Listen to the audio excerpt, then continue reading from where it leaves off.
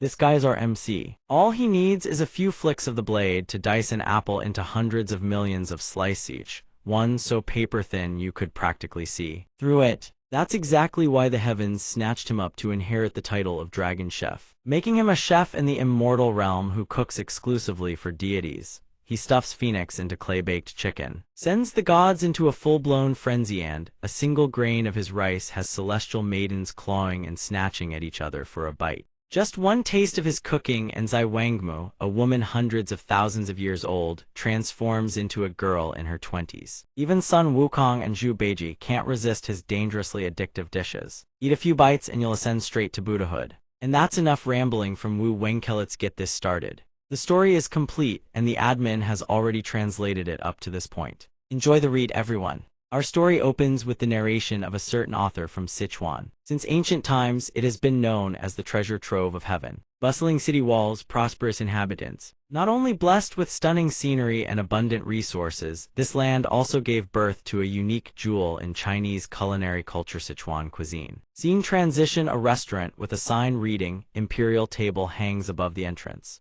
At this moment, Chef Zhang's hands are flipping and tossing at lightning speed, his mouth running faster than a live streamer hawking flash sale products. Diced spicy chicken for table 3. Has the autumn colors blossoming for table 5 been plated yet? Diced spicy chicken, a dish bursting with numbing spice and rich aroma. Silky, tender, and utterly satisfying, a perennial favorite among Sichuan classics. Autumn colors blossoming. The Mo family's signature dish, renowned throughout the land for its supremely satisfying bite and exquisite presentation. Over on the other side, a server arranges dishes onto a tray, smiling brightly. Chef Zhang, thank you for your hard work. All right, now go deliver it to Lord Yama over there. Yes, sir. In the corner booth, a teenager is buried face first in his phone. All you hear is him shouting, "Kill him, kill him." You'd think he was training sword skills or soloing a boss in some mobile game, but his character just bit the dust.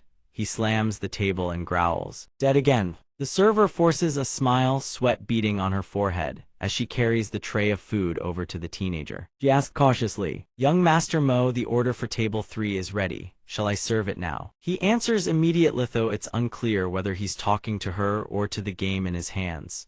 Go ahead this time. I'm definitely turning the tables." Suddenly his eyes rip away from the screen, casting a sideways glanceth look of a man who just died in game and is about to make someone die in real life too. "Wait," the server murmurs under her breath, heart sinking. "I'm done for." He speaks calmly, his voice deeper and more commanding than any corporate CEO's. "Bring the autumn colors blossoming over here. Let me see it." "Who made this plate of autumn colors blossoming?" Several chefs started to tense up. "Here we go again. Who's the unlucky bastard this time?" Chef Zhang's veins bulge on his forehead. "It was me. There's nothing wrong with it, is there, young Master Mo?" "Young Master Mo, watch your tone." Autumn colors blossoming could be called the crown jewel of the Mo family's entire menu. The secret lies in swift, delicate knife-work julienned radish strips arranged on a plate, curl and unfurl like chrysanthemums in full autumn splendor. The dish takes its name from this very image. 3 essentials define it: thinness, translucence, and tenderness.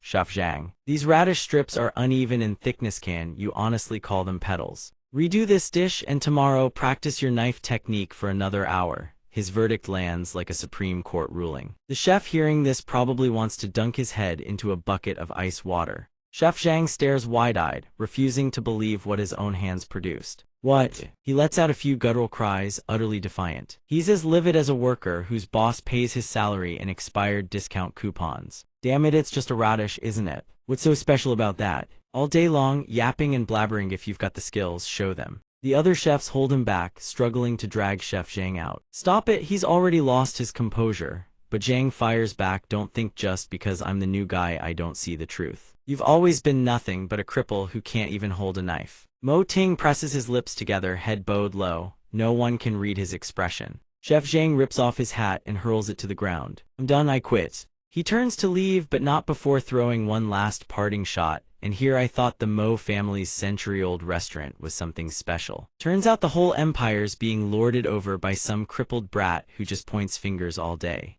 I'm out of here." Suddenly Mo Ting's voice rings out from behind. "Stop right there. He lifts his head, staring straight at Zhang, and delivers his words with the thunderous authority of a homeroom teacher reading a disciplinary report in front of the entire schoolyard. You're not wrong, I Mo Ting really am just a cripple. But the Mo family's creed has always been the relentless pursuit of perfection. To be a chef without the slightest reverence for your own dishes, to stubbornly reject any feedback from others. A man like you doesn't deserve to be called a chef. His words immediately ignite the cook's fury. A few more drops of sarcasm drip from his voice. Don't deserve it, says Woyu. A voice suddenly speaks up from behind. And what if it were me who said it? The moment Chef Zhang hears that voice, his expression shifts from cursing at the boss mode to seeing the principal mode in 5 seconds flat. The entire kitchen freezes, recognizing the voice. They erupt in murmurs. The patriarch, Wu, what brings you here? Old Master Mo. A small, frail old man steps inside. One slow, deliberate stride at a time, leaning on his cane. Mo Ting hurries over to greet his grandfather. Standing beside the boy, the old man speaks gently. I heard the entire argument. May I say a word or two? The other chefs immediately start whispering. Classic, a patriarch always takes his side. Ajay is done for this time. His expression grows solemn. Mo Ting may indeed be a bit harsh, but that isn't his fault. The reason the Mo family's cuisine has earned even a shred of reputation is precisely because we never stop improving, doing what others cannot, always striving to reach the pinnacle of the craft. Ajay, have you reached that pinnacle? Do you show reverence with every stroke of the blade, every single cut? He can only stammer. The patriarch leans on his cane and turns away, delivering his parting words to Zhang Jai like a judge's sentence, sort yourself out. You don't belong here. He turns and walks away without a backward glance, leaving Chef Zhang collapsed on his knees, reaching the pinnacle of his craft, indeed. Reverence. Zhang Jai finally understands what it truly means to be a chef. He drops to his knees and kowtows. Patriarch, young Master Mo, I was wrong. But the Mo grandfather and grandson have already walked off together into the distance. The back garden is elegant and serene. 2 figures sit quietly sipping tea. Patriarch Mo leans on his cane with a heavy heart. Zio Ting, these past days have been hard on you. If only my body weren't like this. Mo Ting looks completely nonchalant about it. He's munching on candied fruit while scrolling through his phone. What are you even saying, Grandpa? I'm the 28th generation heir of the Mo family's orthodox lineage. The old man's encouragement registers. 20 self-esteem, your understanding of the Tao truly lives up to this title, grandson, he says, brimming with pride. If it weren't for the fact that Mo Ting forces out an awkward smile to reassure his grandfather. Grandpa, just because your grandson's hands have issues doesn't mean he's a cripple. Let me show you something. His sneaker-clad foot hooks precisely around the teapot's handle. A sharp, decisive flick and the teapot launches off his foot. The residual force sends it spinning through the air in a graceful arc, like a tea ceremony come to life. Midair, it executes a gravity-defying spiral before landing perfectly on Mo Ting's outstretched foot, not a single drop spilled. The old man stares in astonishment at his grandson's ability. He can hardly believe it. How much effort and perseverance must a person pour in to achieve something like this? Mo Ting strikes a killer pose, flashing a victory sign at his grandfather. Old man, impressive or what? Am I awesome or what?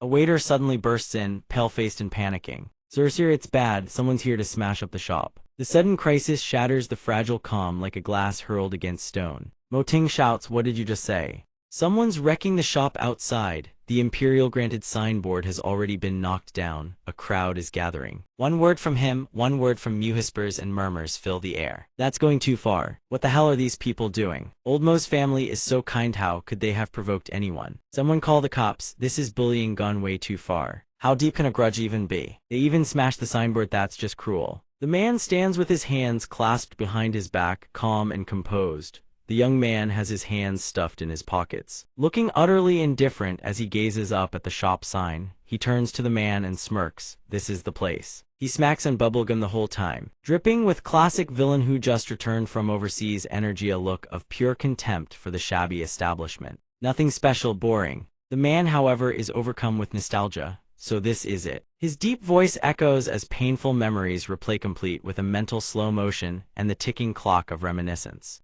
100 years, the Mo family has had long enough to pay for what happened back then. An angry voice booms from inside the shop. Which bastard dares cause trouble here? Mo Ting storms toward the 2 vandals, fury radiating off him. He glares at the 2 before him and roars, so it's you too. The 2 standing at the entrance give a silent confirmation. The The man narrows his ISO. This is the Mo family's successor. Seeing Mo Ting lose his temper, the young man strolls over with disdain and stomps right onto the fallen signboard. Mo Ting stares at the scene before him, momentarily frozen.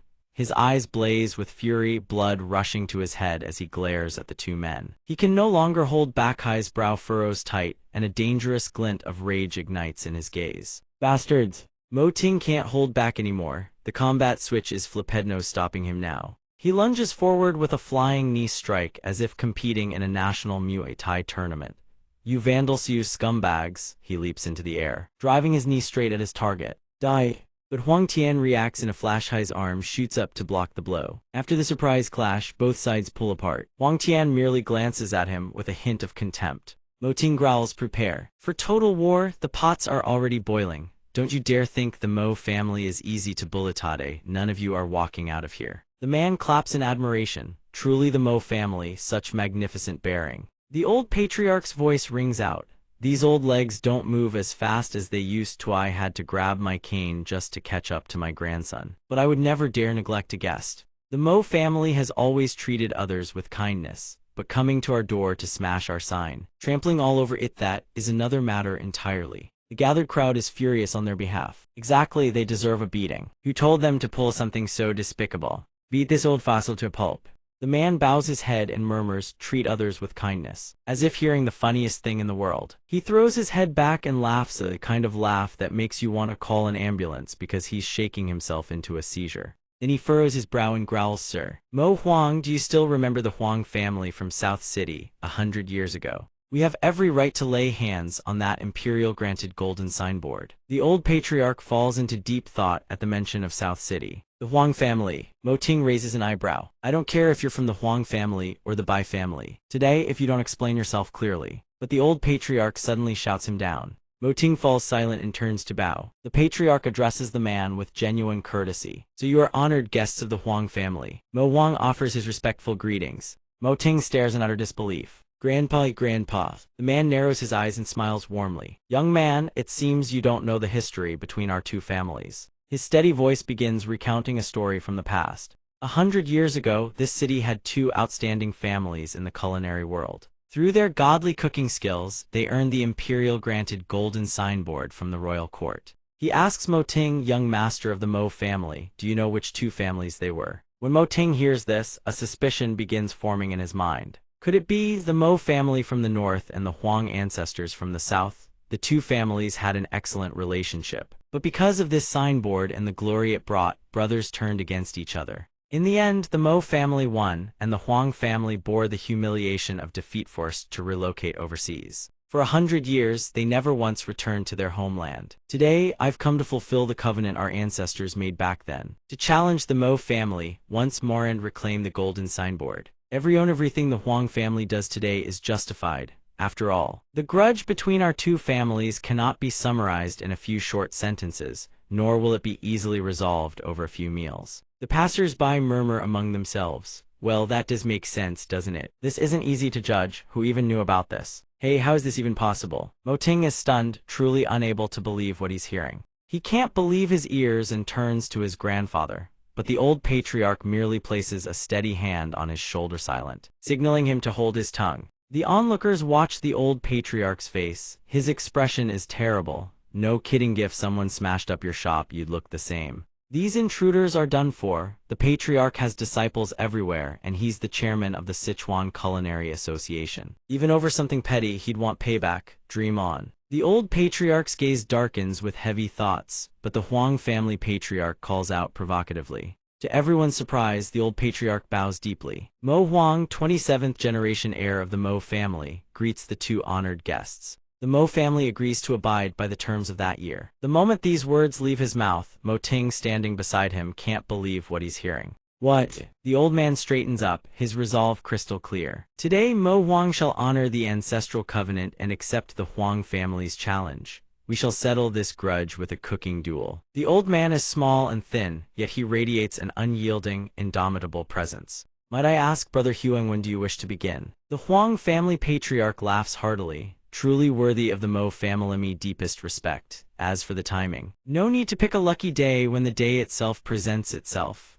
He walks over to a table that had gone unnoticed until now and pulls it forward. Right here, right now, we settle this with a culinary duel.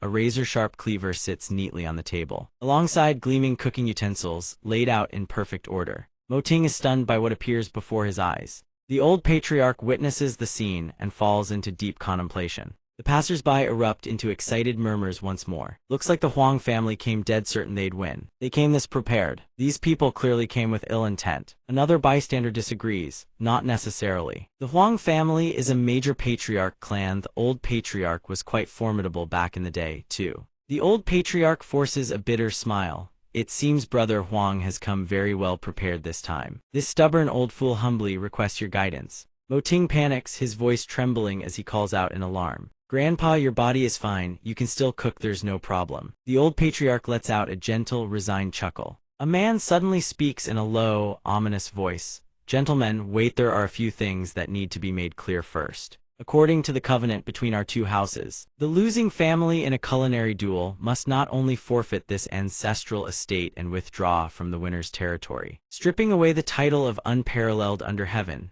but must also kneel and formally concede. Mo Huang agrees without hesitation. I accept these terms. The Huang patriarch beams. Truly worthy of old master Mo. The Huang family's representative in this culinary duel is my son, Huang Tian. He is humble as he is currently the #1 chef in the Huang family kitchen. He also recently returned from abroad with a special class chef certification to his name. I hope the contest will be between the direct inheritors of both our families, pitting their core arts against one another. Mo Huang hesitates. That's a difficult request. Mo Ting freezes in shock, utterly dumbstruck. His hands clench into trembling fists, his entire body rigid with tension. A memory flashes through his Minda clinic. A boy sits hugging a football. His grandfather's voice echoes from within. Doctor, do you have the results? What's the situation? The doctor answers, your grandson has a rare case of underdeveloped arm bone structure. Compared to a normal person, he won't be able to perform any fine motor movements. His arm strength will also be noticeably weaker. Mo Ting's grandfather pleads earnestly. Is there any chance of recovery? He is the sole heir to carry on the Mo family's culinary legacy. The doctor responds. Those words became an obsession that haunted Mo Ting and his grandfather for the rest of their lives. Modern medicine has no way to restore it. The culinary legacy, that's impossible. Huang Tian steps forward, confidently tossing an apple in his hand. He turns to Mo Ting and speaks with a mocking sneer. Brother Mo Ting, I don't know about brawling, but when it comes to knife skills, I, Huang Tian, am certain I won't lose to anyone. After a flurry of cuts, the apple settles on the table and slowly unfurls, blooming into a breathtaking flower.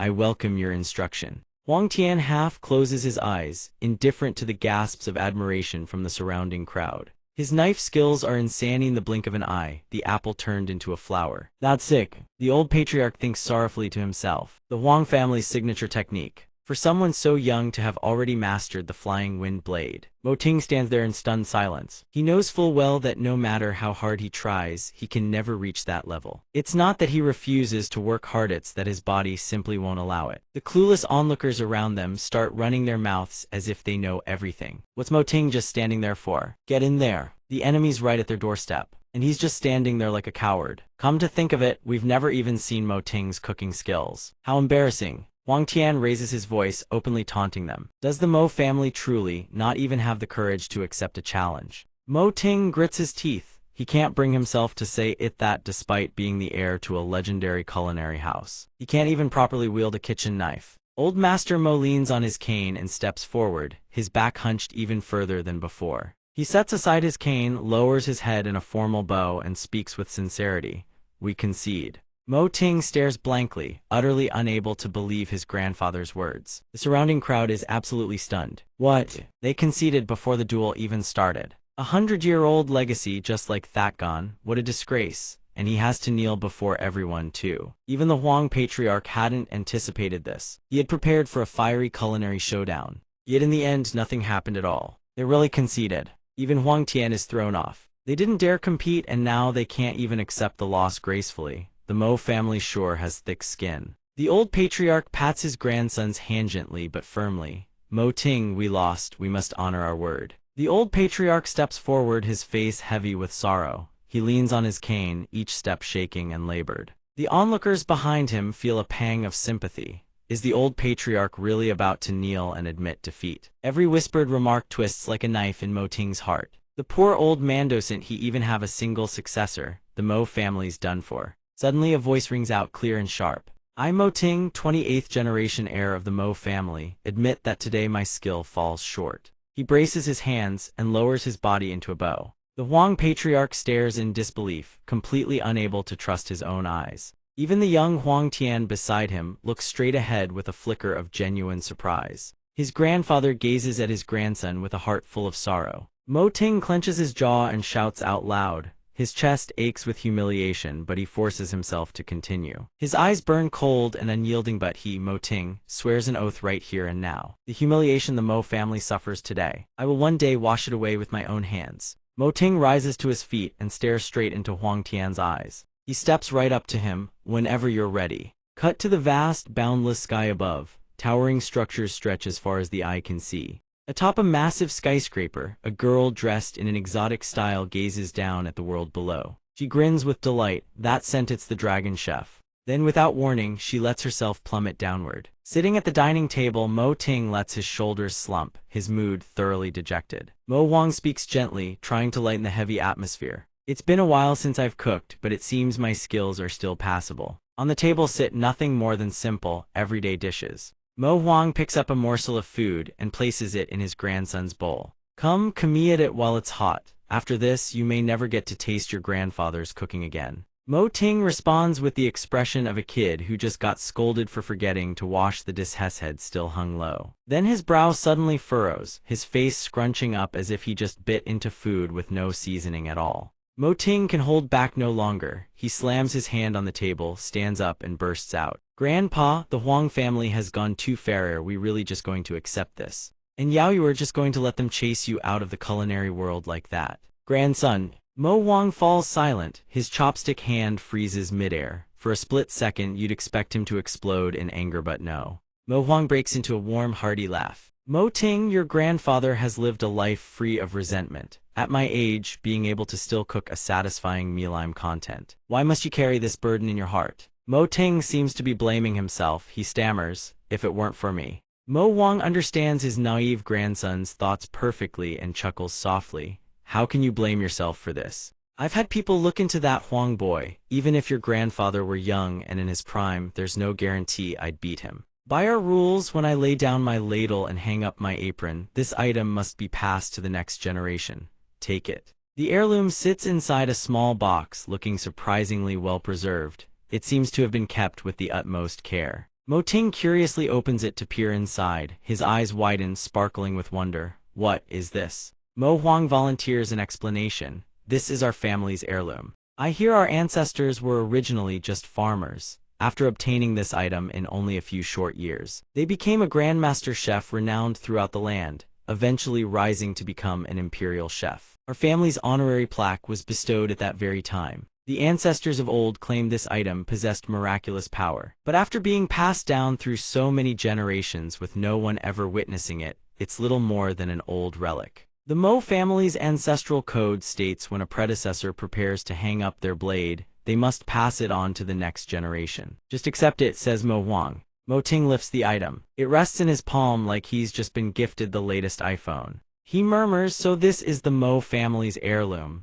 His face suddenly turns solemn, as if he just remembered he forgot to hit dislike. His eyes strain to widen, but the tears still won't be held back. His voice trembles, but what right do I have to inherit this? With these crippled hands of mine, the blade's edge catches his palm. Blood already flows red from Mo Ting's hand. He sets the item on the table, then immediately stands and turns to leave. Mo Ting steps out and slams the door shut behind him. Mo Huang is still reeling from the extreme reaction. He slumps his shoulders in sorrow, muttering to himself, this child, sigh, the precious heirloom laden with so much meaning, sits carelessly on the table. Drops of crimson blood still stain its surface. At that very moment, the gem glows with an unusual light. Time passes, daylight now. In front of a grand building, passers-by suddenly hear a piercing shriek. Somyeon's caught a thief. The crew of chefs inside flail their arms, shouting furiously, catch her, don't let her get away. The so-called thief girl vanishes in the blink of an eye, disappearing faster than a deleted DM. The chefs rush outside, looking around in a rage, asking each other, where'd she go? Not a trace.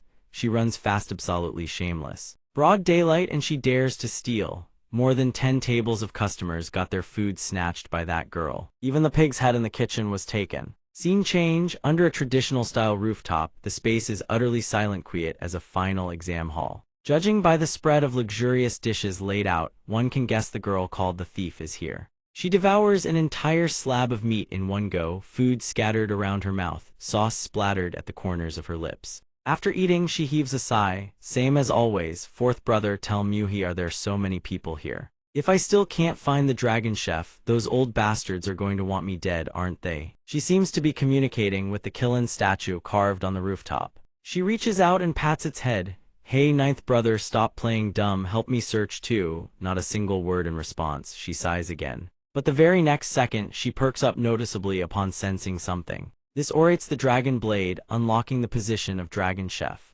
Thanks, ninth brother. Inside the cozy home of the grandfather and grandson, Mo Huang patiently continues his persuasion today. Mo Ting, this blade is the Mo family's heirloom. I truly hope you will accept it. He hears it but refuses to respond, lying motionless on the bed. One sentence of his grandfather's echoes endlessly in his mind. The Mo family only has you. The silence is suddenly shattered by a faint sound. Mo Ting bolts upright, eyes snapping toward the window. What was that? A thief? Does every lowlife in the city think they can waltz into our home and push us around? He quickly grabs the baseball bat propped beside the bedside table. At that moment, a girl appears out of nowhere. She's hunched over, eating with unrestrained delight. It's none other than the girl called the thief from earlier. She excitedly picks up piece after piece, popping them into her mouth, eating and dancing with glee like she's vibing to a music video. Once her hungry belly is filled, she exhales and cheers, delicious. This generation's dragon chef is just barely qualified. Belly full, eyelids drooping, she yawns long and wide like her phone died before she could charge it.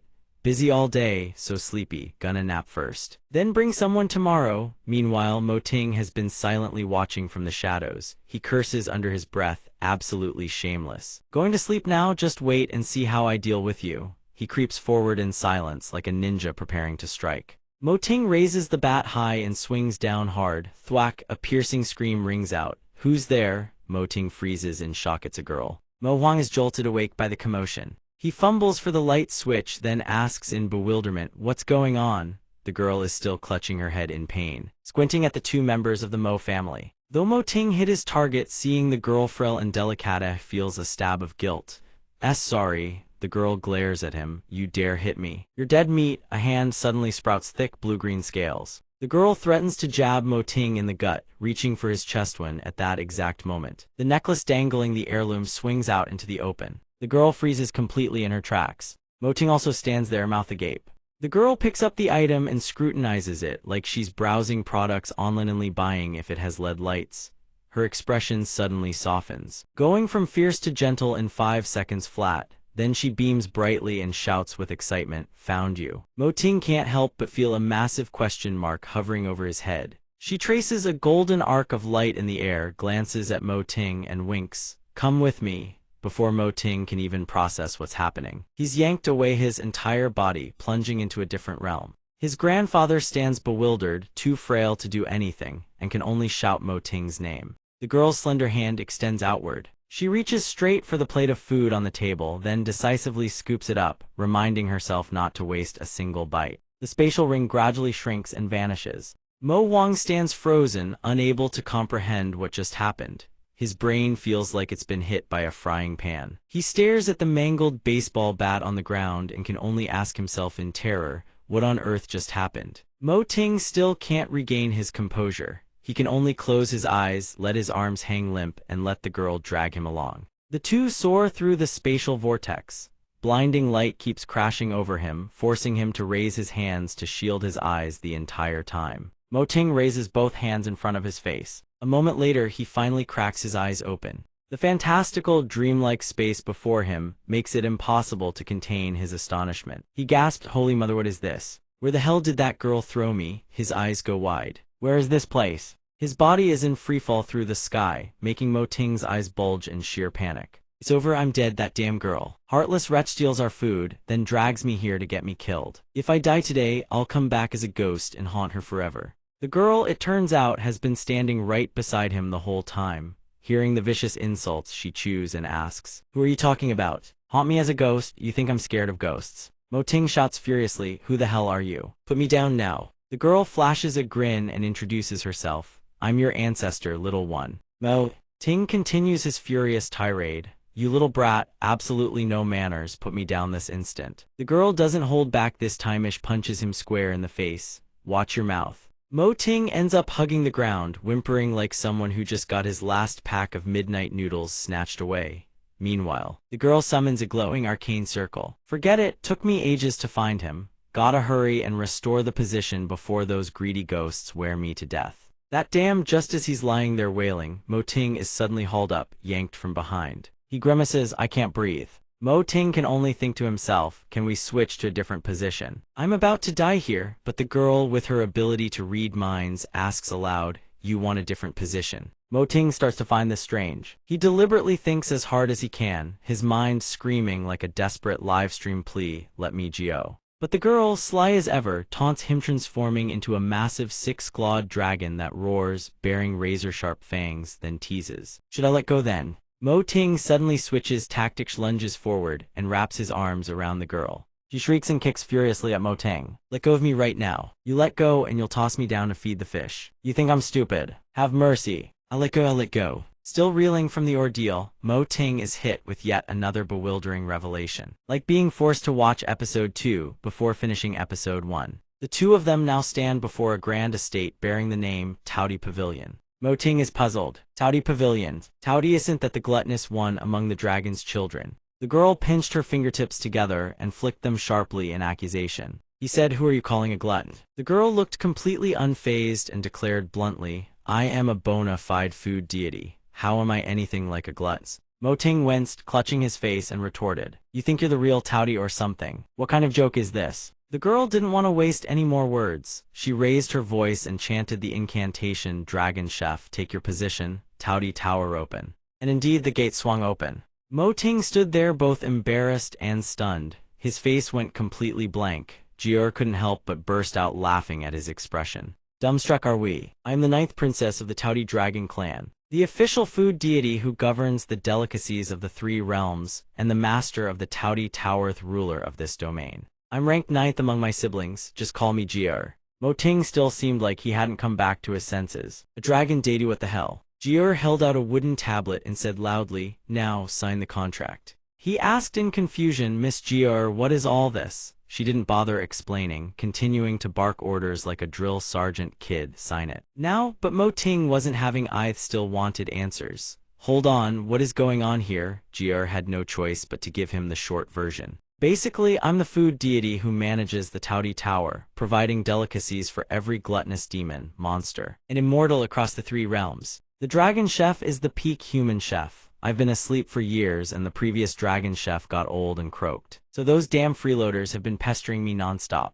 And here I am, offering you this once-in-a-thousand-year opportunity." Mo Ting blinked and asked, bewildered, "Deities actually eat like food? So you're basically the cafeteria manager for the gods?" Jier was utterly exasperated by his response. "Cafeteria manager? What do you think gods are? Living on nothing but air? What's the point of being a deity if you can't even enjoy good food? Deities absolutely want to savor the finest delicacies in existence. Listen, Kid, Dragon Chef is one of the most lucrative positions in the heavenly court. Over the years, yours truly has skimmed quite a few treasures off the top." Jier caught herself mid-sentence. "Wait, I didn't skim anything, that never happened." "Pretend you didn't hear that." She quickly changed the subject and clammed up. "Anyway, the perks are enormous. Since the Divine Blade has already recognized you as its master, the food you make should be passable. I suppose it wasn't bad. That's why I chose you, sign it now." Mo Ting still stood there frozen, but his expression grew more serious. The Divine Blade, that's what this was all about. But those dishes were made by his grandfather. He needed to make that clear to this deranged dragon.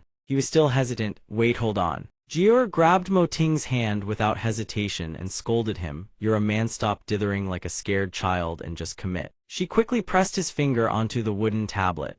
"If you don't take your position right now, those freeloaders will pester me to death." And just like that, Mo Ting's fingerprint was stamped firmly onto the contract tablet. Done. But only then did he finally find his voice to confess, "I wasn't the one who cooked those dishes." At that exact moment, the covenant was officially ratified. A soft, wine-colored light radiated outward as Jier held the tablet up toward the heavens. The entire Taoti Tower was bathed in a cascade of luminous energy. Both Moting and Jier stared wide-eyed at the glowing space around them. Fragments of crystalline light drifted down slowly. Their radiance alone was something you'd never forget once you saw it.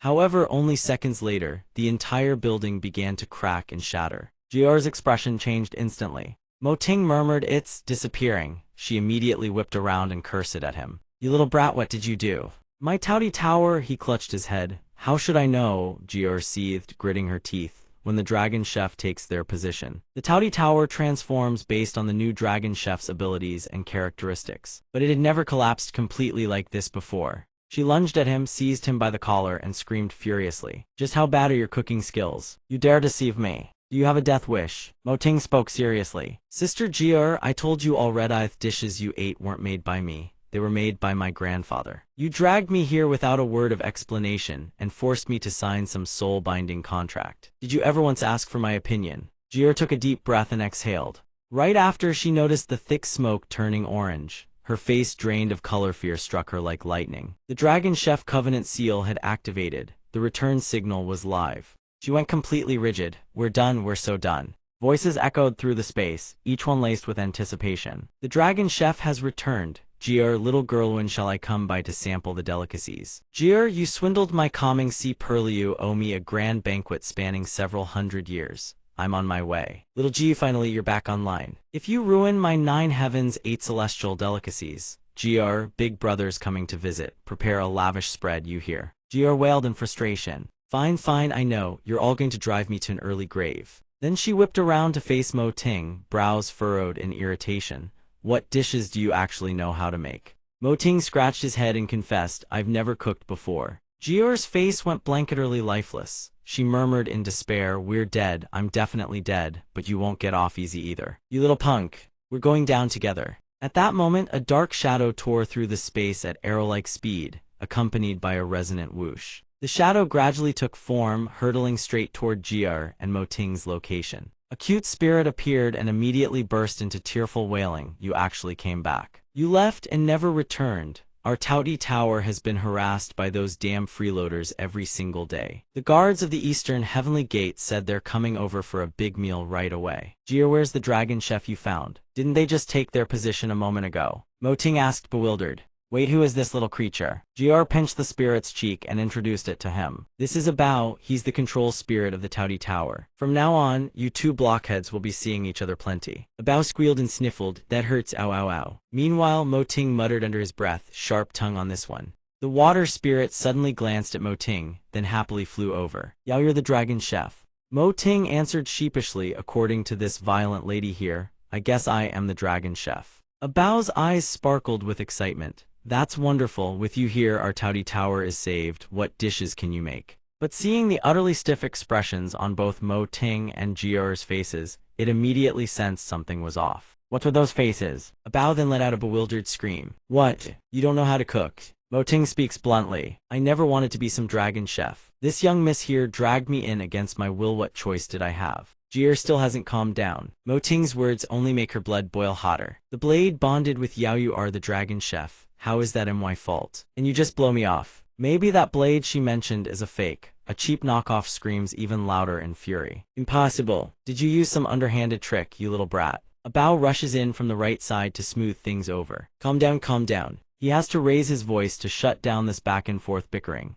"Stop fighting, think about what we're going to do next." Jier paces back and forth, clutching her head in frustration. "Damn it, do you seriously not know how to make a single dish?" Only then does Moting say, "Take a look. My hands are like thisho. Am I supposed to cook?" He holds out both hands for Bao and Jier to see. Jier activates her divine eye and scans him. Almost instantly, she detects Moting's condition-severed meridians. He's a cripple. A look of deep sorrow crosses his face. His lips press tight and he says nothing more. Jier finally understands. A flicker of guilt crosses her face before she says, "It's nothing gone heaven-restoring pill and you're good as new. Forget it, let me send you back to the mortal world first. If those rowdy guards don't get their food, they'll chop you to pieces." Suddenly Moting shouts, "Wait." He strides over with a sly look on his face, places a hand on Jier's shoulder and whispers, "What did you just say?" She replies, I said I'm sending you back to the mortal world. Mo-ting presses, no, not that part, before that. Jier repeats herself, you're a cripple with severed meridian still, not the answer Mo-ting wants to hear.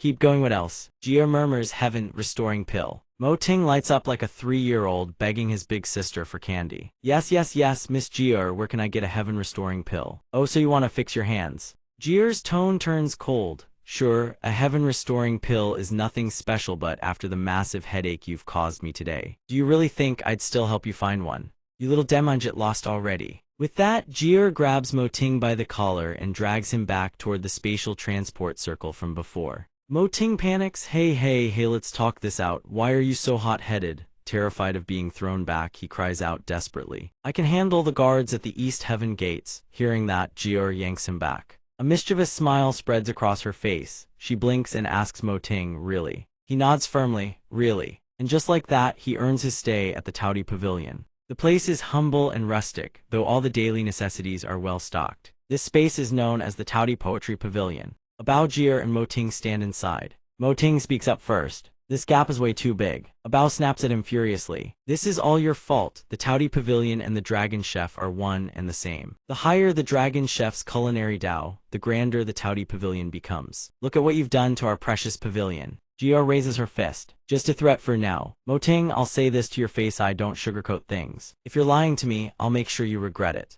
Mo-ting shoves his hands into his pockets and says casually, Miss Jier, I've never cooked any immortal realm cuisine before, but mortal world delicacies. Mo-ting can handle that no problem. Jier is skeptical. With those hands of yours, I don't feel the slightest bit reassured. But the boy stays confident. A sly grin spreads across his face. I happen to know plenty of delicious dishes that don't require hands at all. Abao perks up and takes the initiative. Then let me give you the grand tour of the Taudi Pavilion. Mo-ting finds it odd what's so magical about a tiny little stall. It flashes a toothy grin. The Taudi Pavilion is a one-of-a-kind divine artifact across all 3 realms. The treasures are all behind this cabinet door. Mo-ting isn't impressed yet. He reaches out, isn't this just an ordinary storage cabinet? He gently pulls open the cabinet door, and a ribbon of fragrant mist streaks straight out. In the next instant, the entire space is blanketed in white fog. Mo-ting flails in alarm, swatting at the smoke. But beside him comes a teasing laugh. Why are you closing your eyes? Hearing that, Mo-ting opens his eyes.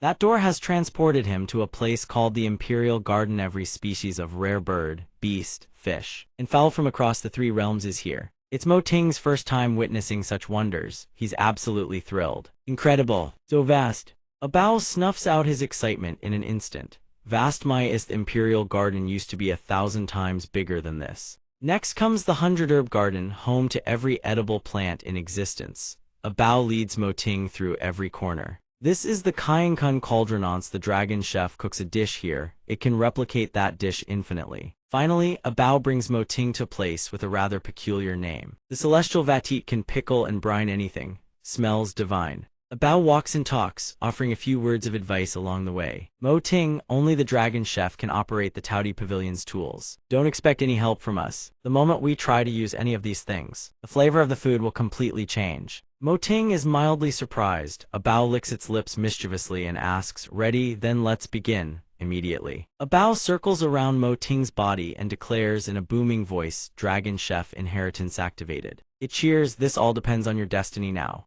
The entire Taudi Pavilion erupts in blinding light, as if fireworks have gone off. Jier steps forward and claps Mo-ting on the shoulder. She announces with a grin, officially granted, you now have full access to the Taudi Pavilion. You can cook without using your hands. I also want to see how you're going to back up that big mouth of yours. A flood of exotic dishes flashes through Mo-ting's mind, but when the dust settles, only one remains, divine chicken. Mo-ting immediately turns to Jier with a grin. I've got it. At this very moment, the divine chicken is furiously scratching at the dirt. Dust and debris explode into the air around it. Cracks spider across the cliff face. Feathers fly in every direction. The divine chicken of Taudi is nothing like its mortal counterparts. It can breathe fire and fight with savage ferocity. Mo-ting is fleeing for his life, drenched in sweat, gasping for air. Hot on his heels are Jier and Abao, laughing their heads off. Coward, a Dragon Chef scared of his own ingredients. Mo-ting never imagined the ingredients here would be this hard to catch. While running, he screams, the chickens in this placity are monsters.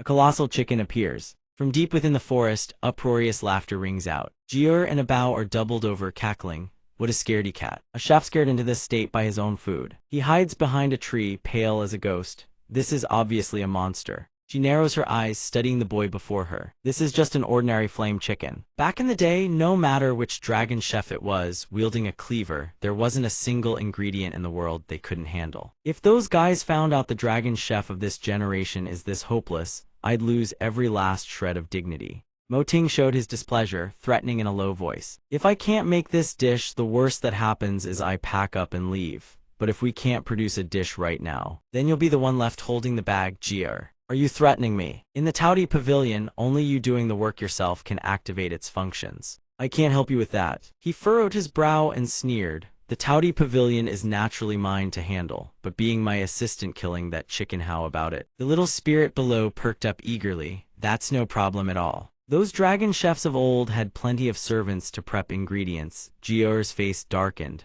Abao, shut up, she roared. You dare ask me to be your assistant? Have you no shame? Mo Ting widened his eyes. My lady, those people might be arriving any moment now. She fumed. Impossible, absolutely impossible.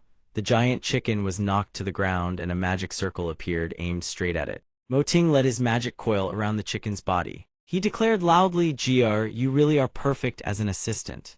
Jier, now branded a tool character, wore a murderous expression. Cut the crap. If you've got the guts, let it go. Anything else I need to prepare? Mo Ting narrowed his eyes and turned to look at her. Very simple. Abao, help me prepare some seasonings. Miss Jier, go fetch me some mud. She sneered, her voice dropping low. What? He frowned, didn't hear me clearly. Mud, you know, the kind we used to play with as kids. Jier growled through gritted teeth. You want me to dig for mud? Mo Ting, are you asking for death? Mo Ting went pale, cold sweat dripping down. My hands can't handle heavy labor. I humbly ask Miss Jier to be generous. Abao hurriedly grabbed hold of her. Hold it in. Right now, he's the only one who can save us. Scene transition, Taudi Pavilion. Mo Ting's voice echoed. Abao, are all the ingredients ready? He placed the chicken on the wooden cutting board. The spirit carried over a large ceramic urn, grumbling. This thing is really heavy. Hands on hips, it stared intently at the cooking ingredients on the table. The choicest breast meat from the chicken, fine wine, seasonings, mud, fruits, everything he needed was here. Abao's eyes went wide as it glanced at the person in front of them. Right now, they really could only count on him. They'd already done everything they could. Mo Ting glanced back slightly. His pupils contracted as he saw the girl standing there, arms crossed, glaring at him with a dark aura. Jier, are you doing okay? What? Why are you looking at me like that? She narrowed her eyes. Cut the chatter. I want to see how you plan to cook. Mo Ting smiled faintly and rolled up his sleeves. Then let's begin. Everything on that side was ready. First, he removed the ceramic urn's lid and poured the liquid inside over the hardened mound of mud. Abao's face went white. That's wine aged for 500 years, and he's using it to knead mud. While shaping the mud, he cast a glance toward the chicken. Next comes the meat preparation. He scooped up a handful of beans from the plate.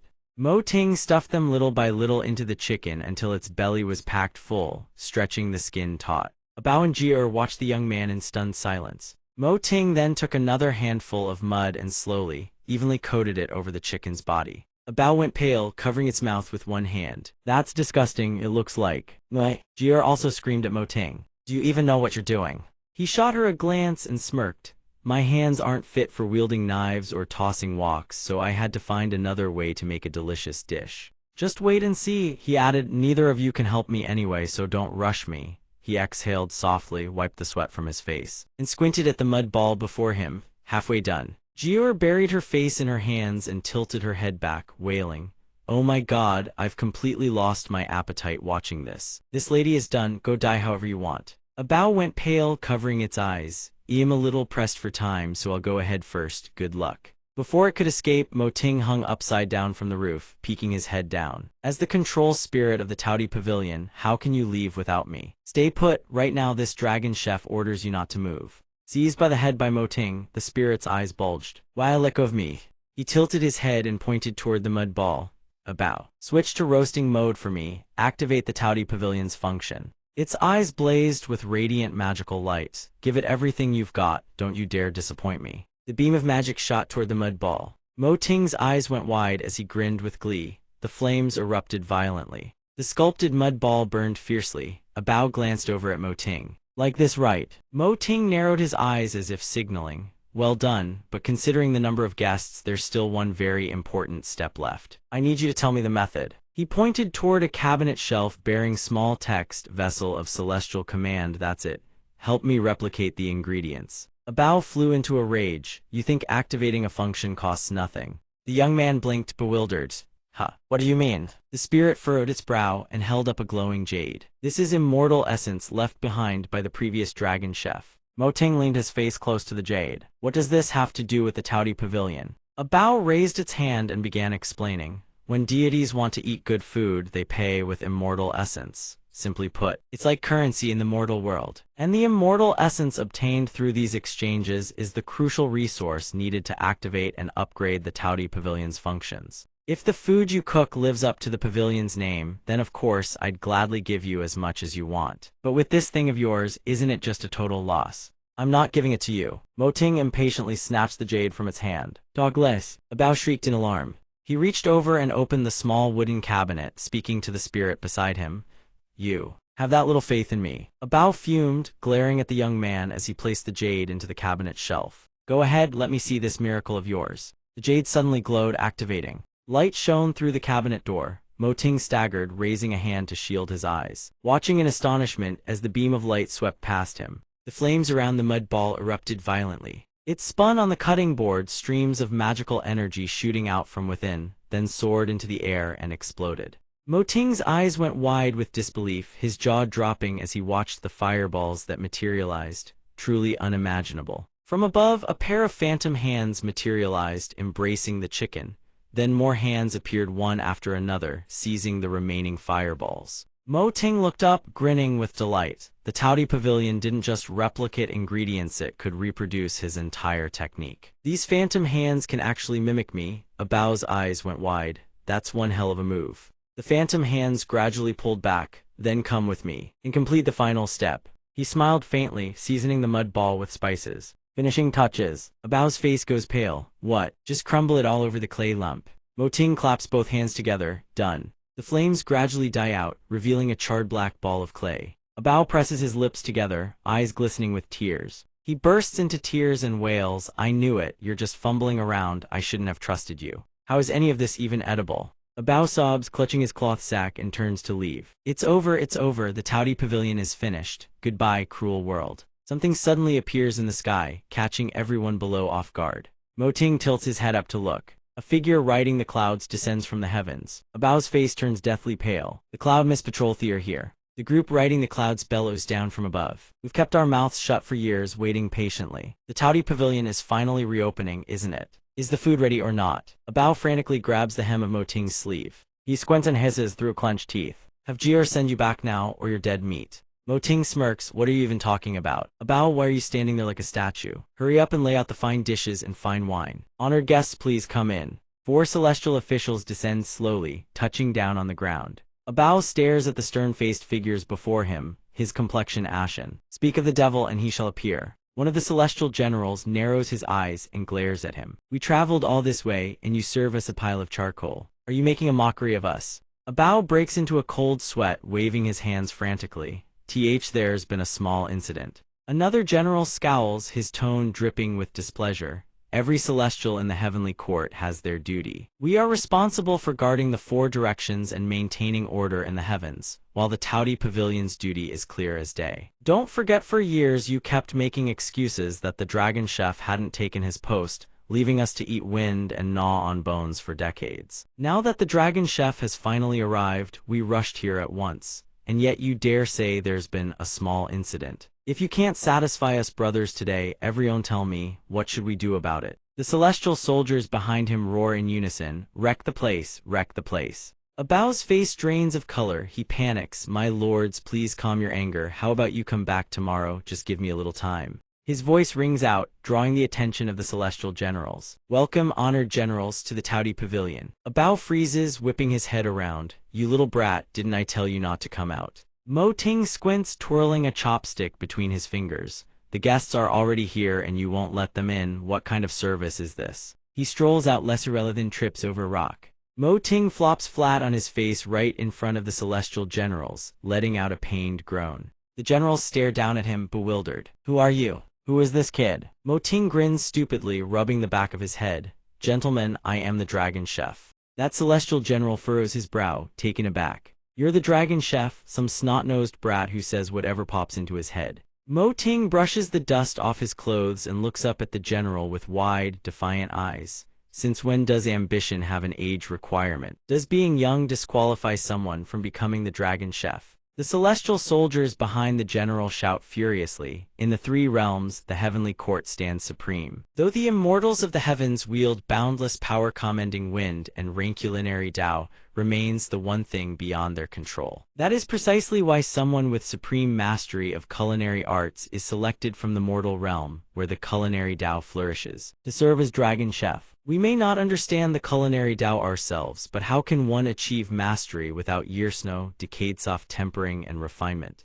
You're nothing but a greenhorn, impersonating the dragon chef. You dare deceive us. That celestial general grips the hilt of his sword. Mo Ting's pupils contract as he stares at the man in alarm. The general lunges forward, bellowing, an unforgivable crime. From above, Jia appears in the sky. Her eyes blaze as she thrusts her hand forward and streaks toward them. A wave of magic surges past Mo Ting and hurtles straight at the celestial general. He grits his teeth and raises his hand to catch the blast. Jia's expression turns dark and thunderous. The general freezes. JJ, my lady. She clenches her jaw, brow furrowed, and glares at them with murder in her eyes. Which worthless cur dares throw his weight around on my territory? The celestial soldiers tremble with terror and immediately drop to their knees, slamming their foreheads to the ground. Jia, please calm yourself, my lady. He breaks into a cold sweat, his voice shaking with dread. We were merely dealing with this brat who impersonates the dragon chef and deceives the heavenly court. Jia's brow furrows deeply. She speaks in a low, dangerous voice. He is the one I personally recruited. Are you questioning my judgment? The celestial general stiffens, his face turning white as a sheet. Of course I would never dare question Lady Jia's judgment, but the higher powers in the heavenly court,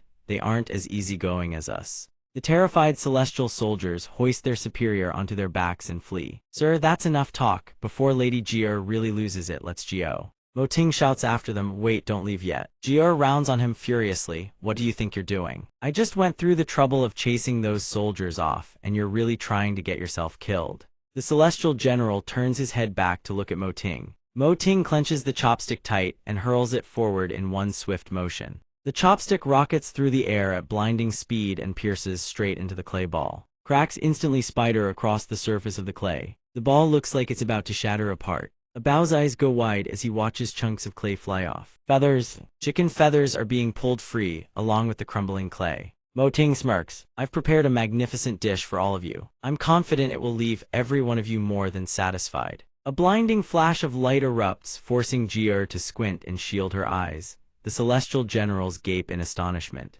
A whole roasted chicken slowly emerges from behind the crumbling clay. The celestial generals stare wide-eyed, their gazes locked onto the chicken. Incredible aroma, it looks delicious. Who would have thought there was a whole chicken inside that lump of clay? The fragrance wafts outward and Abao closes his eyes in bliss, letting out a sigh of wonder. That smells way too good. Mo Ting narrows his eyes and extends a hand toward them. Please enjoy it while it's hot. Jia reaches out and tears off a small piece of chicken. She studies the morsel in her hand with intense focus. Jia slowly lifts it to her lips. The celestial general licks his lips, watching. Lady Jia, how does it taste? Her pupils contract in shock. Jia claps her hands to her face and screams, it's so good, it's unbelievably good. The celestial generals charge forward. They can't hold back anymore. The celestial general's eyes go wide. I'm blown away. He feels as if he's lost in a world of divine flavor. Very note hits from the inside out. Impossibly rich, words fail him. Is this kid really the Dragon Lord? Jia blushes, stealing a glance at the young man beside her. What dish is this? Mo Ting narrows his eyes and smirks. This dish is called the Celestial Divine Chicken. Celestial Divine Chicken. Usually chicken can be steamed, roasted, stewed, or fried, all of which produce incredibly delicious dishes. But the Celestial Divine Chicken is different. The method is entirely natural, no plucking, no knives. Wet clay is packed over the whole bird. Next comes the seasoning, mushrooms, herbs, and all manner of spices, combined and stuffed into the chicken's cavity. Finally, it's roasted over a roaring fire, slow-cooked over charcoal until perfectly tender. Throughout the entire process, every drop of flavor remains sealed within the ingredients, while the exterior appears bland and unremarkable, not the least bit eye-catching. Once the clay shell is cracked open, the feathers fall away on their own, and the aroma bursts forth richer, deeper, and more tender than any other preparation. This chicken is like something crafted in the heavenly palace itself, made without human force, shaped by nature, a stroke of pure serendipity. That's why it's called the celestial divine chicken. A hand grabs Mo Ting's sleeve. The celestial generals all hoist him into the air at once. Brilliant, absolutely brilliant, celestial divine chicken, indescribably magnificent, truly worthy of the Dragon Lord. Ju crosses her arms, watching them. Weren't you lot here to interrogate him? Any more questions? The celestial generals blurred out in unison. Today, we specifically came to congratulate the Taudi restaurant on its grand opening and our young Dragon Lord. Right, brothers? Right. Congratulations, congratulations. The young man lets out a startled yelp. They're throwing me way too high. A Bao winks and bursts out laughing. I hereby declare the banner raised the Taudi restaurant's grand opening is a smashing success. Ju looks toward the young man, praise welling in her heart. Well done, Mo Ting. Mo Ting watches her retreating figure. He narrows his eyes, a faint smile forming. Next, he needs to ask Ju for the heaven restoration pill. He absolutely must heal his hand. The sun hangs full and round, glowing with a warm golden-orange hue. The grand ancient palace stands bathed in the brilliant sunset.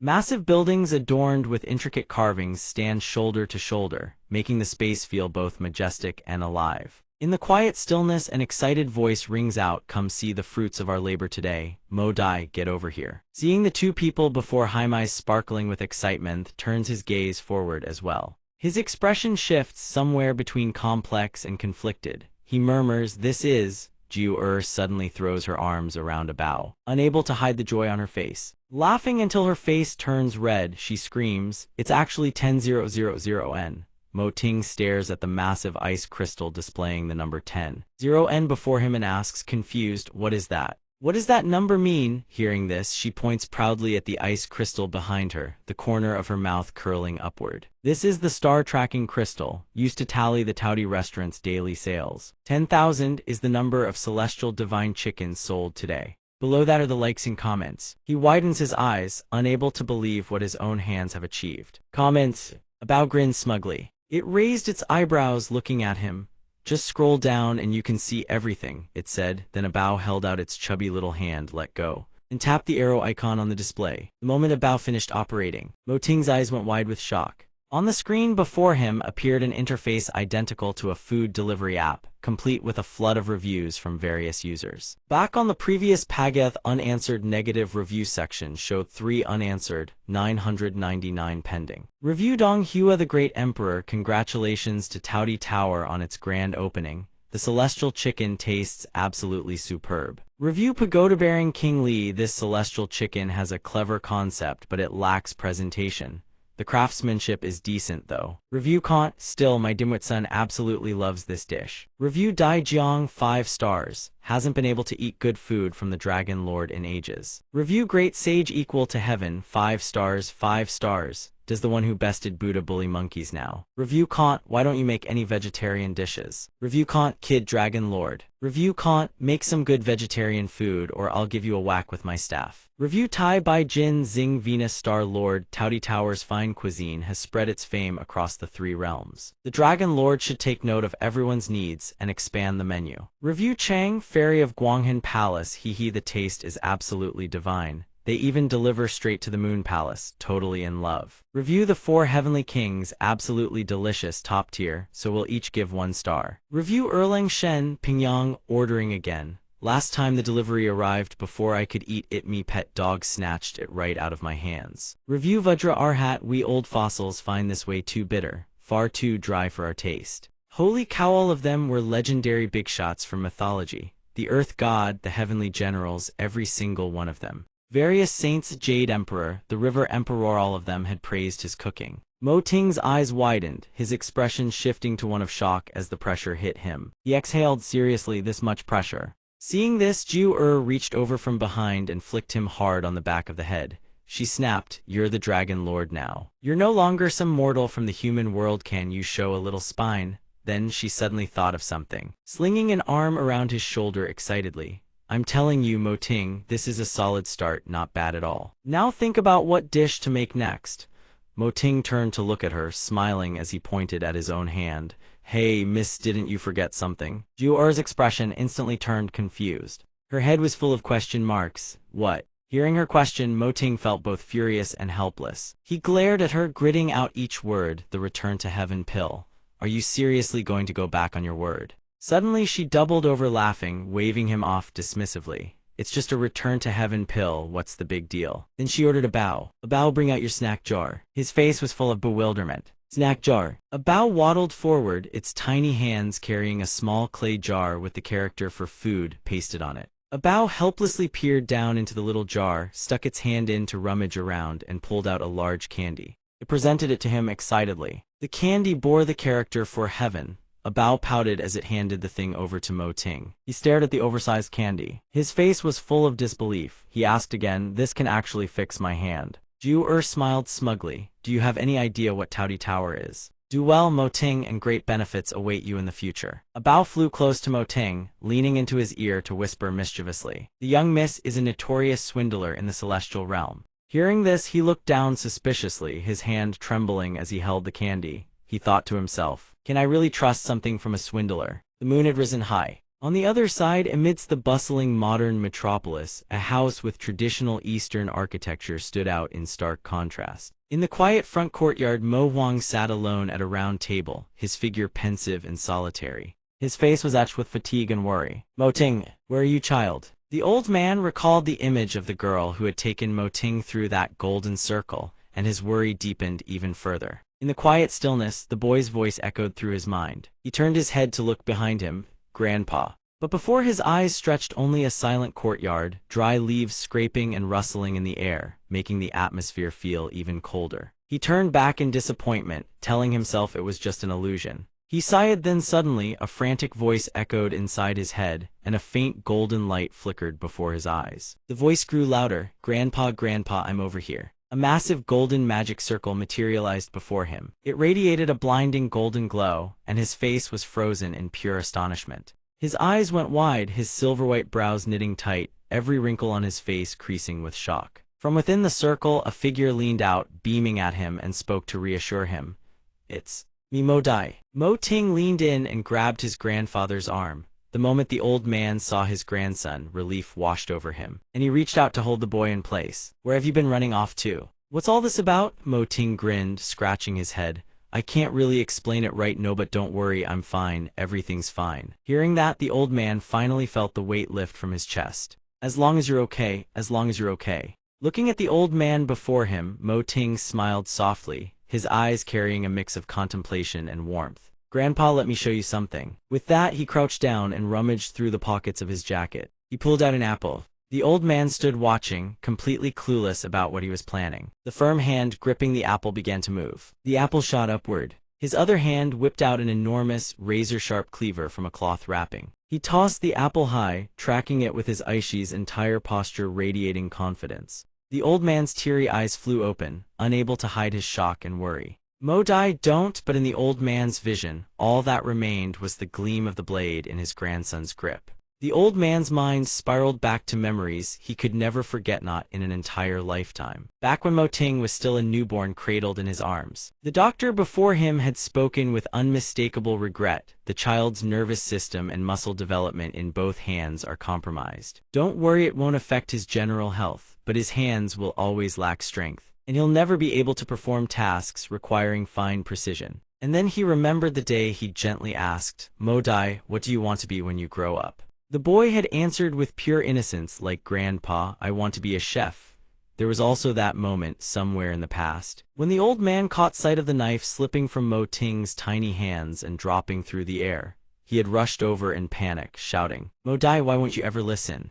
Little Mo-ting stood there, tears and snot streaking his face, his bloodied thumb trembling as he held it up. His voice hitched and broke between sobs. Grandpa, why won't you listen to me? The old man's jaw dropped, revealing the gap where a tooth was missing. You are never to touch a knife again. No kitchen, that's final. At that very moment, the red apple was plummeting through the air. Mo-ting tilted his head, the faintest smile still lingering on his lips. His bony fingers tightened around the blade's handle. Severed meridians and torn tendons in his hands had been completely restored. Mo-ting swung his arm, and the cleaver traced a perfect arc through the air. He raised the blade high overhead. Mo Ting's eyes snapped wide open, golden irises blazing with half-crescents of light. His brows furrowed tight, resolve carved into every line of his face. His hand whipped in a frenzy, carving a dense lattice of cuts around the red apple. Mo Ting quickly steadied the hand holding the blade. It trembled, but he forced every ounce of strength into his grip. His expression tightened with tension, fat beads of sweat rolling down his face as he stared at his own hands. Hold it, just hold it. The red apple, now hacked and gouged all around, tumbled downward, bounced off the blade's edge and skittered away. The old man saw the whole thing, his face drained of color, eyes wide with disbelief. His hand quivered, he bent down, picked up the apple and let out a sheepish, awkward laugh. Mo Ting stuck out his tongue, glancing at the old man with an embarrassed grin. Technical difficulties, just needs a bit more practice. From behind him, through the magic circle, came Jiu Er's exasperated grumble. Hopeless, you know that, it's time already. The old man still stood there, eyes wide and aware of when the tears had begun to well up. His gaze now brimmed with light as he looked at his grandson. All right, time's tight, I have to go back and take care of some things first. With that, he stepped back into the golden magic circle. Seeing his grandfather's reluctant expression, he turned back with a grin and promised, "Grandpa, just wait for me to come back and cook you that ren nai flavor. Absolutely don't worry about me, I'm off." The old man stood watching the fading light, his hand still hovering in midair, reaching for a grandson who was already gone. His eyes half shut, tears streamed down his gaunt, weathered cheeks. "Tinger, I won't worry about you." The old man burst into laughter, tears still rolling down his cheeks as if overjoyed by the miracle that had just befallen his grandson. The empty courtyard held nothing but his laughter, raw and full of emotion. At that moment, in a fantastical realm of floating islands drifting through the sky, colossal creatures soared through the clouds. A magnificent waterfall cascaded from a towering cliff face. Below, the water churned violently with white foam. On the lush green grass lay an orange-gold blanket heaped with fruits and sweets. Picked clean chicken bones lay scattered about, rolling lazily in the breeze. Jiu finished eating and casually wiped the corner of her mouth. A bao was still happily gnawing on the fragrant roasted chicken in his paws. The expressions on both their faces were utterly drenched in bliss. Jiu sprawled out on the blanket and let out a satisfied sigh. Eating until you're full really is the best feeling in the world. A bao, stuffed to the brim, flopped down beside her and buttered her up. "I love going on picnics with Miss Jiu the most." He puffed out his food-smeared mouth and glanced toward the waterfall. The rushing water was being blocked, held back by something. Mo Ting sat cross-legged beneath the cascading waterfall, wearing nothing but a pair of shorts. His hands clenched the dark-hued blade wedged above, holding the torrent at bay. Veins bulged across his forearms, his entire body trembling as the waterfall's crushing force bore down on him. Mo Ting's brow was knotted tight, his eyes burning with raw determination. Suddenly his grip slipped, the blade tumbled from his hands and his face plunged straight into the waterfall with a scream. A bao scrambled over in a panic. Seeing Mo Ting sinking into the churning water, he stammered, "He has falling." Mo Ting sank into the deep water, his body going completely limp, no thrashing, no struggle. Then his eyes snapped open. Sharp and fierce, they locked onto the massive blade drifting through the water. He summoned every ounce of strength and surged to his feet, snatching the blade mid-current. Water exploded in every direction, sending a bao hovering nearby into a terrified squeal. Stream water cascaded through his white-knuckled grip, soaking the blade's handle completely. He swung the blade hard, planting his feet in a deep stance to block the waterfall's crushing flow. The torrent kept pouring down relentlessly. A bao turned around anxiously and asked, "Miss Jiu Mo Ting looks absolutely unhinged right now, is he really okay?" Jiu waved her hand dismissively, answering a bao with total confidence. What could possibly go wrong? I went through hell to heal that crippled hand of his. If he doesn't risk his life training, how could he possibly be worthy of me? I'm not forcing him into anything. Deep down, he already knows the truth. Even though his hand is healed, he still can't control the strength. If he doesn't train like a madman now, what, just wait until it goes completely limp again. Sure, the heavenly craft chicken was a stroke of genius, but not every ingredient can be improvised like that. If he can't master the key techniques in the shortest time possible, and we slip up when the moment comes, we're truly dead for good. This time I've already invested big, to squeeze out more training time for Mo Ting. We had to pay a premium just to access the Tei True Immortals mystical space. In the Tei universe, time practically stands still. 1 year in here, outside, only a few minutes pass at most. But then Jiu recalled that fat Manx meaning precious treasures in his pudgy hands, tinted glasses perched on his nose. Speaking to her like a back alley dealer, little Jiu, the Tei universe is only a 1-week loan. if you want long-term access. You might want to consider transferring ownership of those treasures of yours. No pressure though, no pressure at all. Totally your call. She trembled with rage, fists clenched tight, pouting and on the verge of tears. That bastard actually had the nerve to haggle with me, all the treasures I've collected over the years, gone to him, just like that. At this moment, a damp hand gently lands on her shoulder. She turns to look behind her. The one who placed a hand on her shoulder is Mo Ting. He speaks to reassure her. Jiu don't worry, I won't let you down. The day I master the dual hand blade technique will be the day the Taoti Tower rises again. Jiu says flatly, it better be or I'll skin you alive. A bow flutters close and advises softly, Mo Dai, you're tired, take a break. He grins. Not tired, just a little thirsty, some fruit and I'll be fine. With that, he lets out a long sigh. He opens his mouth to bite into the apple in his hand, but there's a flicker of exhaustion in his eyes. His long bangs droop down, hiding the weariness on his face. Suddenly, the apple slips from his hand. His body loses balance, he staggers and collapses. The two beside him panic at the sight. The massive blade crashes to the ground beside Mo Ting. He slumps against the base of a tree, his body covered in bruises, staring at Mo Ting lying on the ground. Just as expected, he really couldn't hold on. Let him rest a bit. The kid may not have much talent, but that determination of his is genuinely rare. Still, now really isn't the time to rest. Suddenly, a faint golden glow swirls around her hand, coalescing into a single point. That stream of power shimmering like liquid light blazes outward. It courses through his entire body, illuminating even his face. Mo Ting's tightly shut brows twitch. He squints, unable to withstand the light piercing into his eyes. At this moment, just as, awakened by her power, the first things in his vision are Jiu calm expression and a Bao's guilty face. She asks, awake yet? Seeing this, Mo Ting bolts upright in a panic. He looks around, then snaps, a Bao. I slept for 2 days, a Bao. Didn't I tell you to keep watch over me? A Bao protests innocently. Why didn't you wake me up? How is that my fault? It was Jiu she's the one who, she raises her voice in warning. A Bao, shut it. Jiu shouts at Mo Ting, her voice so thunderous it makes the floating islands in the sky shudder. Get back to blade training now. At this rate, when will you ever be able to wield the treasured blade? Mo Ting meekly complies. Yes ma'am, going right away. Water cascades down from the heights above, smashing into jagged gray rocks, sending up plumes of white spray. Suddenly, violent tremors erupt from upstream. Rocks of all sizes come raining down along the current. A massive boulder hurtles straight down toward Mo Ting's head. A Bao spots it and screams a warning. Mo Dai, watch out. Mo Ting, his muscular frame taut, catches the boulder dead on with the blade in his hands. He lifts his drenched face and says smugly, what's with all the screaming? I'm totally fine. A Bao stares at him in awe, eyes sparkling like stars.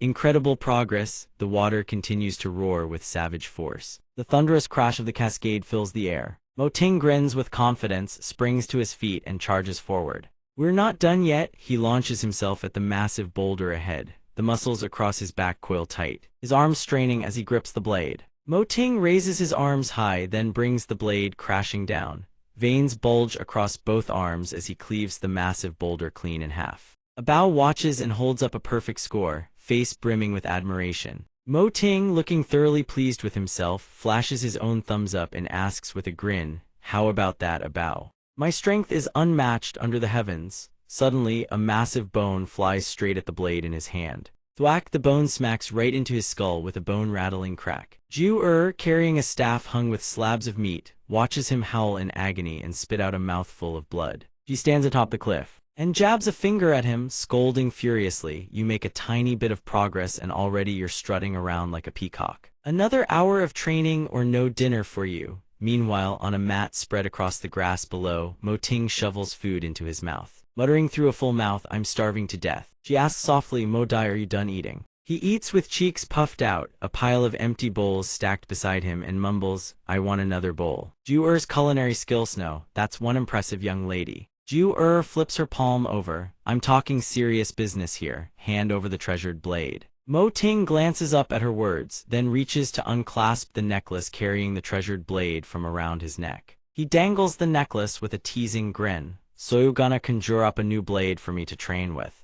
Jiu gives him a sidelong glance, speaking calmly. It's time to awaken this blade. He chooses food, staring at her in confusion. She gathers a stream of energy at her fingertip, a brilliant golden glow radiating outward.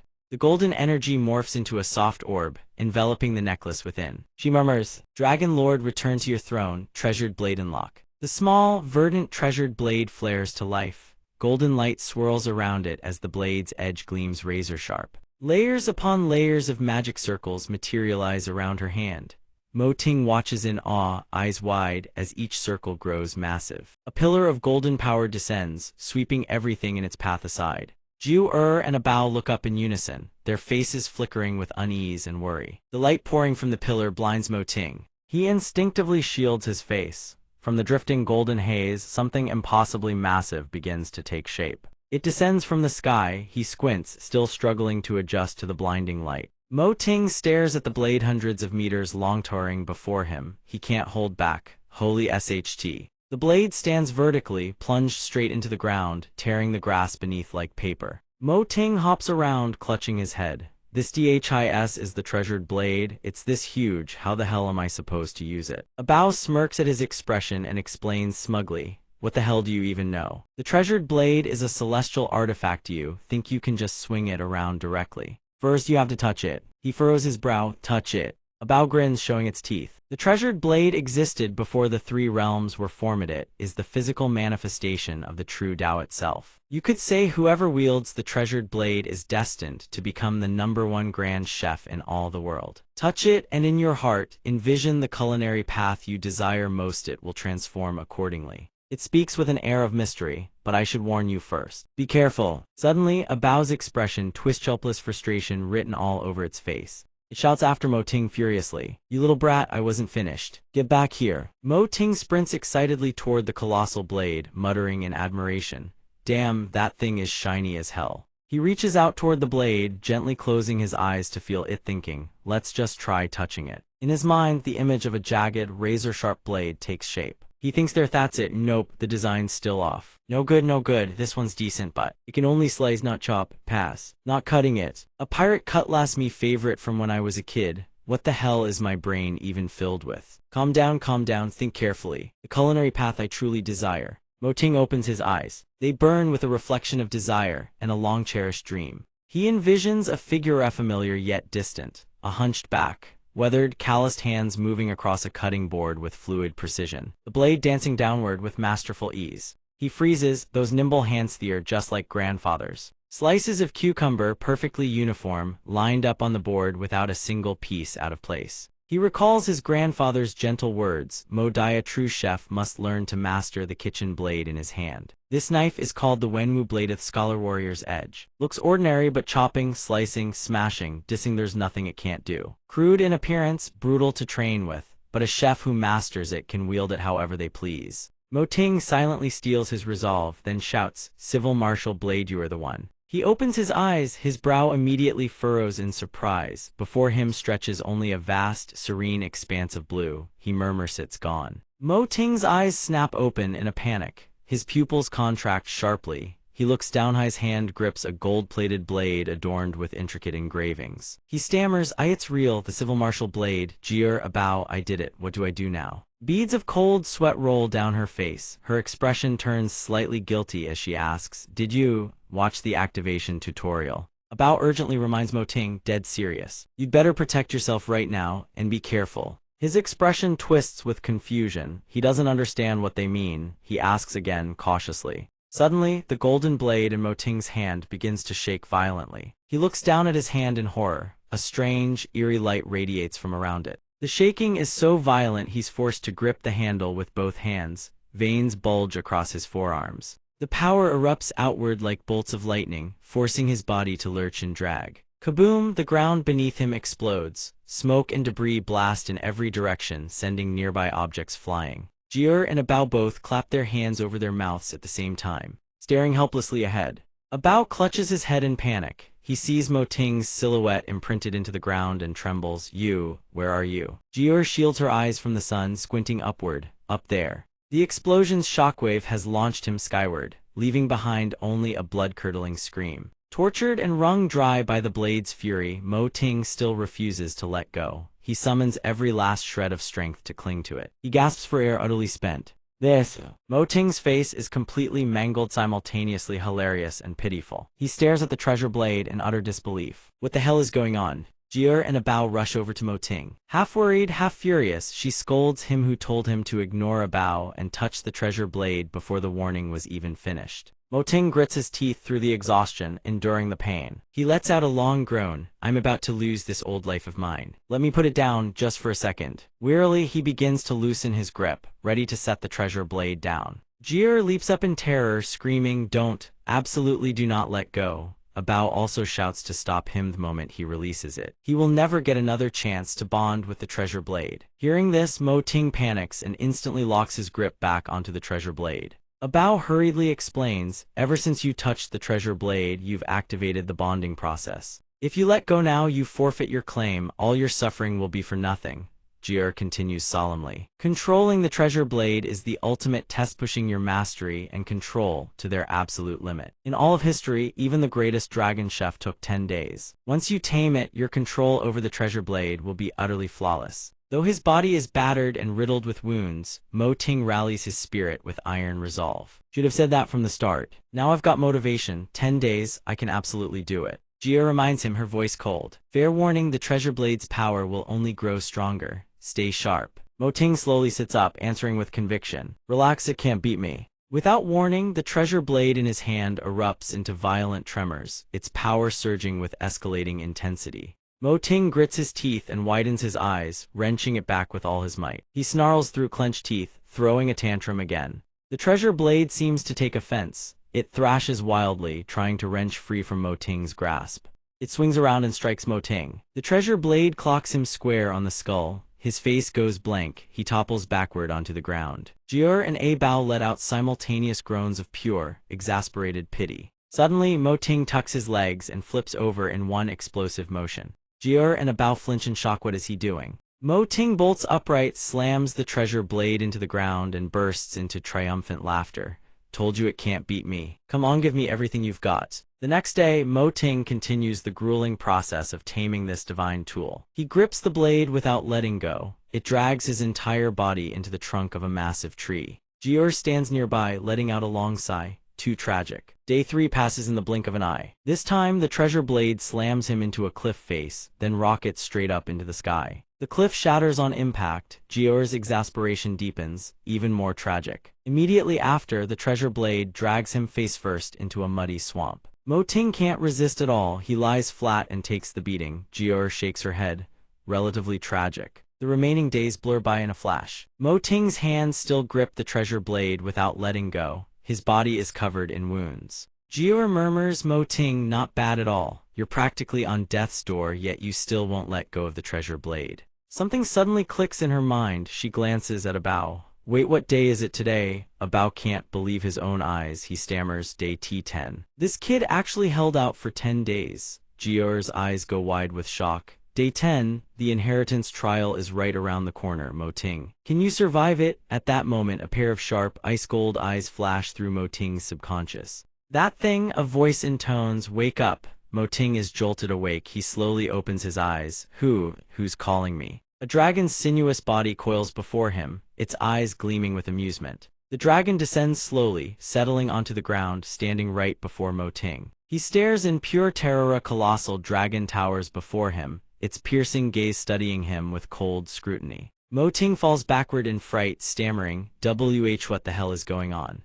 A dragon, a giant dragon. Damn it, where did the treasure blade go? Could it be I've already failed the trial? Suddenly, the dragon speaks. You there, boy, is it you who dares try to tame me? Mo Ting's face goes sheet white. He can't form words. Tame you, sir? Aren't you the one who was coiling around telling me a mere mortal should know when to quit? No need to suffer needlessly. All you need to do is beg me. I shall grant you a fraction of my power and make you the greatest dragon chef in all the realm. Why risk your life trying to control me? Do you accept? I'll keep it secret for you. Mo Ting replies flatly, no. The dragon is visibly taken aback. Mo Ting sits calmly before it and continues, my friends told Methise is the mandatory bonding process for the treasure blade to recognize its master. Besides, my grandfather once said if a chef can't even control the tools in his own hands, he's no chef at all. Since you are the blade in my hand, I will absolutely master you. The dragon erupts into fury, its jaws splitting wide open as it roars, insolent fool. Mortals truly are greedy and ignorant, always coveting power that does not belong to them. Since that is the case, Terror grips Mo Ting. He bites down hard on his lip, desperately scrambling for a countermeasure as the dragon's power only intensifies. Then taste a fate worse than death. The dragon opens its maw and lunges at Mo Ting. Its colossal magical energy surges toward him at terrifying speed.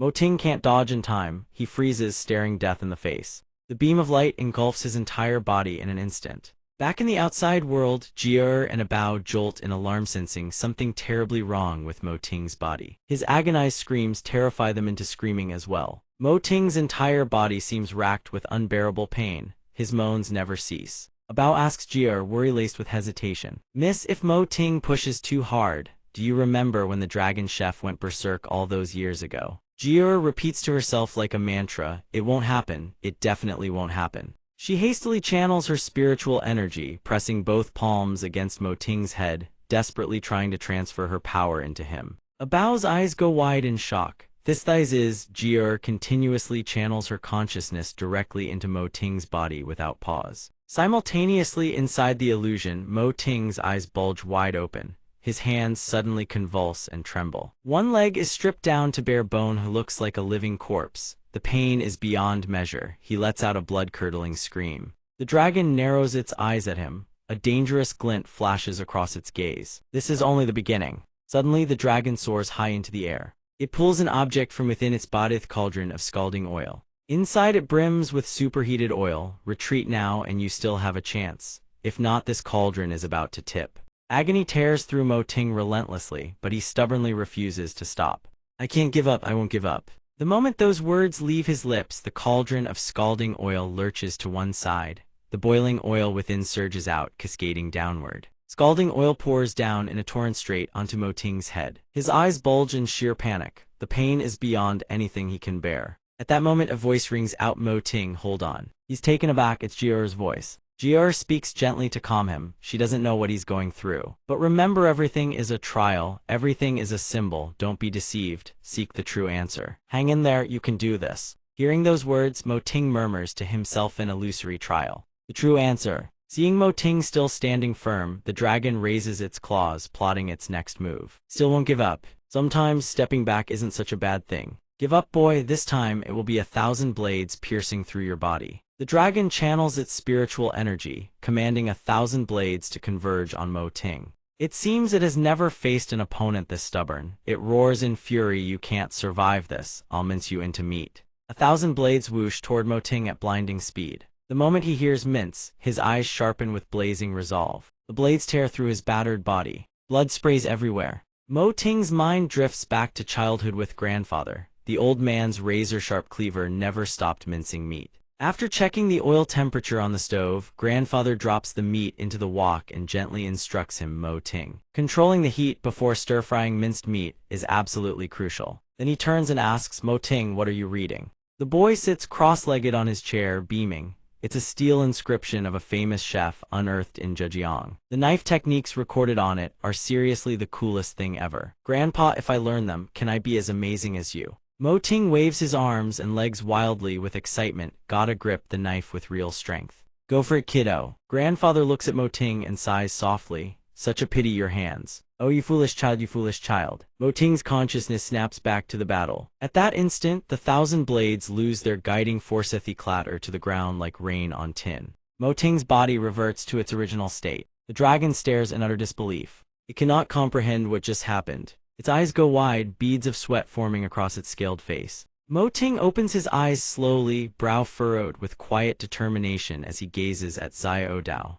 Then, the illusion shattering around him blows apart. Xiao Dao stares, utterly staggered, unable to trust its own eyes. The scene shifts to another illusion. Upon the deep blue water, a gentle breeze stirs. Leaves drift lazily across the surface. Mo Ting and the dragon stand upon the water, facing each other. The dragon still can't believe it. The illusion has been broken.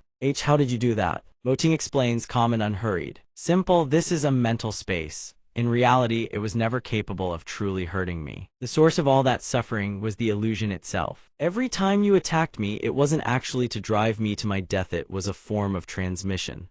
A passing down of culinary mastery. I kept wondering why every trial felt oddly familiar. Deep frying, flame roasting, slow braising, knife chopping, stir frying. The moment you mentioned minced meat, it clicked. Every trial was a vivid recreation of different culinary techniques except this time I was the ingredient. Xiao Dao snaps irritably. Even if you've figured it out, the primal fear of being minced is not something you can simply overcome. Mo Ting answers with excitement. The heat, the scalding oil, the knife techniquesti were genuinely agonizing. But the moment I realized I could experience and learn culinary arts from angles I never imagined, every single second became absolutely exhilarating. I was so absorbed, so thrilled. How could I possibly have room to think about anything else? Thank you. Seeing it with my own eyes, feeling it with my own hands, it was truly incredible. The dragon falls silent, mulling it over. So that's how it is. How deeply must one love the culinary arts to push this far? This kid really is a fool, a passionate, stubborn fool. After a long pause, the dragon declares the challenge is past.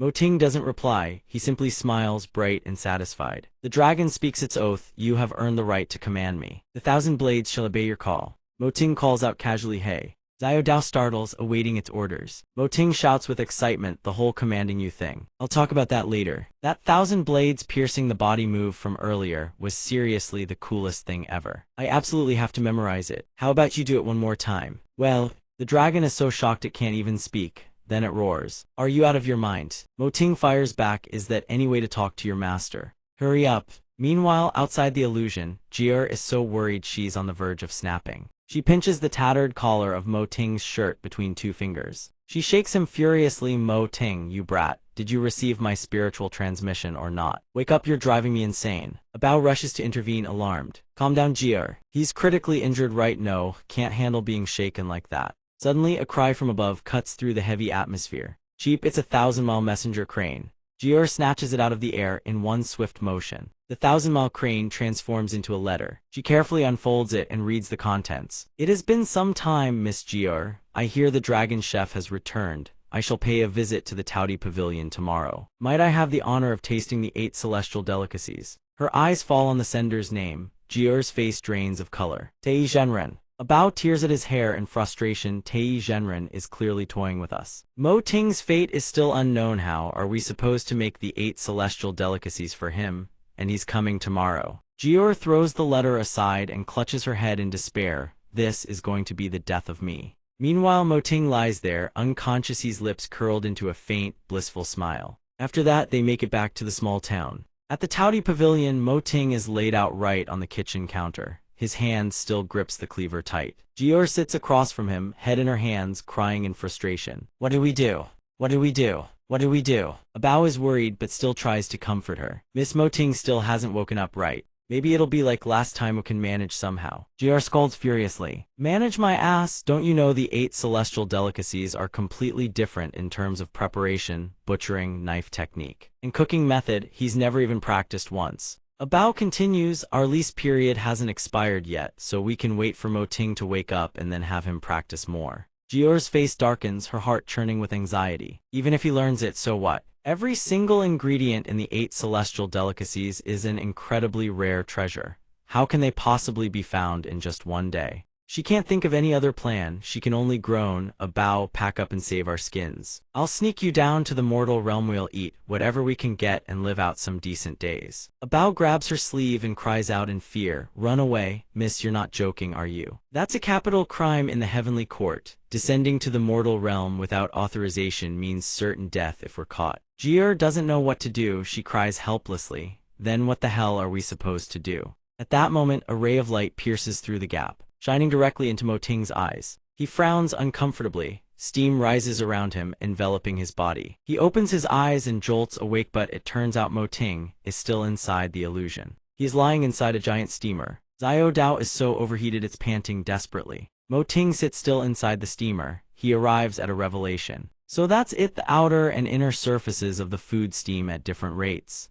If I can control this properly, I can create rich, layered textures and flavors. Once again, the dragon tries to suppress its fury. I say, Mo Ting, you've already gone 3 rounds. You passed this trial with flying colors and I acknowledge you. How about we call it a day? Mo Ting replies calmly, no. How can it end like this? Ordinary chefs can only judge by nose and experience. But here, inside you, I can feel every single detail completely. Why would I waste a chance like this? Xiao Dao pants heavily. You're flattering me way too sneakily. I think you felt quite enough already. My energy is limited too. Let's just wrap this up. Mo Ting points at the dragon and says seriously, "No way, you're the most badass blade in the 3 realms. Come on, keep going." Xiao Dao cries without tears. After that, Mo Ting continues drilling his other skills. His grilling skill hits 23 of 100. He dances through a wok of frying oil pan frying skill at 65 of 100. His 1000-blade mince skill reaches 108 out of infinity. He frantically hammers away at countless other skills quick stir-fry over 100, pan-searing, braising. He's like a vampire, draining Xiao Dao's divine power bone dry.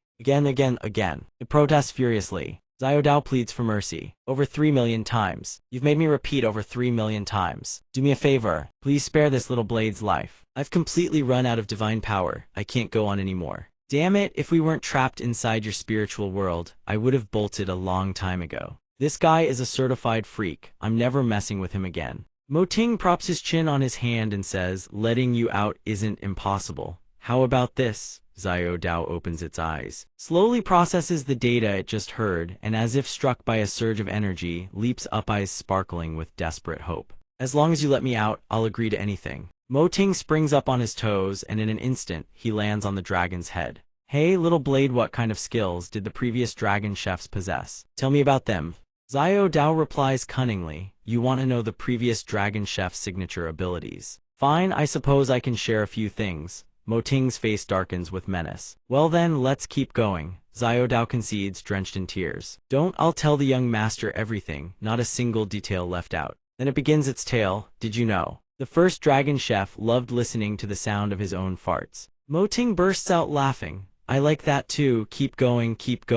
Meanwhile, in the Taudi Pavilion's kitchen, a Bao asks Jier in disbelief. "You really mean to do this?" Jier answers with a grim expression, "Take Mo Ting and hide him away from the storm first."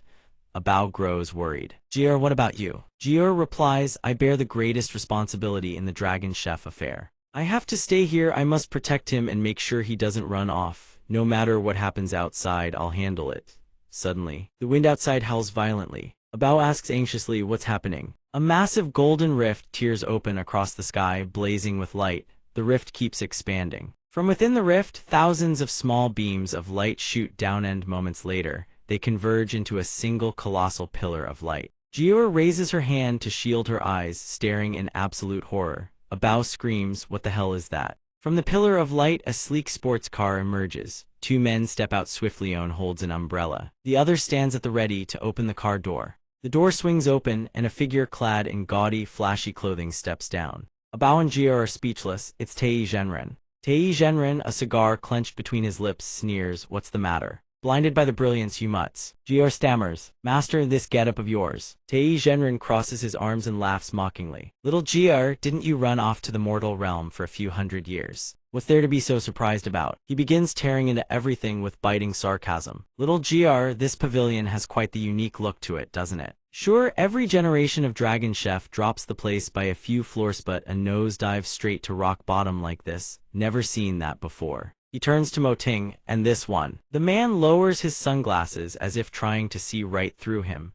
He sneers, "This time when I descended to the mortal realm, I picked up a thing or two about this kid. The Dragon Chef has never cooked a single dish." A Bao panics, "What? How does he know that?" Jier asks with growing alarm. "You went to Yizhou." He still doesn't stop puffing on his cigar. "That's right, and I owe it to you for showing me the way. The food that kid's old grandpa makes is actually pretty decent." She furrows her brow in fury. "What? You were telling me?"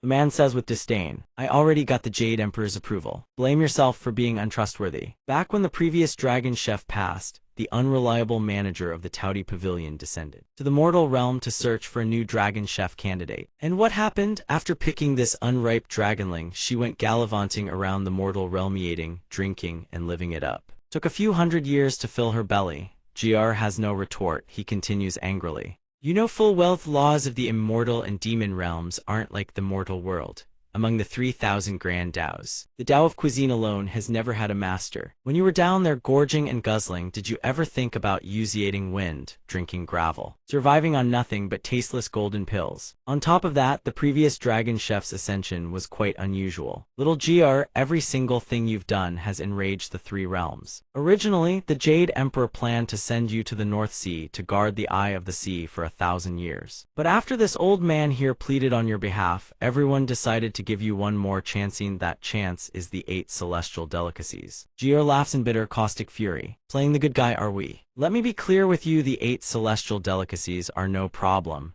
but without the ingredients, I simply can't prepare them. I'm sure even the Jade Emperor would understand. Go on back, there's nothing here for you to eat. Tei Zhenren quickly cut in, cursing himself for being too clever. He turned to his subordinates and barked, "Open the trunk." The two of them snapped to attention instantly. "Yes, sir." The subordinates quickly hit the button to pop the trunk. The contents of the trunk slowly came into view, and Jier's expression darkened with dread. Inside the trunk lay a dazzling array of ingredients. Tei Zhenren let out a hearty laugh. "My apologies, this old man came fully prepared." Jier's face went cold. The Dragon Chef quickly added, "If this generation's Dragon Chef can successfully complete the 8 celestial delicacies, then the title is well-deserved, of course. Your diligent selection would be considered a great merit, but if he fails, then you can go stand guard at the North Sea." Jier gritted her teeth in fury. "You crafty old goat, all those years eating our food, drinking our wine, and now you pull this stunt on us." The 8 celestial delicacies is an unparalleled masterpiece created by the primordial god of cuisine, Dia, 5,000 years ago. He never even left behind the recipe. Forget Mo Ting unless that old beggar from the Dia era rises from the dead. Who in all 3 realms could possibly recreate it? Her hand instantly transformed into a dragon's claw. She shot toward Tei Zhenren like lightning. "Let me make one thing clear right now, old man, if you want to banish me to guard the North Sea, I'll beat the living daylights out of you first." Jior's expression didn't change. Cold as ice, she struck directly at Tei Zhenren. He hastily channeled his immortal energy in a panic. A formation array instantly appeared in his palm, forming binding chains that erupted outward and ensnared Jier. Jier was quickly wrapped and bound tight. Tei Zhenren's face twisted with rage. "I was sent here by the Jade Emperor himself. You dare attack me? Have you lost your mind? Pray for yourself, little girl." Suddenly a voice rang out, "Let her go." He whipped around in shock. Mo Ting, who had been trapped in a dream state moments ago, bound and seated in a chair, had broken free. Jier gaped. Mo Ting stood tall, resolute, and unwavering. Jier screamed. The ground beneath them suddenly shook violently. Tei Zhenren yelped in fear. What the hell is happening? The entire Taudi Pavilion was engulfed in a radiant golden glow. The banner bearing the Taudi Pavilion's name shimmered with a halo, rippling in the wind. Then the entire building began to transform rapidly. Jier and Abao were overjoyed beyond words. The Taudi Pavilion had ranked up. Tei Zhenren stood frozen, eyes wide. Sturdy steel framework structures materialized before him. On one side, ancient courtyards dripping with opulence. On the other, sleek modern buildings brimming with luxury. Every staircase was replaced with elevators. The Taudi Pavilion had transformed from a dilapidated shop into a cutting-edge, ultra-luxurious establishment. Abao wept tears of joy. It's true, it really ranked up.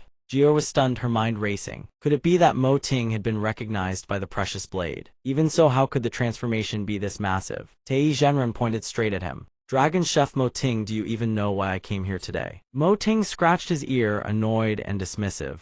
"I caught bits and pieces. It's just making the 8 celestial delicacies, right?" "Simple." Tei Zhenren's brow furrowed deep, his expression sour. "Simple? What an absurdly big mouth on you. Youth these days all arrogance. No humility whatsoever. In my view, this generation's Dragon Chef selection was a complete mistake. During my visit to Yizhu, I met a young man around your age. His name was Huang Tian, I believe absolute top-tier culinary talent, and remarkably modest and well-mannered to boot. I'd say he's far more suitable than the brat standing before me." The moment that name hit the air, Mo Ting's expression soured. Huang Tian, that name dragged up old memories of every humiliation he'd ever suffered. He spat angrily, "You country bumpkin who's never tasted good food in his life." Tei Zhenren erupted. "You insolent brat, do you want me to strip you of your Dragon Chef title?" Mo Ting's hand clenched tight. He called forth the precious blade in an instant. "Being Dragon Chef or not, I couldn't care less. But today, I'm going to show you with your own eyes what a true Dragon Chef really is." The history of the 8 celestial delicacies stretches back to ancient times. The 8 celestial delicacies is an unparalleled masterpiece created by the primordial god of cuisine, Dia, after he became the Dragon Chef in a bygone era.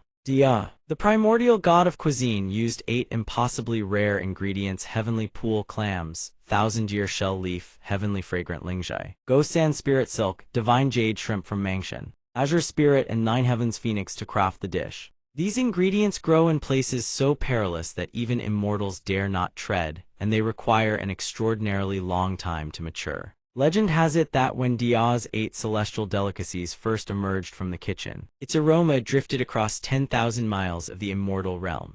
Every deity fortunate enough to taste it was forced to acknowledge it as the pinnacle of fine dining. Moreover, consuming the 8 celestial delicacies could elevate an immortal's divine power by an entire tier. It was, quite literally, food for the gods. Mo Ting gripped the precious blade tight and stood before Tei Zhenren, cold and composed. If I can make the 8 celestial delicacies, what then? Tei Zhenren sneered. Then naturally, I'll acknowledge your qualification as Dragon Chef. Mo Ting wasn't satisfied, and what else? Tei Zhenren bellowed. What more could you possibly want? Mo Ting pointed straight at him and declared, if I can make the 8 celestial delicacies, you will admit to my face that you're a country bumpkin who's never seen the world, and you will drop all charges against Jier. Jier and Abao nearly hit the floor from shock. Tei Zhenren was apoplectic, practically foaming at the mouth. You dare? Do you have any idea who you're talking to?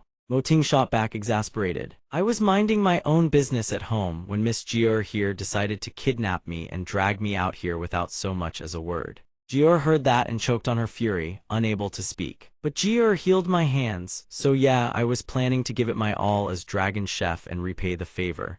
But then you waltz in, pointing fingers and looking down on us like we're garbage. So tell me, why the hell should I cook anything for you? Tei Zhenren jabbed a finger at him, fuming. The customer is God. You're a chef. Isn't it your duty to prepare fine cuisine for us to enjoy? Today you will cook whether you like it or not. Mo Ting replied coolly. The Tao of cuisine is simple. The cook pours their heart into creating the dish, and the diner must savor it with the same sincerity. Even if you force me to cook, can a dish made under duress still be called fine cuisine? Tei Zhenren's eyes turned sharp. A sinister grin crept across his face. Well then, since we're being so frank, let this old man lay it all on the table. If you can produce an authentic 8 celestial delicacies, I will immediately apologize and admit I'm a country bumpkin who's never seen the world. But if you can't, he pointed toward Jier, then not only will I strip you of your Dragon Chef title, I'll return your hands to their original crippled state. I'll have Huang Tian take your place as Dragon Chef, and on top of that, for selecting the wrong candidate, Jier will face double the punishment. Abao shouted, we'll never agree to that. Whether Jier deserves punishment is not for you to decide. Mo Ting immediately slammed his palm down in acceptance. Jier and Abao were left speechless. Mo Ting grabbed Tei Zhenren's hand and squeezed hard. The deal was sealed. Tei Zhenren howled in pain. Meanwhile, in the Taudi Pavilion's lounge, Tei Zhenren's subordinate spoke up. Sir, this generation's Dragon Chef seems a bit off, doesn't he? Tei Zhenren sat gazing out the window while his subordinate continued. The 8 celestial delicacies are priceless. If that amateur ruins the ingredients, wouldn't that be a terrible waste? He buffed his nails leisurely. What 8 celestial delicacies in thousands of years? I've only ever gotten to taste a single bite, and that was at the Jade Emperor's table. The subordinate blinked in surprise. So you were bluffing him? Tei Zhenren shot him a sidelong glance. It's not that the main ingredients for the 8 celestial delicacies are hard to find, the secondary ingredients are even more complex. Collecting all of them is nearly impossible. Some aren't that rare individually, but gathering a complete set, that's the real challenge. This time, we're only attempting one dish from the set, the ice flour shrimp. Waste or not, so be it. The subordinate pressed on, but wouldn't that let him off too easy? Tei Zhenren let out a cold snort. In the kitchen, Mo Ting was grinning from ear to ear. The method for preparing crystal frost shrimp isn't that simple. Abao fluttered back and forth across the kitchen, inspecting everything. It still couldn't believe what was happening. Truly, utterly unbelievable. Even if Mo Ting had been acknowledged by the treasure blade, the Taudi Pavilion still shouldn't have been able to level up. Abao had always believed that the pavilion's upgrades depended on accumulating exquisite dishes crafted by the Dragon Chef over time. Every Dragon Chef before him had been accepted by the treasure blade, yet could only barely tap into a fraction of its power. And yet this guy, the #1 divine artifact of the 3 realms, chose this clueless rookie as its master. Miss Jier, do you believe this? Suddenly, Abao sensed something was off. Jier was absolutely livid. Her eyes blazed like a vengeful specter hunting down her sworn enemy. That brat, on what grounds did he use my double punishment to make a bet with someone? On what grounds? On what grounds? Abao scrambled over in a panic, trying to calm her down, still angry about Mo Ting's bet with Tei Zhenren. Suddenly, a shard of glass crashed to the floor and shattered into pieces. Little Jiu and Abao both gaped in shock, jaws hanging open. Right then, the enormous face of the azure spirit shrimp filled Mo Ting's entire field of vision. Its pincers had clamped down on his nose, drawing blood. he screamed in agony. Let go of my nose, you stinking shrimp. Jier burst into gleeful laughter. That's what you get, you little brat. Clamp him to death. A bow stood to the side, laughing along, using an ordinary kitchen knife against an azure spirit shrimp. Unbelievable. This was a divinity-class creature, dwelling 9,000 meters beneath Yachi. Its combat power was absolutely terrifying. Even an average immortal wouldn't necessarily be able to defeat it. He couldn't help but keep laughing. If Tei Zhenren hadn't used his immortal manner to suppress it, Mo Ting would definitely have gotten his head bashed in. Mo Ting let out an enraged roar. Damn it, treasure blade, attend me. He drew his hand back and summoned the treasure blade with a surge of spiritual energy. In an instant, the treasure blade materialized in his grip. He raised it toward the shrimp. The shrimp let out a terrified wail. Done. In no time, the shrimp lay completely still on the cutting board, resigned to its fate. Mo Ting raised the treasure blade with a proud grin. Who knew this blade was this badass? The little blade replied smugly, under my edge, demons and monsters are nothing but ingredients. Ingredients, you get it, come on. Let me put this one down in a single cut. Mo Ting suddenly froze, the blade still hovering in midair. The little blade grumbled, my big blade here is starving, don't stop now. A bow grew worried. Mo Ting, why did you just stand there frozen? Process the ingredients already. He turned to the girl beside him. Jier, tell me, is this azure spirit shrimp rare? Jier snapped back irritably. What a stupid question. Azure spirit shrimp live at depths of 9,000 meters beneath Yachi. Their combat power is extraordinary and they're incredibly difficult to catch. They're classified as a rare ingredient. Why are you even asking? Mo Ting held the shrimp up. Take a good look, both of you. Jier and a bow stared at the shrimp's underside and gasped. It's carrying a belly full of eggs, that's right, this is a female shrimp. Those are all its roe. At the thought of the fortune right before his eyes, Mo Ting let out a sly, sinister grin. Ever heard of artificial breeding? Just then, the gates of the Imperial Garden slowly swung open.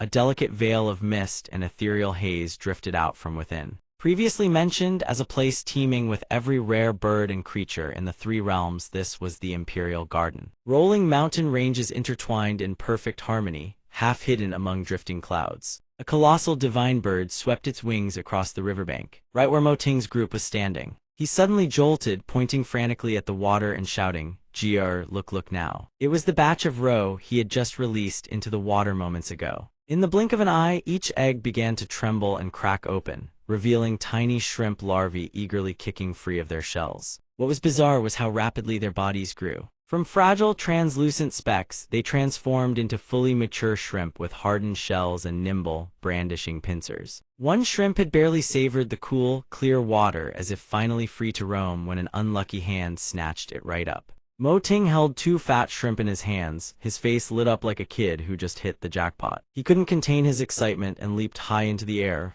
Jackpot. Shrimp roe combined with the Imperial Garden's enchanted lake water, this was even more effective than artificial breeding. Jier happily scooped a bow into her arms, her curved eyes sparkling with pure delight. She laughed with glee, that's money, pure money, the Taudi Pavilion is saved. Then her expression shifted. But then again, Mo Ting, have you ever made the 8 celestial delicacies before? Mo Ting glanced at her, the corner of his lips curling into a calm, confident smile before he answered flatly. Of course not. Faced with that utterly nonchalant composure, Jier felt as if she'd been doused with ice water. She jolted in disbelief and demanded furiously, then where exactly did that confident smile come from? If we can't pass that old bastard's test this time, we're dead, completely dead. Mo Ting shot her a reassuring look and gestured for her to calm down. Relax. Then he raised the treasure blade high and issued a summoning command. Come on out, old codger. Rise, old codger. A blinding burst of light erupted from the treasure blade. The radiance tore through the still air, flooding the entire space with an eerie, otherworldly brilliance. Not just Jier, even a bow stood wide-eyed and trembling at the sight. From within the treasure blade, a majestic golden dragon gradually materialized, its shimmering scales dazzling in every color. Its sheer enormity and commanding, awe-inspiring visage struck terror into anyone who laid eyes upon it. Jier and a bow were still shaking in their boots, cold sweat dripping down their foreheads. Yet Mo Ting was completely unfazed. He simply pointed at it and gave it a piece of his mind. Oh, quite the show-off, aren't you? Swelling up that big, who are you trying to scare? Jier's face went pale as ash. She hurriedly warned him, Mo Ting, don't you dare disrespect the ancestor's dignity. A bow panicked and dropped to its knees, kowtowing. H-honored ancestor, this humble one greets you. Mo Ting, you're finished. The ancestor is furious. Before the overwhelming burst of light, they instinctively shielded their eyes. After a while, hearing no further commotion, they cautiously peeked through their fingers to investigate. The sight before them left both of them utterly dumbstruck and speechless. They had expected to see a fearsome divine beast that could shake heaven and earth. Instead, the old codger had shrunk into an adorable, pint-sized dragon. It perched neatly in the palm of Mo Ting's hand and spoke in the most sycophantic tone. "Boss, how could I dare act tough in front of you? What are your orders?" Mo Ting asked, "Do you know how to prepare Azure Spirit Shrimp?" Drawing on his vast experience and knowledge, the old dragon smiled confidently. "You're referring to the Azure Spirit Shrimp, roe one of the 8 celestial delicacies." Azure Spirit Shrimp roe, one of the 8 celestial delicacies, was a legendary dish crafted from the Azure Spirit Shrimp of Yeocha's depths. The shrimp's flesh was snow-white, tender, and succulently fragrant, infused with the innate glacial spiritual energy unique to Azure Spirit Shrimp. Not only was it the supreme delicacy, but it also possessed miraculous effects for immortals, and the seasonings were even more critical. Jade snail leaves, rootless water, phantom spirit blossoms. All 33 types of seasonings had to be simmered for 7749 hours before completion. Just thinking about it made the old dragon drool. Mo Ting opened Tae's ingredients crate and rummaged through it. Sure enough, it wasn't as easy as he'd thought. Among the ingredients Tae Zhenren gave me, none of these spices were included. This is clearly designed to sabotage me. He turns to Abao, eyes brimming with hope. Can Abao find these spices in the 100-herb garden? Abao shakes his head helplessly. No way. The current level of the Taudi Pavilion isn't high enough for the 100-herb garden to produce ingredients of that tier. The words are like a bucket of ice water, dousing the last flicker of hope in Mo Ting's heart. Ji'er's face darkens. She's been led around by the nose like a fool. The more she thinks about it, the angrier she gets. Damn it, thigh's time she's really been played by that old bastard. Night falls, the full moon blazes across the sky, and stars glitter like 1,000 jewels scattered across the darkness. A booming, self-satisfied laugh erupts from the top floor of a towering building. Tae speaks, his voice dripping with mockery. If Ji'er knew I never prepared those spices in the first place, she'd absolutely lose it. Old Tae takes a long drag from his cigarette and says to the 2 disciples beside him, "Even though we immortals don't concern ourselves with kitchen work, I once asked Elder Yiya about the ingredients needed to prepare the celestial spirit shrimp steamed. The Taudi Pavilion doesn't have them either, not at its current level. Even if they've figured it out by now, time won't allow them to track down those spices. This time I want them crawling on their knees, begging me." The disciple immediately flatters, "Brilliant, master, truly brilliant," though it seems like he's not taking the bait. Old Tae flashes a twisted, sinister grin. "Calling me a scheming thief would make me even happier." Ji'er and Abao sit slumped on the bench, eyes hollow, minds in complete turmoil. "What do we do? What do we do?" Suddenly, Tae's wicked laughter rings out, broadcast through the intercom, echoing all the way into the kitchen.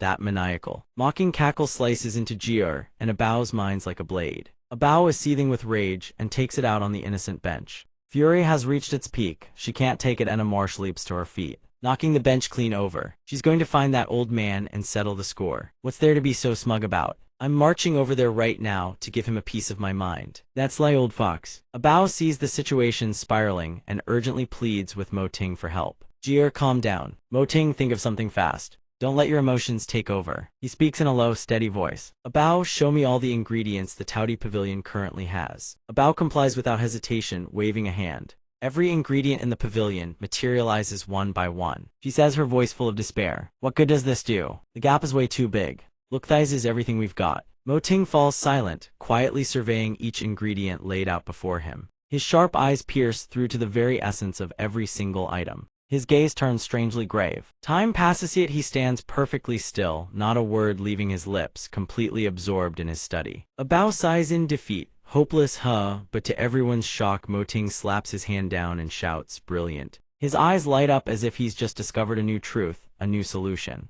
Brilliant. Ji'er and Abao both jump, bewildered. What's gone into him? Mo Ting points at several ingredients. Abao, prepare these ingredients for me. Then he pulls out his kitchen tools and knives and gets to work. Let's begin. Abao doesn't dare argue and complies without question. Okay is okay. The focused look on Mo Ting's face as he works is truly captivating, impossible to look away. He handles each piece of shrimp with expert precision, his knife moving in effortless strokes. His fluid, masterful blade work looks no different from a seasoned professional's performance. Ji and Bao can't help but be moved, stunned to the point of tears forming. They ask themselves, is this really the same crippled Mo Ting from before? After minutes of intense, razor-sharp focus, the dish is finally complete. Beads of sweat dot his face. The effort clearly took a toll. He smiles and announces, done. Mo Ting carries the dish he painstakingly prepared and gently sets it on the table before old Tae. The two disciples stare, their expressions shifting from surprise to naked contempt. This is way too simple. Tae points at the dish, asking in disbelief, this is supposed to be the celestial spirit shrimp from the 8 celestial delicacies. Mo Ting responds in a cold, steady voice, this dish is not the celestial spirit shrimp steamed. Old Tae's face flushes red with rage. Convinced he's been played, his voice rises with menace. Then what is it? What are you playing at? Are you trying to deceive this immortal? Looks like I'll need to teach you all a painful lesson. Before turning to leave, Tae doesn't forget to drop one final cutting remark. His voice is sharp and dripping with contempt. You call yourself the dragon chef, yet you can't even produce the dish I requested. And you dare speak with such arrogance, you fail this trial. Just wait for the Jade Emperor's thunderous wrath. Seeing Mo Ting rejected so bluntly, Jier and Bao watch silently from behind, utterly speechless, heads hanging low. Mo Ting calmly pulls up a chair, sits down, folds his hands before him, and speaks in a solemn tone, the celestial spirit shrimp is a precious ingredient born from heaven and earth, seizing the very essence of creation. Its flesh gleams like fresh snow, its taste is refreshing and silky smooth. When cooking with celestial spirit shrimp, one should preserve its natural flavor to the highest degree. Dumping in a multitude of spices and simmering on low heat can certainly produce a fine dish, but it strips away the celestial spirit shrimp's unique character entirely. Tae hears these words and can't help but stop in his tracks, intrigued. Impressed by such depth of knowledge, Mo Ting continues with a slight smile. Moreover, celestial spirit shrimp inhabit the coldest depths of Yeachi. Their bodies are naturally infused with yin energy. Their meat is incredibly firm, difficult to chew, and harmful to the body. That is why Elder Yi used numerous fire-attributed immortal herbs and slow-cooked them over gentle heat, creating the celestial spirit shrimp steamed. This method harmonizes yin and yang, softening the meat's texture. It can be called adequate. The two disciples begin whispering among themselves. This kid actually knows his stuff. Tae's face grows stern as he speaks in a gravelly voice. The reasoning. You've grasped well. This is indeed the only method to transform the celestial spirit shrimp into a dish. But Mo Ting cuts in without hesitation, not necessarily. The two disciples are stunned by Mo Ting's unflinching answer. Even Jier and Bao are jolted by his words. He never expected anyone would dare respond so brazenly without an ounce of deference. Tae jabs a finger at Mo Ting and roars, arrogant fool, do you think you've surpassed Elder Yi himself? Does this kid even think before he opens his mouth? Is he out of his mind? Mo Ting bows his head and refutes humbly. I would never claim to have surpassed Elder Yi, but the advancement of the Tao is, by nature, a process of exploration and innovation, discarding the old to forge the new. Elder Yi's creation of the celestial spirit shrimp steamed, first dish ever made from this ingredient, was an unprecedented innovation. But it is not the only way to prepare it. Back where I come from, in order to preserve the fresh, tender flavor of seafood to the absolute utmost, everyone has come up with a unique way of preparing these ingredients to preserve their exquisite natural flavors. We call that method sashimi. Just thinking about it is enough to make your mouth water. The so-called sashimi. First, the meat is sliced. Second, it's served raw. Put them together and you have raw meat cut into thin slices or bite-sized pieces ready to eat. From ancient times to the present, it has been revered across southern China as the pinnacle of fine cuisine. Even across the entire world, countless people know of it. This is truly the ultimate way to enjoy premium aquatic ingredients.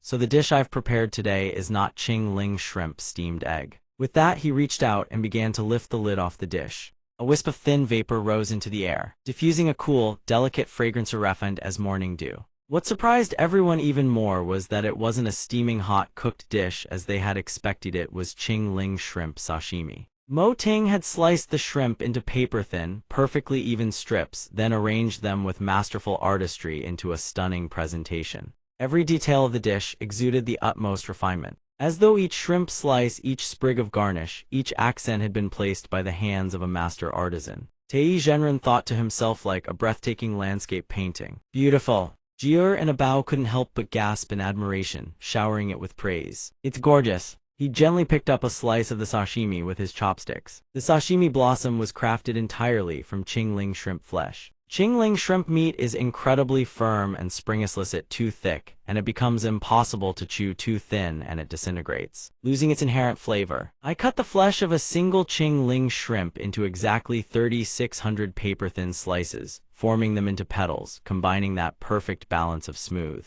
tender, crisp, and satisfying mouthfeel.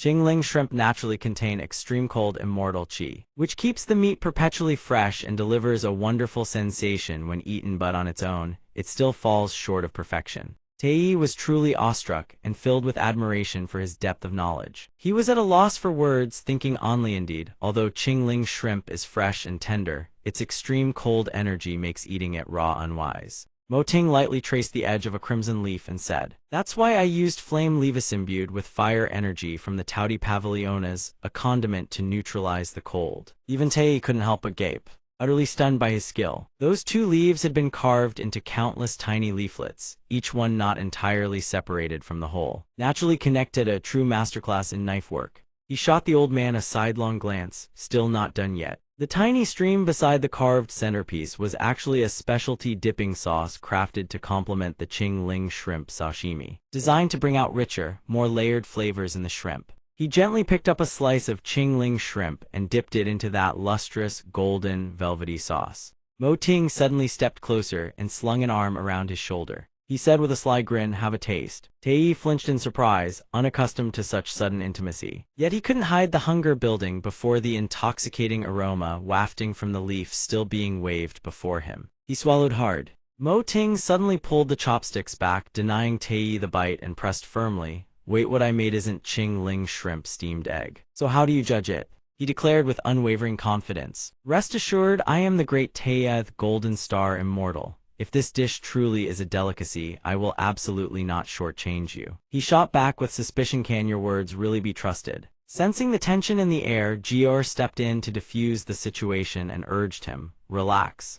When the venerable immortal judges a dish, he always respects the verdict of the palate. Besides, there are so many witnesses here." Mo Ting finally relented and set aside his doubts. "Please." He silently picked up a slice of the sashimi and placed it in his mouth, chewing slowly, savoring each wave of flavor as it erupted across his palate. Suddenly, he went completely rigid, no reaction at all. His 2 disciples panicked, shouting, "What's wrong, my lord?" They called out again and again, but he didn't utter a single word. My lord, please say something." So this is what a flavor explosion feels like. Utterly powerless to resist the allure and deliciousness of the dish, Tae was completely bewitched. He kept shoveling slice after slice into his mouth, chewing ravenously. The disciple, terrified his master might choke, scrambled in a panic and wailed, "Boss, slow down, don't choke, half of it's already in your stomach." The 2 disciples also craved a taste of the exquisite delicacy before them, and without a moment's hesitation, they rolled up their sleeves, grabbed their chopsticks, and dug in. "The old master isn't saying anything, so we'd better help him taste test a bit. Save one piece for me."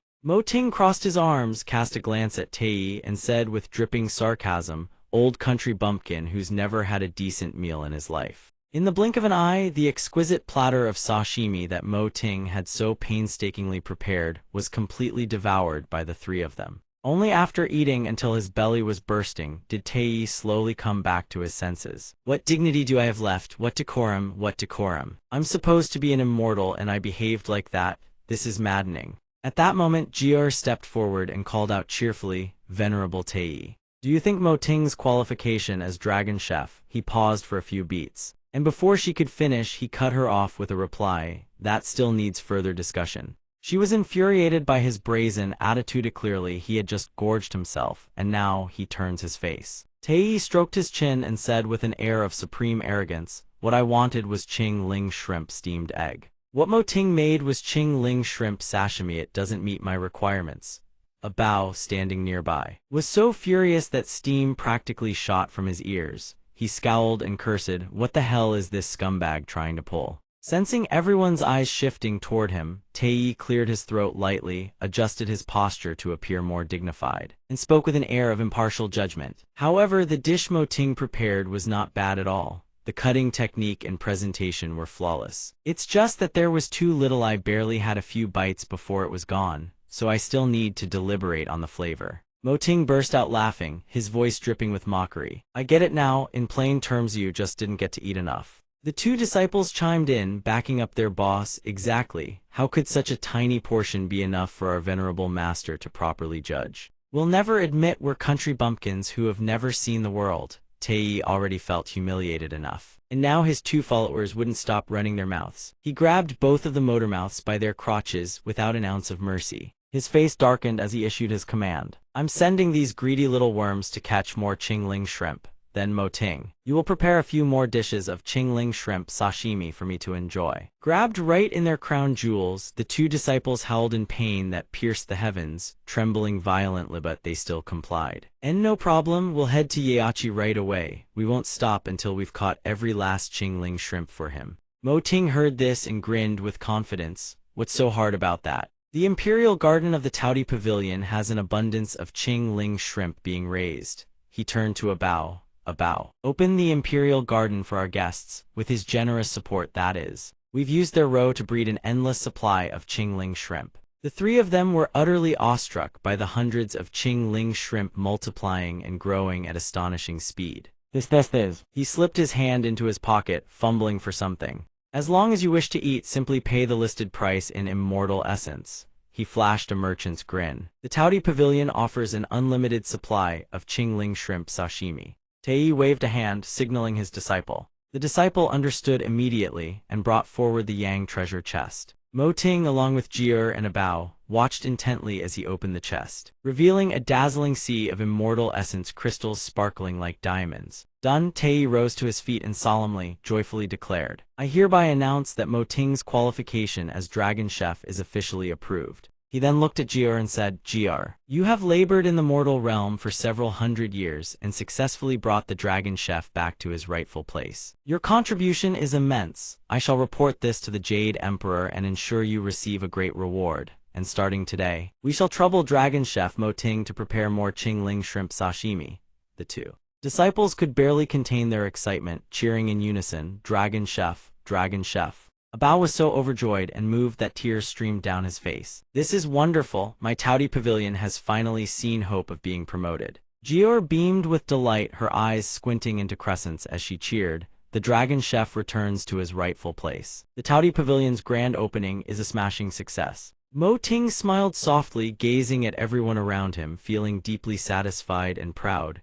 He affirmed silently to himself, I am the Dragon Chef. Scene transition to Yejo. Mo Wang sat motionless in his chair, his eyes still fixed on the horizon, ceaselessly awaiting news of his grandson. It's been over 10 days now. Mo Ting, where on earth are you? From the distance, a dark figure came sprinting toward him, calling out without pause. Grandpa. Mo Wang figured his old age was playing tricks on him. He must have been seeing and hearing things. Dim eyes and dulled ears, how could it be real? Suddenly, a strange glow appeared, swirling coils of light, dancing like bolts of lightning, slowly materializing before his eyes. A spatial rift opened once more, a blurry silhouette flickering in and out of focus within. Mo Huang stared bewildered, eyes locked on the anomaly. From within that ring of light, Mo Ting stepped out utterly at ease. He waved his hand, saying goodbye to Jier and Abao. Then he dashed forward and threw his arms around his grandfather. Grandpa, it's Xiao Ting. After more than 10 days apart, the two were finally reunited. He was so happy his eyes glistened with tears. Did you miss me, Grandpa?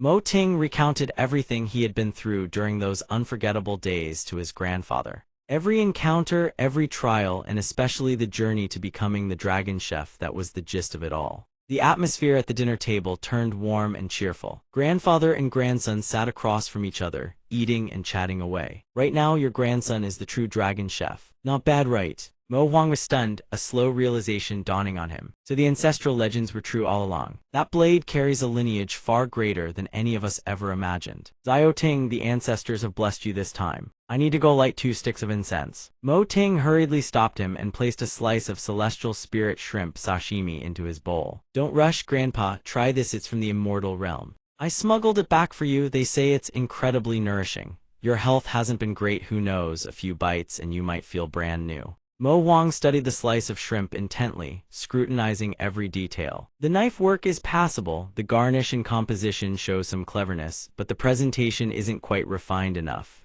Still, let me taste your work. He raised the sashimi to his lips and took a careful bite. Mo Huang savored it slowly, feeling the fresh sweetness of the shrimp meat, the silky tenderness of each layer blending seamlessly with the delicate seasoning. Mo Ting held his breath, watching anxiously, dying to hear his grandfather's verdict. "How is it, Grandpa?" Mo Huang found the flavor surprisingly decent and nodded approvingly. Crisp and sweet, refreshing, quite palatable. The yang energy from this leaf is well balanced, not a bad pairing at all. But then his eyes suddenly bulged wide, red veins bursting across the whites of his eyes. The chopstick slipped from his fingers, clattering to the floor. Mo Ting froze in shock as his grandfather's head drooped forward, his expression drained and dazed, as if enduring an agony beyond words.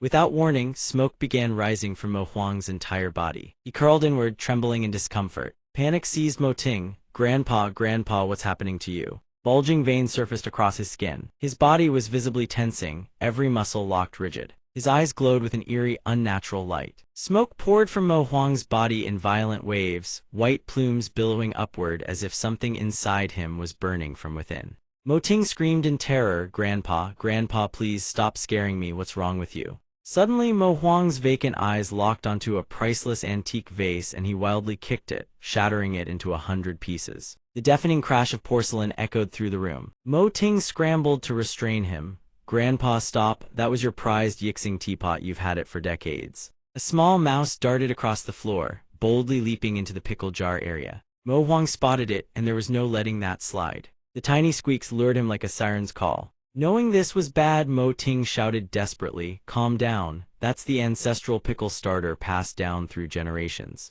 No amount of pleading or reasoning reached him. Something had taken hold of Mo Huang. He was no longer the grandfather Mo Ting knew. Mo Huang charged forward and stomped the pickle shelf clean off its stand.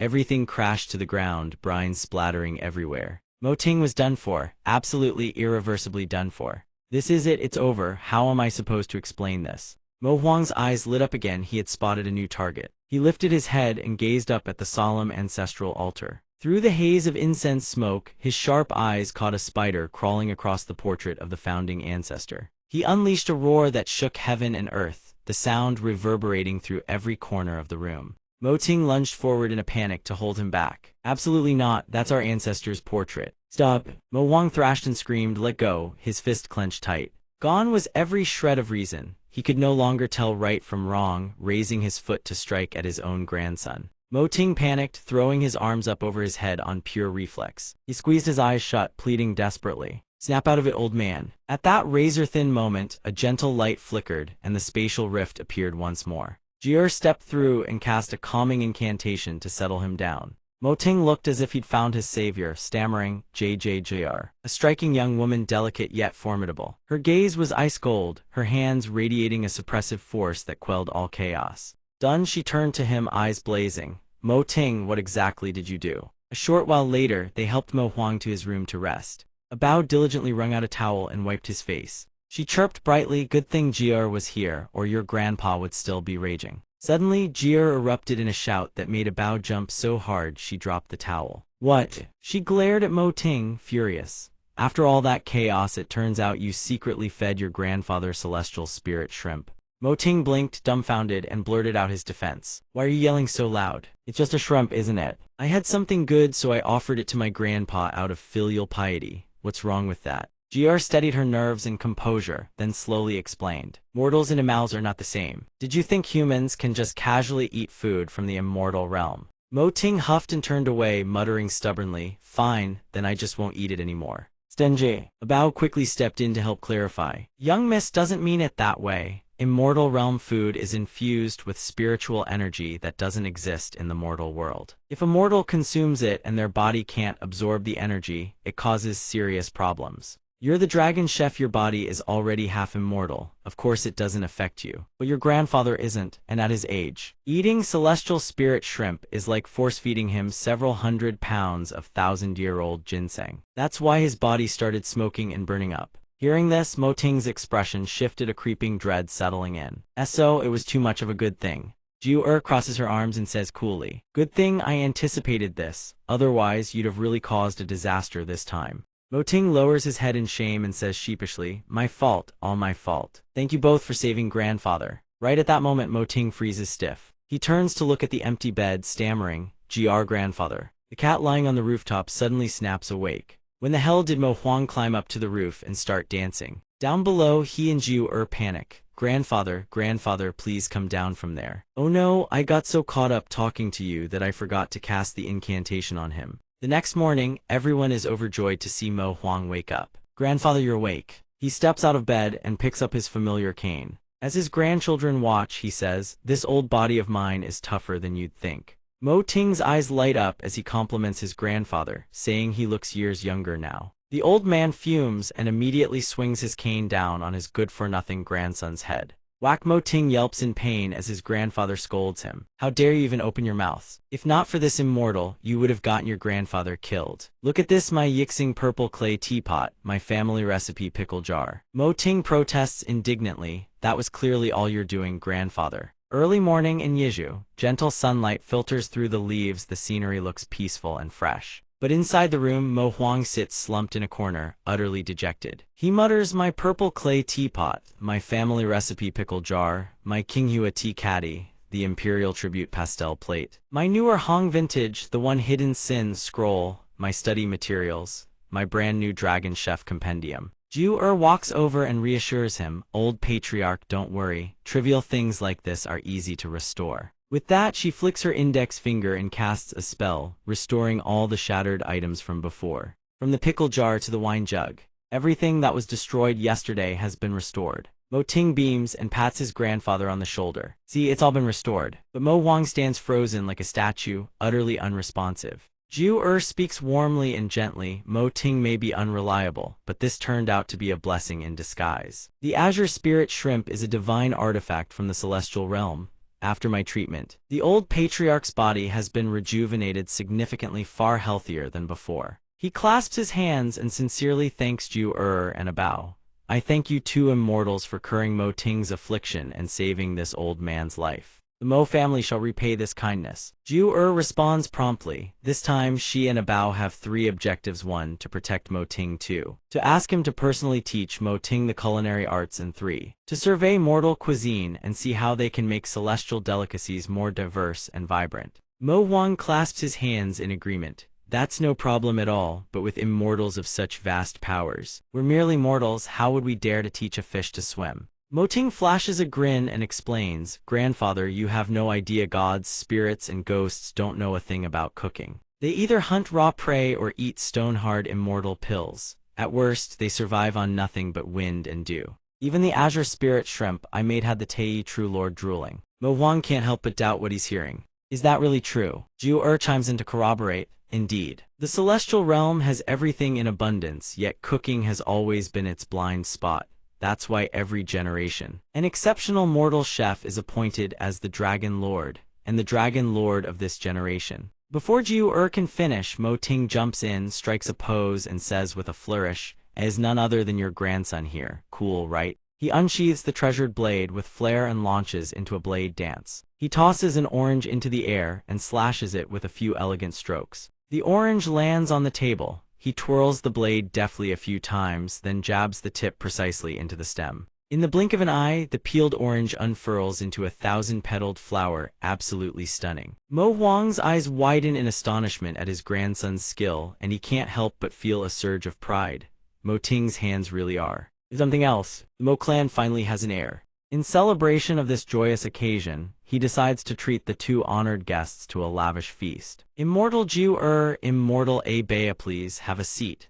I'll prepare a spread of the Mo family's secret recipes with my own hands. With that, he turns on his heel and strides off with them. Mo Ting stands there in a daze and calls out, Grandpa, what about me? Mo Huang snaps at him in frustration. Aren't you the Dragon Lord? You've got your own task. This apple 4 portions. The first portion sliced paper thin, 3,000 slices. The second is into grains the size of rice. The third julienne fine enough to thread through a needle's eye. The fourth cut into strips, slices, and dice, all uniform in thickness. One single mistake, and you start over from scratch. And another thing, after you're done cutting, the white paper underneath must remain completely intact. You demand this level of precision from others. If your hands have healed, then you must meet the same standard. Then the old man slams the door shut. Bang. Mo Ting lowers his head, tears trickle down his face, moved beyond words, but then he straightens up with a smile and obeys without hesitation.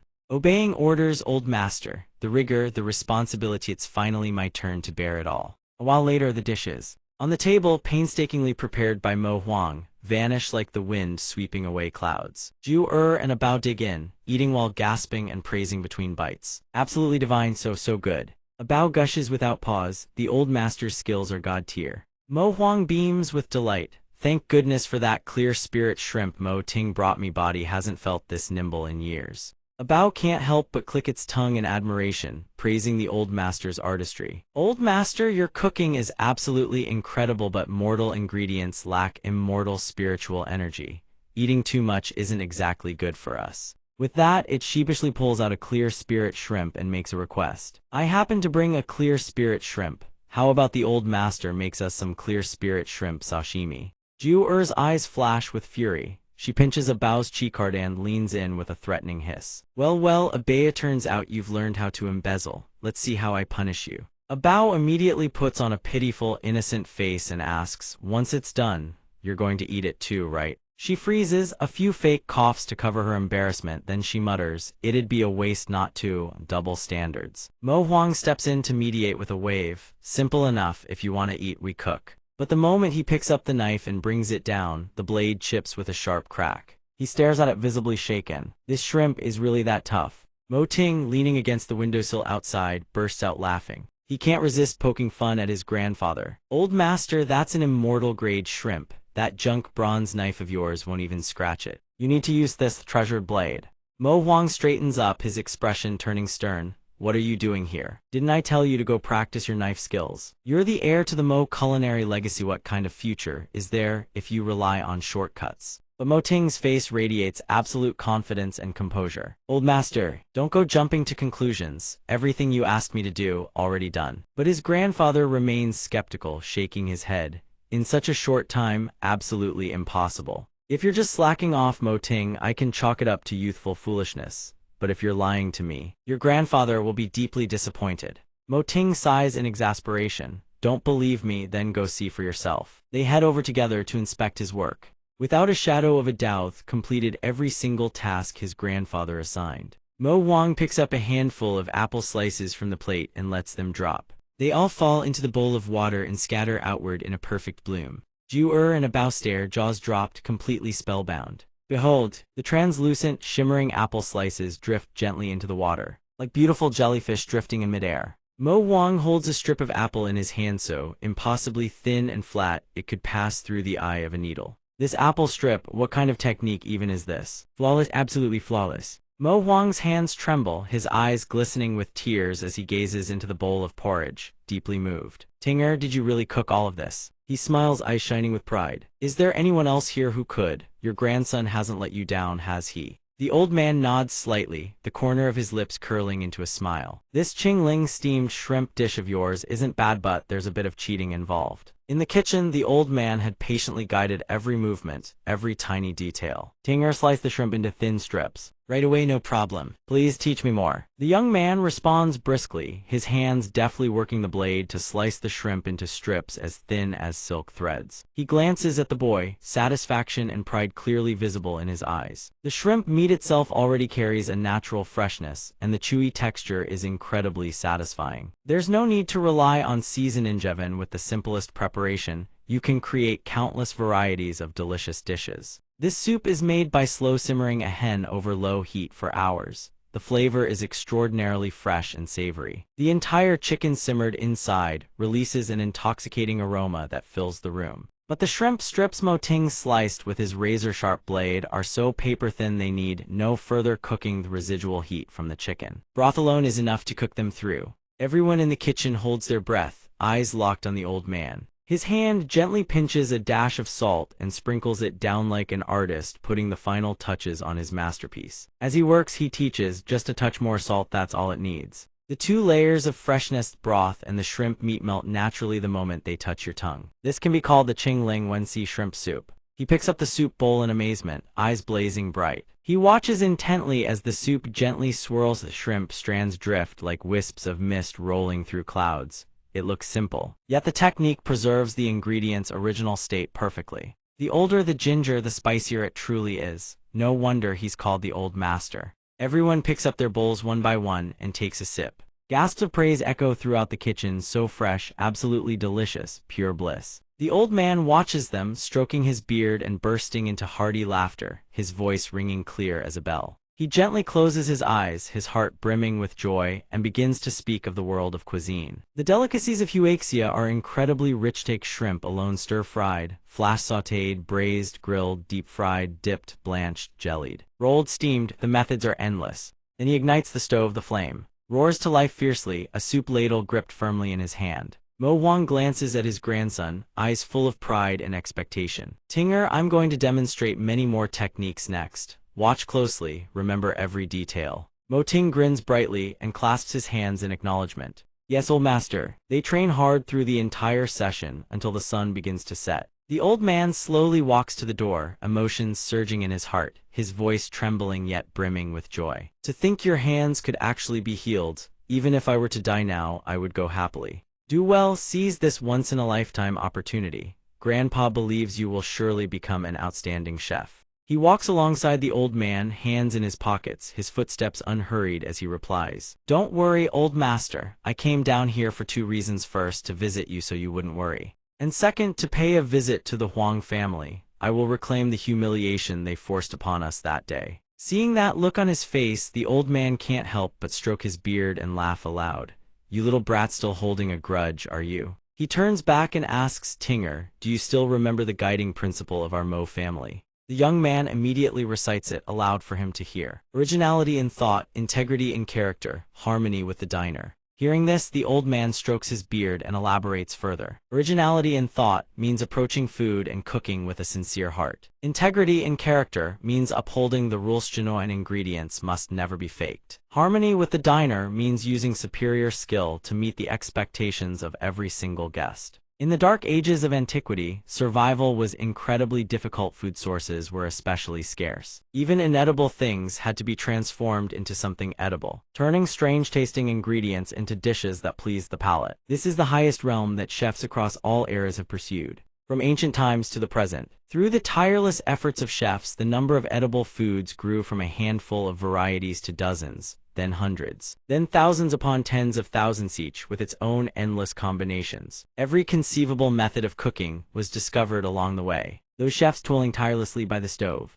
their guiding principle has always been to bring sustenance and happiness to humanity. Having said that, he lightly taps the boy on the head with a chuckle. Do you want to rely on sheer skill to surpass others and show off your flashy techniques? Or do you truly embrace the guiding principle? Mo Ting rubs his head and murmurs softly. Then the old man leaves him behind and slowly walks out. You little brat, think it over carefully yourself. Leaves rustle and blow through his hair. What exactly is Grandpa trying to tell me? Suddenly, a voice calls out from behind. Mo Ting flinches in reflex and spins around. Wait, who is it? Jier's eyes sparkle. Since we rarely get to come down here, I hear Yizhu has tons of delicious food. Take us out to eat. Hearing this, Mo Ting can't help but grit his teeth, his heart turning bitter. I just cooked a whole table full of food for you two, and you devoured every last bit and you're still hungry. But Jier shows no mercy, grabs his arm and drags him away. I'm an immortal, remember, don't even talk to me about a little snack like that. Even if you added 100 more portions, I could finish them all. The only thing left echoing in the air are Mo Ting's curses. You gluttonous lot.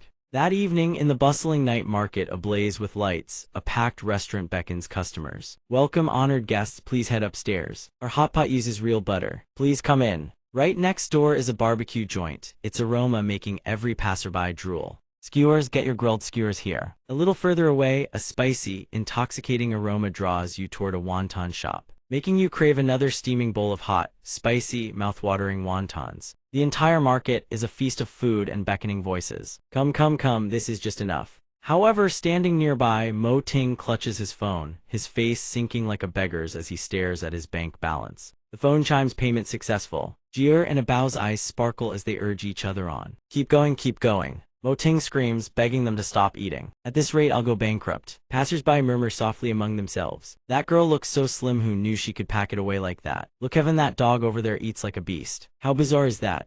We'll need a whole extra freezer too. After they finish eating, Mo Ting storms ahead, fuming. Trailing behind is Jier, walking at a leisurely pace. Why are you walking so fast? I only ate a little bit of your food, no need to make such a fuss. Suddenly, a voice rang out nearby, please line up and collect your number to enter. Curious, she turned back to lookingly to see a bustling crowd queuing up in front of a storefront. Grand opening toddy, all dishes are 50% off. Please come in and visit. Hearing this, she gently tugged at Mo Ting. With this many people, the food has to be amazing. Let's go check it out. His face darkened as he refused flatly. You go if you want, I'm heading home. But she wasn't about to let him leave. Jior grabbed a fistful of his hair in fury. Oh, the nerve of you, Mo Ting. I healed your hands, and this is how you repay me. You ungrateful wretch. He fought back. Ow ow ow that hurts. Can't we come back another day? I'm already dead tired today. Suddenly, a voice cut through their bickering like a ray of salvation. Isn't this Mo Ting, the heir of the Mo family? Today happens to be the grand opening of the Huang family's restaurant. We are honored to welcome guests from all walks of life. If both the elder and young of the Mo family could grace us with their presence, it would be our utmost honor. Jier leaned over and whispered, friend of yours.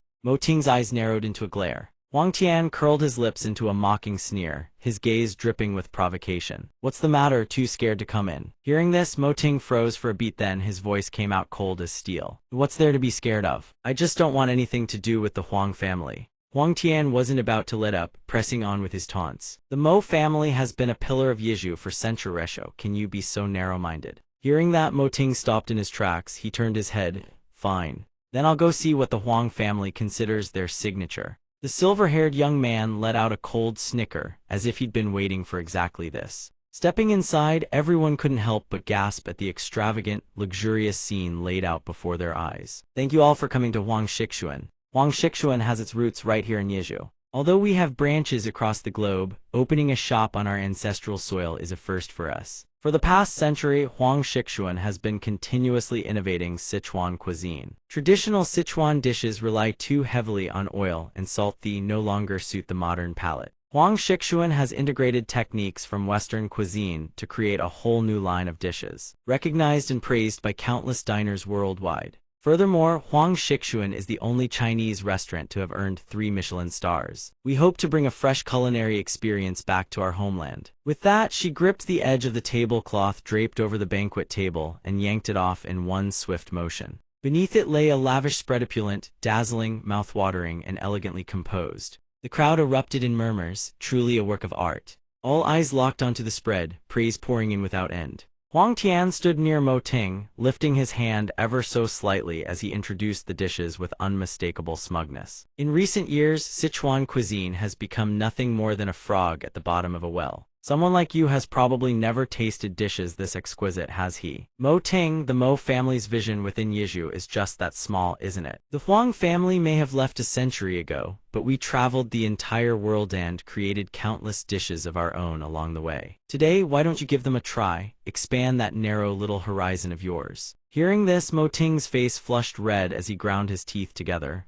Huang Tian, don't push your luck. Jier and a Bao stood nearby, their eyes glued to the lavish spread, drooling uncontrollably. We can eat as much as we want. I can't wait any longer. Mo Ting whipped around to face the two would-be traitors, his voice sharp with outrage. Hey, whose side are you two actually on? That guy's my enemy. You are not allowed to eat. Jier turned back unfazed. Someone's already cornered you and pushed you to the brink. Shouldn't we devour him down to the bone? Before Mo Ting could respond, she shot past him like a gust of wind, leaving him staring in disbelief. At the banquet table, the hostess had just finished her announcement. And now, ladies and gentlemen, please enjoy the feast. A man nearby laughed, picked up a dish, and was about to take a bite when a gust of wind swept right through. The wind passed and the food in his hand had vanished into thin air. At the same instant, the food in everyone else's hands disappeared as well. Some had barely reached for a dish on the platter before they could grab it. The food was already gone without a trace. What the?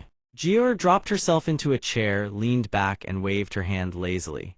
Boss, another table. The portions weren't enough on star review from me. The crowd erupted in outrage, shouting at the top of their lungs. What kind of barbaric behavior is this? Scared me half to death. What the hell is she doing? Where did this lunatic come from? A Bao stood there frozen, jaw hanging open. What just happened? Security. Huang Tian stood frozen, witnessing the chaos unfold before his ice gut churning with regret. Damn it, were those two mouths Mo Ting brought along TRX? If he'd known, he never would have let them inside no matter what. The grand opening ceremony was officially ruined. Mo Ting frantically grabbed Jier by the wrist, yanking her out of the crowd, his lips never stopping for a second. Run! They'd barely made it a short distance before slamming into a towering figure, sending both of them staggering and crashing to the ground. A middle-aged man's voice boomed above them. Hold it right there, did you lot come here to cause a ruckus, wreck our grand opening ceremony and think you can just waltz out? Mo Ting glared, teeth clenched, thinking to himself, another bastard. He jabbed a finger toward Huang Tian and shouted, don't blame me for this. Huang Tian forced us in here.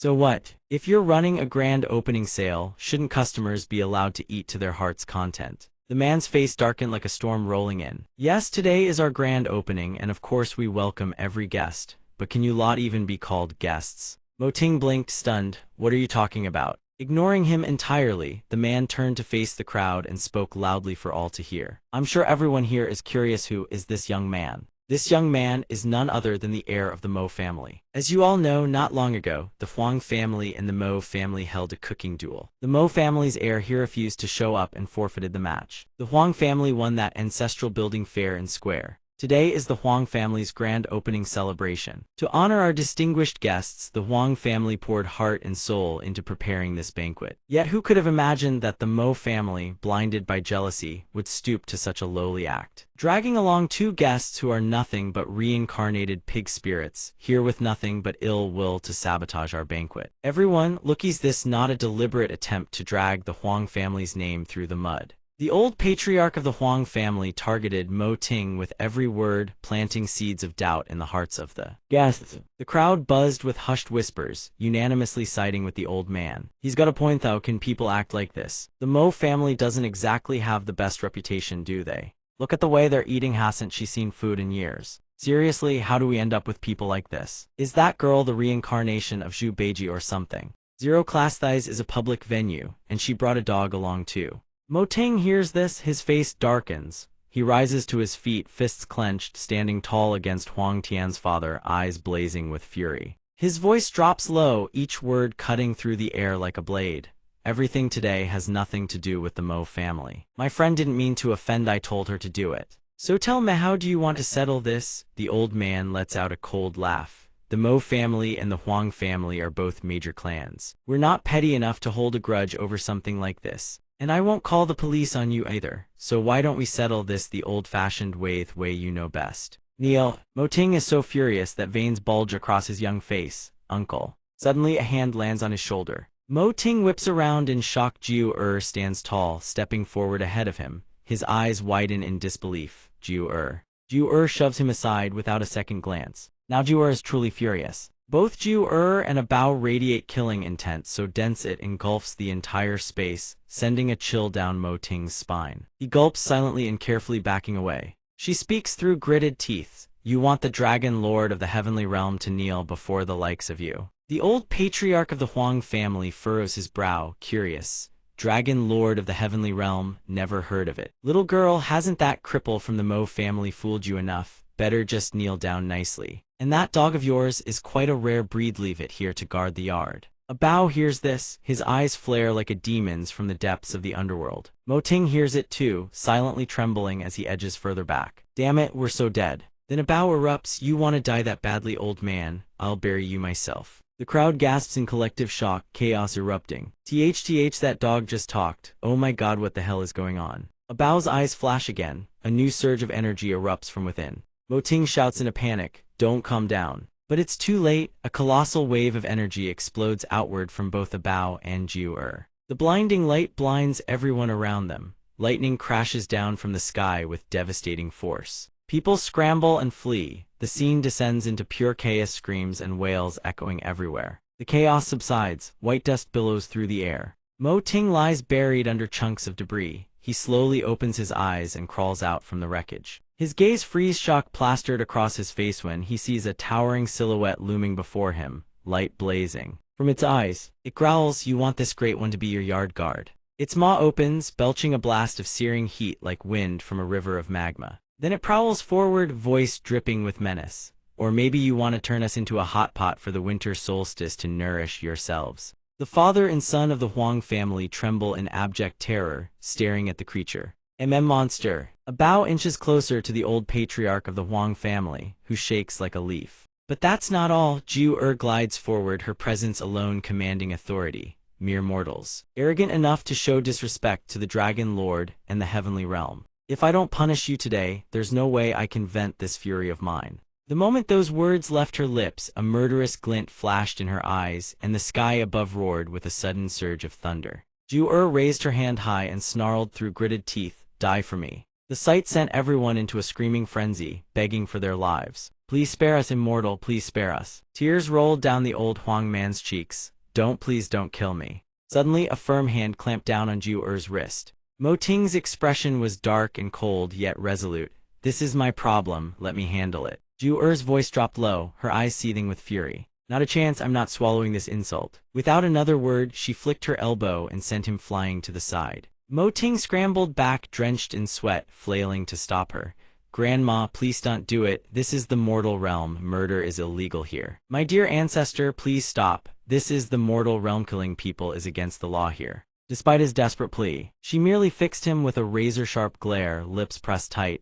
"Don't you dare try to stop me. There's no other way, no other choice." He squeezed his eyes shut, drew in a deep breath, and shouted at the top of his lungs, "Come on, let's go home, and I'll cook you an amazing meal." Both she and Abao whipped their heads around, staring at him wide-eyed. Then just like that, they reined in their killing intent and demanded sweetly. Mo Ting let out a massive sigh of relief, the others cowered in silence. Then Ju-er turned to face them, hands on her hips, and bellowed, "For Mo Ting's sake, I'll let you miserable lot live today." With that, she tore open a spatial rift and slipped through with Abao and Mo Ting, vanishing. After all, she had 3 meals to look forward to. Old man Huang trembled like a leaf. "Lady Ju-er, honored immortal, please take care on your way." Only after barely escaping death did everyone dare to whisper among themselves. Could they really be immortals, or maybe demons? The Mo family being able to commune with ancestors like that, they're not as simple as they look. The old Huang man's face was heavy with worry. He cast a lingering glance toward Mo Ting. Mo Ting spoke up, "Let's consider today's matter settled. Also, I'm no longer a cripple."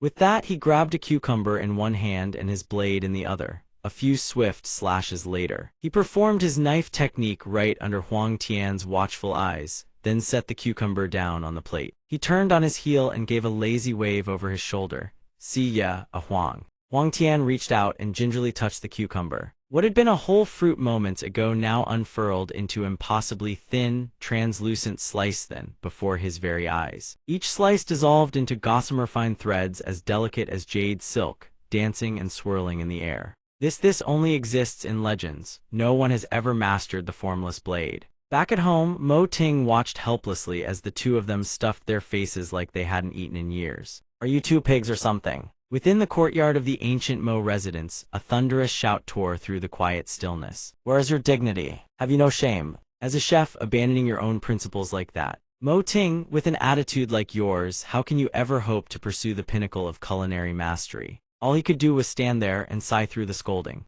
Ju-er stepped forward indignantly. "Now hold on, elder, this one's not on Mo Ting. The Huang clan were the ones being insufferable. They actually had the nerve to insult me and Abao." Abao chimed in furiously. "If we weren't doing Mo Ting a favor, we wouldn't have let them off so easily." Old Master Mo spun around, his expression softening as he looked at her, voice gentle. "Venerable ancestor, you are an immortal gracing us from the heaven show. Could you possibly be at fault? This is entirely that worthless boy's doing. You need not defend him." "Mo Ting, I know you're still seething inside. You've always resented the Huang family. This time, yes, the Huangs were out of line. But with a temperament like yours, truly pursuing the supreme culinary path is simply impossible." Mo Ting's voice was tight with frustration.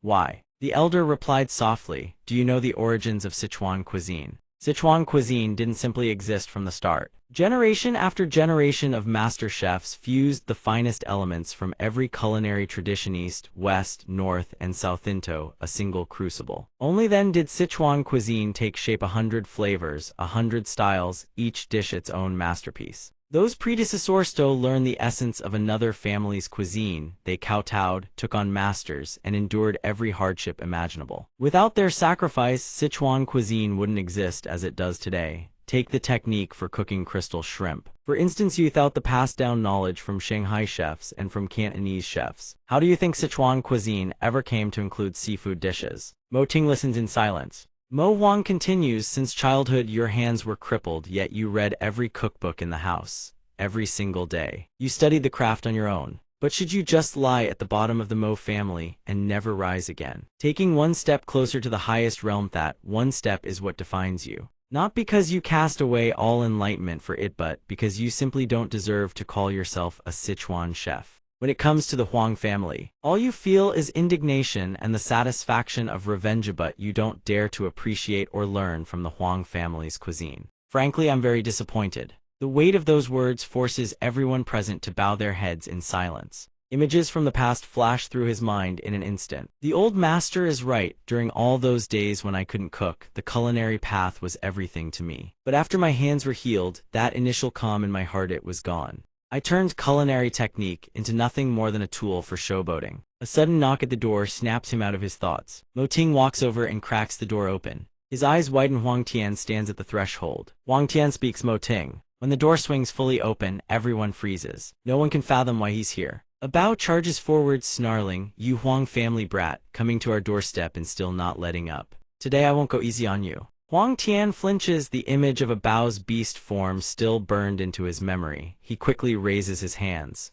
"I'm not here to cause trouble. I'm here to find Mo Ting." Mo Ting grabs a Bao and holds him back. "What do you want with me?" Huang Tian stammers nervously. Then, to everyone's shock, he drops to his knees and clasps his hands together. "Please teach me the formless blade. I'm willing to pay any price." The formless blade. Mo Ting suddenly recalls his grandfather's words. "Not because you cast away all enlightenment for it, but because you simply don't deserve to call yourself a Sichuan chef." A Bao hears this and lunges forward, yelling, "In your dreams, you've already crossed us and now you want to learn our skills. The nerve. You've got some real audacity." Mo Ting's gaze drifts past him to the figures behind. Jier and the old man stand silently, watching. Then Mo Ting speaks softly, "I only stumbled upon the formless blade by chance." Hearing this, Huang Tian closes his eyes. Disappointment spreads across his face. "No need to say more. I'm sorry I've troubled you." He immediately wheels around and walks away. Mo Huang lets out a long, heavy sigh. Jier falls deep into thought. Then Mo Ting suddenly speaks up.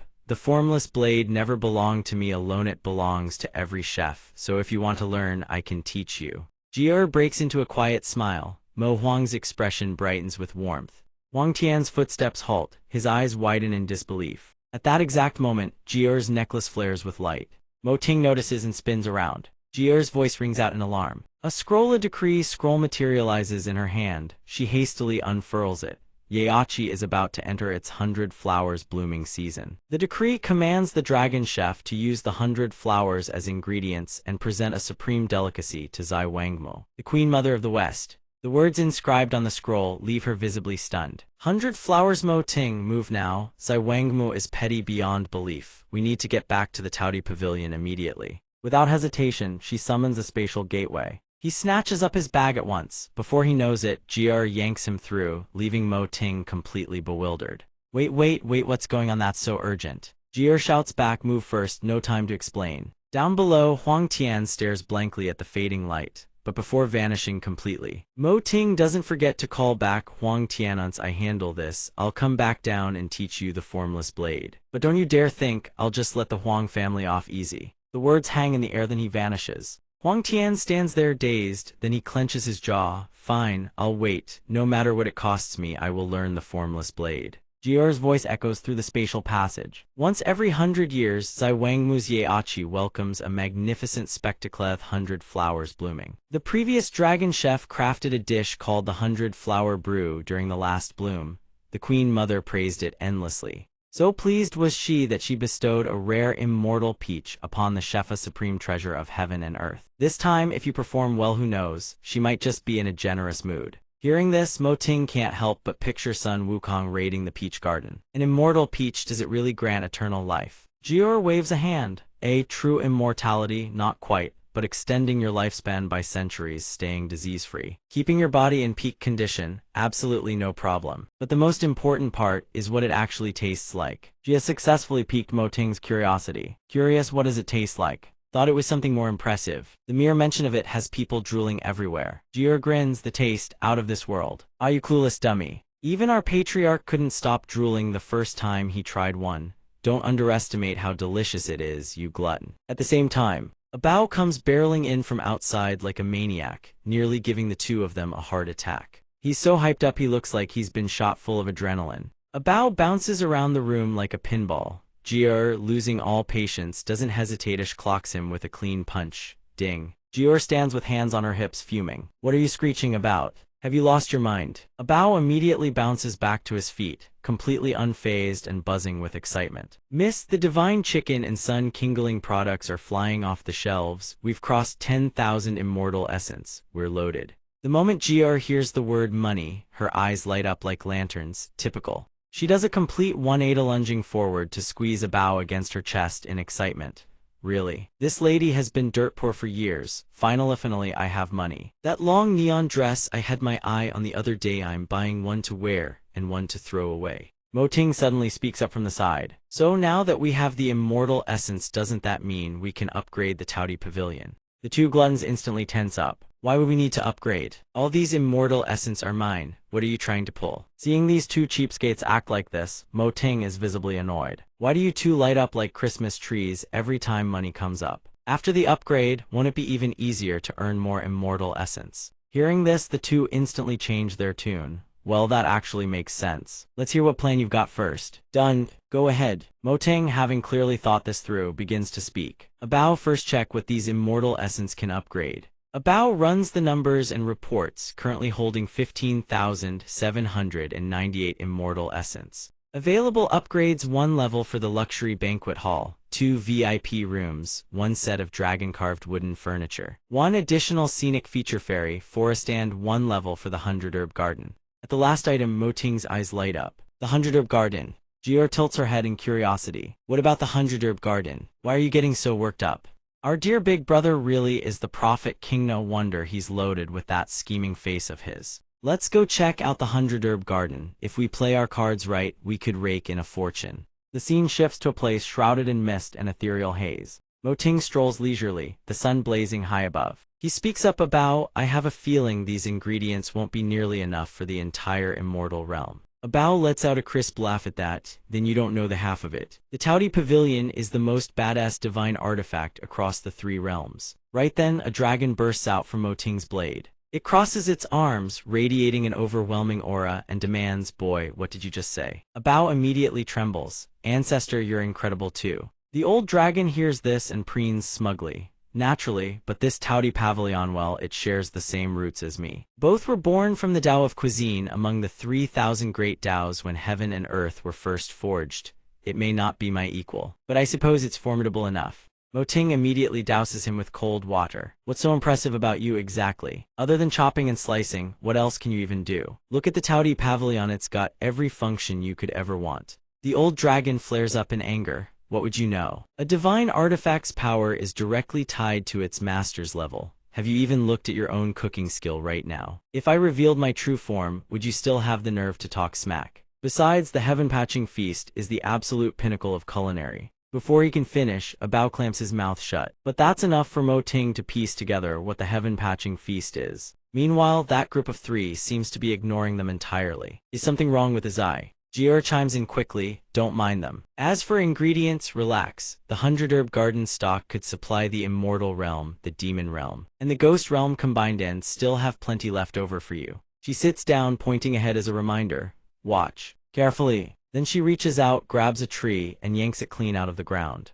Mo Ting watches in silence, eyes locked on the scene. Jier shouts again, idiot, look down. Almost instantly, a sprout pushes through the soil and in moments it grows to full size. Mo Ting stares in utter astonishment. The ginseng plant keeps growing bigger, and now another one's sprouted. Mo Ting is absolutely stunned by the miraculous spectacle. Transformation magicus, this for real. He quickly snaps a branch off the strange plant, eyes gleaming like he's found treasure, practically drooling. This really is ginseng. If we took this out to sell, wouldn't the Touty Pavilion become the richest place in the immortal realm? Jier, on the other hand, takes it all in stride. She waves her hand dismissively. You think stuff like this is rare. You could give it away and people wouldn't even want it. The immortal realm is overflowing with resources. Things far rarer than what we have here are everywhere. Unless it's an immortal peach or some true treasure of heaven and earth, those are the real deal. For the Touty Pavilion, what the deities crave isn't the rarity of ingredients, it's unmatched flavor. Get it?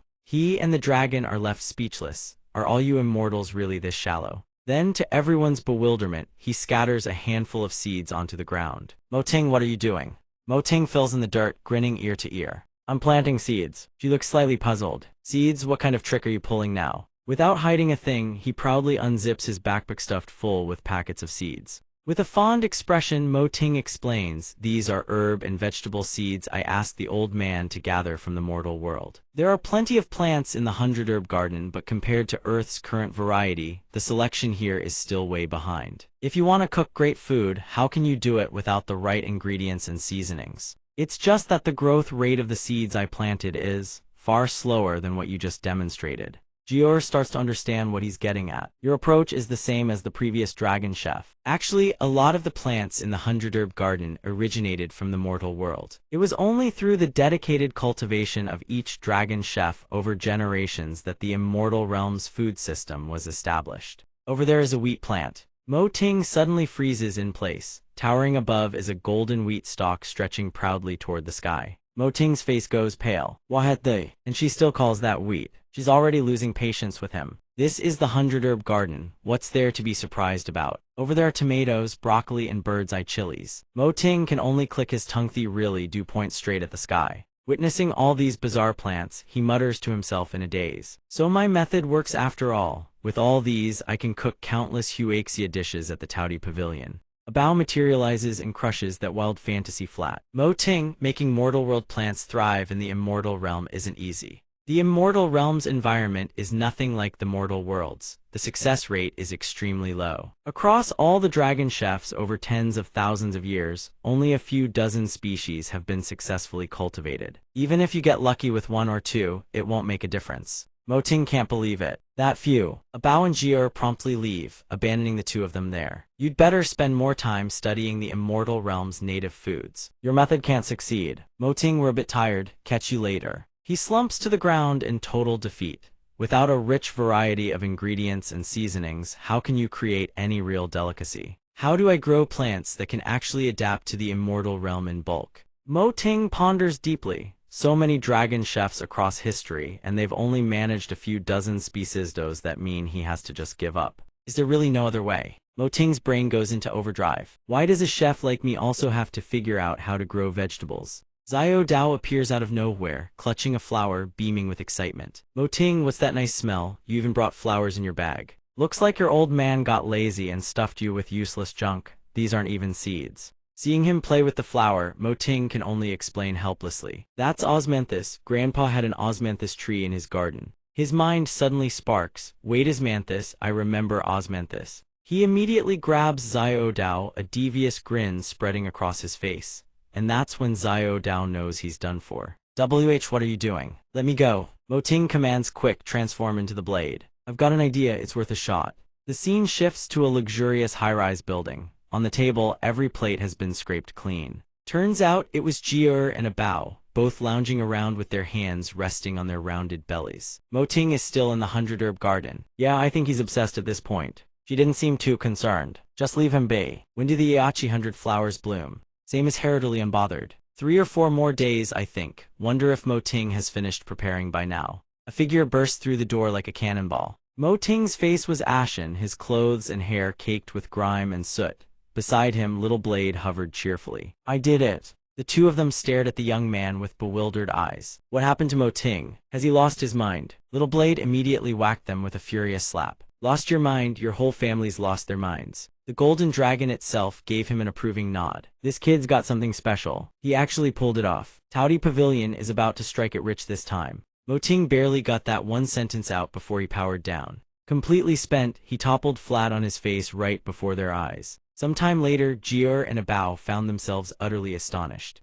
Before their very eyes, a lush osmanthus tree shimmered into view, its canopy verdant and full. The young man proudly led them over. Come, take a good, hard look at the fruits of my labor. The two of them stood in stunned silence before the magnificent, towering tree. Against the dark curtain of night, the flowers Mo Ting had cultivated glowed with an eerie, ethereal luminescence. Even Jier and a Bao couldn't help but gaze upon it in breathless awe. She floated up to investigate, unable to contain her curiosity. This is the Ulan snow blossom. When used in cooking, it enhances the flavor of dishes. It can also be used as a cooling agent to preserve freshness. To keep ingredients fresh, But wait, we is the other side blooming golden flowers. I've never heard of a single tree producing two different kinds of flowers. It smells incredible. Mo Ting relished every second of their expressions. Jia's curiosity got the better of her. Did you really do this? She gently plucked a single osmanthus blossom from the tree and brought it to her nose. The scent was strangely familiar, yet entirely unrecognizable, something she had never encountered before. Mo Ting kept swaying with pride. You're dying to know how I did it, aren't you? Right after that, Mo Ting launched into a relentless monologue.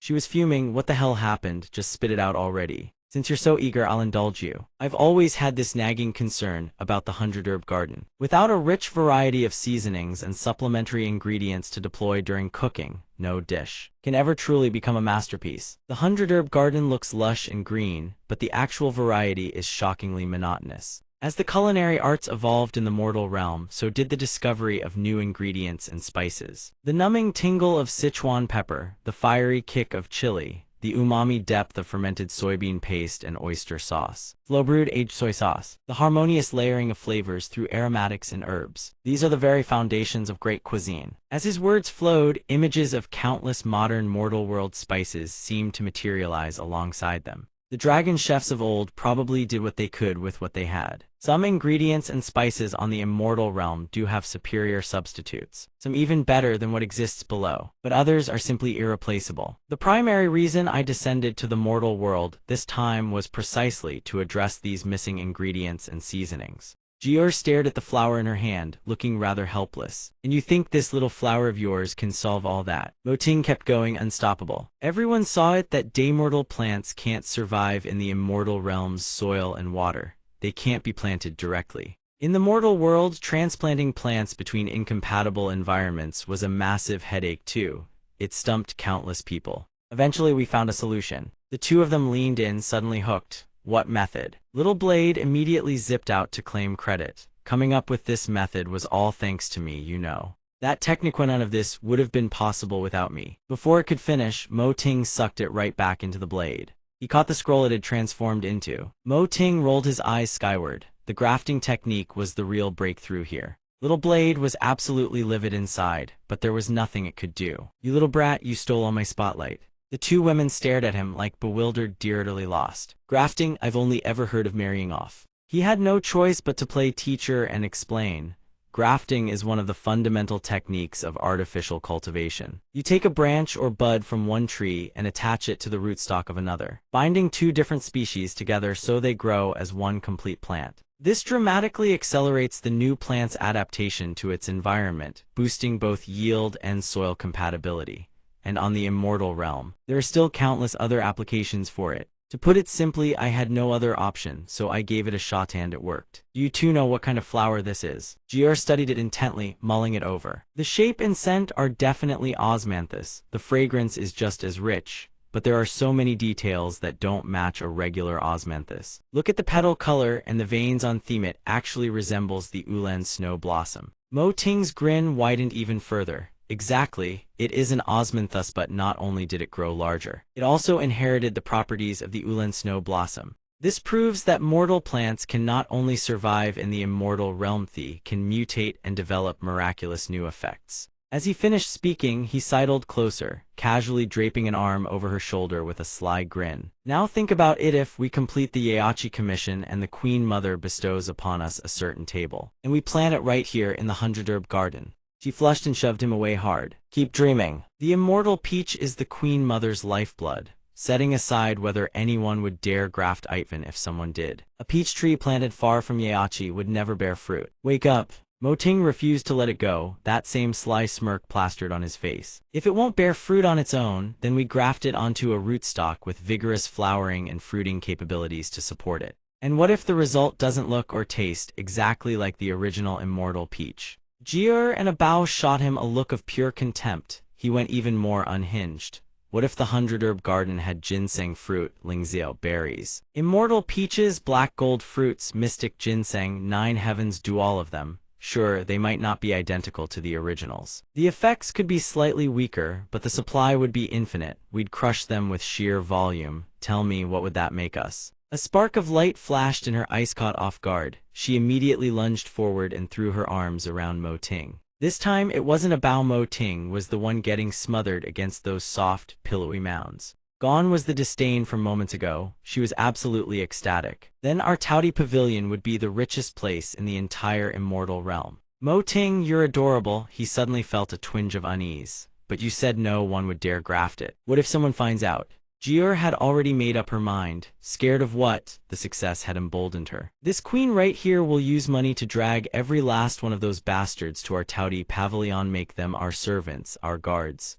Back then, they called me a glutton and threw me out. Now, this queen will bury them under a mountain of immortal essence. Mo Ting, tossed aside to the ground, remarked dryly, "You switch sides way too fast." With a look of ironclad resolve, she declared, "What happened today stays between the three of us. If anyone lets this slip, Nai will make you wish you were dead. Mo Dai, at this 100 Flowers banquet in Jio Kai, you'd better perform for me and perform well." "Yes, ma'am." She turns to leave, but not before tossing back a few choice words about what would happen if even the smallest slip-up occurred. Without warning, Jiur hurls a water pressure punch straight into a nearby tree trunk. The massive trunk explodes into splinters. Mo Ting's face twists into a grimace, sweat pouring down his temples. All he can think is, damn, his armpits really ache right now. A gentle voice drifts through the silent forest. "Mo Dai, do your best, okay?" Scene transition: a towering skyscraper in the celestial realm. A Bao sits hunched over a book, eyes glued to the page. Those lifeless hollow eyes so painfully familiar. He reads, flipping pages mechanically, while replaying the conversation with Mo Ting in his head. "A Bao, next up I need to go research new dishes. So the gardening stuff, all on you. I'll swing by the mortal world and grab some agriculture books for you to study. No problem, piece of cake." His bloodshot eyes burn with barely contained fury. That damn brat, another book finished. Stacks upon stacks of books pile high around him like a paper fortress. All a Bao can do is scream into the void, utterly helpless. These are all his damn books. A scarlet spirit fruit rests on the chopping board. A pair of hands delicately slice a sliver from it. Mo Ting's face scrunches up like a monkey's rear end as he stares at the tiny piece of fruit. His trembling hand lifts it to his mouth. The instant it touches his tongue, a numbing, searing sensation detonates through his entire body. His eyes roll back, he looks like he's about to keel over. Mo Ting lunges for the cup of water beside him. Gargling, spitting, gargling again, one tiny sliver and his whole body locks up, face pale as a banana leaf. "Too spicy, flower pepper." "That's flower pepper." A Bao buries his face in his stack of books, cackling with glee. "Authentic Hanyuan flower pepper, so how's the taste?" But Mo Ting, far from suffering, is actually ecstatic. He smacks his lips in appreciation. "Not bad, authentic flavor, 1,000 times spicier than the mortal world version." System appraisal complete. A Bao's branch grafting achieves perfect success. Jiur, standing nearby, cheers without restraint. "A Bao, you did it." Caught up in everyone's energy, A Bao's own spirits soar. "Thank you all for the encouragement. It's because everyone was by my side that I managed to pull off something this incredible. I'll keep pushing even harder from here." "Thank you, Mo Dai." Instantly his expression flips to ice gold. "Then the next few hundred varieties, also on you." A Bao, powerless to resist, complicental, he snaps. He grabs Mo Ting by the collar and starts unleashing every ounce of pent-up frustration onto him. "I'll thank your ancestors for 8 generations, several hundred varieties." "Mo Dai, don't you push it. Do you have any idea how hard grafting is? Do you know how long I've been stuck in the Tei universe? 30 years. Do you know how many books I've read? Easily several hundred: botany, horticulture techniques, soil analysis. Do you know? At this point, I could ace the mortal world's college entrance exams and get into a top-tier national university. Do you have any idea what I've been through? System admission notice, Dong University. Dear student A Bao, congratulations, you have been accepted into class A cough the campus next door to the campus next door of our institution." Then she burst into tears, wailing and snitching on Mo Ting. "Jiur, throw in your 2 cents, will you? Several hundred varieties, just kill me now instead." But she didn't side with him and even started cooking up schemes. "What's got you so worked up? Whatever Mo Ting says goes. If you refuse to do it, just watch how I deal with you all. That thing knows is scream and cry." "Miss, this kind of scholarly business really isn't for the likes of me. I've well and truly learned my lesson. This time, even if you kill me, I won't do it." Mo Ting gently reassured him. "A Bao, you've been working hard. Your work this time is incredibly important for Taudi Tower. It's the only way we'll surpass our predecessors and become #1 in the 3 realms. As he spoke, he didn't forget to wink at Jiu signaling her to join forces in sweet-talking a Bao. I originally planned to share a portion of the 100 Herbs Garden's income with a Bao to reward all your hard work. But if a Bao doesn't want to do it, I suppose we should just recruit someone new. She immediately chimed in. That works. The immortal realm has tons of divine beast mounts ferrying immortals around for free. Let me put the word out. And there'll be a whole pile of applicants lining up. A Bao's attitude shifted instantly. Then, if I may ask, how much would I get per year? Mo Ting immediately ran the numbers, calculating based on the sales of celestial roosters and clear spirit shrimp. If we have all the seasonings we need, producing several hundred varieties of dishes won't be a problem at all. Scaling up sales by 100-fold, maybe even 1,000-fold, probably wouldn't be too hard. As for the split, Miss Jiu obviously gets the largest share. I come second, and a small cut for you shouldn't be an issue. Maybe minimum 100,000 immortal crystals a year. Not just a Bay. Evan Jiu froze solid on the spot. Seeing no reaction from either of them, he awkwardly scrambled to salvage the situation. What's wrong? Not satisfied? This is only the beginning. Once we build a full supply chain, run promotions, and offer all-inclusive packages for weddings, funerals, the works, it'll be even more. What's the matter with you two? Jiu instantly went feral, practically shedding all traces of humanity. A Bao was no different. Mo Ting could only stand there, utterly shocked and at a total loss. She lunged at him. Are you serious? Under immense pressure, his face turned purple as he stammered, I probably didn't miscalculate. Let go of me. Between Jiu crushing grip and a Bao's sweet Master Mo, he tensed up. What are you two doing? A Bao declared proudly, what I'm trying to say is from now on, whatever the Mo family says goes. Even in boiling oil and raging fire, a Bao absolutely refused to back down. The dangerous, life-risking stuff, leave it all to me, don't you worry. Miss Master Ma, just you watch. This time, yours truly will go into seclusion within the grand ultimate cosmos, and until I reach PhD level, professor-level expertise, I absolutely will not come out. Several hundred varieties assigned by Master Mo, that's nothing. I'm going to graft every single plant from the mortal world into the 100 Herbs Garden and the immortal realm, the ghost realm, the demon realm, the monster realm too. Master, I want to become the #1 agricultural expert in the 3 realms. At that moment, a ring of light erupted in the sky, projecting a colossal beam of energy downward. Right before the stunned eyes of Mo Ting and his group Jiu included there, it was an immortal edict. Blinding light and a deep, resonant voice emanated from the immortal edict. The 100 flowers beside the dragon pool have bloomed in full splendor. Summon the Dragon Lord of Taudi Tower to the dragon pool to host the 100 flowers banquet.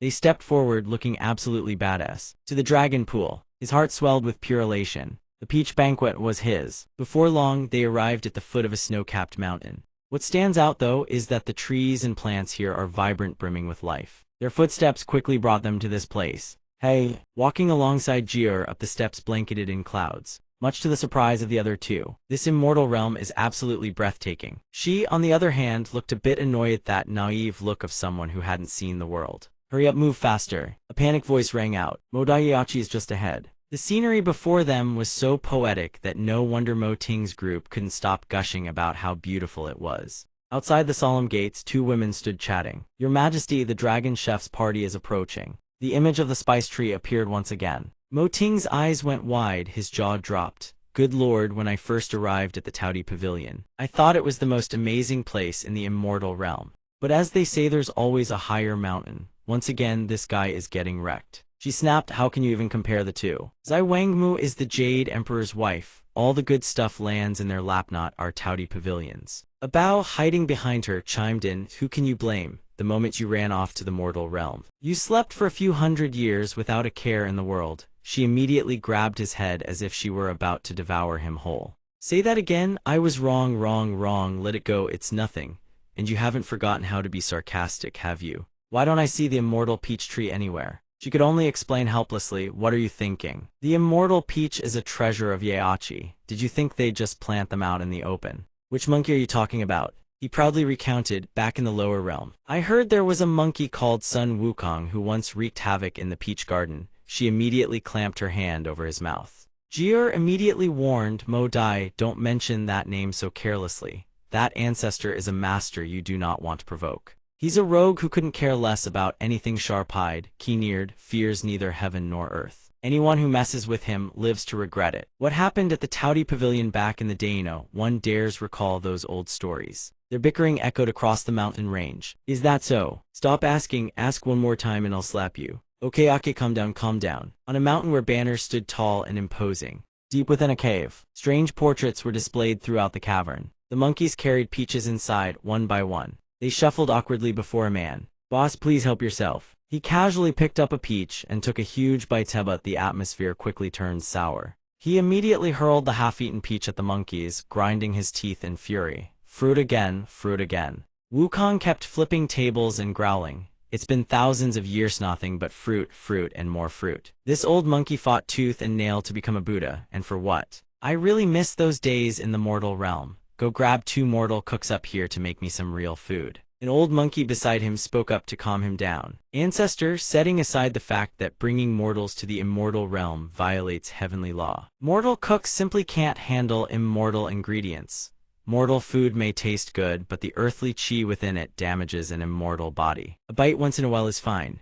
But before long, the great sage immediately started scratching his head and tugging his ears. This won't do, that won't do either. Back in the day, I was a monkey eating fruit. Now I've become an immortal and a Buddha and I'm still eating fruit. The old monkey said, Ancestor, a few days ago I heard some good news. Tell me, tell me. He hinted to Wukong, I've heard that ever since the Taudi Pavilion reopened, business has been booming. Really? Ever since the Taudi Pavilion reopened, I haven't been there yet. It's true, I've heard even that Pastei has been eating his fill these days. Wukong's face lit up with a shamelessly eager grin. Now that's good news. Back when I visited the Taudi Pavilion, the food wasn't exactly amazing, but compared to the bland fruit out here, it was 100 times better. Give your second master a heads up, that foodie is sure to be thrilled. I need to see where that Taudi Pavilion girl is now. He shot off like a gust of wind, whizzing past posters of beautiful women.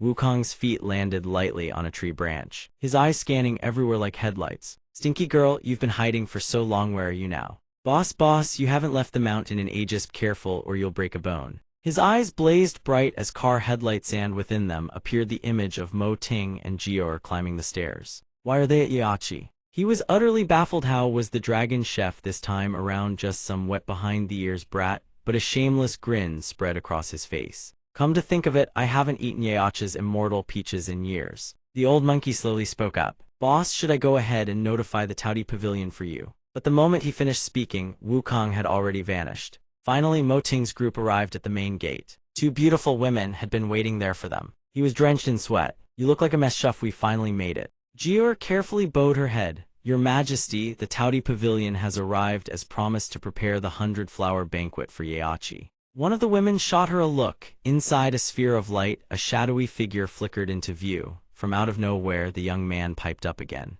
What's going on? Why so serious? We're here already, and not even a greeting. She snapped furiously, shut up. The silhouette spoke gently. Is this young man the new dragon chef? She composed herself and replied cheerfully, Yes, your Majesty, his name is Mo Ting. The woman's silhouette gradually became clearer. So young, how old are you? Mo Ting answered innocently, 16. Jior chimed in, he may be young, but he's an exceptionally talented teenager. I believe that with his abilities, he can surely bring you. The woman's voice turned cold. 16, even she was taken aback. She said sternly, too young, go back. Hearing this, both he and Abao were stunned. Wait, what? Even the breathtaking scenery couldn't mask the tension in this conversation. I acknowledge that the world speaks of geniuses, but any craft requires time to accumulate and mature. The 100-flower banquet occurs once every 100 years, because several of the immortal flowers only bloom once a century. I fear you would waste these precious treasures. Mo Ting gritted his teeth, refusing to accept this. Jior refused to back down, speaking up for him relentlessly. Your Majesty, Mo Ting is the dragon chef recognized by the formless blade. He will absolutely not waste your ingredients. Zai Wangmo immediately responded. The essence of the 100 flowers in Yachi is cultivated by the celestial maidens through their own spiritual practice. For tens of thousands of years, though their dining has not been satisfying, at least it hasn't hindered their cultivation. If you waste the 100 flowers, would that not be losing 10 for the sake of one? Jiu, it's not that I'm being harsh, I simply can't trust this dragon lord yet. Enough, all of you step back, no more discussion. She still clung to that sliver of hope, but Mo Ting grabbed her hand and held her back. Jiu's eyes burned with defiance and unwillingness. She had no choice but to accept reality. Things had already been said to this extent, any further explanation would be pointless. Let's go. She turned around, slightly confused. Mo Dai suddenly gave her a wink at that moment. Let's go. They turned back the way they came. On the way back, she asked, do you actually have some way to change the Queen Mother's mind? He replied flatly, that woman's definitely going through menopause. I already slapped my own face back there. I'm not going back for a second round of humiliation. Jiu felt a pang of heartbreak over the peach banquet. Mo Ting said in a low voice, persuading her won't work. Not in this lifetime. I have to make her come to me. Beg me. Jiu could only sigh helplessly after hearing that. Beg you, you're dreaming. The Queen Mother's cunning is legendary. You think she'd ever stoop to that? But Mo Ting, on the other hand, was brimming with confidence. We've already left the Jiao Pool's jurisdiction. Whatever we do out here, the Queen Mother can't touch us, right? Talking to him was only giving her more of a headache. You're getting weirder by the minute. Mo Ting said nothing more. He simply gave the order. Abao, bring out every piece of equipment from our Taudi tower. Yes, sir. Abao's small hands reached into its spatial storage. The silhouettes of the items he needed gradually emerged. Pots, pans, woks, ladles, the works all accounted for. Jiu went pale, speechless. A full street stall materialized right there on the roadside in an instant. Before Mo Ting's sheer audacity, she screamed internally in vain. Are you out of your mind? You're setting up shop here, in the middle of nowhere wilderness and mountains. Who the hell is going to come buy your food out here? He asked calmly. Hold on, don't freak out. Let me ask Yaodo, you know what girls in the mortal realm love to eat the most? While she was still blinking in confusion, everything in the mortal realm tastes good anyway. What do you mean, the most? Let me think. With an incredibly smug expression, he cut her off. Snacks, obviously. A flood of snack names flashed through Jiu-er's mind. Chocolate, chicken feet, tamarind candy, tiramisu, ice cream, sunflower seeds, potato chips, seaweed snacks, 1,000-layer tofu, savory bites. Milk tea, candy, bread, Oreos, spicy strips, dried beans, fruit, Yakult, buttered popcorn, jerky. Right, spot on, she couldn't help but drool. When I descended to the mortal world, these were exactly the things I loved to eat the most. Mo Ting said smugly, see, girls can skip meals, but they can never skip snacks. Let alone a bunch of celestial rabbits who have spent thousands of years doing nothing but gnaw on grass and bark.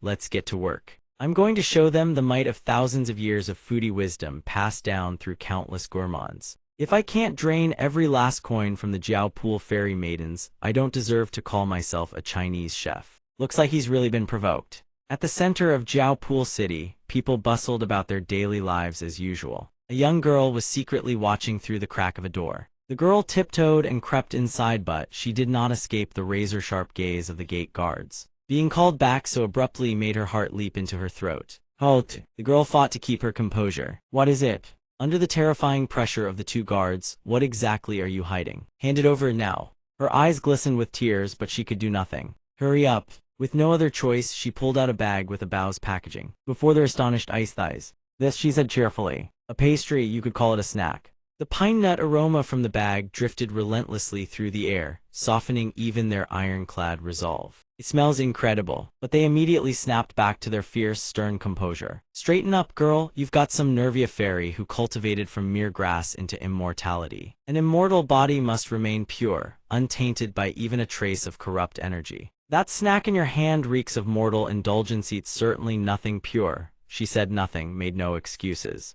The girl gently pinched a piece of pastry from the bag, popped it into her mouth and savored it with pure delight. I bought it from the Dragon Lord. She praised endlessly. The Dragon Lord is recognized by the three-realm show. Could he be some evil heretic? It's clearly pure and wholesome. Before their utter helplessness, the Dragon Lord, the girl immediately pulled the psychological manipulation card. Think about it, we have been immortal in the Jiao Pool for so long. How many days has it been, just repeating the same routine over and over? Hearing this, the two guards began to question their entire existence. The fairy guard unconsciously began reminiscing. I've lost count. Every single day is the same. Cultivate, tend the garden, cultivate again. All these years, I haven't felt a single thing that brought me joy or excitement. Until Taduan, I tried a few bites of this snack. Oh heavens, THIS is real food.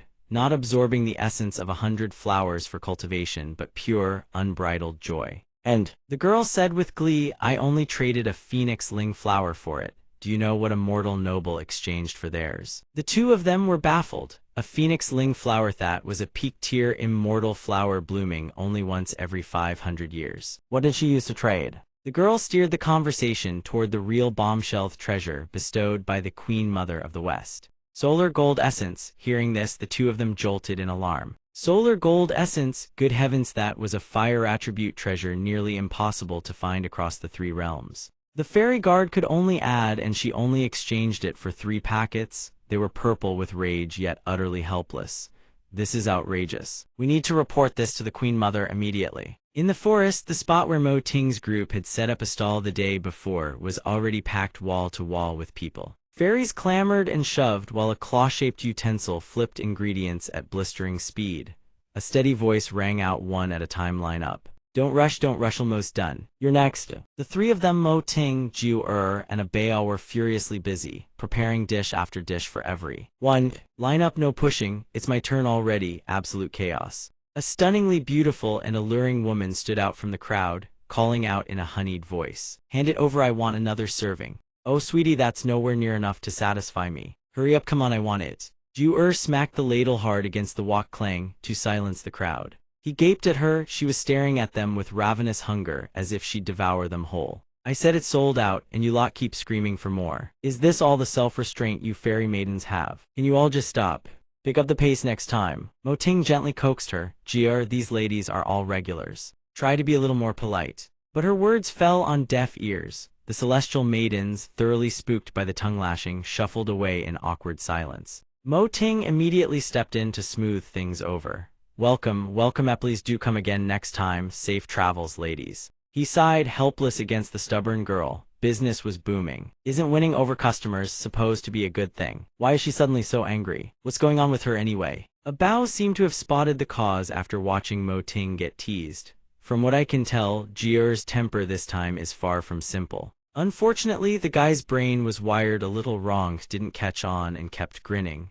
I get it now, even though we sold a ton today. Jia didn't get to eat anything herself, that's why she's throwing a fit. Before Jia could even raise her hand, he'd already earned himself a love tap right to the face. Damn dense straight man, obliterated on the spot. A mysterious figure perched in a tree, silently watching the Mo family stall. Are you crazy? Why'd you hit me? He was rather intrigued. I'm starting to like this dragon chef, ruthless methods. Is this kid trying to strip Yachi clean? Tell Meh is so young, how does he already understand the hearts of female immortals so well? A pig-faced figure appeared, chomping noisily as it devoured everything at Mo Ting's stall. The sight drove Sun Wukong up the wall. So good, all Zhu may be rough around the edges, but bro monkey, I gotta say thighs is seriously delicious. He immediately got rewarded with a thorough beating.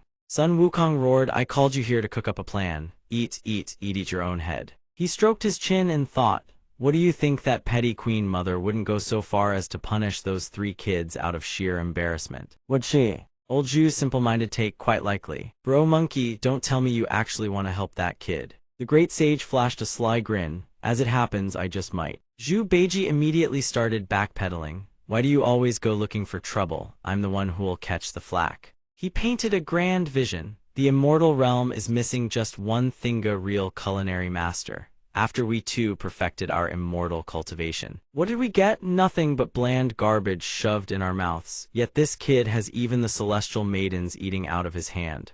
I'm helping him. Think about it, if we get him on our side, having him serve us good food and fine drink shouldn't be a problem, right? At the mere mention of food, old Zhu's eyes lit up as if struck by divine enlightenment. Visions of endless feasting flooded his mind. Old Zhu sank deeper and deeper into the fantasy, and his resolve crystallized so fast it even caught the great sage off guard. We absolutely help. Anyone who doesn't help is a pig. Wait, I am a pig, doesn't matter, help.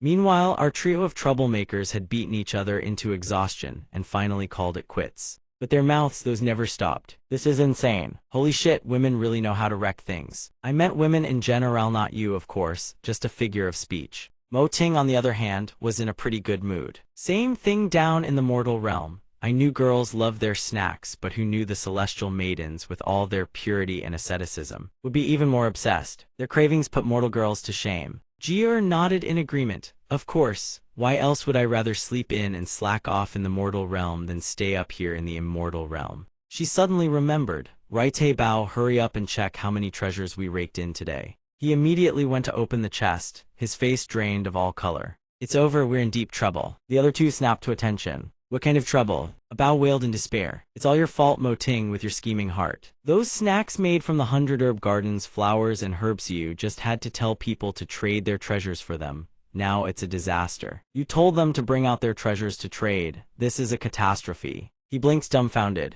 Jier stayed calm and pressed on. What are you even saying? It was all consensual. We didn't force anyone. Bao trembled as he pointed at the chest. Look for yourselves. We've looted at least half of Yacha's treasures. I even saw some of those fairy sisters trading off the celestial robes on their backsall for a few bags of snacks. We might as well be bandits at this point. Don't go calling the Queen Mother petty either. Imagine if it were your fortune, painstakingly accumulated over tens of thousands of years, plundered by more than half in a single day. How do you two think the Queen Mother is going to handle this? Jier stood frozen, mouth agape, a creeping sense of dread washing over her. Damn it, this really is a disaster. She was so caught up in the sales rush that she completely forgot about the consequences. What do we do? Mo Ting, should we just run for it? The sky above remained serene, but then a ring of pink light materialized in midair. 2 brilliant beams shot down, landing right behind the 3 of them in an instant. From within the fading light, a woman's silhouette emerged. 2 stern-faced guards announced, "The Queen Mother summons the people of the Taudi Pavilion to Yeachi for an audience.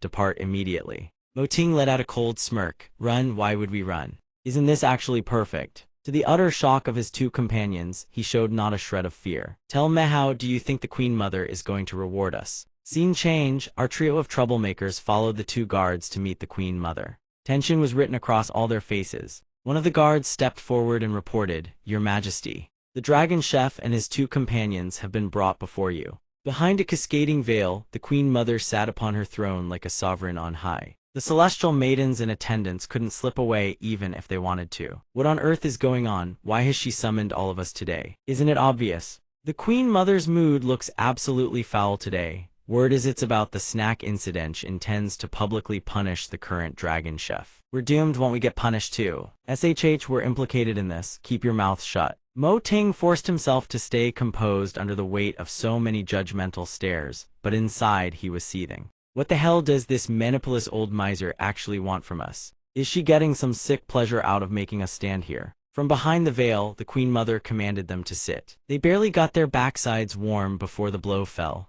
Do the 3 of you admit to your crimes? 3 faces, 3 reactions: steadfast defiance, utter bewilderment, and raw anxiety. Jier snapped back, eyes blazing. What crime? The Queen Mother's fury surged. The 3 of you used worthless trinkets to swindle countless celestial maidens of Yeachi and plunder its treasuress, an unforgivable crime. She shot an anxious glance at Mo Ting, recalling every word he'd whispered before they were dragged here. If the Queen Mother asks about this, answer like I told you. If the Queen Mother brings this up, Jier, you say exactly what I said. And if she blows her top, we handle it just like we planned. Bao couldn't help but chime in with admiration. Mo family, your knowledge is truly something else. Respect. The haughty young woman scolded him. Mo Ting, I never would have guessed you understood women this well. Tell me, how many girls have you sweet-talked before? He could only lament internally. Does a girl several thousand years old even count? Back to the matter at hand. Mo Ting muses, you ladies simply don't know this, but gossip analysis is all over the internet these days. I just check it every single day. He says smugly while pulling a sheet of paper from his bag.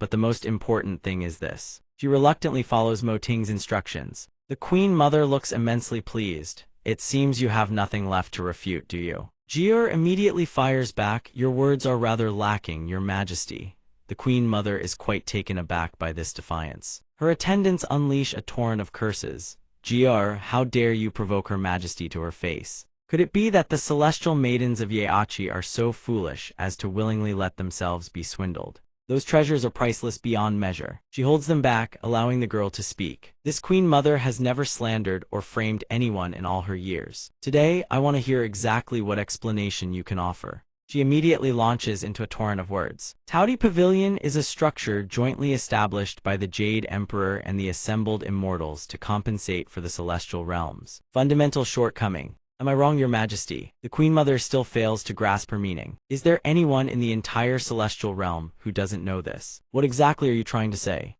Jier puts on an expression of feigned misery. After Taudi Pavilion was established, the Immortals of the celestial realm could finally indulge in the pleasures of the palate. But Your Majesty, you have no idea how much our Taudi Pavilion has suffered. She swiftly nudges the person below with her foot. Why are you standing there like a fool? It's your turn to bow. He immediately composes himself, ready to perform. Tears stream from Abao's eyes like a river, emotions surging uncontrollably. We have suffered far too greatly. Your Majesty, you simply have no idea. Our Taudi Pavilion is a place where no one loves us and no one cares. We bear all losses entirely on our own. From the very beginning, the Celestial Court has never given us a single immortal crystal. Renovating the premises, purchasing ingredients, bribing officials left and right, utilities, rent, we cover it all ourselves. The crowd is utterly stunned by this display. Abao, through tears of indignation, continues his account, enduring every manner of beatings and bullying from the great officials. As he speaks, he sinks even deeper into his role, tears cascading down his face.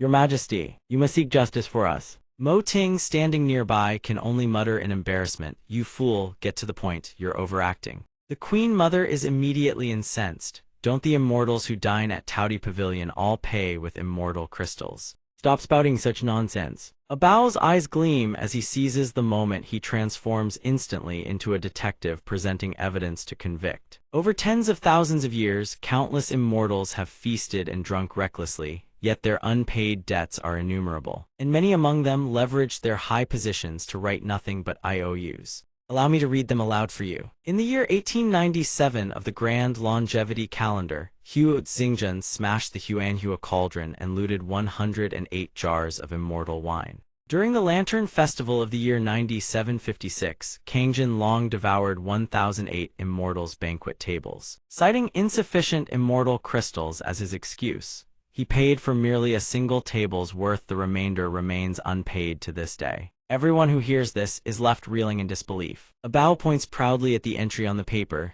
This one belongs to Yeachi. In the year 1512 of the Grand Calendar, Yeachi ordered 18,000 tables and 458,900 dishes from Taudi Pavilion for the Celestial Flat Peach banquet. The dragon chef of that generation, old immortal Chu, labored without rest for 3 months until he collapsed from exhaustion. Yeachi bestowed 2,000 jars of immortal wine as a reward, but as for immortal crystals, not a single coin has been compensated to this day. Truly stingy beyond measure. The handmaidens grow visibly anxious. The Queen Mother's expression shifts, her composure cracking. How about that? Mo Ting's reversal of the guest becoming the host, not bad, right? Mo Ting breaks into a cold sweat, watching this drama queen blow up the entire scene. Damn it, you dumped this whole mess in my lap. How am I supposed to wrap this up? He stares at the Queen Mother, eyes brimming with utter helplessness. These three troublemakers are beyond saving. She's on the verge of erupting in fury. The Queen Mother, silent until now, explodes in rage.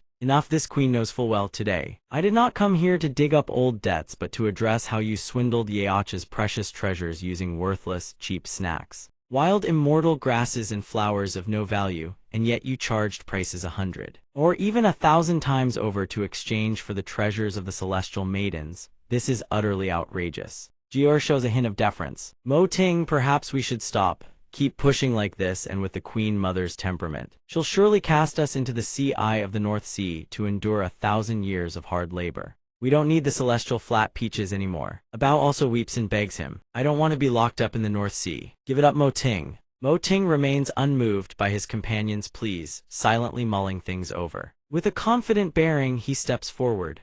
Your Majesty, do you know that the culinary Tao is the Tao of transformation, the Tao of survival, and the Tao of happiness? Abao continues, desperately trying to dissuade him. The Queen Mother, lofty and imperious, refuses to yield. Let me see just how far your sophistry can go. He speaks calmly. Our mortal realm is unlike the celestial realm. Resources are scarce. The ancestors of the culinary Tao built their legacy through hardship, searching for anything edible so that humanity could survive and thrive. Some ingredients were inherently poisonous, yet through the transformation of culinary arts, they became exquisite cuisine. Other ingredients were merely scraps, discarded in forgotten corners. But through culinary mastery, they became delicacies of sublime flavor. In my homeland, animal offal was discarded as filthy refuse, yet in the hands of a true chef, these became gourmet dishes.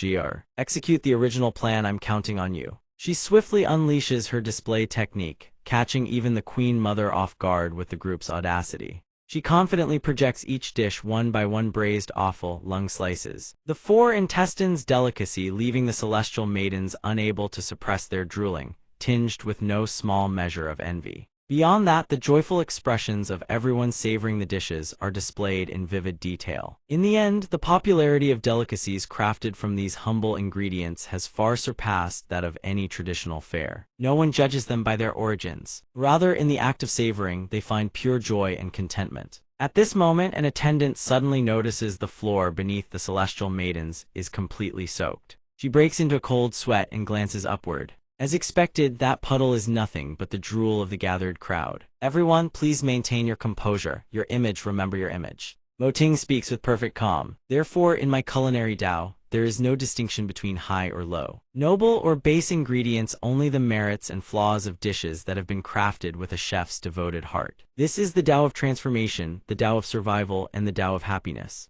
And after thousands of years, the dishes passed down through this great Tao cannot have their worth determined by the rarity of their ingredients. She is driven to the brink of madness, yet he presses on without pause. Moreover, our prices are transparent, and our transactions are fair. How can you call it fraud? She is apoplectic with rage, but forced to maintain her image. She can only watch helplessly behind the veil as the protagonists celebrate their victory. A magnificent speech. Unable to contain herself any longer, the Queen Mother slams the table and roars, "Enough! If we continue with your so-called fair transactions, in no more than a few years, the wealth of the entire celestial realm will be swept clean by you. This is nothing but blatant fraud and deception. You dare presume this Queen Mother knows nothing." She immediately issues an order, "Guards, seize this silver-tongued dragon chef at once." The guards swiftly restrain Mo Ting. Jier refuses to yield, determined to fight for justice. "Queen Mother, those treasures were all willingly exchanged by the celestial maidens. Our snacks were priced at merely 10 immortal crystals per serving. Who could have known they would sell so well?" A Bao, who is ordinarily timid, also rises to defend him. "The treasures of our elder sisters were also accepted under duress. We humbly beg the Queen Mother to quell her anger. She is beside herself with worry for him. Mo Ting, we don't need the celestial flat peaches anymore. Let it go. I'm afraid your life won't." Shattering his usual composure, he shouts, "Wait." Mo Ting immediately wrenches free from the guard's restraint. The Queen Mother erupts with fury at this brazen defiance, insolent wretch, openly challenging her decree before the entire court. He speaks in a low, measured tone, "I still have something to say." Her body trembles with contempt, still clinging to the delusion of excuses. "Drag him out." Jier's tears fall ceaselessly. She is utterly beside herself with worry for him. "Mo Ting, if you spout more nonsense, I truly will wash my hands of you." His breathing grows unstable. He raises his hand and points it straight at the Queen Mother's face. With murder blazing in his eyes, Mo Ting declares boldly, "The Queen Mother speaks true. We have only ourselves to blame for our shallow eyes, incapable of discerning the true worth of the treasures." Towdy Pavilion therefore willingly agrees to compensate, expecting him to say something grandly defiant. The entire gathering at Jade Pool freezes solid upon hearing his words. Even the Queen Mother herself is struck utterly bewildered. His two companions are so mortified they don't know where to hide their faces. Is this the legendary feat of delivering the most cowardly words in the mightiest tone? Everyone in the hall is left gaping in utter stupefaction. Even the guards are at a complete loss. What's more, Mo Ting repeats himself a second time, right under the scrutinizing gazes of his companions. Indeed, Towdy Pavilion offers compensation of its own volition. In her heart, Jier secretly lets out a breath of relief. "That scared the hell out of me. I thought he was about to stir up more trouble." The Queen Mother grows rather intrigued. "Compensation, let's hear it." True to his word and decisive in action, a Bao opens the pouch and returns every last treasure to their owners. He is visibly reluctant, protesting vehemently. "All of them? Have you lost your mind? I'm not against compensation, but the immortal crystals we spent replicating ingredients in the Kainkun cauldron weren't a small sum. Returning everything is a massive loss." Jier speaks with killing intent radiating from every word. "A Bao, things have come to this point. Just do as Mo Ting says. Don't give the Queen Mother any more reason to make things difficult." She gently consoles him from the side. "Mo Ting, even if this fails, you need not blame yourself. I will respect your choice." At that moment, a strangely relieved smile blooms across his lips. "Jier, miss, you being like this, I'm not quite used to it. During this time, I've treasured every single moment with you, Miss Jier.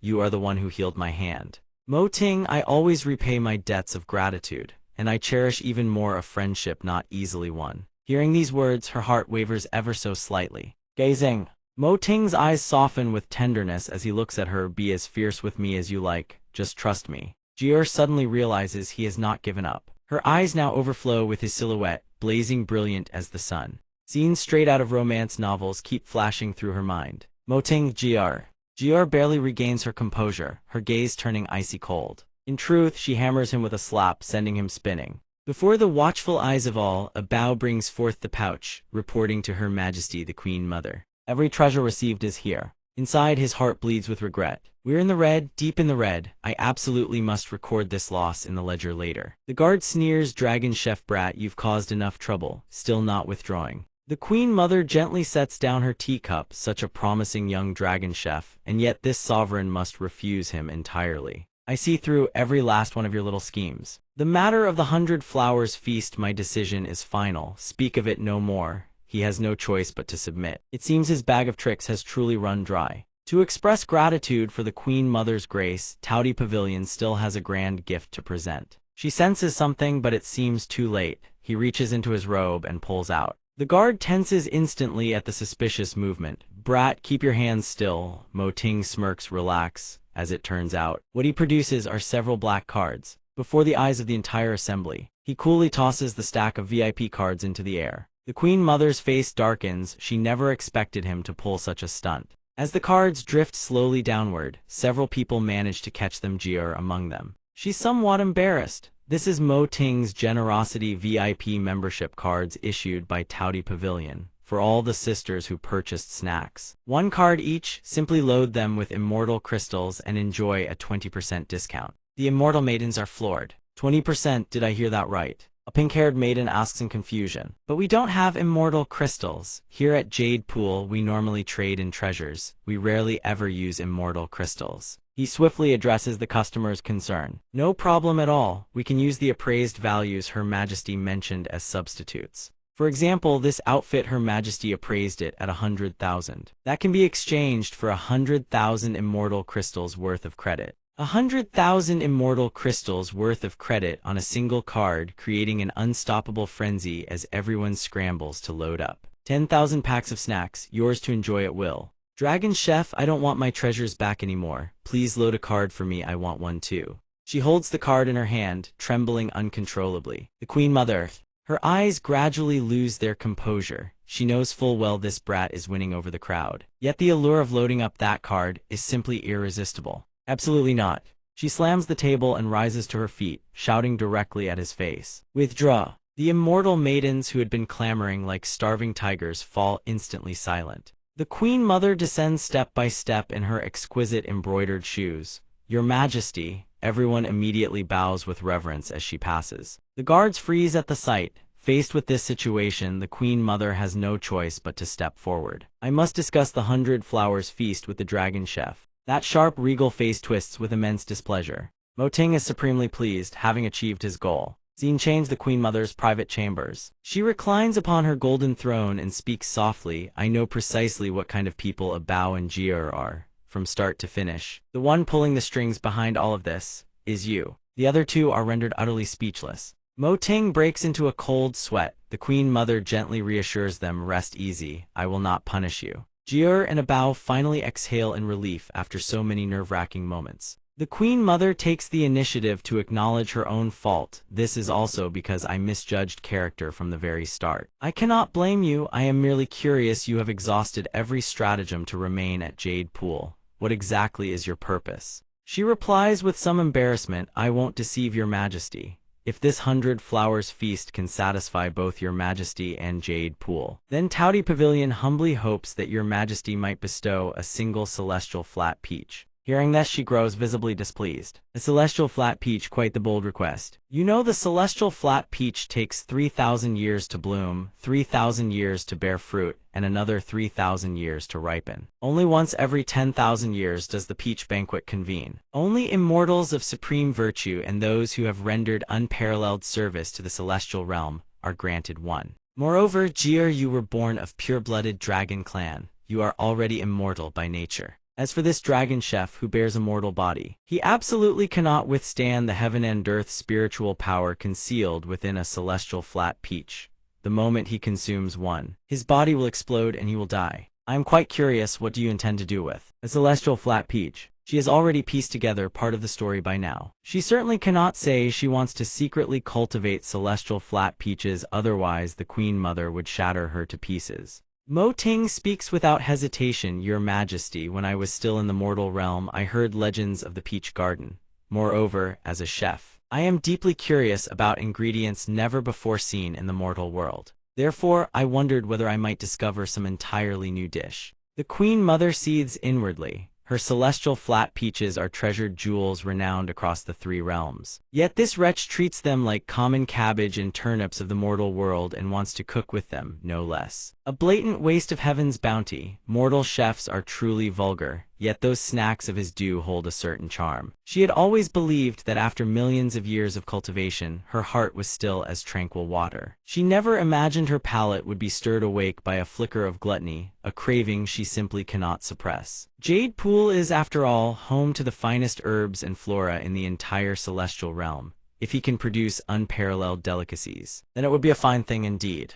The other 2 are stunned by her sudden change of heart, treating celestial flat peaches as cooking ingredients. What an utter joke. Truth be told, granting you a celestial flat peach would be acceptable. However, the peach garden currently holds only a few small, unripe fruits. Giving them to you would serve no purpose. Mo Ting asks, visibly confused. Your Majesty, the celestial flat peaches haven't matured yet. What else could it be? While everyone is deep in conversation, an apple suddenly hovers in midair, phasing through space before shooting upward. The apple has a single bite taken out of it. From the hovering fruit, an unmistakably familiar voice rings out. The Queen Mother hadn't changed one whit, still the same old miser, and who else but Wukong would know? He groused between bites. Who didn't know the finest celestial flat peaches had all been squirreled away by her? A voice cuts through. Big Brother Monkey. Zhu Beiji still clutched the protagonist's bag tightly. Are you really just going to watch and not help him at all? I managed to grab 2 bags of snacks while I was at it. They're far better than fruits, I tell you. He paid no heed to the old pig's suggestion. Don't rush, I've got a feeling this kid is no pushover. Doesn't the Queen Mother want to host the 100 Flowers feast? Might as well see what other tricks this kid has up his sleeve. He felt as though he had plummeted straight to the bottom of an abyss. Jier stood frozen, utterly at a loss. Mo Ting, you don't have the celestial flat peaches.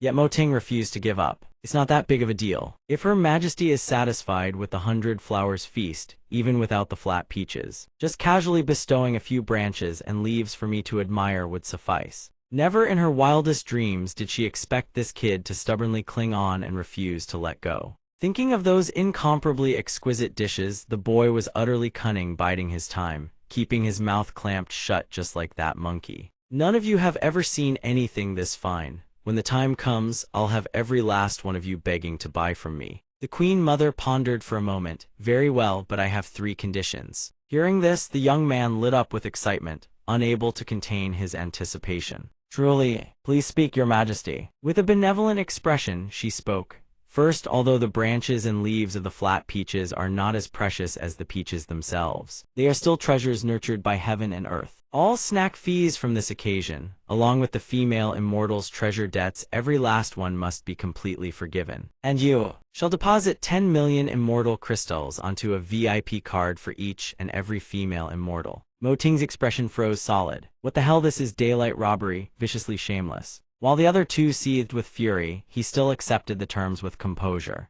Good, she then moved on to the second condition. The 100 Flowers feast must satisfy me, no exceptions. The Queen Mother need not worry, Mo Ting affirmed with confidence. That goes without saying. The Queen Mother offered her assessment without the slightest reservation. I have sampled your snacks before. Though delicious, they lack the refined elegance and gentle composure of true delicacies. My requirement for this 100 Flowers feast is fuse the essence of 100 flowers, display the colors of 100 flowers, distill the fragrance of 100 flowers, and the presentation must be elegant beyond reproach. Jier found this impossibly demanding. With his quick wit, Mo Ting immediately reassured his companion. Rest assured, it's somewhat complex, but I've already conceived several dishes. Finally, the third condition. My temperament does not favor boisterous affairs. I do not wish for a lavish spread of dishes. Those have been done countless times by dragon chefs. Therefore, my final requirement is this: I want one single perfect dish, nothing more. Jier was utterly bewildered. A Bao wore the same baffled expression. One dish. Mo Ting had to endure the Queen Mother's impossibly finicky demands and her imperious attitude. If you cannot deliver, you may prepare an ordinary 100 flowers feast. Just forget about any rewards. He gritted his teeth in helpless fury. At that moment, Mo Ting's mind began replaying each of the Queen Mother's demands. I only require one dish of exquisite cuisine. This sovereign's requirement: fuse the essence of 100 flowers, display the colors of 100 flowers, distill the fragrance of 100 flowers. The presentation must be elegant. A cascade of ancient recipes and exquisite dishes he had once tasted surfaced one by one in his mind. Along with little Bao's words, the ancient methods of the immortal realm, only I know them. He even mentally reviewed every technique the ancient brazen Tao had imparted to him. His mind was a tangled mess. This was simply impossible. Seeing him tearing at his hair in frustration, Jier grew worried. Mo Ting, do you have any ideas yet? Mo Ting let out a long, weary sigh. Not a single lead. She, on the other hand, seemed rather amused. It appears the dragon chef has already formed some ideas. He said flatly, there are none whatsoever. The Queen Mother sneered, if you have no confidence, why waste everyone's time? This pointless gamble is no longer necessary, wouldn't you agree? Jier was just as conflicted as he was. But Mo Ting was, as always, the optimist. Not at all, I want to give it a try. The core of the culinary Tao lies in creation. Your Majesty's requirements are truly something I've never encountered before. None of the existing cooking methods are suitable, but pushing one's limits and creating new dishes, that is a chef's lifelong dream. The Queen Mother still sought to make things difficult. This sovereign understands, but if you fail to produce a dish that satisfies me. Yet Mo Ting immediately dropped to his knees, cupping his hands with utmost sincerity. She furrowed her brow in displeasure. He spoke with unwavering resolve, all shall follow Her Majesty's will. I require no reward whatsoever. Right then, 2 attendants arrived bearing the ingredients. Young Master Mo, everything has been prepared as per your instructions. A sample of every flower and herb from the jade pool has been stored within this jade orb. Mo Ting accepted it with a grin and even offered gifts in return. Thank you, sisters. Consider these snacks your compensation. Sisters, I'll need the next few days to work on recipes. Please make sure no one disturbs me. No problem, young Master Mo, just call for us if you need anything. While one side was all smiles, a Bao seethed with indignation. On what grounds did you agree to that vixen's demands? There's no profit in it at all, and so many treasures gone just like that. Jier promptly gave her a sharp chop on the head. Though seething herself, she still spoke up in his defense. Mo Ting's approach isn't wrong, though I too ache for those treasures as a dragon chef. If one only knows how to follow rigid formulas, one can never become a true master. Right at that moment, Mo Ting turned to her with an innocent question. Jier, how do I get the stuff out of this thing? She explained patiently, this is a jade storage treasure. Inside, it's like the Taudi Pavilion, the space is vast. Extracting items requires immortal chi. Let me handle it. She immediately channeled chi into her palm. After much twirling and gesturing with the jade orb, Jier finally managed to extract its contents, much to Mo Ting's astonishment. Mo Ting's thirst for knowledge was boundless as always. He frantically jotted every fascinating detail into his notebook. The treasures of the jade pool were truly miraculous. Unable to contain himself a moment longer, he plucked a leaf and promptly popped it into his mouth. Jier tried to stop him but was too late. Don't eat that, it's dangerous. In an instant, the leaf unleashed its power. Mo Ting's stomach began to balloon outward, swelling at a terrifying rate. Before long, he was transformed into a human balloon, flailing in utter desperation. What's happening to him? Jier swiftly diagnosed the problem and shouted the remedy. The flowers and herbs of the jade pool are all treasures steeped in immortal power. His mortal body cannot possibly digest them. A Bao, drain the immortal chi from his body now. If you don't, Mo Ting is dead for certain.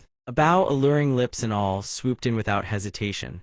Leave it to me. He suddenly grasped the situation, but it's already too late, Mo Ting. Their lips collide in the most cliché of romances. Mo Ting's eyes at that moment clearly showed a man who had nothing left to live for in this world. After returning to normal, Mo Ting resembled a maiden who had just been robbed of her first kiss. On the contrary, A Bao was utterly delighted. As expected of the immortal flowers from Yeachith flavor, isn't bad at all. His lips still coated in residue, the intensity of the taste strikes him like a passionate kiss. His entire body freezes on the spot. Internally, he screams like a raging ape, wishing he could return his first kiss. In Mo Ting's quarters, faint sounds drift out. Flowers are scattered across the floor, littered alongside sheets of cooking recipes. A Bao's face turns ashen, his words stumbling out. No. This isn't good. I've breathed my last. Young Master Mo, I truly can't endure any longer. He glances toward Mo Ting, unable to mask his panic. Mo Ting, are you still all right? His entire body trembles as though he might vomit at any moment, but it is finally done. Ugh, every single type of celestial food has been tasted and recorded. That was no easy feat. Jier stands outside watching the two of them, unable to hold back her laughter. Was all that really necessary? Previous dragon chefs never exhausted themselves the way you two did. They immediately rear up, venting every last grievance at once. That's because the Queen Mother never issued such absurd demands before. You think I actually wanted to kiss him? Mo Ting analyzes the situation with utmost seriousness. Although the flowers and herbs of the celestial realm differ entirely from the vegetables of the mortal world, viewed through the lens of the culinary Tao, the gap isn't all that vast. Mortal culinary arts can still produce dishes with exquisite flavors. But the Queen Mother's demands require fusing the spirit of 100 flowers, displaying the colors of 100 flowers, condensing the fragrance of 100 flowersol while maintaining an elegant presentation. I pondered for half a day from antiquity to the present,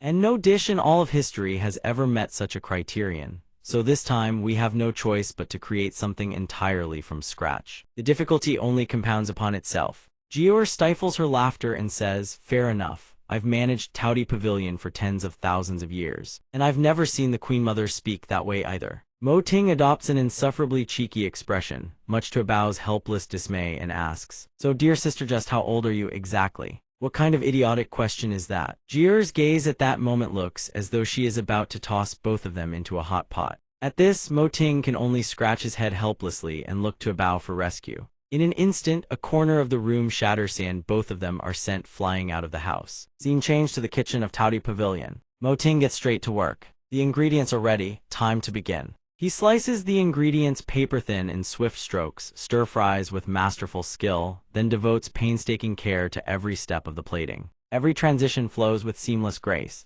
Jier and Bao gape, mouths agape at such sheer professionalism. So fast. In no time, he completes a single dish. Then an entire table's spread. Won't the two of you come taste it? Let's go. Bao and Jier quickly join in, and it doesn't look half bad. The moment the food touches their lips, both of them click their tongues in endless praise. Smooth, tender, refreshing, delicious. The gluttonous Bao spots a new dish and lights up with excitement. This one doesn't look bad either. He immediately picks it up and shoves it into his mouth, but his face instantly turns pale, and a violent stream of fire erupts from his maw. Too spicy, too spicy. Why is this one so drastically different? Mo Ting explains sheepishly. I forgot to mention changes in ingredient combinations and cooking methods produce entirely different transformations and effects. The girls secretly rejoice. Thank heavens I didn't eat that one. To create a truly perfect dish, one must endure countless rounds of experimentation. About Jier, I'm counting on you too. The two of them turn to stone on the spot, their chopsticks slipping from their numb fingers at the sight of the mountainous quantity of food.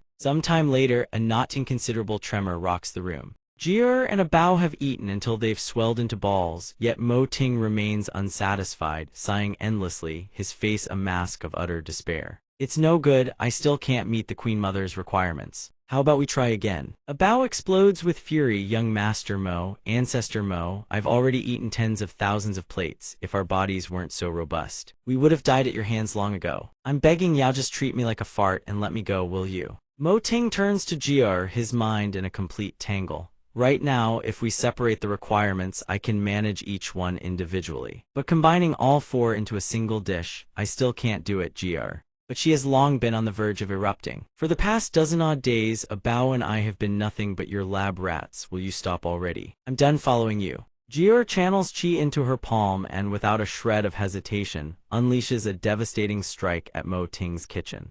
Seeing it demolished like that, Mo Ting is first stunned, then plunges into utter despair at her ruthless hand. Don't. His supplies freeze solid along with his heart. Mo Ting clutches his precious ingredients dear as his own life now encased in ice, weeping. Jier, I beg you, recall your spell. I must complete this dish, but Jier's word is iron. Her voice is resolute and absolute no. She rounds on him, heated. You haven't slept for days and nights. Rest for a while. We can't take it anymore either, at worst. We'll just slap our backsides and scram. In Jier's eyes, the Queen Mother is clearly making impossible demands on purpose. But Mo Ting, he's so fixated on his ingredients that he's forgotten about everything else, his life included. You. The more stubborn he becomes, the more her fury mounts. Hey, are you even listening to me? Do you think I'm trying to harm you? Seeing you like this only makes me angrier. In stark contrast to her rage, Mo Ting is instead observing the flame. Jier, why doesn't this ice block of yours melt even under fire? She answers with a single casual remark. Who do you think this young lady is? It's merely a touch of immortal magic. Mo Ting seizes on this like a lifeline and blurts out, then when will it melt? She grinds her teeth, her expression brimming with irritation, and replies, it will melt when I want it to melt. Why are you even asking about that? In the tense, suffocating atmosphere, a sudden laugh rings out. Gradually, the man's smile loses all traces of humanity. This place is the celestial realm, and I've been a complete fool all along. Jier and Abao stare at his terrifying laughter. Miss, has Mo Ting gone insane? Scene changed to the cloud-filled heavens. Inside a magnificent palatial hall, Queen Mother Wang Mu lifts her teacup still billowing with steam and asks a guard, how long have the dragon chefs been preparing the 100 Flowers feast? One of them answers, reporting to the Queen Mother one day. She takes a leisurely sip of tea and continues, the Jade Pool Immortal Cave I lent theme. It's been roughly a month inside, hasn't it? This dragon chef talked a big game, yet he turns out to be nothing more than a worthless mediocrity after all. The Queen Mother orders in fury, pass down my divine decree, expel the 3 dragon chefs from Yaochi. They are forbidden from setting foot here for all eternity. The words have barely left her lips when someone rushes in to report. Your Majesty, a handmaiden has arrived. The dragon chef has completed the 100 Flowers feast and has come to present it to your Majesty. The Queen Mother, visibly surprised, issues her command. Oh, bring them to the hall. I want to see what exactly he has created after taking so long. Mo Ting strides into the hall with his head held high, but the scrutinizing gazes of everyone present are enough to make even his own kin disown him. Arriving at the Great Hall, they approach the steps before the Queen Mother's throne and bow in deference to Her Majesty. The Queen Mother permits them to rise and promptly inquires about the 100 Flowers feast. Rise, where's your 100 Flowers feast? Jier snaps her fingers, casting an immortal spell with a single alluring wink-hand summons the dish. The Queen Mother's expression goes blank as she stares at the surge of power before her. Blinding light erupts from the ground, and the prepared dish materializes within a jade bowl. The Queen Mother gazes at the unassuming bowl with suspicion and asks, this is the 100 Flowers feast you've prepared. Mo Ting answers with unwavering confidence, open it and show the Queen Mother. The lid, as if understanding human speech, begins to slowly lift open. A resplendent light suffuses the surrounding space. The radiance emanating from the dish strikes the eyes of everyone present, each person gaping in astonishment. Even the Queen Mother fails to conceal her astonishment at the dish that has just materialized before her eyes. A dish resembling plain white congee is unveiled, and upon witnessing it, the Queen Mother of the 100 Flowers banquet lets out a cry of shock. What? This is just congee. She furrows her brow and demands of them. A grand banquet and this is what you serve? Are you serious? Mo Ting remains composed, replying to the Queen Mother with eloquent words extolling his dish. It fuses the essence of 100 flowers, manifests the hues of 100 flowers, and crystallizes the fragrance of 100 flowers. Its bearing is elegant and refined, the bowl of congee so pristine, it reflects one's very image. Without further words, Mo Ting scoops a spoonful of congee, wisps of steam rising seductively from the brim. He ladles spoonful after spoonful into a small bowl. Mo Ting presents the fragrant bowl of congee before the Queen Mother, offering it humbly. As per your Majesty's request, Taudi Pavilion has devoted its utmost effort to craft this first-rate clear spirit congee. The atmosphere within the palace suddenly grows tense. The aroma from what mortals call the legendary white congee spreads throughout the hall, setting the guards and palace maids abuzz with whispered chatter. Mo Ting maintains his confident composure, inviting the Queen Mother to take a taste. Your Majesty, please partake. Yet the Queen Mother cannot contain her fury. She roars with rage, all thunder and no substance escort them out. Their faces drain of color upon hearing the Queen Mother's scathing rebuke, unable to utter a single word. Jier refuses to accept such blatant prejudice. She speaks up with frustration, you haven't even tasted it yet. Before she can finish, the Queen Mother cuts her off, eyes blazing with arrogance, fuses the essence of 100 flowers, manifests the hues of 100 flowers, crystallizes the fragrance of 100 flowers, elegant and refined bearing. A bowl of plain white congee, how could it possibly meet my standards? Is the immortal realm devoid of all reason? Do you take this seat for some ignorant fool? Even in the mortal realm, a dish is judged by its color, aroma, and flavor. Her dark gaze sweeps over him, dripping with contempt. What color does your kanji have? What aroma? Its taste one need not even sample it to know. Mo Ting forces himself to remain calm, pleading, Your Majesty, it isn't like that. But every word of explanation only fans the flames of the Queen Mother's wrath. Her voice rises to a thunderous roar. You dare argue back? Mo Ting is caught between a rock and a hard place. If this seat does not punish you today, wouldn't that make me easy to bully? The Queen Mother commands furiously, her voice sharp and decisive. Guards, take this worthless bowl of kanji and throw them into the dungeon for a month. Consider it their punishment. When they see the dish being carried away to be discarded, their faces turn pale as paper. They fight back tears and cry out in protest, Your Majesty. This is such an injustice. The dragon chef poured his heart and soul into preparing this. Mo Ting can endure no more. He charges forward to block their path, his voice trembling yet resolute. Let it go. The two palace maids flinch in fright, trying to dissuade him. Young Master Mo, the Queen Mother's decree cannot be defied. Give it up. Mo Ting's expression twists with indignation, his voice choked with frustration. You call yourselves immortals, yet you have eyes but fail to see. Mt. Tai, you don't understand my cooking, I'll take it away myself. The Queen Mother bellows, How dare you show anger? Dragon Chef brat, are you rebelling? The guards tremble with fear, their faces fraught with extreme anxiety as they witness the Queen Mother's fury. The Queen Mother begins channeling her power. Originally, I only intended a light punishment. Now I shall teach you what rules truly mean. The instant she finishes, her hand rises. Immortal energy surges around her fingertips, aimed directly at Mo Ting and Gr. The torrent of divine power sweeps past the two palace maids like a gale, terrifying them until their faces are completely drained of blood. It hurtles straight toward Mo Ting, so swift he cannot even comprehend what is happening. Gr senses the deadly peril and screams a warning, Mo Ting, watch out. She crouches into a launching stance and springs upward. Gr hurtles forward like a bolt of lightning, her gaze cold and razor-sharp, her aura blazing with fury. In the blink of an eye, Gr's body undergoes a sudden transformation, her figure morphs into a colossal dragon. Mo Ting stares in shock at her true form, unable to form words.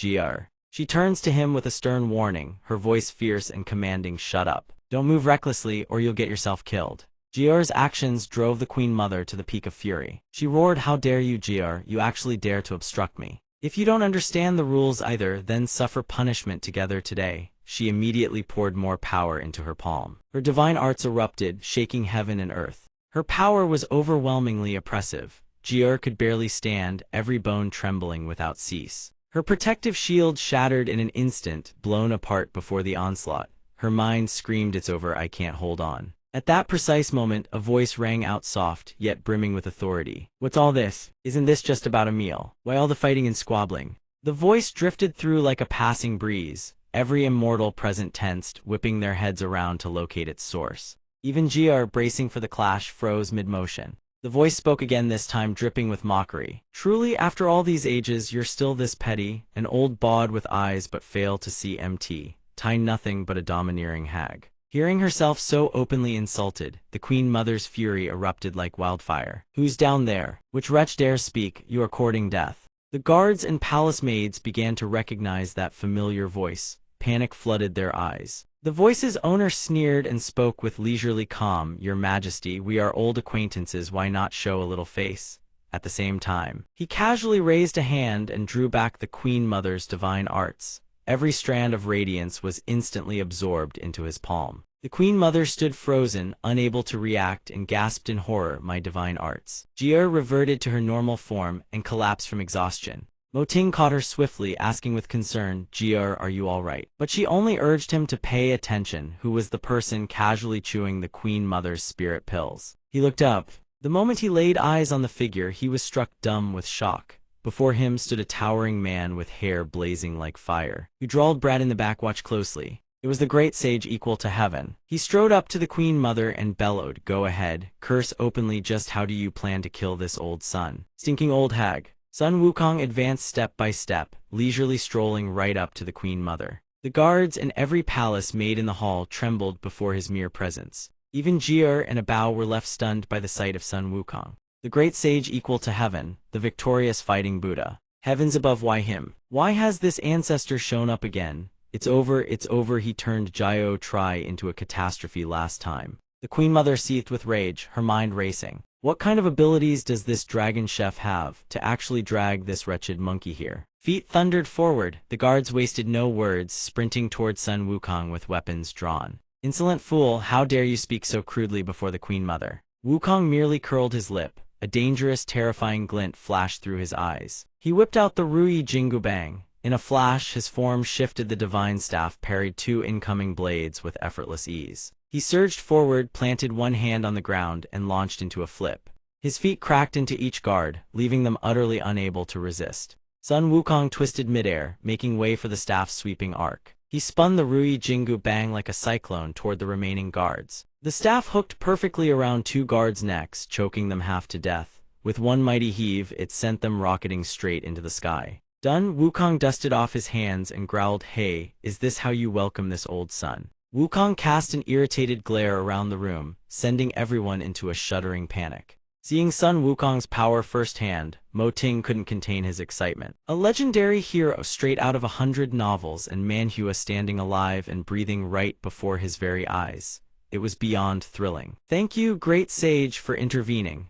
But watching the childish spectacle unfold before him, he could only manage a wry smile. The Queen Mother withdrew her hand. "So it's the victorious fighting Buddha. I wonder what brings you to Jio Tri." Sun Wukong replied. His face is drenched in sweat, junior brother. Suddenly, Mo Ting's body trembles. Something extraordinary is emerging. A moment later, a pig appears out of nowhere, laughing with reckless abandon. "Is it true that if this old pig joins your touty pavilion, he'll be supplied with endless delicacies to enjoy? And conveniently, carrying a wife back wouldn't be half bad either." Sun Wukong saunters toward the Queen Mother. She replies calmly, "So that is how it is. In truth, this seat has been eagerly awaiting the dragon chef's return. I even specially invited them here to prepare the 100 Flowers feast. But alas," Sun Wukong raises an eyebrow. "Alas about what?" The Queen Mother makes no attempt to hide her disdain. She speaks frankly, "Alas. The dragon chef of this generation is a worthless, good-for-nothing, possessing no real skill, capable of nothing but empty boasts. Perhaps the great sage will be sorely disappointed.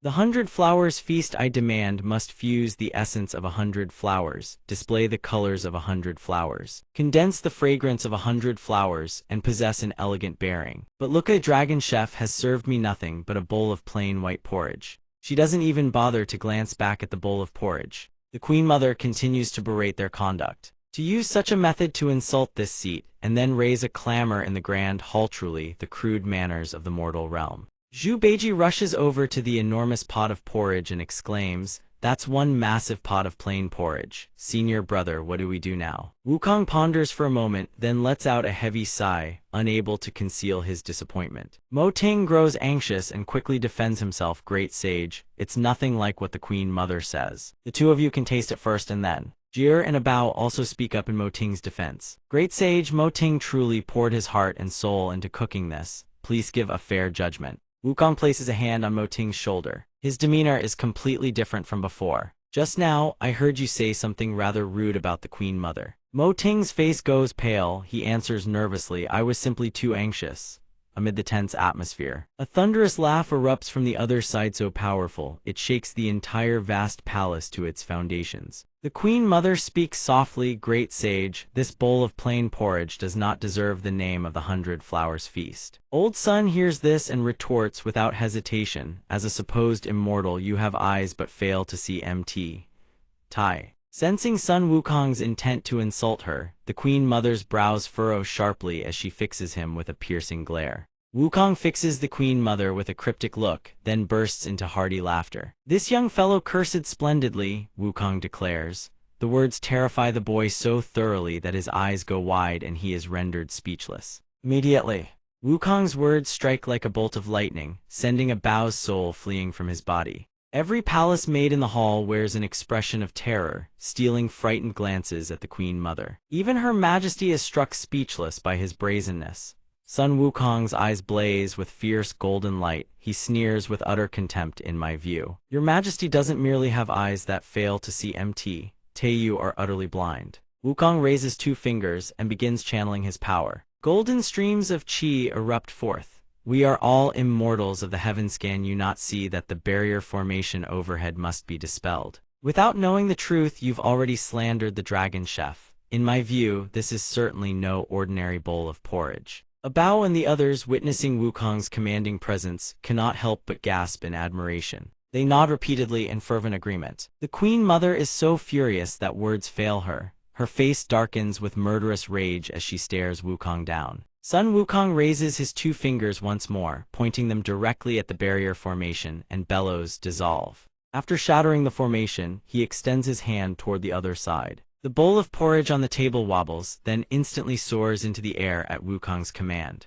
In a flash, the bowl lands squarely in his palm. Wukong holds the bowl up for all to see. What is remarkable is that this porridge is no ordinary porridge. A golden-hued fragrance rises from the bowl, curling and weaving through wisps of ethereal steam. He raises the bowl higher from within. A flower gradually crystallizes into form, a symbol of the essence Mo Ting has painstakingly cooked into this dish. Seeing hope within reach, Mo Ting looks toward Wukong with admiration and eager anticipation. Suddenly, the celestial expanse shimmers with an ethereal, dreamlike radiance. All who witness this spectacle gasp in awe. This is the 9-petaled orchid. Wasn't the bowl supposed to contain only porridge? How can there be 9-petaled orchids in it? A celestial maiden closes her eyes, savoring the fragrance, then offers her assessment. Not quite, although the scent resembles the 9-petaled orchid compared to the orchid's cool crispness. This fragrance leans toward a gentle warmth. Just smelling, it makes one want to devour it. The aroma permeates every corner, drawing continuous praise from all present. It smells divine. I'm famished. I want to eat. Without another word, Wukong raises the bowl and downs it in a single gulp. The exquisite flavor rushes straight down his throat, painting his face with pure, unbridled satisfaction. Something flashes, sending a jolt of anxiety through Mo Ting and those standing nearby. From her throne, the Queen Mother silently observes everything. One moment she sits perfectly still, the next, the Queen Mother vanishes without a trace. Zhu Beiji, having watched Wukong finish the bowl of porridge, stands behind him and asks curiously, "Grand Senior Brother, how was it?" Wukong slams the bowl down with tremendous force. It shatters instantly, shards scattering in all directions. The old pig's face goes green as he yelps, "Grand Senior Brother." Wukong's eyes blaze with an intense, almost cold-blooded gleam, yet his mouth betrays him, unable to lie. Showering endless praise, it fuses the essence of 100 flowers, displays the colors of 100 flowers, condenses the fragrance of 100 flowers, and possesses an elegant bearing. Supreme delicacy. This is truly supreme delicacy. A single bowl of scallion porridge, and yet it bears the weight of an entire 100 flowers grand feast. The exquisite taste leaves him so delighted that he cannot close his mouth. Magnificent. Beiji needs no further invitation. He lunges toward the pot of porridge, ready to gorge himself, but before he can dive in, Wukong seizes him by the arm and yanks him back. "You fool, hold it right there. You are a bodhisattva, for heaven's sake, stop embarrassing yourself." The dragon chef cooked this first-rate porridge for the celestial maidens of the Jade Pool to taste. That is enough. Nevertheless, the old pig tries his best to wheedle with pleading eyes. Wukong ignores him and turns to deliver his assessment. Although this porridge is delicious, the flavor is excessively delicate and refined, no doubt the result of the dragon chef's great effort. But for the likes of us, it is inevitably somewhat ill-suited. Having said this, Wukong drapes an arm over Mo Ting's shoulder. He whispers, "For your future performance, we have very high expectations." The celestial maidens can no longer contain their craving. "Sisters, I can't hold back any longer." Jior turns to reassure everyone, "Don't rush, there's a portion for each of you." She then sets out the bowls, distributing one serving to each person. They receive each bowl of porridge as though accepting a divine treasure. Every face brims with excitement as they raise the bowls to their lips. In a single gulp, they drain the entire bowl of this exquisite porridge. A collective moan of pure bliss escapes their lips. The delicious flavor detonates across their taste buds, sending the celestial maidens into raptures. One sip and every single one of them craves another and another. Some even shed tears from the sheer deliciousness. From mere snacks to this first-rate clear spirit porridge, words can no longer express my feelings at this moment, sisters. Afterward, the celestial maidens join hands, forming a circle. They decide to dance, commemorating this once-in-10,000 years moment. "Let us dance together to celebrate this once-in-a-century occasion." Mo Ting and Bao watch with sheer delight. "This is amazing, Mo Ting, you did it."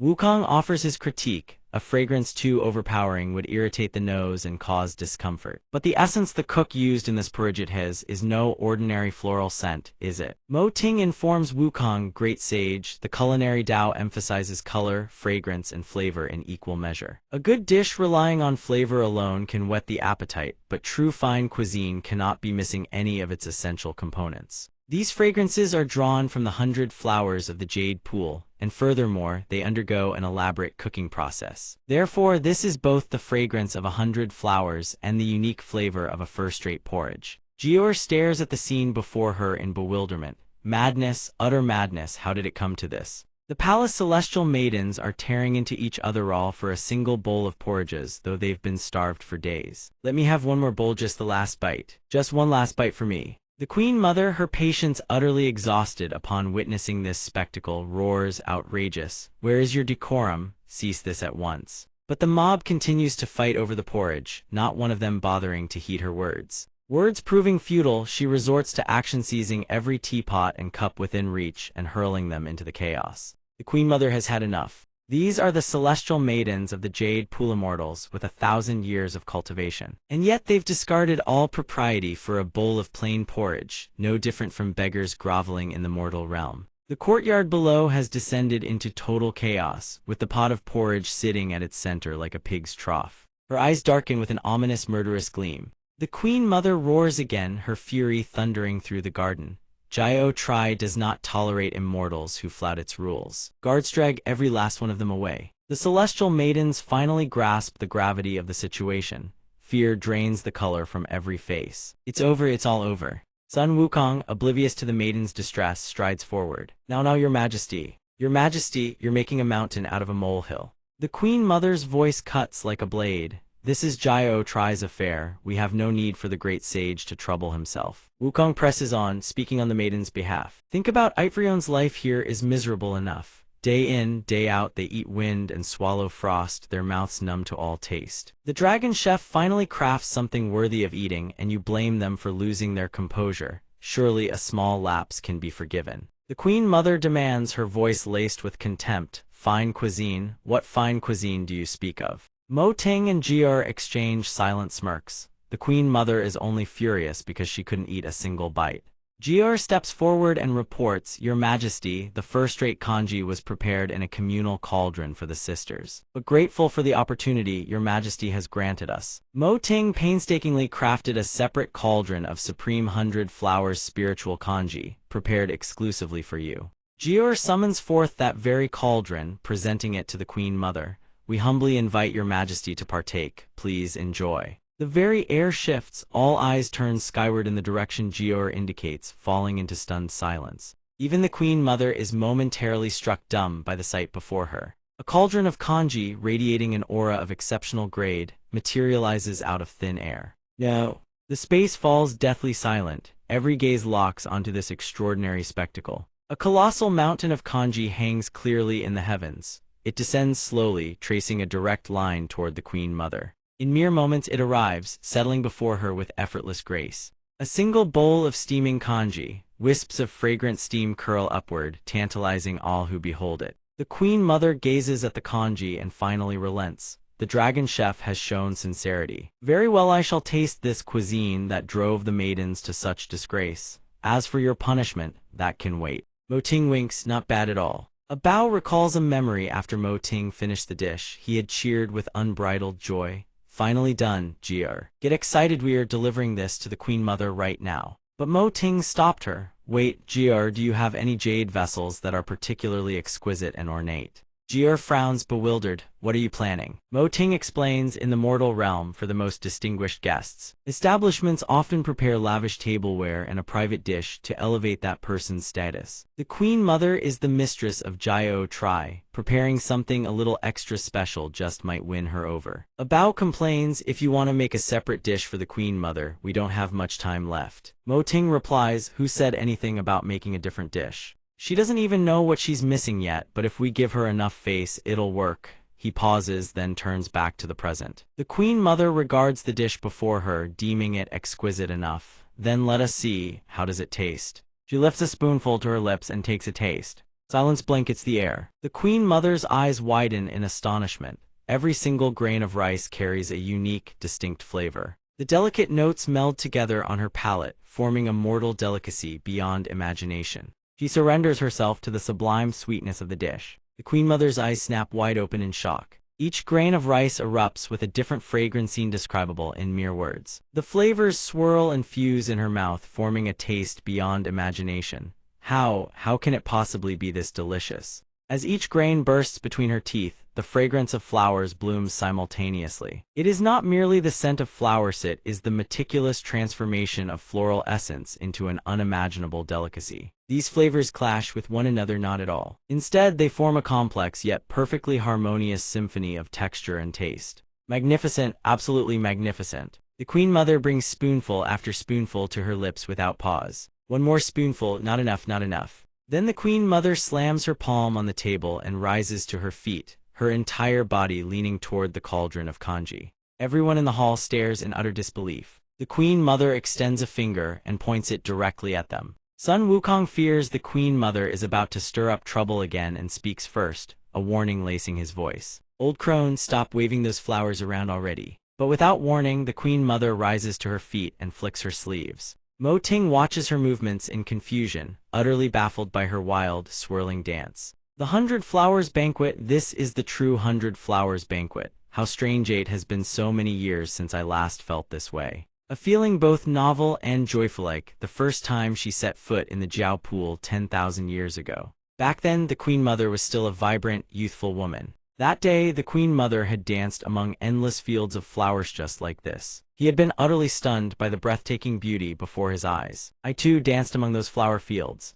That sensation, the Queen Mother amid a flurry of falling blossoms, painting a scene of exquisite poetry. Yet those days had long faded into the mists of the past. Overcome with emotion, tears streamed down her face. The Queen Mother thinks to herself, Tade, she feels it once more. How wonderful! The Queen Mother's spinning draws peals of laughter and delight from everyone around her. Sun Wukong claps his hands in admiration. Incredible. Who would have thought a trip to the Jiao Pool today would bring not only the Dragon Chef's peak culinary artistry, but also the privilege of witnessing Her Majesty's peerless dance? The Queen Mother sighs softly. Today, this Empress has been fortunate enough to taste the Dragon Chef's first-rate spirit-cleansing kanji. It has granted me several profound insights. I must have made the great sage and the envoy of the pure platform laugh at my expense. This first-rate spirit-cleansing kanji within the Dragon Chef's 100 Flowers Banquet. Hearing this, Mo Ting breaks into a deeply satisfied smile. A bow is likewise moved to tears by the Queen Mother's words, a name worthy of its substance. The Queen Mother asks with genuine curiosity, how exactly did the Dragon Chef craft this spirit-cleansing kanji to achieve such exquisite flavor? Jier bows respectfully and reports, Your Majesty's demand was to harmonize the essence of 100 flowers, their colors condensed, their fragrance refined, yet all bound within a single dish. This left us utterly stumped. Hearing this, the Queen Mother reflects that her challenge, while intentionally difficult, was also a longing she had carried in her heart for ages. 100 flowers bloom in splendor, yet they so often descend into mediocrity. Over countless years, the Jiao Pool's 100 Flowers Banquets have featured every variety of dish, yet each time, the true essence of the 100 flowers is lost in the cooking process. In my heart, perhaps I wish to fully express the philosophy of 100 flowers, not merely their brilliance, but also their transformation, their endless cycle of renewal. The Queen Mother gently places her hand atop Jia's, conveying her gratitude for their achievement. Spiritual energy flows from her palm into Jia's hand. The Queen Mother speaks with heartfelt sincerity. Thank you, you have truly succeeded. Standing before her, Jia cannot help but exclaim, Your Majesty, you are so beautiful. Ever quick-witted, Jia promptly deflects the praise toward Mo Ting. All credit for this goes to Mo Ting. He poured an enormous amount of time into it. Mo Ting responds with utmost humility, Miss Jia is truly the one who deserves the greatest credit for this dish. If not for that moment, hands moving faster than the mind, a jumble of memories suddenly flooding back. How could I have ever conceived of using flower petals as the outer shell, then meticulously crafting each grain of rice to contain the distilled essence of 100 flowers, infused through immortal arts? The firmness of ice, the softness of flame, the two coexist as a miracle, sealing within each grain the unparalleled fragrance of a single blossom. Together, they fuse into the most resplendent vision of 100 flowers in full bloom across the seasons. Upon the jade bowl and jade cauldron, Xiao Xian has inscribed a sealing formation. At first glance, it appears as nothing more than a pot of plain white kanjias if heaven and earth lie in winter's slumber. But the moment it is ladled into a bowl, it becomes a spring rain. In summer, 100 flowers burst into full bloom, their fragrance flooding forth in dazzling splendor and abundance. Every mouthful dissolves into a complete symphony of flavor and sensation, never dull. Each spoonful different from the last, every bite as fresh as the first. The Queen Mother praises them effusively, magnificent. It has completely surpassed this empress's expectations. The Dragon Chef and Touty Pavilion have truly gone to extraordinary lengths. She then turns to address everyone. This empress hereby declares the Dragon Chef of Touty Pavilion has perfectly completed the Jiao Pool's 100 Flowers Banquet.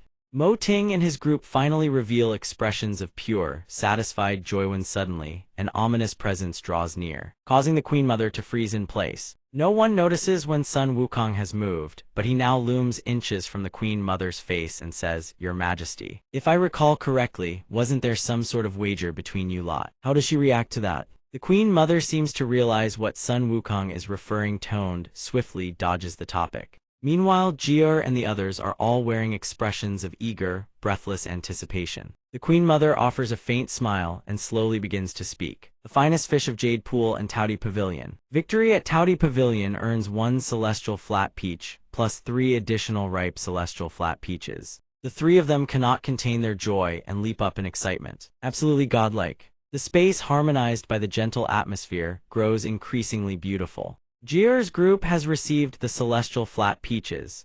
Each one wears a smug expression of triumph that leaves even Sun Wukong watching helplessly. Suddenly, a hand extends holding a peach, and a voice speaks. Mo Ting has a fondness for rare flora. These are some immortal grasses that the Queen Mother and her attendants hope the honored one will kindly accept. Mo Ting puts on an outward show of bashfulness, yet his hands are remarkably honest as he accepts the gift. Oh, this is far too generous. The graceful palace maids haggle. Next time we order delicacies from Touty Pavilion, there had better be a discount. Mo Ting agrees magnanimously on the spot. Not a problem at all. You are all honored guests of Touty Pavilion. We shall take our leave for now. Sun Wukong and Mo Ting's group climb onto the cloud and soar into the sky. The palace maids wave their farewells. It is Mo Ting's first time riding the somersault cloud, and he is absolutely thrilled. The somersault cloud is so badass. This time it was all thanks to the great sage. Thank you, my lord. Sun Wukong flashes a smug grin and replies, "Kid, this time old monkey helped you out and I have a demand of my own, you know, if you fail to satisfy me." His grin twists wider, growing increasingly sinister and suspicious. Even Zhu Beiji riding the somersault cloud cannot stop grinning, in the upper floors shrouded in thick, billowing mist. Inside that room, Mo Ting stands together with Jier and Abao, all 3 gathered around a table upon which rest 3 plump, ruby-red celestial flat peaches. Mo Ting grins wicked lithe. Celestial flat peaches are now in his grasp. Next up, no sooner have the words left his lips than he begins daydreaming of owning an entire celestial flat peach orchard, with countless peaches bouncing and frolicking about. Drink up with a peach transforms. In stark contrast to that fantasy, Abao and Jier imagine themselves as filthy rich tycoons beyond compare. The 2 of them laugh greedily, leaving Mo Ting standing there watching in utter disbelief. Suddenly, a voice sounds from behind the 3. "I knew you brats were nothing simple." The voice belongs to Sun Wukong, who sits cross-legged alongside Zhu Beiji, a laughing expression on his face. This catches Mo Ting completely off guard. "Great sage, didn't you already return to Flowerfruit Mountain?" Sun Wukong sneers and jabs a finger at him. "What exactly are you scheming with those celestial flat peach branches?" The trio's extravagant daydreams shatter instantly. Jier secretly calculates if their plan to hoard the celestial flat peaches is discovered by Wukong, who knows what catastrophe will follow. Mo Ting stammers an explanation. "The great sage graces us with his presence. Please forgive this humble one for not welcoming you from afar. In the mortal realm, I have long heard tales of the celestial flat peaches. That is why I humbly requested a branch from the Queen Mother merely to broaden my understanding." All 3 stammer and stumble over their words. Such feeble excuses. Sun Wukong remains skeptical. They fear their scheme could be exposed at any moment. So Mo Ting swiftly changes the subject. "May I ask what brings the great sage to Touty Pavilion?" Zhu Beiji, hearing this, immediately forgets the earlier affair, nearly forgetting the main business at hand. "Since we're at Touty Pavilion, it's obviously to eat." Sun Wukong, hearing his sworn brother's remark, erupts in fury and smacks Zhu Beiji flying.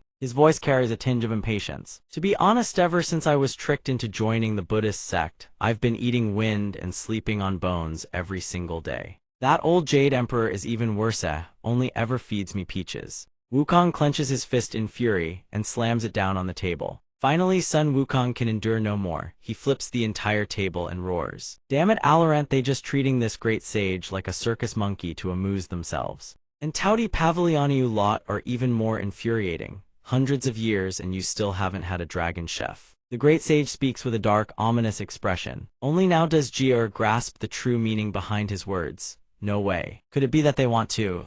Sun Wukong grins so wide his mouth practically twists to one side. So, Dragon Chef, considering I bailaid you out at the 100 Flowers Feast, don't you think you should show a little gratitude? Mo Ting, still grateful for the earlier rescue, flashes a bright smile and replies warmly, no problem at all. To repay the great sage's magnanimous kindness, Mo Ting is willing to host a feast of gratitude. The words barely leave his mouth before Bao and Jier clamp his lips shut. They refuse to let him utter another syllable. Jier glares and hisses, "Shut your mouth." The two of them startle Mo Ting so badly he is utterly bewildered. "What are you two doing?" Sun Wukong, hearing the answer he wanted, beams with radiant delight. "Excellent. But if this meal fails to satisfy me," he grins with cunning, treacherous menace. Jier and Bao know the situation is beyond salvage. The two of them wear expressions of utter devastation, as if their very souls have left their bodies. "It's over, I knew this would happen." Mo Ting, bewildered, demands answers. "What on earth is going on? What are you two talking about?"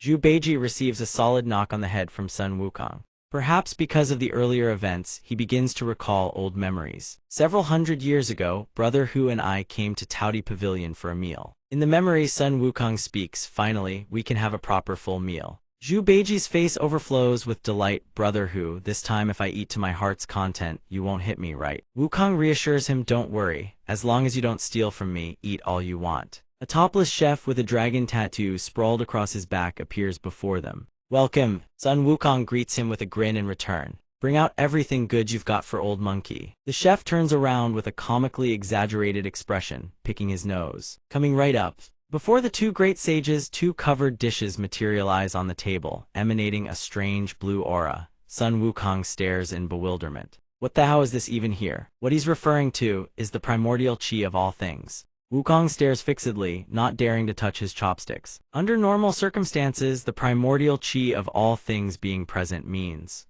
The chef blows a kiss with full sentimentality. "Please enjoy. Darlings, if it's not enough, call me anytime." Seeing that ghastly face and its repulsive expression, Sun Wukong curses under his breath, "What the hell, it's so disgusting it kills my appetite." In stark contrast, Zhu Beiji couldn't care less and devours his food happily. Seeing his sworn brother wolfing down food so hastily, he warns him not to choke. "Slow down," but Beiji continues, stuffing his face, grinning. "Brother Hu, the flavor is incredible. This is truly wonderful." Sun Wukong cautiously lifts the lid. A mystical blue radiance spills forth, the primordial chi of all things. After removing the lid, inside swirls a crimson aura laced with streaks of pitch black, the primordial chi of all things. Wukong's face instantly turns deathly pale. He retches violently, thinking to himself, this is absolutely horrifying. The dish on the plate is a swirling mass of purple intertwined with black, like the endless night sky. Sun Wukong stares at the plate on the table, frozen solid. In a daze, he reaches into his robes, pulls out a comb, and meticulously straightens his hair. From a tangled mess, his fur becomes sleek and lustrous. Then he pulls out a pack of cigarettes, shrugs, and lights one up to calm his nerves. With an expression of utter dejection, he puffs away at his cigarette. The agony is too much. In the end, he cannot hold back. He flips the entire table, causing Zhu Beiji, who is still eating, to wail, "I wasn't done yet." Bowls, plates, and dishes shatter into pieces. The chef, noticing Wukong's increasingly volatile mood, cannot help but turn deathly pale. Sun Wukong, seething with rage, grips his iron staff and stands before the chef, making the man tremble in abject terror. He speaks with a gloomy expression, "Is that all? Is what you made even fit for human consumption? If you don't give me a satisfactory explanation, the only words left for you will be your last." The chef is utterly terrified at this point, but still tries to dissuade him. "Wait." Wukong slowly turns his head at the sound of the voice. Seeing this, the chef regains his composure and strikes an alluring pose. The chef transforms into a gentle, doe-eyed figure, his eyes glistening with starlight. "Your Excellency simply doesn't understand. This is no ordinary dish. It is a work of vivid color and exquisite craftsmanship. Every second, every breath, it interprets the value of life itself. It touches the very essence of the world." At first glance it may offend the eye, but within it lies a hidden secret. This dish embodies the balance of square and circle, the interplay of light and shadow rendered with crystalline clarity. Its layers separate naturally, its rhythms stretching and contracting with effortless freedom. Here and there, brilliant highlights burst forth, sparkling like distant stars scattered across the cosmos. Light shall shatter all darkness, liberated from the deepest abyss to blaze across the 9 heavens and 10 earths. This dish is birth of the fixed star's light. The chef delivers his introduction with extravagant flair, but the answer he receives is a cold club kissing his cheek, shattering a few teeth in the process. Sun Wukong grips the staff in hand. One fatal strike and you call this light? What a joke. Besides, we came here to eat, not to admire your so-called art. What the hell even is a dragon chef? I say this place has no reason to exist anymore. There isn't a single normal dish on the table. How am I supposed to report this to master? That single blow from the staff knocks the chef unconscious. From behind him, a loud voice cries out, "Stop." The ones who spoke are Jier and Abao. She says, "Great sage, you've gone too far. Taudi Pavilion is not a place where you can act so brazenly. Throwing a tantrum is one thing, but to strike the dragon chef we worked so hard to find. Without him, how are we supposed to do business?" Sun Wukong, still seething with rage, unleashes his fury on the two newcomers. Worked so hard. He sneers. "I reckon the lower realms ran out of decent folk, so you dragged some savage out of the wilderness and called him a dragon chef. Look at the garbage he cooks for us." Jier refuses to yield and retorts sharply. Taudi Pavilion's reputation echoes across the 3 realms. There has never been a dish that failed to please the eye. If that truly proves false, then I, Jier, will eat to only 70% full every single day from now on. You must not insult the dragon chef. Sun Wukong. And Ji points at the ground where the dish landed. "Look at this so-called dish. What the hell is it?" Jier and Abao both answer with utmost honesty. "Isn't it just some slop?" Hearing that, Wukong practically fumes, his fur bristling on end. "At least you lot can tell it's garbage, and this was made by your own dragon chef's hands. You expect me to swallow this? Is there no law left in heaven?" Zhu Beiji at that very moment also pokes his snout in. "How about eating to 80% full instead?" The chef, who everyone assumed could never regain consciousness, somehow stirs and intervenes. "Please give him one more chance. This is all my fault. I mistakenly thought that since my guests combined human and beast traits, I should use premium livestock feed and layer it on top. I sincerely apologize for displeasing your excellencies. Next time, I shall stake the pride of a special grade dragon chef on the line. Until I create a dish that satisfies your excellencies, I will never give up." Sun Wukong asks, "Can this great sage smash him 10 more times with the staff?" Damn it, eluding that kind of nonsense, not a chance in hell. But in the end, he has no choice but to relent. "Fine, I'll give you one more chance." A dish emerges, golden cheese spiraling from beneath its lid, looking quite appetizing. Sun Wukong's expression shifts to one of intrigue. Does it carry the primordial chi of all things? Seems you truly do have some skill after all. The chef, covered in wounds from head to toe, scratches his head sheepishly. "As compensation, I poured every ounce of my being into crafting the finest dish I have ever conceived for your excellency to savor. Its name is Light of the 9 heavens and 10 earths." Zhu Beiji grows puzzled. "Why do all your dishes have light in the name?" The chef lifts the lid with practiced grace and respectfully invites them to partake. "Please send." The dish blazes with such blinding radiance that Wukong freezes in place. He clenches his jaw, rendered utterly speechless. Jier, upon glimpsing the dish, jolts in shock. She swiftly orders, "Protect the dragon chef, get him out of here. Call for backup now." Jier glances nervously at Sun Wukong, gauging his reaction, but the sight of his silhouette sends Jier, Abao, and the chef into a state of sheer panic. Wukong's eyes shift to a cold, piercing crimson, but snapping back to reality, Sun Wukong cuts in. "Enough, no need to say more, don't pressure him." Those words leave Zhu Beiji utterly dumbfounded. Beiji happily jogs over to Wukong. "Actually, about this, the old monk told us beforehand not to bring it up." Sun Wukong's expression breaks into a grin. "Kid, are you still going to make us that gratitude feast?" Mo Ting's impatience grows, something is off. He turns to check on Jier's condition, only to see her face crumpling as if on the verge of tears.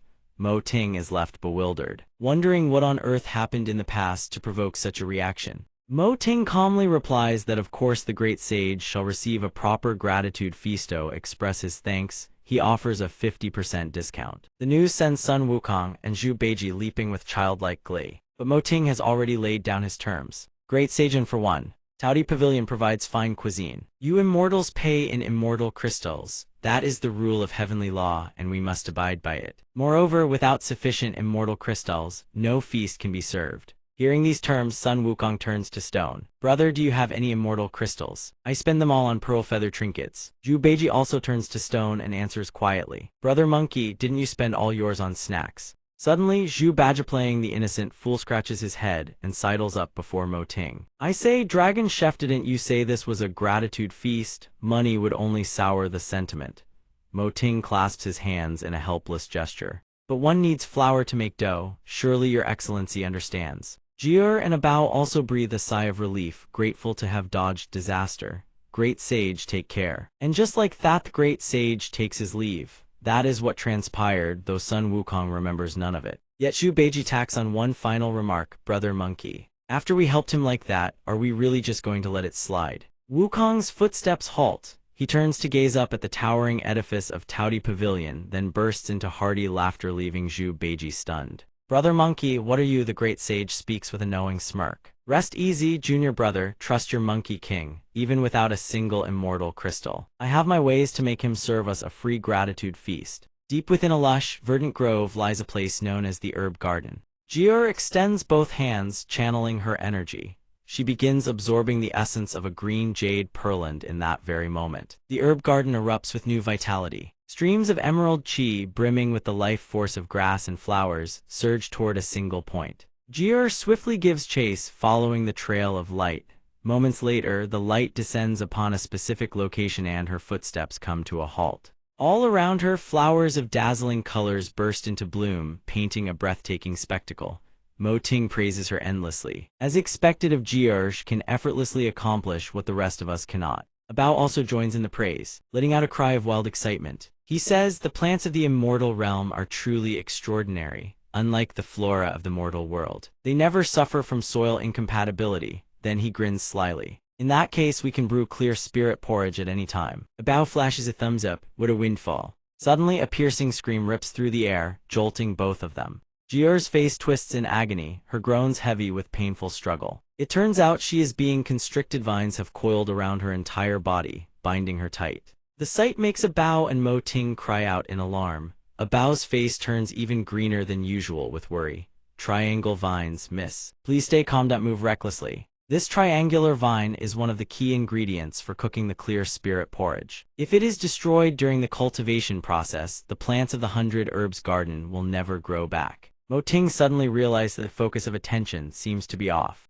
If Abao keeps going, if they destroy these now, before dear little Abao can even finish explaining, Jier would have already sent Abao to the Yellow Springs and turned him into a breathing portrait frame. Mo Ting feels helpless. Perhaps he should set aside the issue of the peach tree's withering branches. He still needs a babysitter to give the poor fellow another chance to redeem himself. Abao is still lucky the portrait frame was only held loosely. Jier, furious today, I'll spare the life of this old dog who gnaws the apple tree while coveting the fig tree. I am an agriculture doctorate, it's just one peach tree, leave it to me. And with that, Abao bursts into hearty laughter. Moments later, Abao's attitude does a complete 180. The celestial flat peach tree has withered beyond recognition enough to make even someone like Abao question his very existence. How can this be? Jier sneers. Who was it just now that said it was no problem, huh? Agriculture doctorate. Could it be incompatible with the soil of the peach blossom garden? Suddenly, a burst of laughter erupts so startling it nearly stops his heart. It is none other than Sun Wukong and Zhu Beiji, concealed by their vanishing spells. So it's true you lot have been running some kind of hidden operation here. How interesting. Mo Ting stammers, great sage, how did you? Sun Wukong merely fixes him with a piercing stare. Did you really think you could deceive my fiery eyes and golden pupils? You swindled that celestial flat peach tree from the Queen Mother, wasn't it, to plant it yourself? Relax, little dragon chef, I won't snitch on you. Come to think of it, I haven't eaten celestial flat peaches in ages. He makes his intent crystal clear. If you're willing to share a few celestial flat peaches with us, we can help you bring this peach tree back to life. Sun Wukong lays out his terms. Jier ponders the offer. Didn't you say you were sick of peaches after eating them for hundreds of years? Sun Wukong laughs. Can ordinary peaches possibly compare to celestial flat peaches? It's settled then. Come on, you oaf, let's get started. Zhu Beiji bursts into boisterous laughter. All right, monkey bro, but one look at these two sly great sages tells everyone they are about to do something terrifying. Sun Wukong and Zhu Beiji plant themselves tall and imposing upon the plot of earth. The old monkey king calls out the signal. both Sun Wukong and Old Zhu press their hands upon the earth, channeling magic that stirs the very mountains and forests. A strange surge of mystical power floods through the forest, as though life itself is being restored. The miraculous spectacle before their eyes leaves a Bao and Mo Ting gaping in astonishment. The scene is so staggering he can no longer trust his own eyes. Dawn unfolds as gentle sunlight cascades over the garden, like a warm hand caressing every leaf and branch. Then a sudden gust sweeps through, brushing past grass and flower, making them stir as though awakening from a sweet dream. The crimson-petaled blossoms quiver in bewilderment, turning this way and thought as if asking, "What in the heavens is happening?" They freeze for a moment, as if suddenly realizing something. In the blink of an eye, an enormous ancient tree materializes behind them. It soars so high the small flowers feel like dust motes scattered across an infinite sky. The three of them stand frozen in the distance, eyes wide as saucers and jaws agape at the staggering spectacle. This divine tree refuses to stop growing branch after branch, layer upon layer of leaves reaching ever higher, piercing through the very clouds. In a flash, the ancient tree surpasses all limits, rising above the flower forest bathed in the colors of spring. It touches the lofty heavens, as though seeking to converse with the distant stars of the upper realm. The sight sets their hearts racing, their legs trembling beneath them. All three pairs of eyes are glued to the trunk. It is about to shatter the very horizon. Sensing things have spiraled beyond all limits, Taodi can endure no more and turns to Wukong. "Enough, you two, stop at once." Zhu Beiji glances at Wukong. Both exchange sly grins. They know this is far from over, and they already have the next act prepared. "Don't be hasty, this is only the beginning." Wukong raises two fingers to form a seal, muttering incantations beneath his breath. Spiritual energy surges violently outward, blooming into twin radiant flowers. The bare divine tree suddenly trembles, as if awakened from an ancient slumber, every branch shuddering before erupting into 1,000 ethereal peach blossoms. The blossoms explode into brilliance like natural fireworks, painting the entire space in pink enough to make anyone believe they have wandered into an endless springtime dream. Plump, glistening immortal peaches materialize on every branch, weighing them down. The divine tree has become a monument to sorcery itself, resplendent as a scene from ancient legend, leaving all who behold it intoxicated and spellbound. It seems the more they want him to stop, the more Wukong revels in creating ever grander spectacles. "Well, what do you think? The more it bears, the more we can split among ourselves." In the blink of an eye, Mo Ting steps forward and reaches out to pluck a plump peach still hanging from the branch. But something utterly bewildering happens. The very spot where he plucked the peach instantly sprouts another one. Everything returns to its original state, as if nothing had happened. Mo Ting then points at the divine tree and reveals a mind-blowing truth. Once you pick the fruits of the 100 Herbs Garden, they regenerate immediately. You can take as many as you wish, great sages. Zhu Beiji and Wukong stand there like two startled fawns, utterly dumbfounded. There's a mechanic like this too. But before he can even process this, a tiny stone suddenly plummets from the sky and strikes him squarely on the head. In the very next instant, a torrent of stones cascades from the heavens. The scene resembles nothing less than a hailstorm of rock, catching everyone off guard. The cause, Wukong's transformation technique, was a touch too powerful. Cracks begin spreading across the sky in greater numbers, and the heavens themselves seem ready to collapse before their very eyes. The horizon shatters into fragments. This is bad. It's tearing apart the spatial fabric of the 100 Herbs Garden. The cracks in the sky grow wider by the second. Only now does Wukong begin silently reciting Buddhist prayers in his heart, but it is far, far too late. "We're done for. We went way too far this time." Having poured his own Dharma power into the spell to ensure its success, the celestial flat peach tree has not yet reached its maximum size. What? Sure enough, Wukong was not exaggerating one bit. The celestial flat peach tree now pierces through the canopy of heaven, rising beyond the flower forest, beyond the congested sky. The storage cabinets begin shaking violently, as though someone has roused them from a long slumber. In a flash, the 100 Herbs Garden storage unit explodes like festival fireworks, leaving not a single piece intact. The divine peach tree shows no sign of stopping. It surges forward like a raging tempest, smashing through the dining hall without the slightest hesitation. Everything descends into utter chaos, topsy-turvy, like a pot of mixed kanji flipped upside down, with no rhyme or reason left. The divine peach tree rampages through tables, chairs, equipment, and furnishings, all becoming hapless victims of its unstoppable fury. The celestial flat peach tree extends itself without mercy, obliterating everything that lies in its path. Everything is annihilated in the blink of an eye, swept away before the cyclonic devastation it unleashes. Signs of collapse appear everywhere, wrought by the uncontrollable destructive force of this rogue tree. It seems this celestial flat peach tree is truly about to unleash catastrophe. Everything around it fractures and shatters piece by piece. It continues soaring ever higher, as though aiming to snap the celestial palace itself in two, and no one can stop it. Everyone begins scrambling in panic as debris rains down from above like hailstones in midsummer. We're finished, the sky is falling. Since Wukong is the root cause of this disaster, he must take responsibility. Everyone grab onto Menno. Mo Ting rushes over and clings tightly to the great sage, as if seeking shelter from the storm. Taudi goes all in, launching itself onto his body and clinging like glue. A Bao wastes no time either, swiftly claiming the left leg. Last one there gets nothing. At this point, Wukong might as well be a coat rack with 3 people each clinging to a different limb. Great Sage, our very lives are in your hands. Though he hesitates at first, unwilling to leave after racking his brain for a moment, he reaches a decision. Fleeing to save his own skin matters far more. To escape this place swiftly, Wukong immediately unleashes his instant transmission technique. Massive boulders crash down from above in torrents, yet they stand rooted in place, showing no sign of movement. In the blink of an eye, they vanish from the air. It seems they are, for the moment, safe. Though they have already departed, the rocks and rubble continue to plummet without end. In the span of a heartbeat, everything transforms into a battlefield of devastation. Meanwhile, the sky beyond remains strangely tranquil. White clouds drift lazily along, utterly oblivious to the chaos. Yet in an instant they are teleported straight into the heavens, hovering among the clouds. After pulling off a teleportation worthy of the very peak of perfection, Wukong puffs out his nostrils with pride. Say it louder for me. Was that instant transmission impressive or what? The Dragon Ball really didn't lie to me. That technique is truly something else. But while he is lost in his own inner monologue, everyone else stares fixedly ahead, which leaves him puzzled. The doors of Taudi Pavilion are torn to shreds like a battered war banner, leaving behind nothing but a decrepit frame. Just when they thought the skies had cleared, Taudi Pavilion collapses before their very eyes like some cruel jest. The entire group can only gape in wide-eyed shock, utterly helpless, not one of them possessing the power to do a thing. Taudi's face turns deathly pale, as though she has just witnessed the apocalypse itself.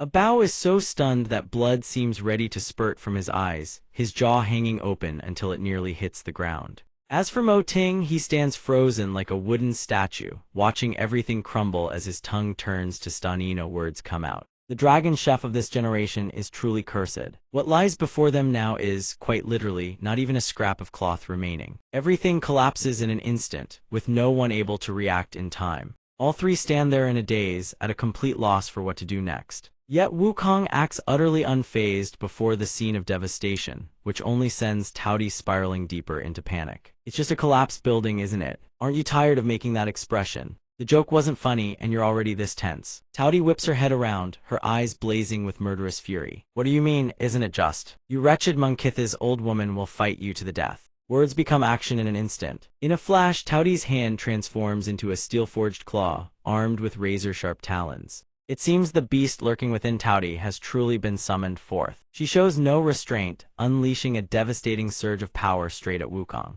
But he remains utterly indifferent to the world around him, his gaze fixed solely on the plump, luscious peach before his eyes. What must come, a clash between the two erupts without delay. But Taudi is still far too greench, lacks the caliber to take a bite out of Wukong. Her fist trembles violently, while his finger remains completely unscathed. While Taudi strains every last ounce of her strength to wound Wukong, the only thing that captures his attention is the flavor of the peach. Not bad, haven't had a celestial flat peach in ages. Though it can't compare to the sweet fragrance of the peaches from the royal garden, texture is much firmer too. Having just witnessed her attack spectacularly backfire, Taudi is so mortified she wishes the ground would swallow her whole. How can she possibly fight now? Seeing them all standing like hollow shells before the ruins, Wukong decides to play the good guy for once. Relax. It's just one Taudi Pavilion, I can rebuild it in no time. After being frozen stiff as a statue for what feels like an eternity, Mo Ting finally snaps back to his senses, then instinctively looks ahead. Wukong is usually a slacker and a nuisance, but in moments of crisis like this, he wears an expression more solemn and serious than anyone has ever seen. Wukong places both hands solemnly upon the ground, his entire body blazing crimson as if wreathed in heavenly flames. A heartbeat later, he murmurs an ancient incantation, and a formation array erupts with jade-like brilliance. Divine fire surges upward from the very center of the ruined tower, reigniting hope amidst the ashes. Then, without warning, a pillar of blinding light rockets skyward, piercing through the cloud layers, leaving every creature staring up in wide-eyed wonder. Beneath that miraculous radiance, the shattered fragments of Towdy Pavilion begin to tremble, then slowly piece themselves back together as though they had never crumbled at all. Every object drifts back to its rightful place, a miraculous restoration, as if time itself has been rewound under that warm, radiant glow. And this time, there is no denying it, Wukong has accomplished what no one thought possible. His divine ability is truly not to be underestimated. Moments ago, the three of them stood in stunned horror at the collapse, yet now they cannot help but gasp in awe at this miracle. Is Towdy Pavilion about to level up? Looking at these scenes, don't tell me this is the all-new design of Towdy Pavilion. But since he has the rare chance to play architect for once, Wukong decides to add something interesting of his own and announces, however, the old Towdy Pavilion was far too ostentatious and convenient for climbing upstairs to eat. I've adjusted it to be more fitting. Almost done. Brace yourselves. After extensive renovation and painstakingly elaborate construction under Wukong's hands, Towdy Pavilion emerges anew. Everything is complete. After a burst of brilliant light, a wooden sign adorned with exquisite carvings and the characters Towdy Pavilion materializes before them. Yet the new facade of Towdy Pavilion shocks everyone to their very core. They expected something grand, but it turns out to be simpler than simple itself. Wukong points toward the structure, which looks no different from a drawing by a 5-year-old child, and cheerfully announces, "Your new Towdy Pavilion. Accepted." Truly, reality never matches the dream. Since this is Wukong's handiwork, they have no choice but to reluctantly accept it through gritted teeth and disdainful glares. Seeing Mo Ting bristling with fury, ready to tear Wukong apart, Towdy quickly intervenes to calm him down. Just received the new Towdy Pavilion. We love it. The size is perfect, and it feels wonderful even on sensitive skin. Thoroughly verified as the real deal, a Bao has already devoured an entire box. The great sage's service attitude is top-notch, extremely attentive. Delivery speed was lightning fast, 5-star experience, forget it, bro. His supreme confidence only makes Mo Ting want to charge at him right then and there. But Towdy holds him back, not wanting to witness brother turning against brother. Seeing you all so satisfied makes me very happy. Don't be fooled by how Towdy Pavilion looks. No, it's far from simple. I poured a tremendous amount of effort into making this. Though the exterior appears utterly plain, Wukong poured an immense amount of creative genius into its design. Truth be told, I've long known that the scale of Towdy Pavilion is determined and manifested by the Dragon Chef's own power. With your current level of strength, Towdy Pavilion is anything but ordinary. Moreover, it could end up far too grand in scale, so I deliberately trimmed it down to match. Your strength hasn't changed, however Towdy Pavilion transforms, it will always be expressed within the bounds of your capabilities. So the exterior isn't as simple as it appears. The key lies within, in layman's terms. It's equivalent to a transit hub maintaining connections to the outside world.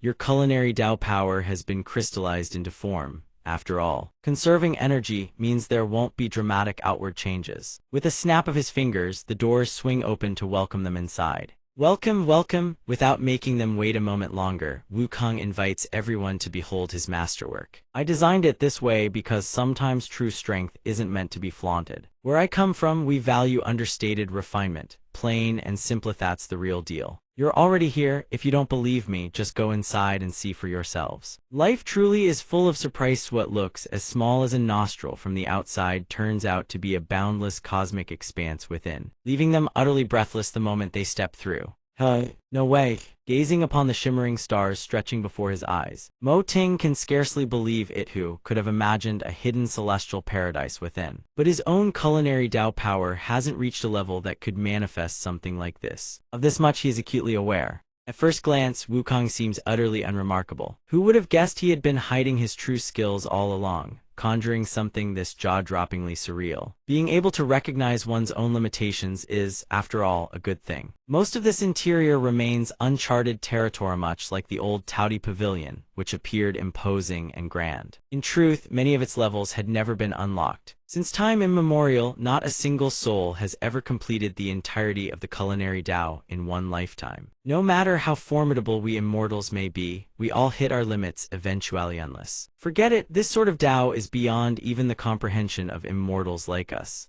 I'm curious to see how you'll manage to unlock it all. Perhaps you never knew that Taudi Pavilion harbored uncharted domains within. In truth, the external framework is merely a reflection of the range of your power. How to fill that framework to the brim, that depends entirely on your own resolve. But limitations exist to be shattered, not to confine you. Everything that can ascend has never truly reached its end and never will. When all is said and done, it is simply the law of nature. You and I are no different. After traversing through this glittering celestial space for some time, a passage flooded with radiant light appears before them. We're almost there. Up ahead lies the domain that belongs to your Taudi Pavilion. The light grows ever more brilliant. Who knows what breathtaking sight awaits them beyond? And indeed, the spectacle that greets them does not disappoint a single soul. The exterior looked plain to the eye, but stepping inside was a dazzling spectacle beyond all expectation. Golden roof tiles gleamed across every angle, making the entire Taudi Pavilion appear as though it floated between the ninth heaven.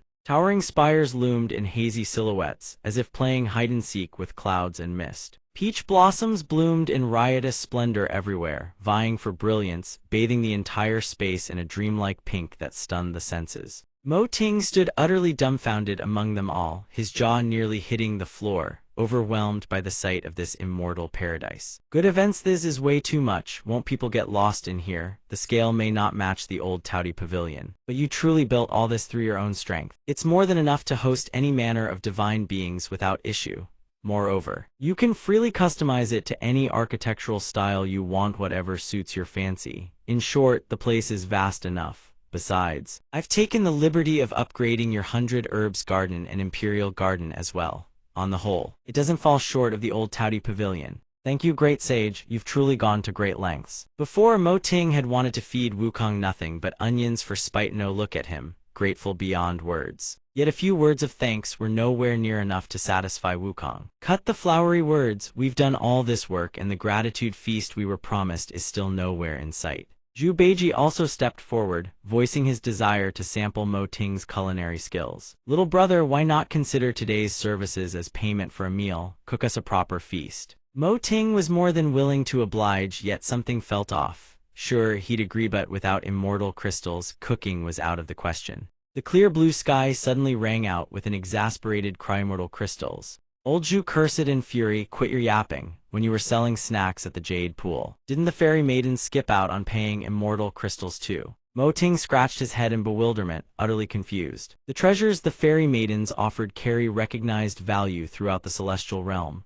Besides, this humble shop is a small operation. The entire journey hasn't been easy. I beg for your understanding. Wukong's face darkened as he turned to old Zhu. Given the situation, a sinister grin suddenly spread across his face. Dragon Chef, just now during the 100 Flowers Feast, I noticed you had quite a collection of rare and wondrous herbs. However, the rare herbs across the celestial realm aren't exclusive to the Jade Pool. How about I trade herbs from my territory for a gratitude feast? Upon hearing this, Mo Ting's eyes widened as he looked ahead. Suddenly, the great sage plucked a tiny hair from his own head and blue hard hairs scattered in every direction, spawning countless copies of himself. The clones were tiny monkeys wearing Sun Wukong's face. He commanded his monkey clones, you little rascals, go pick some rare herbs from home and bring them here. The clones received the order and cheered excitedly, Roger that. Little rascals. They vanished in an instant, teleporting away. Their disappearance left the four of them staring in stunned silence. In no time at all, the little rascals came swarming back, startling Mo Ting so badly he stumbled backward.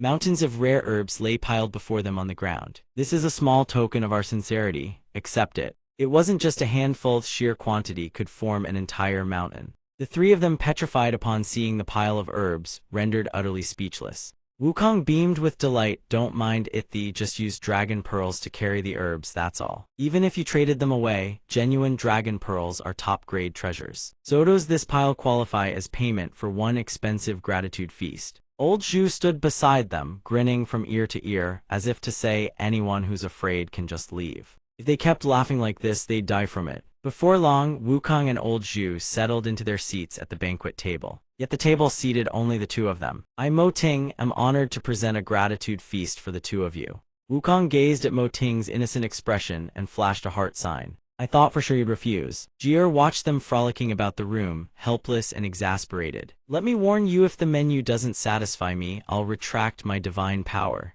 the Taudi Pavilion will revert to its current state. I originally had no intention of agreeing, but what they gave us truly is far too much. Bao spoke up timidly from beside her eldest miss. Are you sure there won't be any problems? Recalling the events of that year, Jier fell into a deep, contemplative silence. Meanwhile, Mo Ting acted like a gleeful fool as he greeted Sun Wukong and Zhu Beiji. So then what would the two of you like to eat? He scratched his chin, feeling a flicker of impatience. Quit dawdling already, whatever you've got, just serve it up. This old monkey isn't picky. Zhu Beiji, seated beside him, was already drooling uncontrollably. Exactly right, serve more dishes, plenty of them, I'm not picky either. Mo Ting scribbled whatever on a piece of paper and cheered like a 3-year-old child. Roger that. Wukong flashed a wicked predatory grin. The two of them sat in the room, pestering each other. Wait on more condition. Don't include the mother chi of all things. What's the mother chi of all things? Brother who, trust me, even if he tried, he couldn't make that. Then it's settled. In the kitchen, a massive culinary workspace designed to produce divine dishes. Jier and Bao leaned against the stove, staring at Mo Ting as though he were a fool. She grumbled, I'm not a picky eater. Whatever's available, just serve it. 5 years ago, they said the exact same thing. Bao stepped forward with a complaint. Besides, from that incident until now, we still don't know the real cause. Could it have been a matter of taste? That's unlikely. Even if it were, back then it shouldn't have warranted such a severe reaction. She crossed her arms and walked up to him, but right now, we need to focus on figuring out what suits their palate. If we can solve the taste problem, everything that follows should be manageable. He sat there staring at the paper in deep contemplation. True and although they hadn't said much outright, their preferred flavors weren't entirely without clues. Think about it, when we served the clear spirit porridge at the Jade Pool, didn't the great sage already give us a hint? Back then, Wukong had assessed the dish with a cunning gaze. This porridge is delicious, but the flavor is far too sweet and bland. Perhaps the dragon chef deliberately made it mild for us, so it's hard to say there aren't a few parts that don't quite suit our tastes. Bao and Jier were utterly stunned by this revelation. He continued, not only that after the great sage arrived at Taudi Pavilion, he also mentioned that ever since being lured into Buddhism, he ate nothing but wind and slept on bones all day long. This proves what the great sage craves isn't sweetness and blandness. That's why I plan to serve them a table of bold, stimulating dishuskily forward to conquer their taste buds. Jier's face was filled with 1,000 questions. Stimulating flavors, so what exactly are you planning to make? That question gave Mo Ting a moment's pause. Well, I have a few ideas. Cut to the outside, a butterfly with iridescent wings gently alighted upon the grass. Then it suddenly took flight again, soaring upward. It glided over a stream where water murmured and burbled. Light filtered through its colorful wings, painting a breathtaking spectacle. It descended upon a field of lush, verdant grass. In the 100 Herbs garden, colossal carrots and pumpkins grew in abundance. The 5-colored butterfly drifted lazily past. Beneath the canopy of a massive ancient tree, 3 figures stood. Mo Ting wore a devious grin under the tree. He spoke to Jier and Bao. With just this, it'll be enough. The two of them looked down and saw a peculiar object. Jier leaned in close to Mo Ting. He pulled from his storage pouch an enormous peach, grinning wickedly. The peach left her utterly astonished. Mo Ting, you were planning to feed them celestial flat peaches just like that? They might not be able to handle it. But he merely smiled. Don't worry. Since we're going with bold and spicy as the main theme, naturally we need something refreshing to balance it out. Jier crossed her arms, bewildered. You haven't even decided on the main course, yet you're already thinking about balancing flavors. Her irritation was written all over her face. Don't say I didn't warn you. If this feast fails to satisfy the great sage, the consequences will be catastrophic. Destroying the Taudi Pavilion would be the least of it. The weight of it all gave them splitting headaches. Speaking of the Taudi Pavilion, when Mo Ting first arrived here, this actually wasn't the first time the pavilion had been destroyed. It was all courtesy of the great sage. The dragon chefs of previous generations were all beaten half to death, surviving only by relying on life-saving pills with immediate effects. In a certain sense, the dragon chef is an individual of extreme danger. Jier paces back and forth in worry. Their dragon chef is truly one of a kind, barely arrived, and he has already destroyed Taudi Pavilion twice. And yet, true to form, he has received yet another reward. This time, everything rests on his diligent efforts. He must ensure the great sage and his companions are satisfied with the gratitude feast. But with so many unpredictable variables at play, the outcome is anyone's guess. Suddenly, Mo Ting unzips his bag. For the main course, let's prepare a wider variety of dishes. We still don't know what kind of dishes they want, so we can only make more and offer them plenty of options. Jiur's brow furrows, a hint of anger flashing across her face. I still haven't returned the Tei universe to Tei Zhenren. We can use it to buy time. Let's run more experiments. Just like at the Jade Pool, all you need to do is run as many experiments as possible. Make as many comparisons and taste tests as you want. Whatever method you choose, I have no objections. Before she can finish, Mo Ting lets out a sigh beside her. Done, he pulls out a bag brimming with celestial flat peaches. What were you just saying? Hasn't the main course already been decided? The bag of celestial flat peaches leaves Jiur and Abao staring in stunned disbelief. What is that? You're planning to feed them this? Inside Taodi Pavilion's chamber, countless priceless treasures adorn the displays. Wukong and Zhu Beiji sit waiting, but no dishes arrive. The two of them are famished to the point of helplessness. Old Zhu sits nearby, wanting to cry but producing no tears. Senior brother, why has the food still not been served after all this time? We're about to starve to death. He sits beside them, putting on an air of patience. We've survived several hundred years, so we won't perish over a single moment. The words barely leave his mouth when the sound of a serving cart's wheels echoes in. Wukong's ears perk up instantly. He recognizes it. A faint smile crosses his lips. It's here. Indeed. Old Zhu leaps to his feet in delight. Really? The door slowly creaks open, a sound gradually echoing into the room. Through the doorway, a pair of slender legs slowly steps inside. Jiur, Mo Ting, and Abao push in the serving cart together, trailing a heavenly aroma. The dishes exude a fragrance so intoxicating it makes the two of them salivate. At the sight of the food, old Zhu and Wukong cannot help but stare wide-eyed. Mo Ting speaks up. These are the appetizers for this gratitude feast. He swiftly lifts the lids off the dishes. A brilliant light bursts forth, catching them both off guard. Inside is a plate of fragrant fish, its aroma so divine that Zhu Beiji's eyes light up with hunger. He grins with eager anticipation. Old Zhu can wait no longer, charges forward, drool flying. Smells incredible, I won't hold back. Wukong, seething with rage, kicks Zhu Beiji aside. Fool, stop right there. The flames within his body erupt outward, appears utterly furious. In that instant, Wukong's eyes suddenly blaze with murderous intent. That gaze makes Abao and Mo Ting nearby freeze in terror. That look, Jiur recognizes it instantly. It is the exact same gaze from that day. The thing she dreaded most has come to pass after all. Where exactly did it all go wrong? All that remains in her mind are the desolate ruins of that day. Taodi Pavilion, destroyed by Wukong's hands, reduced to a heap of rubble. The tavern signboard crashes to the ground, shattering to pieces. Inside Taodi Pavilion, tables and chairs lie snapped in half, a scene of utter devastation. Spice packets and cooking manuals scatter across the floor. Long just stands above, looking down. Second brother, Yazivan Yazi, could not defeat this demon. Yet Wukong has already laid low every opponent who dared stand in his way. Despite his injuries, Fu Yuan forces out a roar, "You unruly monkey. Taodi Pavilion belongs to Ninth Sister. You have no right to run wild here. Anyone who dares approach Ninth Sister must first step over this old eighth's corpse." He lets out a thunderous roar, a surge of spiritual power erupting forth. Fu Yuan's vision fades to nothing but blinding white. Jiur stands nearby, tears brimming in her eyes. Eighth brother. Before she can finish, darkness engulfs her surroundings. Witnessing that scene, Jiur's tears tremble and pour down without ceasing. Wukong regards her with an arrogant expression, his cold, piercing gaze, the very eyes she could never forget for the rest of her life. The staff in his hand sweeps through the air with overwhelming force. Facing Mo Ting, he shows no mercy, swings the staff straight at him. Mo Ting is so terrified he stands rooted to the spot, utterly paralyzed. At that moment, Wukong speaks with a soft, menacing tone. Impressive, I actually dared. Mo Ting and Abao gape in shock, their jaws dropping wide open. Even Jiur beside them cannot believe her own eyes. What? Wukong swings his staff and bellows, well played, brat.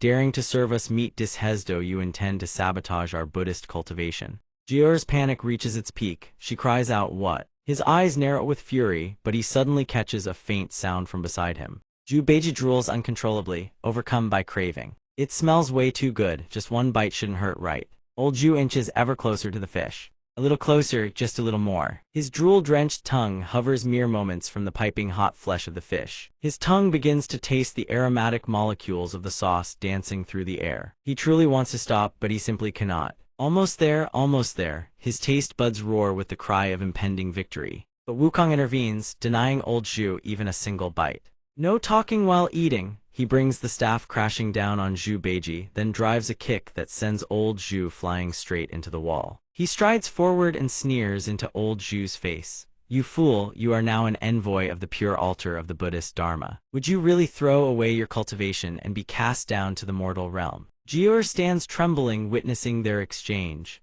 If something goes terribly wrong, how will I ever answer to our master? She stands frozen in place, trembling, unable to utter a single word. Meat dishes. A piercing shriek echoes through the room. Back then, it really wasn't about taste preferences. All this time just because of meat dishesiu destroyed this old lady's touty pavilion. Why didn't you say so sooner? His fingers brush against the back of Jior's hand, which trembles with fury. Wukong responds nonchalantly, my apologies. I'm used to wreaking havoc in the heavenly palace. Besides, the things I gave you before were a form of compensation. He shoves Jior aside. Kid, hurry up and take all this food away. We truly cannot eat it, you are wasting our spiritual energy. Zhu Beiji suddenly erupts in anger. Brother monkey, on what grounds can that stinking Taoist Tei Zhenren drink wine and feast on meat? While we still have to abide by these Buddhist precepts, it's not even. Before he can finish, Wukong cuts him off. If it truly ruins our cultivation, tell Muhat then. Suddenly Mo Ting speaks from the side. Great sage, there's no need to worry. For today's gratitude feast, please eat freely. If it truly sabotages your Buddhist cultivation, I, Mo Ting, will bear the responsibility.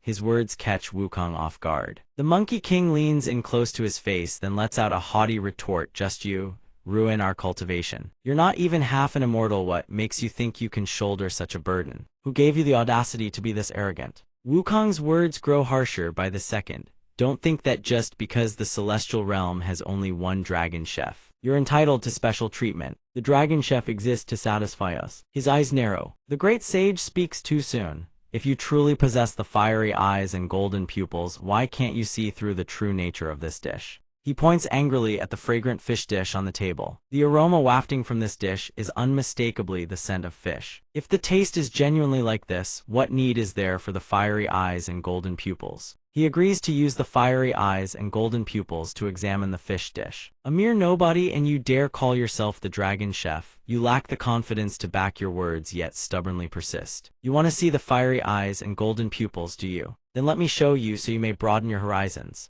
Wukong's blazing gaze sweeps over the fish dish and Mo Ting standing beside it. The fiery eyes and golden pupils reveal no alteration whatsoever in the dish, and that leaves him stunned for a brief moment. Wait, how is this possible? This texture, this fullness, this perfection without deception, this isn't fish. There are no fish bones. Wukong has no choice but to pick up his chopsticks in defeat. This sensation slippery yet springy, what on earth is it? The piece of fish he lifts is still steaming, yet it is neither fish skin nor fish flesh. How can it carry such a rich, dense fish aroma? Staring at the morsel in his grasp, the great sage cannot help but doubt. There was a delicacy from before that closely resembled this, though he cannot be certain. The quality differs noticeably, yet his instinct tells him he is not mistaken. If it resembles the real thing so closely, just how did he pull it off? Mo Ting stands by his side, soothing his restless agitation. Great sage, rest assured. I stake my divine position as dragon chef and my personal honor as guarantee this is absolutely not meat. Those were your own words.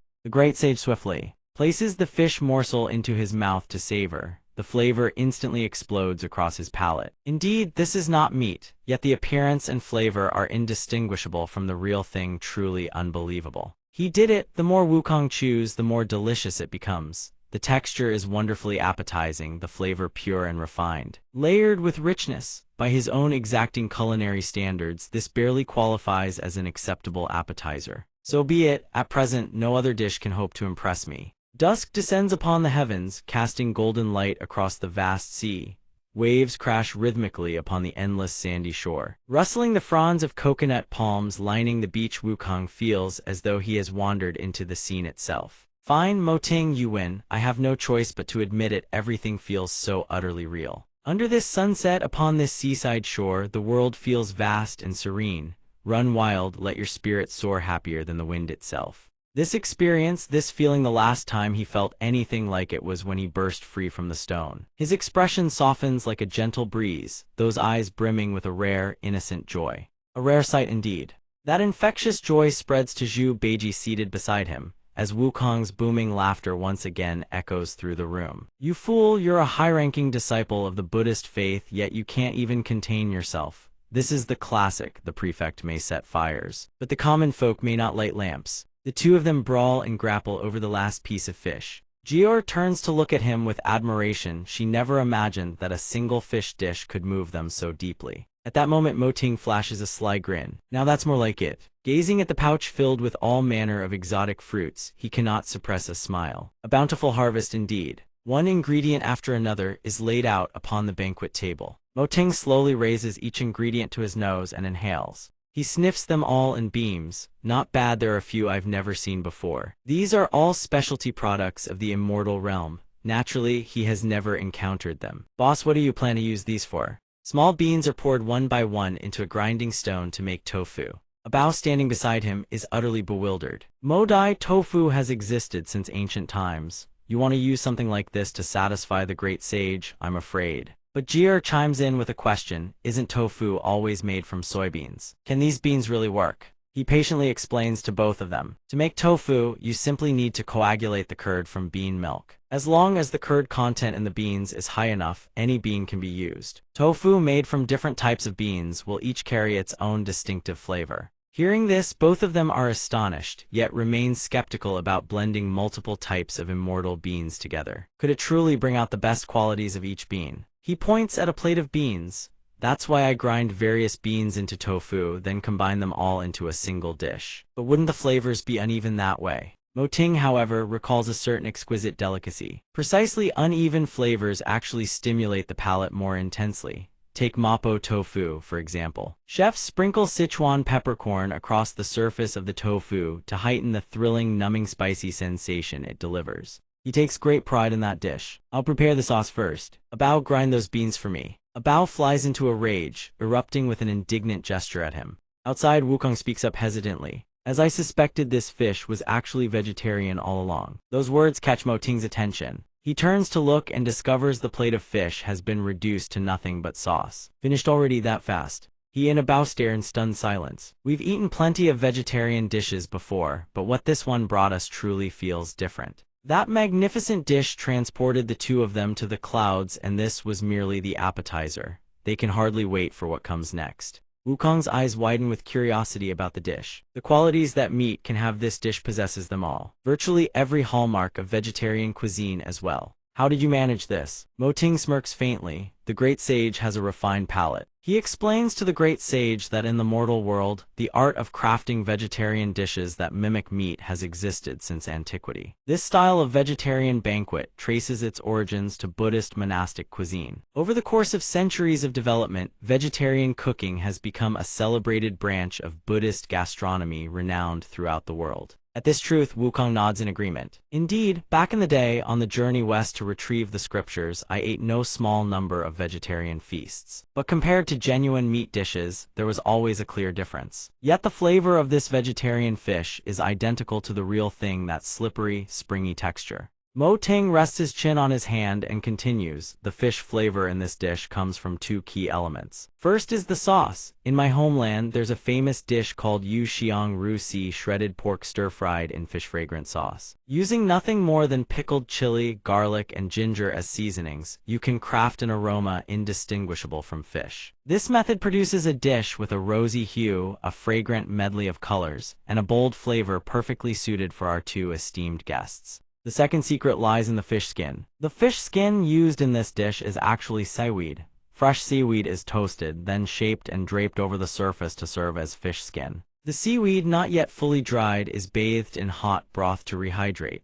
It absorbs the rich, dense aroma of the stock, seamlessly blending the unique oceanic umami of the sea with the broth until it releases a fragrance rivaling that of real fish. Wukong listens and nods in admiration. No wonder. Even so, how did you achieve the tender, slippery texture of the fish flesh? Is the preparation method different? And the flavor of this vegetarian fish surpasses traditional tofu-based imitations by a wide margin. Moting fixes his gaze on Wukong. Well, the fish flesh is also a bean product. The so-called bean product is simply made by coagulating the curd from bean milk. If you can freely control this process, managing the selection of different beans, and the coagulant used, you can craft bean-based products with virtually any flavor profile. Wukong hears this and freezes on the spot. Utterly baffled, he steps forward and clicks his tongue. Impressive. In the hundreds of years since the journey west to retrieve the scriptures, I've eaten no shortage of bean products, but to achieve this level of mastery truly rare.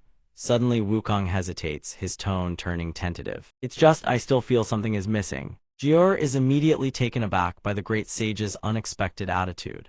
Zhu Beiji sitting beside them grins like a fool. Big bro monkey just thinks there's too little, that's all. Hearing this, Wukong lunges forward and shoves Zhu Beiji back into the crack from before. Damn pig, what nonsense are you spouting? Wukong replies bashfully, this dish is very much to my liking. It seems you've put considerable effort into understanding our tastes. However, as an appetizer, such an intense fish flavor may inevitably dull the palate for the main course. The great sage thinks too much, since I declared this merely an appetizer. Maintaining your appetites naturally falls within the scope of my considerations. Jior suddenly stepped forward from behind. He turned to her. Jior, bring those 2 items out. Right away. In an instant, her deft hands circulated her cultivation technique, and 2 dishes materialized from thin air. She swept her arm gracefully, sending the artifacts cascading straight to the floor. A grand formation array erupted into existence, blazing with radiant light that flooded the entire chamber. Zhu Beiji and Wukong witnessed the spectacle and could only stare in stunned silence. Suddenly, 2 pillars of blinding light materialized before them. They turned out to be 2 cups of milk tea, each bearing a printed image of Jior. Zhu Beiji's face went utterly blank at the sight. What in the heavens is this? Mo Ting stepped forward, his voice brimming with pride. This is called milk tea. In the mortal realm today, it is an immensely popular beverage. He slowly inserted the straw straight into the cup of milk tea. A crisp, satisfying pop rang out. He handed 1 cup to each of them. Please do give it a try. Zhu Beiji took the cup with a skeptical expression. How do you even drink this thing? But when he glanced over, Wukong was already sipping from his cup without a moment's hesitation. Damn Huji, how are you so skilled at this? Nonsense. I frequent mortal realm exhibitions. I've seen plenty of people drink like this. Moreover, my fiery eyes and golden pupils can discern this is peach-flavored. You've likely combined mortal milk tea techniques with peach essence. Quite different from the soy milk people use as a substitute for cow's milk. The compliment sent a wave of delight through Mo Ting. Precisely, this shall become the signature drink of Taudi Pavilion Peach Blossom Milk Tea. The fresh, elegant aroma of peach. The interplay of sweet and tart not only neutralizes any lingering spiciness but also stimulates the appetite. Perfectly suited for you both at this moment. Yet a trace of displeasure flickered in Zhu Beiji's eyes. The flaw. Old Zhu had a complaint about the straw good. They replaced the paper straw with something else. It does affect the taste somewhat, but there's no helping it environmental stewardship. Even immortals must shoulder that responsibility. Wukong suddenly spoke up. Even so, the dishes served so far still haven't met my expectations for Taudi Pavilion. Mo Ting had anticipated this. The great sage need not worry, the show of gratitude has only just begun. He turned back and called out to Jior, serve the next course. Understood. A formation array was swiftly summoned into existence. Jior channeled her focus with utmost seriousness. Bring them all forth. Azure light, blindingly brilliant, swept across the entire chamber. The night sky outside was illuminated by its radiance. In moments, an array of exquisite, aromatic dishes materialized in stunning presentation. The sight of the feast set Zhu Beiji trembling, his stomach growling ferociously from the pangs of hunger. Gazing at the spread of food, old Zhu could restrain himself no longer and lunged forward. He devoured everything while tears streamed down his face as though he had been starved for years. His saliva splattered straight onto Wukong's face. Yet one detail continued to nag at him. His gaze, sharp with suspicion, swept toward the formation array behind them. Did they do this on purpose? Looking at those arrays, the great sage couldn't help but feel a growing sense of unease. But seeing a particular wrapped dish only deepened his curiosity. There's still one dish that hasn't been served. Plate after plate of fragrant delicacies was arranged neatly upon the table. Zhu Beiji's eyes dazzled at the sight. Not bad at all, quite impressive. Zhu Beiji drooled uncontrollably at the spread before him. Every dish had been served, each one a delight to behold. But inside the steamer, the mantua were sculpted into the unmistakable likeness of Zhu Beiji. Old Zhu stared, utterly helpless, at the mantua shaped like his own face sitting inside the bamboo steamer. He flew into a rage and bellowed at Mo Ting, "What is the meaning of this? Do you want me to take a blade to that head of yours? Shave off every last strand of that fuzz. My deepest apologies, Marshal." Wukong picked up one of the mantua beside him, grinning mischievously. "Splendid. If you won't eat them, I will."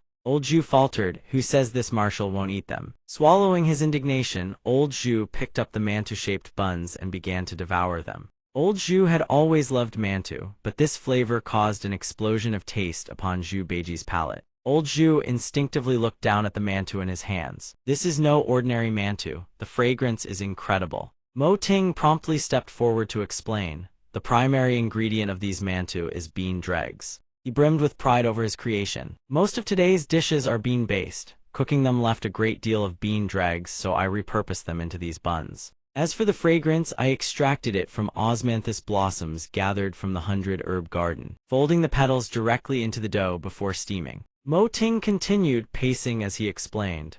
After steaming, the osmanthus aroma gradually infuses every inch of the bun. He then added, "Allow me to remind you both that a celestial flat peach milk tea served earlier. Don't drink it all at once. Save it for later. That is when its true effect will manifest." His explanation fell on deaf ears. The two of them continued wolfing down the food, eating as though they had been starved for a century. They completely ignored his lecture. Every plate was wiped clean, not a single crumb remaining. After finishing, Zhu Beiji and Wukong let out a satisfied cry. Bliss, it came so fast. Like a whirlwind, as if streaking toward them at incredible speed, a blinding light suddenly materialized before their eyes. A rooster drenched in glistening golden sauce stood before them accompanied by other creatures, all blocking their path. Zhu Beiji let out a terrified shriek. Holy Mother! Wukong, standing beside him, instantly recognized the illusion technique. Fool, be careful, give me your hand no. The creatures, lifelike yet uncanny, stared wide-eyed at Zhu Beiji and Wukong. After crashing down, he realized the truth. What sex illusion technique is this? Wukong hoisted Zhu Beiji onto his back and bolted. This can't be real. These are clearly cooked dishesho. Can they possess life force? Were they really made entirely from beans? We just ate a meal, for heaven's sake, it shouldn't come to this. Damn it all. His fiery eyes and golden pupils could not pierce through this illusion, unless it was real. As they ran, something suddenly shot out and entangled Wukong's legs. It coiled beneath his feet, refusing to let him escape. The great sage was truly at his wit's end. Cursed thing, I can't unleash my true power in here. Meanwhile, Zhu Beiji had been swallowed by the encroaching shadows. Huji, save me, but Wukong too had been restrained. Beiji, there is only one explanation for this. His eyes narrowed to slits. We violated a Buddhist prohibition. We were far too careless. The food was laced with meat. Our cultivation is being devoured as we speak, but without our cultivation, we cannot break free from this place. Suddenly a crack split open in the void and an arm reached through. You wretched sinner, destroying our cultivation, Mo Ting. Mark my words, master, will never forgive you for this. The oppressive darkness bore down on the two of them. Suffocating, itchy and unbearable. I'm still conscious though. Suddenly a flicker of light pierced through the gloom. That light, that radiance seemed to liberate the two of them from their shackles. It plunged into the surrounding darkness. What's happening? The illusion has been dispelled. Huji, look, those rosy cheeks swept away all the darkness. It turned out the item that had yet to be served was a plump, glistening celestial flat peach. Wukong smacked Beiji on the head in fury. Fool, that is a celestial flat peach. Where in the world did you see rosy cheeks? At that very moment, a sudden sound caught Wukong's attention.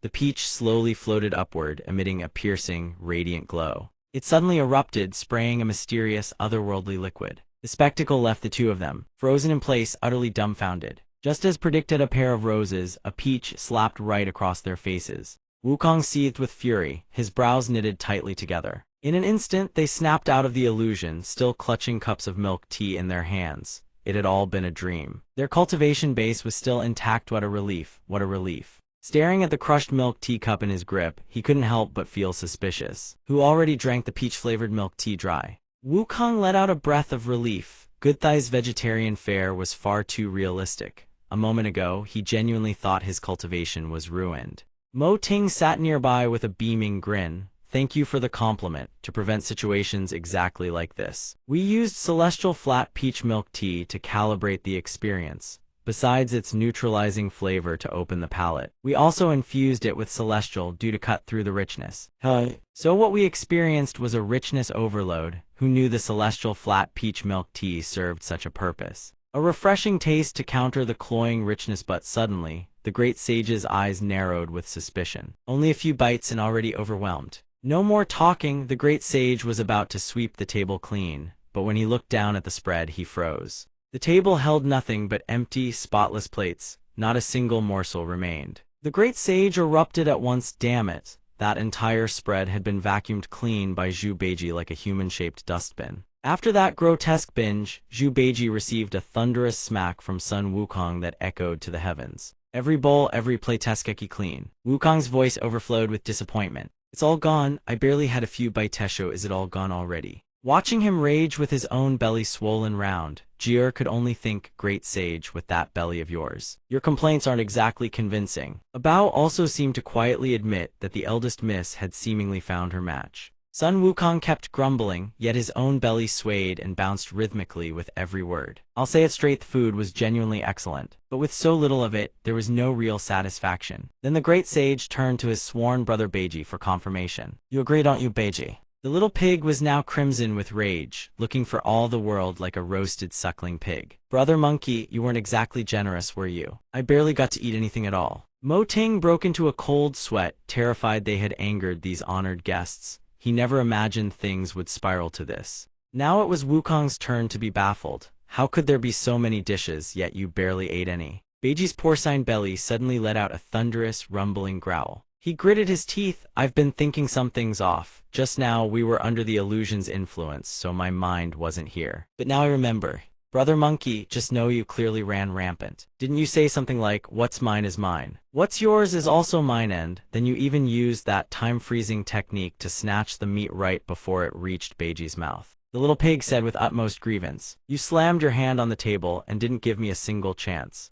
Do you have any idea how long I've suffered waiting for this meal? I've waited centuries. Do you know what my life has been like for those hundreds of years? The great sage, meanwhile, casually stretched and twisted his body to work out the kinks. At the dinner table, Beiji, everyone relies on their own skill. Tough luck. He then casually launched into his slimming exercises. His words poured oil on a raging fire. Mo Ting hurriedly interjected. Your Excellency, please don't be angry. I still have one more dish that hasn't been served. The old pig's eyes flew wide open, blazing bright. What? Just one more serving? Beiji erupted in thunderous fury. No, today you lot must give me justice, Mo Ting. This is easy to resolve. Just make me another full portion and we'll call it even. Everyone who heard this was thrown into bewilderment and dread. Mo Ting panicked, utterly at a loss. Your Excellency, please calm yourself. The portions were calculated. Intentionalithas was meant to set the stage for the courses to come. Suddenly, a bolt of lightning lanced through the air, slamming him backward without an ounce of mercy. Jier cried out in alarm as the bolt struck Mo Ting square. His body was violently pinned against the wall. That was divine wrath made manifest. Beiji had been utterly disappointed by Mo Ting.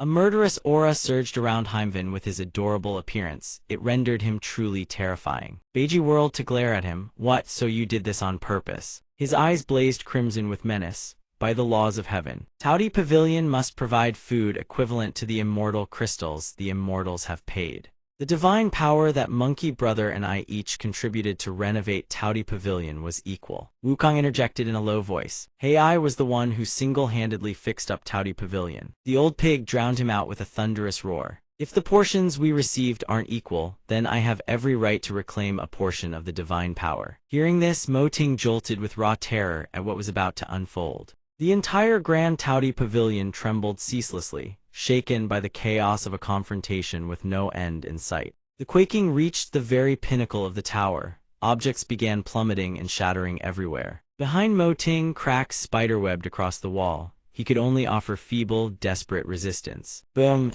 As it turned out, the shattered fragments of Taudi Pavilion were being reconverted into divine power, flowing back into Beiji. A Bao cried out in panic, it's over, Taudi Pavilion is crumbling again. Jier, frantic with desperation, could only beg Great Sage, please talk him out of this. But Wukong merely shrugged and said, I told you before, if the food fails to satisfy us, we will reclaim the divine power used to renovate Taudi Pavilion. If my junior brother is not satisfied, there is nothing more for me to say. Jier stood helpless, overcome with despair. But at that moment Mo Ting finally spoke. You two are honored guests, and I have failed in my hospitality. He was still pinned to the wall, but suddenly lifted his head with a gentle smile.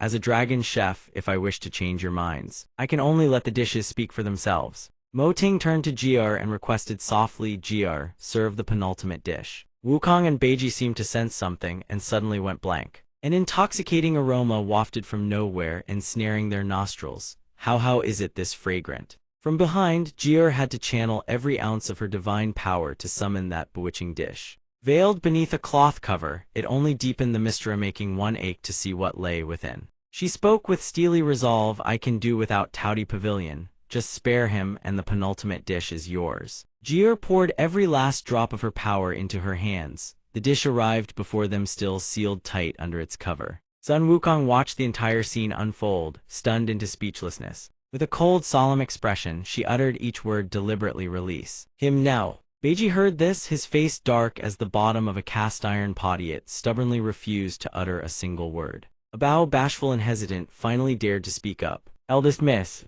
Sun Wukong was lost in deep contemplation. "The penultimate dish, you say?" The moment the thought crossed his mind, he whipped around and flashed a dangerously sly grin as if hatching some grand scheme. Jier's confusion deepened. She couldn't fathom what was going through the figure's head, secretly wondering, what does this great sage actually want? Then, with that dangerously playful expression, Sun Wukong spoke, "Let him go, Beiji." Beiji couldn't believe his own ears. He had to ask again just to be sure. "Brother monkey this," but Sun Wukong simply repeated himself once more. "Beiji." Beiji's fury still blazes like a furnace, his eyes dark as the bottom of a scorched pot. Through gritted teeth, he sneers, "Out of respect for Brother Monkey, old Jew, I will spare you for now." One sees him unleash his divine ability. Crimson silk threads materialize out of thin air, radiating a blinding scarlet light. The entire area erupts in dazzling brilliance, painting the heavens ablaze, a truly miraculous spell. Jier, Bao, and Moting all gape in stunned disbelief at the strange power, their eyes wide as saucers. Bao blurts out like a child, utterly taken aback by the spectacle before him. The young miss of Touty Pavilion has recovered. Even Sun Wukong, exasperated by his own companion, gives him a stern warning. "What in the heavens is this magic? Fool, don't you go imitating that wretched golden immortal." Beiji sighs at the very power he had just unleashed and explains. Sun Wukong turns to face Jier and Moting, his expression utterly clueless. To be perfectly honest, that dish, just now, could indeed be considered outstanding. However, it lacked the wow factor sensation that leaves one truly astonished. "If the next dish is no different, I'm afraid this pavilion won't survive." Beiji chimes in with a few more words, throwing fuel on the fire. "Exactly, if we're still not satisfied, I'll demolish this place all over again." Jier and Bao stand behind Moting, utterly helpless against the two figures before them. No words in existence could capture the emotions churning within them. A cloth rises to reveal something so precious, it radiates a resplendent halo of light. The entire future of Touty Pavilion hinges upon the single dish. Moting remains perfectly composed before the two oddballs. He puts on an air of cool mystery and explains with utmost professionalism, "Rest assured, esteemed guests, this dish has already been divided into 2 portions. There will be no repeat of the previous incident." Beiji surprisingly believes him and nods in approval. "Consider it a sign of your sincerity. I was originally planning to use the V-formation bluff. Now I can scrap that." He breathes a quiet sigh of relief. Sun Wukong stares blankly, expressionless and exasperated. "Do I need to go take out that golden immortal while I'm at it?" Moting places his hand upon the cloth, which conceals something of utmost importance. His eyes gleam with menace as he announces the dish. The vision that appears leaves Wukong with his jaw hanging agape. Then panic strikes. Where is the dish? Then out of nowhere, Sun Wukong appears shirtless, with only leaves wrapped around his waist as makeshift pants. Wait, was that an illusion? Sun Wukong heaves a long sigh, completely at a loss for how to handle this situation properly. How interesting, even someone of my caliber has fallen for illusions 3 times in a single day. Moting, I'll give you that one. But this time I've come prepared. But suddenly an unfamiliar voice rings out from behind, startling even Sun Wukong. You've finally arrived. Wukong's heart nearly leaps out of his chest. That voice. Old Sun whips his head around to see who spoke. Before him stands an extraordinarily handsome young man with flowing raven-black hair, one eyebrow arched high as he grins at Wukong. The great sage, shocked beyond words at the figure before him, exclaims loudly, "Niu Moang, this time I hope it's real." At this moment within the water curtain cave, Sun Wukong and Niu Moang drain their cups of wine together. We do not swear to be born on the same day, the same month, the same year. Before they can finish the oath, both grow embarrassed and fall silent. Forget it, we are both ancient spirits by now. We don't need to. Niu Moang suddenly gets an idea. What if we change the oath? Sun Wukong raises an eyebrow. How so? And just like that, the Demon King lays out his plan. Let's just do it this way. Wukong is stunned beyond belief. There's such a thing. Of course there is. Come drink. Both of them raised their wine cups once more, swearing their oath in unison. Today, we two shall become sworn brothers, heaven and earth as our witness. Niu Moang laughed so wide his grin threatened to split his face from ear to ear. Since we're brothers now, let me show you something good. Sun Wukong was struck by the fragrance emanating from whatever his brother had secretly produced. Brothers don't need formalities, but what on earth smells that good? That thing froze him in place, his eyes locked in an unblinking stare. In a place called Gao Village within a certain household, a young woman with disheveled hair was screaming without end. Fei Li, don't you come any closer. The culprit behind all of this was none other than old Zhu himself. Within the illusion, Zhu Beiji had reverted to his old ways time and again storming into Gao Village to abduct women, leaving chaos and suffering in his wake wherever he went. Zhu Beiji, drooling with lecherous hunger, chased after that young woman like a man possessed. Tusk old Zhu lunged straight toward the golden-haired girl and the purple-haired girl beside her. The sight threw the young woman into a panic, and she cried out for mercy. Don't! He uttered a line so utterly vile it defied all decency. You carry a scent that is quite appetizing. Zhu Beiji, wearing the expression of a lecherous fiend eyeing innocent maidens, turned his gaze toward the two people before him. I finally found that fragrance. Those words made the purple-haired girl tremble from head to toe as she murmured in disbelief, What? What did you just say? In a certain mansion, a servant sprinted down the corridor in a blind panic, wailing at the top of his lungs. Young master, the young master asked in a voice calm and utterly unruffled. What's all this commotion about? What happened? The servant, having sprinted so hard he could barely breathe, forced out each word through ragged gasps. Miss N. She. Hearing those words, the young master seized his robes and bolted out like a gust of wind. Miss N. His face twisted with fury until it was barely recognizable. His mouth cursed without ceasing. This pig demon dares to covet Miss N again. Watch if I don't butcher you. Release her. If you've got the guts, come at me instead. Come here, you pig-headed beast. Zhu Beiji had been leaning in to plant a kiss when the fragrance suddenly traced back to this very spot. Never in his wildest dreams did he expect the lips he kissed to belong to that white-haired young master from moments ago. Both young women nearby were stunned speechless by the spectacle, their eyes wide as saucers. Truly worthy of the young master, accomplishes feats that ordinary men could never dare attempt. Zhu Beiji wore an expression of immense satisfaction, as though he had just seized the most precious treasure in existence. Your first kiss wasn't meant for her, it was meant for me, old Zhu. There's a puddle over there, hurry up and wash your filthy mouth with the muddy water. Suddenly, a young woman's voice rang out. The young woman in purple, none other than Miss N herself, stepped forward to clear up the misunderstanding. In truth, he didn't actually do anything to me. The young master looked as if he were about to vomit so violently he'd launch himself out of existence entirely. What, he didn't do anything to you? Miss N used her sleeve to half cover her face and recalled he only kept asking me one question, but since I'm dieting today, I skipped my meal, so. Brother Shissy, hearing this, was equally baffled by the absurd question. What did he ask you? Only then did Zhu Beiji finally speak after minutes of silence. Say, brother, what exactly have you been eating today? The young master was still seething over having his cherished first kiss stolen. Even if I die, I won't tell you. The whole group made their way back to the mansion where the servant had been screaming in panic earlier. Young master, ancestors and immortals above, this must be the dish you were looking for, correct? Today the young master had already eaten it. Zhu Beiji, however, grew instantly enamored with the intoxicating aroma of the dish before him. Oh, so that's where the fragrance was coming from. He thought to himself, that's right, it was the penultimate dish from before. The attendant beside me has already stopped worrying. Then that's wonderful. From now on, however many you desire, we shall prepare exactly that many. The young master won't have to wash his mouth with mud anymore. Old Immortal Chu mused quietly to himself. The aroma was spot on, only the appearance was slightly off. This dish. Wukong and Zhu Beiji were in two completely different places, yet they uttered the exact same words in perfect unison, a curious sight indeed. What they spoke of was a dish that looked incredibly delicious. On Sun Wukong's side, he had already questioned Niu Moang about the origins of this dish. Surely it wasn't meat, nor was it made from animals, right? The Bull Demon King marveled at his sworn brother's worldly insight. Brother, you truly see through everything, not bad at all. The ingredient is toasted bread. First, a layer of oil is brushed onto the toasted bread and spread across the dish's outer crust. Then the whole thing is charcoal grilled.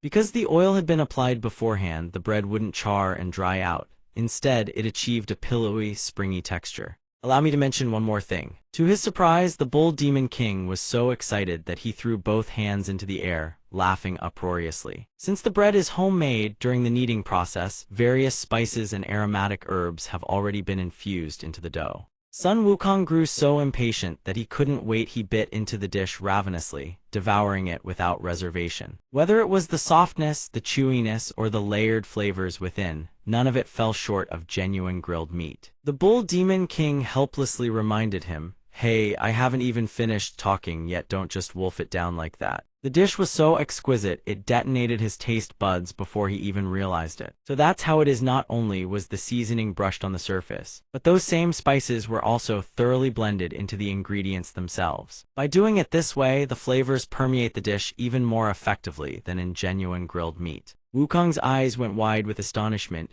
What the hell is this? Inside the dish Wukong was eating, the flavors were rich and deeply fragrant, steaming with aroma. Unlike the fiery, pungent grilled meat crust on the outside, the fragrance within was fresh, clean, and delicate. The Bull Demon King grinned smugly and told him, "Go on, brother, give it a taste." Indeed, hidden inside was something utterly divine, so delicious, it startled even this great sage. It was curry rice, yet the taste felt strangely familiar. The Bull Demon King chuckled to himself, a cryptic, mysterious air about him. "It's wild chrysanthemum. I blended the fresh, cooling fragrance of wild chrysanthemum into the vegetarian curry rice." Sun Wukong trembled the moment he heard this. He whipped around and shot back, "Wait, that's a vegetarian dish exclusive to the Tianzhu region. How do you know about it?" But when he turned around, there was no one left behind him. He had nearly forgot. A melancholy Sun Wukong could no longer find words to express his sorrow. This was not the reality he had. But to be able to return here once more, that is truly wonderful. "Thank you." Mo Ting. Sun Wukong held the chrysanthemum in his hand, along with the longing he bore for a brother he had treasured dearly. Meanwhile, on Zhu Beiji's side, he had spotted the chrysanthemum. "So you used this to create the flavor of the vegetarian rice?" Someone provided the answer. "That is correct," Old Immortal Chu sighed. "There isn't a single petal left inside the dish, yet how does it retain the fragrance so perfectly?" The one who spoke up to explain was Shizi, Elder King Chang. Then another person chimed in with a reminder, "My good man, please wipe that mud off your face." Misin smiled brightly and replied, "It's not difficult. If you mix the distillate extracted from the wild chrysanthemum into the Tianzhu-style vegetarian curry rice, the two flavors will fuse together seamlessly. Unlike the 100 flowers used in the 100 Flowers Feast, after being distilled, the wild chrysanthemum retains its gentle aroma while amplifying the hidden fragrance within it." Zhu Beiji gradually grasped each detail, mulling it over as if it all made perfect sense about the dish. So that's how it is. On the outside, the fiery, bold grilled meat. On the inside, a vegetarian dish with a clean, delicate flavor. After tasting the vegetarian rice inside, the craving for the spicy, aromatic crust on the outside was stimulated all over again. And after savoring the outer crust, the desire for the flavors hidden within only intensified further. This dish formed a seamless loop, a self-perpetuating cycle that compelled the diner to endlessly alternate between the two flavors. Unable to stop even if he wanted to, Zhu Beiji suddenly realized something. "Wait, that's not right. How do you all know about the 100 Flowers Feast? Isn't that supposed to be?" Just then, Sun Wukong, who had still been sitting there admiring the chrysanthemum in his hand, finally noticed Zhu Beiji, who seemed to have appeared out of nowhere. The two of them stared at each other in bewilderment. "Why are you here?" They glared at each other with an utterly bone-deep loathing. Zhu Beiji, unable to hold back his pleasant dream shattered, bellowed furiously. "Why are you here, second brother?" Sun Wukong bristled like a porcupine with its quills raised. "This old sun was about to ask you the same damn thing." Old Immortal Chu, for no apparent reason, suddenly switched on his analytical mode and began breaking things down one by one. "The last time I saw outfits this ugly was during our journey to the Western Heaven to retrieve the scriptures. That proves we're inside an illusion, and moreover, we're on the scripture-fetching road." Wukong's lips curled up to his ears as he glared at him. "Oi, you've got some serious prejudice against us rough folk out here, don't you?" Contrary to his reply, Zhu Beiji could only hope for one small mercy. "Please, just let us not run into that bald-headed one." Old Sun bellowed so loudly the words rattled. "You know what? Don't stare at me like that. The space between my shoulders is practically a spatial storage bag. Top-grade gear, essential for daily travel." "Hold on, what did you just say?" From the distance, the sound of a bell rang out. A finely crafted bell hung from the neck of a pure white horse, and beside it glinted a dazzling golden staff. Then a gentle voice called out to the two of them. "Wukong Waneng." That voice made both of them jolt as if struck by lightning. The figure that materialized before their eyes froze Sun Wukong and Zhu Beiji solid, neither daring to move a muscle. A tall, imposing monk sat astride the horse. Upon hearing that someone had called their master bald-headed, Wukong instantly activated his well-behaved, docile persona. "Master, what a lovely day it is. I wonder which precious little demon will have such good fortune today." Zhu Beiji followed suit, eyes sparkling with sincerity. "Master, when the time comes, we'll hold them down for you, just go easy with the staff." "All right." The master of Wukong and Waneng wore a stern expression as he questioned them both. "That little squabble from just now, consider it forgiven, but explain to your master what that thing is." Sun Wukong and Zhu Beiji suddenly realized that in their hands right now, they were each holding a piece of food, the very thing the two of them had been devouring.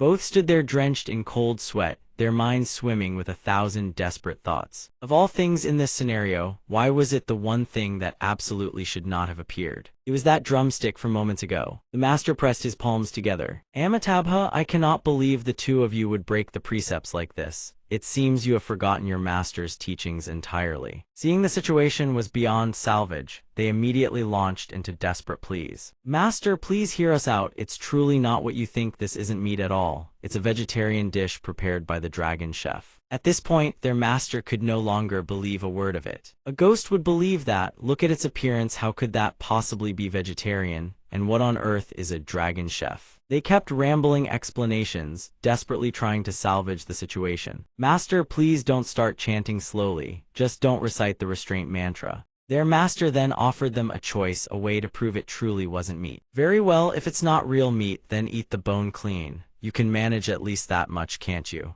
Sun Wukong and Zhu Beiji had no choice but to obey fate. They bit into the fragrant drumstick bone and crunched down. "See, it's not real. Listen to how crispy it is." To their surprise, the bone split cleanly in two. Something inside Wukong's figure began to glow brilliantly, startling him. Wukong's mouth moved involuntarily. "What the hell is this? What was this bone made from?" Inside was a small, perfectly round sphere, a completely different flavor. It was soft and fragile, the slightest touch shattered it. As it dissolved on his tongue, an icy chill spread through his mouth, refreshing and cool, yet throughout his body, a searing heat surged outward. The dangerous sensation he had suppressed for years was about to explode. "Son." Wukong, seized by panic, frantically searched for his brother, Beiji. He turned to find Zhu Beiji already shattered into countless golden shards of light. In an instant, Old Pig vanished, leaving only the great master standing there. The master murmured ceaselessly, "Amitabha, Wukong is about to vanish too. This will not do." Before both of them could fade away, the master bestowed upon them a parting word of cheer. It seemed this Thanksgiving feast had brought them no small number of surprises. The silhouettes of the master and another figure turned and departed, both of them shattered into 100 fragments. Suddenly, Sun Wukong's eyes snapped open. He stared at the empty plate before him and spoke once more, "The penultimate dish is finished." Both Wukong and Zhu Beiji lay sprawled on the ground, their faces utterly drained. Only then did a Bao and Mo Ting slowly peek out, asking in hushed tones, "Are the two of you awake?" A Bao spoke with palpable relief, "Thank goodness you're awake." For the great sage and his companion to have slept for so long, that was truly unexpected. "Mo Ting, you have accomplished what the vast majority of immortals in the celestial realm never could." Hearing this, Mo Ting scratched his head in embarrassment. "I forgot to mention, without that final step, most people would never wake from the illusion. Fortunately, they managed to finish the bones in the end. Only by doing so could the illusory experience be brought to a close." Sun Wukong was still shaken from the earlier illusion. Damn it all, this great sage nearly didn't make it back. Zhu Beiji fared no better. His face tinged a sickly shade of green. If not for the freshly brewed pot of tea in the guest hall still steaming hot, Sun Wukong and Zhu Beiji sat frozen on the sofa, petrified and utterly spent. Neither of the two had yet grasped reality. Wukong was the first to slowly find his voice. "Brother," Zhu Beiji murmured, guilt gnawing at him, "I shouldn't have called the master bald-headed back there." Seeing that the two divine beings had yet to recover from the shock, Mo Ting quickly offered words of comfort. "Are you all right? This was entirely my fault." Old Sun waved him off. "We'll discuss that later. What in the heavens did you put in those bones?" Mo Ting blinked in surprise. "Oh, that." Zhu Beiji recalled the memory and shuddered. "It felt like eating a bomb packed with every conceivable flavor detonating right inside my mouth. The moment it went off, it knocked me clean unconscious." Mo Ting's smug grin widened tenfold upon hearing that. He smirked, popping boba. Sun Wukong and Zhu Beiji stared at him as if struck by divine revelation, their faces frozen stiff. Suddenly, a small pearl-like bead dropped onto the table. Sun Wukong stared blankly. So this is the so-called popping boba. Mo Ting then placed a beaker on the table and explained, "What you two may not know is that, in the modern mortal realm, this is an ingredient commonly used in beverages." He laid out a sodium alginate solution and a calcium lactate solution in turn. To make popping boba, all you need are these two things. He demonstrated with a dropper. The process is remarkably simple. Neither Sun Wukong nor Zhu Beiji could fully grasp what they were seeing. How does it work? Mo Ting walked them through it. First, draw the prepared sodium alginate solution into the dropper. Then, drip it into the calcium lactate solution. The two solutions merge and trigger a chemical reaction. And just like that, popping boba spheres are formed. They fizzle and react inside. He went on to explain how he'd wrapped the popping boba in gluten-based bone-shaped shells. Sun Wukong and Zhu Beiji marveled at the ingenuity of mortals. Incredible, the mortal realm has advanced to such a level. Indeed, and here is the finished product. Mo Ting held up the result in his hands. To honor the successful conclusion of the journey to retrieve the scriptures, I specially incorporated panipuri, a traditional street snack from the heavenly kingdom of India, as the finishing touch in the final bone dish. Sun Wukong began to understand. Oh, so this is what blasted us out of the illusion. Mo Ting elaborated. Exactly. This traditional street snack from the heavenly kingdom consists of crispy bread, mung beans, potatoes, yogurt, and sweet and sour sauce. It possesses a powerful spirit awakening effect. The burst of stimulation from the popping boba can send a person's excitement soaring to its absolute peak. That surging, explosive sensation is precisely what shattered the illusions. We couldn't have predicted what kind of illusions each of you would face. Everything was determined by the deepest memories buried within your hearts. A Thanksgiving feast that grants the two of you such a profound experience of reflection, only then does it hold true meaning. Sun Wukong and Zhu Beiji fell into contemplation. He let out a long sigh. All these years in the celestial realm, my fighting spirit has slowly eroded. The passion, it's gone. If not for this dish, this old monkey might never have recaptured the feeling of that scripture-seeking journey, not for the rest of eternity. Zhu Beiji likewise heaved a sigh. I do miss that burning passion for slaying demons and banishing evil. When this old pig once set foot in the mortal realm, he'd even drowned himself in social media. All these years in the celestial realm, every single day has been nothing but mind-numbing tedium. Heaven only knows how I survived those endless days. Old Pig spiraled into overthinking, feeling utterly worthless. Suddenly, Sun Wukong called out to Mo Ting. Mo Ting, this old monkey has grasped the truth you conveyed through your cuisine. We understand the intent behind it now. You put no small amount of thought into this. Personally, I find this dish deeply satisfying. Mo Ting was overjoyed at the lofty praise. He clasped his fists and declared with conviction, my deepest thanks to you both. Zhu Beiji interjected, hold on, you still haven't answered the question from earlier. Old Pig had accidentally bitten into a popping boba and the sensation bothered him. After it burst in his mouth, a tingling stimulation lingered on the tip of his tongue. Why is that? Every time Old Pig placed one on his tongue, a strange sensation shot through him, making his mind feel as if it were exploding into the sky. HRRGH, Zhu Beiji seemed to be reliving every layer of sensation. This exact feeling, like a volcano erupting, is what pulled me out of the illusion. I thought it was just a hallucination before. I never imagined the real thing would be this intense. Is this truly meant for people to eat? Before long, the popping boba in his mouth cracked open once more. But Mo Ting wasn't done yet. He had another innovation to share. Actually, to amplify the popping effect, I also used something called popping candy. Carbon dioxide is sealed inside it. Once the sugar coating dissolves in your mouth, the trapped gas bursts outward, intensifying the explosive sensation. And there's one more indispensable ingredient: pineapple seeds. Ordinarily, pineapple seeds cause an itchy, burning sensation on the tongue. Most people discard them as waste, but I added a carefully measured amount into the popping boba. Did you feel that tingling stimulation on the tips of your tongues? That's precisely where it comes from after the pop. The wicked grin on his face made everyone freeze. Mo Ting, what's gotten into you? Zhu Beiji collapsed face first. This tongue of mine, I don't want it anymore. Take it and stew it. Right after, Sun Wukong burst into laughter, overtaken by a surge of excitement. Well played, brat. He continued, I have to admit this Thanksgiving feast truly exceeded my expectations. Each dish surprised me more than the last. The few centuries of waiting, I suppose it was worth it. But Old Sun added, the service still needs improvement. You forgot to warn us about that step and we haven't settled that score with you yet. Mo Ting grew flustered. I'm truly sorry about that. It won't happen again. But his overly relaxed tone inadvertently left an opening, one that Sun Wukong seized upon instantly. Tell me, shouldn't you add one more dish to make up for it? Or to put it another way, you called that the penultimate dish, which means, by your own words, there's still a final dish, isn't there? No one could argue with that logic. Even Touty Pavilion was startled by the mention of a penultimate dish. What he'd been hiding in his gourd was exactly this. Just as she had felt, Mo Ting likewise sensed the crushing pressure radiating from Sun Wukong. Panic and helplessness flooded him at once. It's over, he'd carelessly called it the penultimate dish, but technically, penultimate only meant second to last in reverse order, not the actual final course. Sun Wukong's oppressive aura bore down on them even harder. If you've deceived me, then Touty Pavilion. Sun Wukong's voice turned deadly serious. Mo Ting, you'd better think carefully. The one thing this old monkey can never tolerate in his life is deception.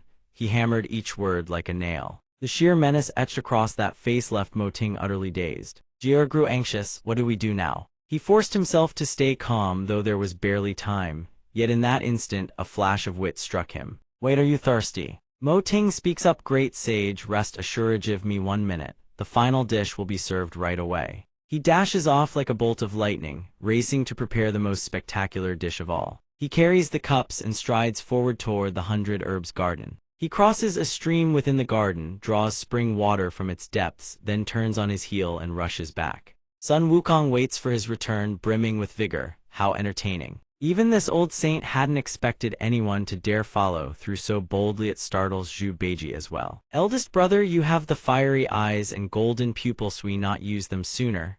The Monkey King replies that it would ruin the surprise. This time, this old saint wants to see what little tricks he's got up his sleeve. This old saint has high hopes. From the look of it, the next dish won't disappoint. Really? Mo Ting arrives. He's here. Jier stands nearby, worry etched across her face. What is that? It doesn't look like food at all. Zhu Beiji is the first to lunge forward. He actually prepared the final dish. Let old Zhu have a look. But Sun Wukong blocks his path. Hold it, this old saint wants to hear Mo Ting introduce the dish first. Mo Ting, however, remains silent, no sign that he intends to speak. After a moment, he speaks candidly. To be honest, I didn't actually prepare a final dish beforehand, but what I've brought out is 100 roots water. He adds that a sudden flash of inspiration struck him just moments ago, so he improvised this on the spot. Both Zhu Beiji and Jier stare blankly, completely lost. Boiled water? Old Zhu doesn't really understand, Beiji says, turning to Sun Wukong for help. Eldest brother. Sun Wukong speaks bluntly, pack up Touty Pavilion, you fool. Garden spring water passed off as some 100 roots water dose. He think this old saint is some wild monkey he can fool. He heads straight for the door. Beiji, equally baffled, cries, you've gone too far. If there's no final dish, then just say so. He lied to us. Mo Ting calls out, wait. Sun Wukong is still seething.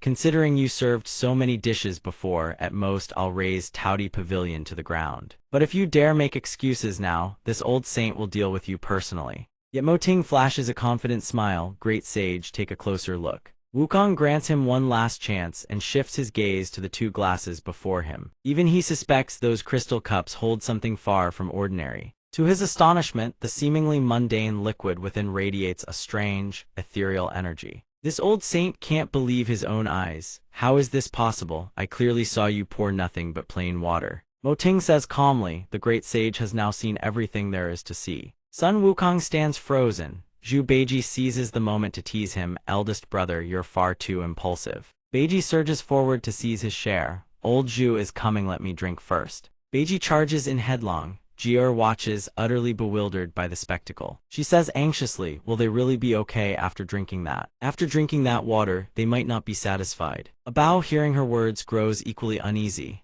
That can't be right. Mo Ting reassures them, relax, nothing will go wrong. He hands Jier a bottle of liquid. They're simply undergoing the final step. The issues from before won't happen again. He drink a bottle of this to unwind first. Jier takes the bottle and examines it closely. What is this pitch black water? Mo Ting answers, that's coca. From the 100 Herbs garden, I fished it out of the jade pool the other day. He tells her it's a fine commodity indeed, and wildly popular in the mortal realm. However, the formula for coca in the mortal world remains a closely guarded mystery. I spent no small amount of effort using countless precious ingredients before I finally managed to replicate that flavor. Jiur's eyes widen, setting that aside. I'm far more curious about what the 100 Roots water is actually made from. She turns around only to find Beiji and Wukong already sitting cross-legged in meditation, bathed in the radiant glow of 10,000 Buddhas. Jiur can hardly believe it's drinking that can actually help them attain Buddhahood. Bao mutters if something like this could be replicated, it would defy all reason.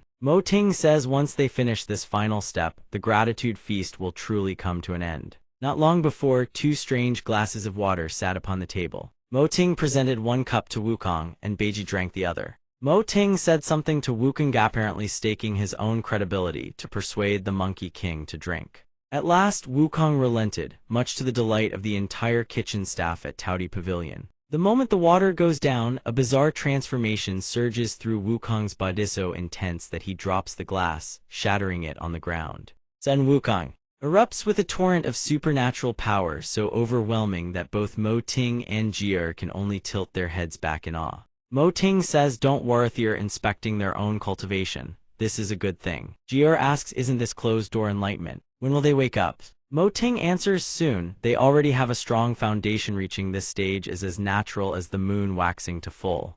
Suddenly, Wukong's eyes snap wide open. He demands of Mo Ting, how can this 100 Roots water be so miraculous? Mo Ting hadn't expected it to end so quickly. He blinks in surprise. That fast? Wukong continues, this water gave this old saint a sensation of bone cutting and marrow cleansing. Beiji chimes in, old Zhu could feel the violent aura on eldest brother being purged as well. If that's the case, all the better. Mo Ting explains the name 100 Roots water carries the meaning of purification of all origins. While its primary ingredient is spring water from the 100 Herbs garden, the element that truly produces the effect is the Buddha fruit seed originating from Tianzhou. The Buddha fruit seed is distinctive. Its exterior is encased in a thick, durable shell, but inside lies crisp, tender flesh. The pulp is naturally crystal clear and dissolves upon contact with water. This particular batch uses Buddha fruit seeds that grew beside the spring in the 100 Herbs garden. Nurtured by the water itself, they harmonize perfectly with the spring's source. The 100 Herbs garden is a realm unto itself.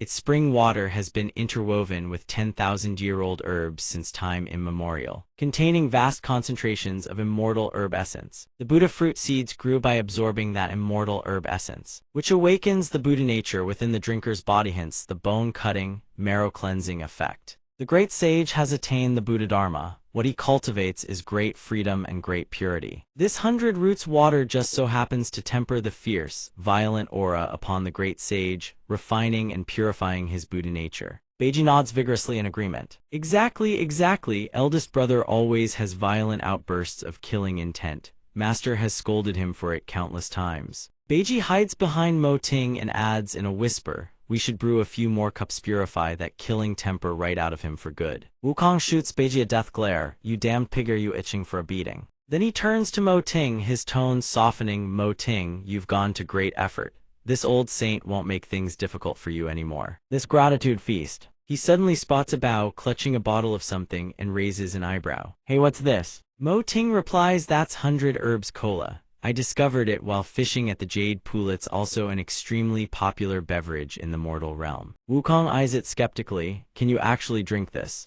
Meanwhile, Beiji has already jabbed a straw in and is halfway through the bottle. A Bao cries out, it looks so dark and gloomy like something from the underworld. Maybe you shouldn't drink it. Wukong waves it off, it's fine. Consider it a palate cleanser for the feast. We've eaten so much already, you should trust the dragon chef. Jiur stammers, WL. I still trust the dragon chef won't let us down. He pops the cap and tilts the bottle back, draining it in one long gulp.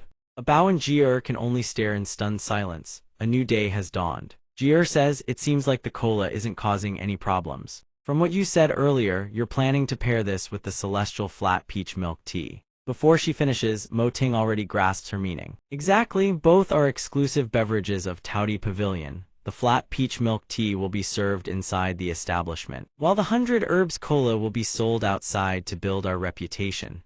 With the right promotion, it will bring profits beyond imagination. Jior frowns. The idea is brilliant, I'll admit, but there seem to be side effects. Sun Wukong and Zhu Beiji's eyes sparkle with glee as they skip and dance around in sheer delight. Jior grows flustered. Selling this to the gods just like that, there really won't be a problem. Jior is helpless. Mo Ting dismisses it. That's not a side effect. Sun Wukong says with sparkling eyes, that's happiness. Happiness like sunlight. Zhu Beiji chimes in, it's on the level of seeing a senior sister in a bunny outfit. Squeaky clean, no less. Mo Ting plays along, tastes pretty good, doesn't it? Right now Coke is running a special owned cup for just 2 immortal crystals. The joy dies instantly. Zhu Beiji and Sun Wukong crumble. Sun Wukong groans he can't even scrounge up 2 immortal crystals. Zhu Beiji adds, senior brother, why don't you trade your staff for it? Sun Wukong flies into a rage and grabs Beiji by the throat. You look more like a staff yourself. Suddenly, a book radiating brilliant light hurtles toward Mo Ting from out of nowhere. A Bao reacts instantly, tracking the streak of light.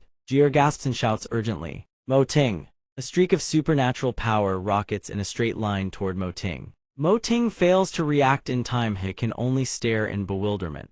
A hair's breadth remains before the strange object smashes into his face. Fortunately, Sun Wukong acts in time and intercepts it. Sun Wukong holds the book in his hand, puzzled. This thing ran out here on its own. Mo Ting, I know this thing is worth a whole truckload of coke. No joke. The book Sun Wukong holds has a most peculiar appearance, a pale, silvery blue color with vein-like patterns spreading across its surface. Like leaf veins. Zhu Beiji glances at it and glee fills his heart. Young friend, this is a fine treasure. Jier is puzzled. A fine treasure. Old Zhu just chortles and says to Sun Wukong, hee brother monkey, you tell them. Old Sun suddenly realizes the memory is no longer in his head. I've mentioned it so many times I've gone and forgotten which one it actually is. Mo Ting, Jier, and a Bao hear this and are all struck speechless with disbelief. Zhu Beiji curses under his breath, please stop sabotaging yourself. He continues with a face scrunched in exasperation and explains. Actually, senior brother stole this from the Jade Emperor's treasury vault. Back then, the Jade Emperor chased senior brother for 300 years, but senior brother was tough as nails refused to hand it over. Hearing this, Sun Wukong finally remembers. Now that he recalls, everyone can't help but feel exasperated, truly worthy of him. However, he suddenly grows gruff. That old fossil Jade Emperor already sealed this book, thy's old son can't open it. Sun Wukong gazes at the book that has caused him nothing but grief. If not for that, I'd have traded it for something better long ago. He turns to Mo Ting with a toothy grin. What do you think? This is a supreme treasure, personally sealed by the Jade Emperor himself. Trading it for some coke wouldn't be a loss. Mo Ting hesitates, taken aback by Sun Wukong's boldness. The Jade Emperor's property. He offers tentatively, great sage, may I take a look first? Sun Wukong breaks into a cold sweat. You can, but you'd better hold on tight. Jier and a Bao warn in unison. Mo Ting, can you really hold it? The great sage is barely holding on himself. A Bao says with dread, it's thrashing wildly. Sun Wukong, looking utterly spent, nearly evaporate, turns a dark expression toward Mo Ting. This little thing is extremely disobedient. The slightest lapse in attention and it'll bolt. Mo Ting worries for himself. Do I really have to go through with this? Then Sun Wukong hastily releases the book. I'm letting go. Instantly, it rockets off as if its very life depends on it. Everyone braces themselves. Sun Wukong smacks Zhu Beiji and shouts, idiot, brace yourself. Slap surprise, you old fossils. The book swoops into Mo Ting's arms like a bird returning to its nest, with a warmth that couldn't be more affectionate, leaving him mildly stunned. Sun Wukong and Zhu Beiji are equally floored. Then Jier notices something. She sees a girl, her entire body a pale, silvery blue, nestled in Mo Ting's arms. Jier rubs her eyes, thinking she must be seeing things. Mo Ting is just holding the book. There's no girl here at all. She thinks to herself, was my vision playing tricks on me? Sun Wukong approaches Mo Ting. Not bad, kid. Mo Ting stares wide-eyed, feeling it over. Doesn't feel too bad, honestly. Suddenly, the stone pendant hanging from Mo Ting's necklace flies up and blazes with light. He exclaims in Shixio Dao. The necklace floats in midair and a dragon's form materializes, its gaze falling upon Mo Ting. It stares at the book Mo Ting has just acquired with a wary expression. Seeing Xiao Dao's reaction, Mo Ting holds it close and asks, what's wrong? Its eyes flash as it roars in fury. Come with me. A golden sphere engulfs both Mo Ting and Xiao Dao in an instant. The sphere vanishes in a flash, leaving only a glimmer of light. Zhu Beiji blinks in confusion. Is he always like this? Jier simply replies with nonchalance. The ancestor probably has something more important to discuss, I'd wager. It was the same last time when the Xiao Dao inheritance was bestowed. Sun Wukong and Zhu Beiji hear this and exclaim. Inheritance. The two of them seem to recall something. Oh, that thing. Sun Wukong flashes a crafty grin. If this book is that important, then we'd better renegotiate this coke deal properly. Zhu Beiji adds, how about we up it from 1 truckload to 1 whole room's worth? Hearing this, Jier's fury erupts. You too. Meanwhile, Mo Ting appears to have been transported to what is known as a spiritual consciousness space. He glares at the dragon lurking in the darkness. Old fellow, why did you suddenly drag me in here? It replies coldly, look at your hand. Mo Ting notices something strange in surprise. Isn't this the spiritual consciousness space? Nothing external should be able to enter here. And yet the book is still in his hand. The creature speaks. Thighs is no ordinary object. She was born only a short while after me.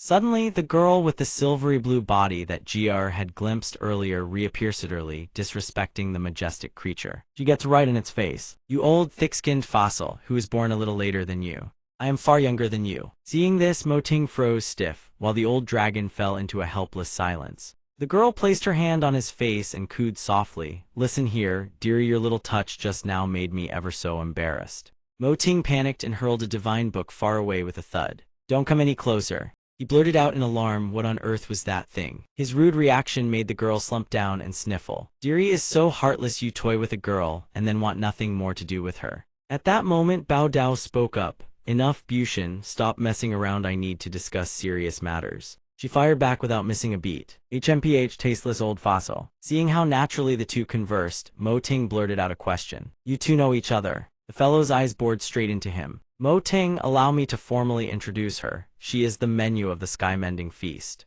The old dragon continued, you may call her Bushin. Mo Ting's jaw dropped. Wait, the sky-mending feast, the very thing a Bao had cut him off about last time. Bao Dao replied in a solemn tone. Indeed, Bao Dao added, by the standards of the dragon chefs of past generations, you at your current stage are not yet qualified to know about the sky-mending feast. Mo Ting looked up with a curious gaze. Then why reveal it now? Is it because of her? Bushin stood right behind him. If not that, then what? Her very body is the menu of the sky-mending feast, after all. She leaned close to his ear and whispered, from now on, dearie, you must treasure me with everything you have. Mo Ting flung the book away in frustration. So what exactly is the sky-mending feast? Seeing his persistence, Bao Dao reluctantly revealed a sliver of information. Since you've already obtained a portion of the sky-mending feast's menu, I'll condescend to introduce you to a bit of it. According to Bao Dao's explanation, the official name was the Grand Sky-Mending Feast, an apex-level banquet that only a dragon chef who had reached the highest realm could ever hope to prepare.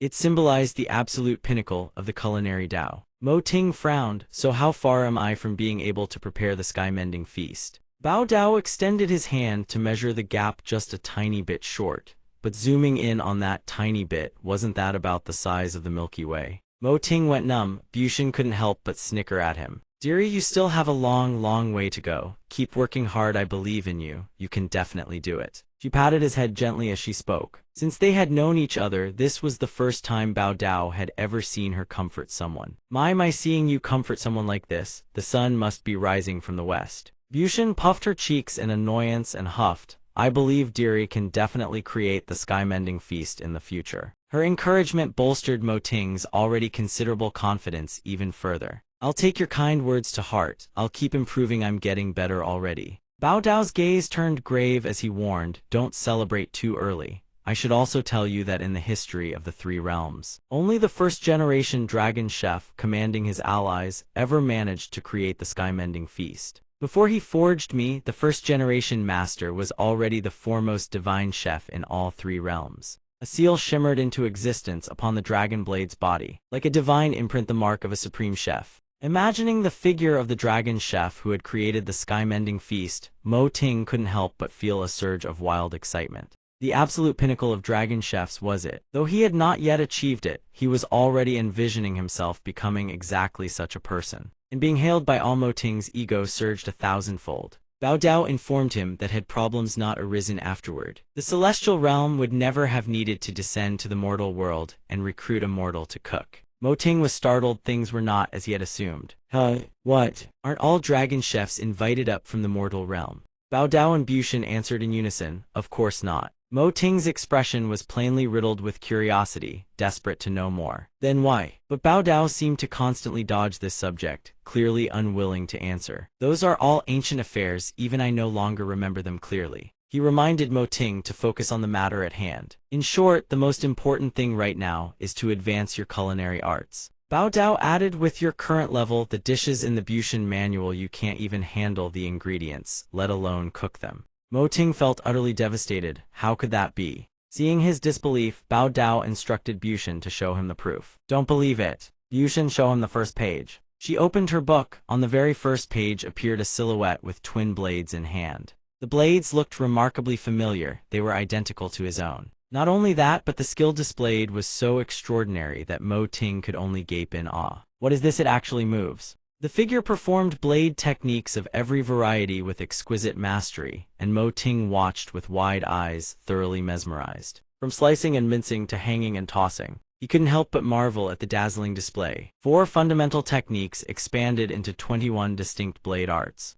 How could such ordinary blade work carry such a miraculous, divine flair? The transformations between blade techniques were so fluid that Mo Ting began to question his entire existence. He himself could never achieve such seamless transitions between blade arts. By all logic, 2 different blade techniques shouldn't flow into one another so effortlessly. Bao Dao asked him, "Will still think I was exaggerating?" Mo Ting gritted his teeth, his voice brimming with resolve. "It's merely a matter of insufficient mastery with the blade techniques. Give me more time to train, and I'll definitely catch up." Yet deep in his heart, worry swelled and the confidence he once held was shaken, if only slightly. The hardships didn't end there, Bao Dao continued. But this is only the first dish of the sky-mending feast, merely the first step of ingredient preparation. Even Bushin had to admit, "Dearie, the sky-mending feast is truly, impossibly difficult." Bao Dao meant to warn him, with an attitude like yours, you will never produce the sky-mending feast. Mo Ting could only sigh. Could it be that he truly couldn't create the sky-mending feast? Mo Ting seemed to plummet into despair.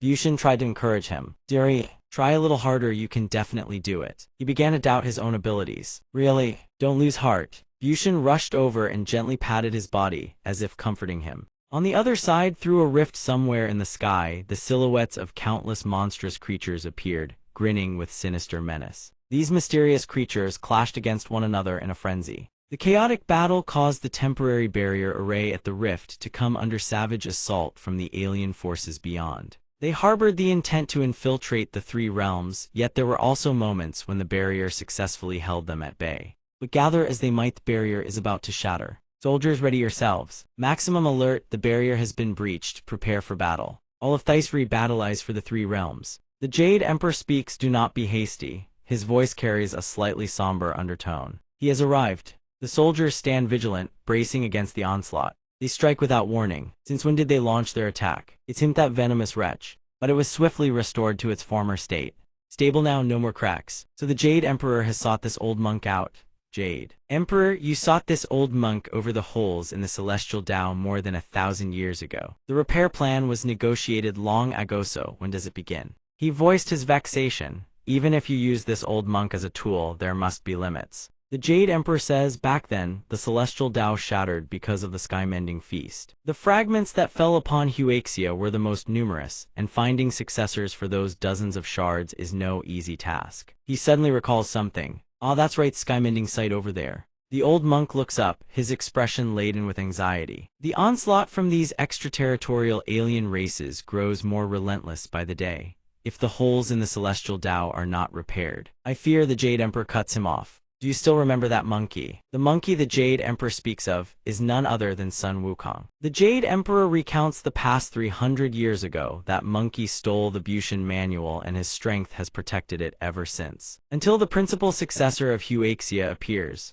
This time, that willful monkey can finally be counted upon for once. The old monk remains dubious. If you're so anxious, why not use the Bushin manual to calculate the exact dates? He adds, the Bushin manual is connected to nearly 3/10 of the principal fragments. This old monk's karmic calculations from the western heavens cannot divine it. The Jade Emperor deems calculation unnecessary. It seems he has already foreseen what is about to transpire. A meeting will happen imminently. This fellow truly surpasses even our expectations. Meanwhile, on this side, Mo Ting still stands deep in contemplation, silent as the grave. The book remains in his hands. Bao Dao's words echo ceaselessly through his mind. This is merely the first dish of the sky-mending feast method of ingredient preparation. Nothing more. With that attitude of yours, you will never succeed. The sky-mending feast. Can he truly not create the sky-mending feast? Bao Dao flicks his forehead hard. What are you standing there dazed for? Only then does Mo Ting realize he is somewhere else entirely. Where is this? Bao Dao tells him to shift his spiritual consciousness for a moment. It's our supreme leader. Mo Ting is puzzled. Your leader. Bao Dao has no time for further explanations. No time for words. Right now, I must bring you to pay respects to that person. Mo Ting looks around but sees no one. Where is this leader of yours? Suddenly, Bao Dao lowers its head in a formal bow. Pay respects. Watching it prostrate with a formal ceremonial address, Mo Ting is utterly bewildered. Supreme Sovereign who opens the heavens, holds the celestial talisman, commands the calendar, embodies the true Tao of the Golden Gate and Cloud Palace, who governs the myriad paths of the grand Tao of luminous brilliance, hall of vast heaven. Golden Gate. Supreme Jade Emperor, great heavenly sovereign of absolution, who emerges from the celestial palace, most exalted sovereign. Mo Ting stares, completely dumbfounded. The Jade Emperor commands, you may withdraw. Mo Ting stands there, utterly lost, not knowing where he is. The Jade Emperor descends. Mo Ting is startled. Hey, where is this place exactly? It seems the Jade Emperor has been waiting for quite some time. At last, you have arrived. All these years of waiting, it was worth it after all. Still unable to process everything, he stares at the unfamiliar figure before him. Mo Ting asks naively, who are you exactly? This leaves the Jade Emperor slightly flustered, momentarily at a loss for how to respond. Then he speaks, young friend, you may simply call us the Jade Emperor. Mo Ting hears this and merely lets out an "oh," leaving the Jade Emperor speechless at his sheer cluelessness. A moment later, Mo Ting finally realizes it's the Jade Emperor. Bao Dao had been speaking on his behalf all along. This guy really isn't the sharpest on a daily basis. Bao Dao hears this and is equally furious. The Jade Emperor nearly loses his composure, uttering words far from kind. Fine, since you don't know when to quit, this Emperor shall temporarily mute you to teach you some manners. Mo Ting hasn't yet. Snapping back to his senses, the Jade Emperor asks him, young friend, what do you think of our celestial realm? He immediately responds with excitement. Good, very good, absolutely wonderful. The Jade Emperor encourages him. Then, young friend, you must give your all. Staying permanently in our celestial realm as a dragon chef is no easy feat. Mo Ting replies cheerfully, of course. Noticing Mo Ting's dramatic shift in emotions, the Jade Emperor says, Mo Ting has yet to grasp what is happening. The Jade Emperor calls him over. Come, young friend, sit here. Whatever questions you have, you may ask us directly. Mo Ting also feels a sense of bewilderment about all that is unfolding. The Jade Emperor holds the book firmly, flipping through its pages. Is it because of this? Mo Ting's face darkens with sorrow as he lets out a sound of tacit acknowledgement. The Jade Emperor resolves his doubts. The first dragon chef's knife techniques for ingredient preparation could be said to have reached the absolute pinnacle. At your current stage, reaching his level is still far too premature, Mo Ting immediately asks. Then what should I do? The Jade Emperor finds Mo Ting's attitude puzzling. Why are you so fixated on this knife technique? He grits his teeth with unwavering resolve. Because that old man said I could never create the sky-mending feast, I have to prove him wrong. Seeing the young friend's determination, the Jade Emperor replies with a smile. Very well. He lets Mo Ting know even mastering every dish currently in the Bushin manual would not suffice to create the sky-mending feast. Mo Ting is stunned. Why not? The Jade Emperor strikes a deal. How about this, cook a meal for us and we shall tell you. Seeing him hesitate. You don't wish to cook? Mo Ting hastily replies, no, I very much want to, but I have no tools or ingredients here to cook with. There's no way I can prepare anything. You thought that was difficult, the Jade Emperor says. Simple. This place is essentially a spiritual dimension. Whatever your heart desires will manifest before you. Mo Ting raises his head and concentrates. Really, let me give it a try. He thinks for a moment. What he needs is. Suddenly, a miraculous transformation occurs in the room where Mo Ting stands. A flash of light erupts and in the same instant, a blade materializes. He picks up the blade and breaks into a smile of utmost satisfaction. Though everyone is puzzled, wait, that's not Bao Dao. He explains that although Bao Dao is quite convenient for processing celestial ingredients, but back in the day, I always liked to sneak this knife away from my grandfather and use it. When Mo Ting asked the Jade Emperor if he had any requirements for the dish, the latter gave a surprisingly simple request: make the hometown dish you like the most. This left Mo Ting quite taken aback. A hometown dish. Without waiting a moment longer, Mo Ting rolls up his sleeves and gets to work. I'll start right away. A dazzling array of ingredients materializes around him: chicken, tofu, meat, scallions, and all the necessary seasonings. His eyes suddenly widen. A dish takes shape in his mind. Having settled on the recipe, Mo Ting ignites the stove and begins cooking. He brings his masterful knife skills to bear upon the tofu. Each block of tofu is sliced into perfectly uniform strips by Mo Ting's blade, then slid one after another into the rolling boil of the pot. In his mind, Mo Ting reviews the seasonings: fermented bean paste, garlic, ginger, and chili. After carefully contemplating the harmony of each flavor, a smile of pure satisfaction spreads across his face. Next, Mo Ting draws 2 cleavers at once to double his speed. His next chosen ingredient is beef. He minces the beef at the speed of light, his movements radiating pure professionalism. But while Mo Ting is utterly absorbed in his craft, someone watches him in silence from behind. None other than the Jade Emperor himself. The Jade Emperor observes the young man's diligence and thinks to himself, fortunately, he hasn't discovered that one can use the spiritual space to directly manifest the finished product. But if he did, the dish would have no soul. In the blink of an eye, the dish is complete.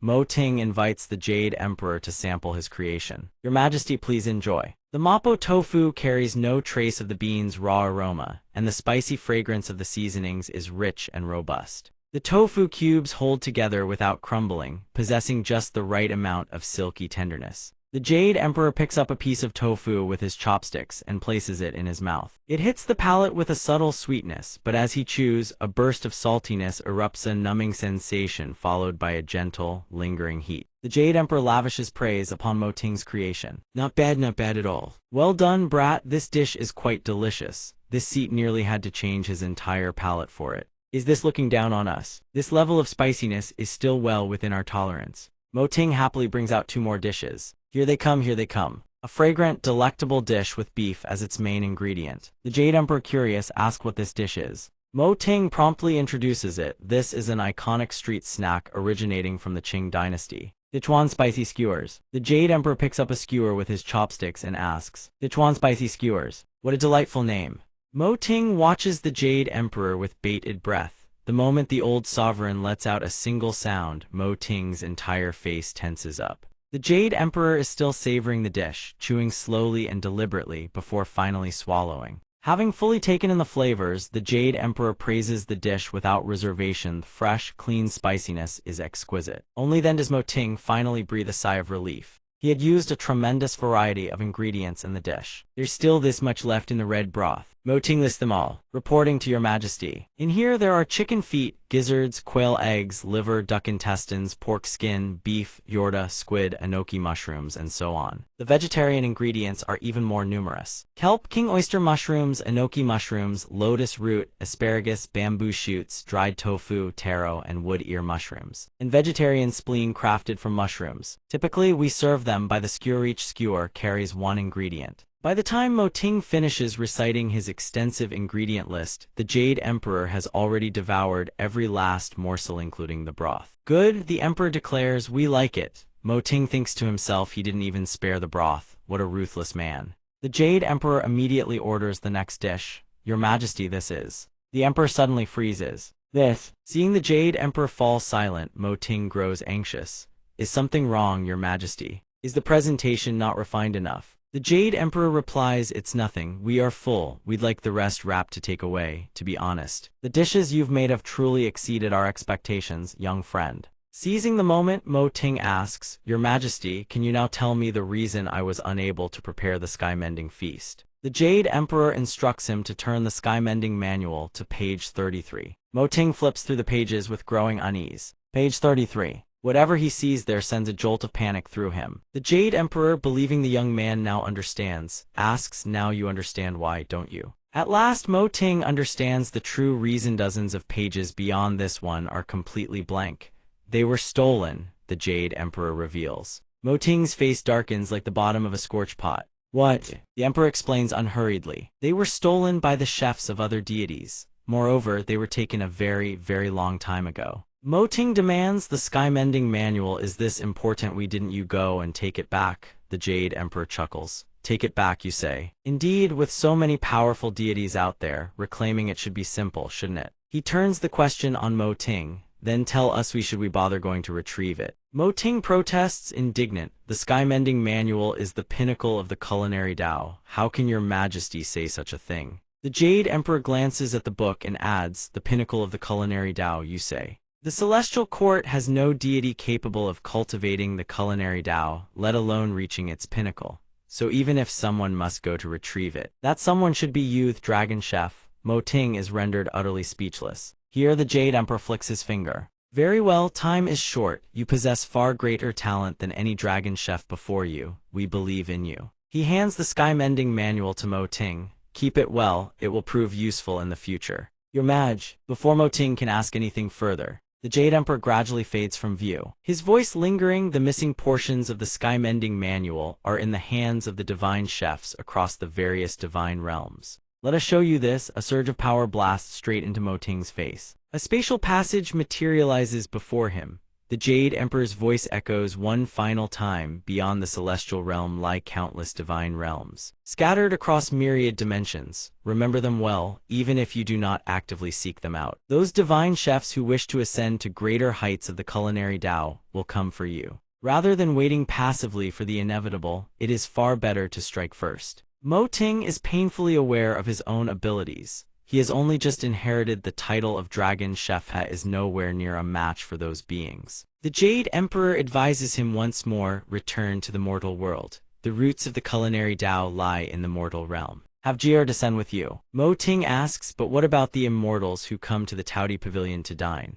The Emperor waves it off, it doesn't matter. Mo Ting is confused, what do you mean by that? As you can see, we are merely a wisp of divine consciousness. It is time for us to depart. Besides, we have not been residing in the celestial realm as of late. If you have made up your mind to descend to the mortal world, you must go to our true form's location to obtain a travel permit. Do not cross the boundary through Jier's usual method again. The Jade Emperor offers this final reminder before vanishing completely. At the same moment, Mo Ting's body is enveloped by a spatial shift, preparing to return him to the real world. Meanwhile, on Jier's end, she has been swindled out of several lumps worth, and she cries out furiously, 1,000 bottles of Coca-Cola. Are you people even human? Sun Wukong and Old Zhu declare, this is already dirt cheap. Jier bursts into loud wailing sobs. Mo Ting returns to find this spectacle, his heart full of bewilderment. Sun Wukong spots his dazed expression and breaks into a grin the very next second. You're back. Done with your business. Mo Ting replies with an awkward smile, more or less. Sun Wukong looks at him and says, then let's talk pricing. Old Zhu remains firm on his demand for 1,000 cups of Coca-Cola, not one less. Mo Ting ignores Zhu Beiji entirely and speaks directly to Sun Wukong, great sage, about this sky-mending manual. Sun Wukong stares at him, bewildered. This thing is the sky-mending manual. Mo Ting replies, that's right, I'll have to trouble you to break the seal. Upon hearing this, Wukong's expression shifts. In the very next instant, he hurls the book back at Mo Ting, leaving the young man utterly stunned. Then, for reasons unknown, Wukong scrambles into a corner and stands there. Mo Ting asks, great sage, what's wrong with you? Wukong answers, his eyes filled with suspicion. This thing suddenly reeks of the Jade Emperor's aura, something that wasn't there before. Did you just meet the Jade Emperor? Mo Ting answers innocently, even recounting the whole story. Oh, yeah, just a moment ago I was cooking for the Jade Emperor inside my spiritual space. Bao and Jier stare in astonishment. What? Sun Wukong swallows hard, reconsiders, then says, fine, for this manual I'll settle for just 800 cups of coca. Zhu Beiji grumbles, you solo the Jade Emperor first, then we'll talk, but Wukong cuts him off. Even so, Beiji still won't accept just 800. It absolutely can't be any less.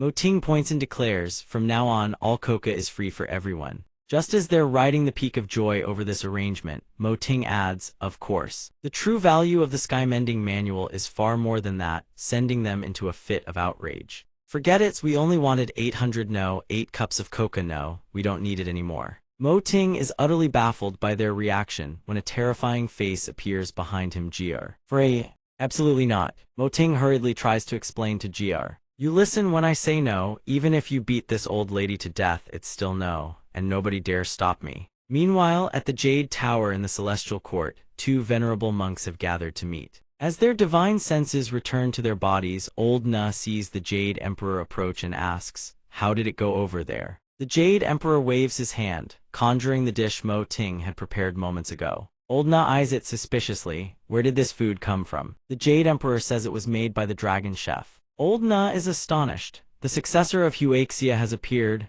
Indeed, the Jade Emperor replies. Moreover, he possesses 32 Dao fragments. 32, you say? Oldna asks again. The Jade Emperor confirms. The plan can soon begin. Oldna sighs with emotion. Truly, this is beyond anyone's expectations. Then he laments if only this dish hadn't been conjured from spiritual power, he could have actually tasted it. The Jade Emperor tells Oldna, don't be so hasty, that may not necessarily be the case. Look more carefully. Oldna examines the dish more closely and realizes, wait. This dish is markedly different from one created purely by spiritual power. How could this dish possibly? This dish bears some resemblance to the fare of the sky-mending feast. The craftsmanship of its form doesn't quite match. Yet within it lies a thread of divine intent sharing the same origin as the sky-mending feast. The Jade Emperor admits as much, though the outer form and inner divine intent cannot compare to the sky-mending feast. Among ordinary immortal cuisines, this is a rare and genuine treasure. And even though it possesses only a single thread, the difference between a dish with divine intent and one without is as vast as heaven and earth. Among its properties, divine intent holds the wondrous power to transform the illusory into the real.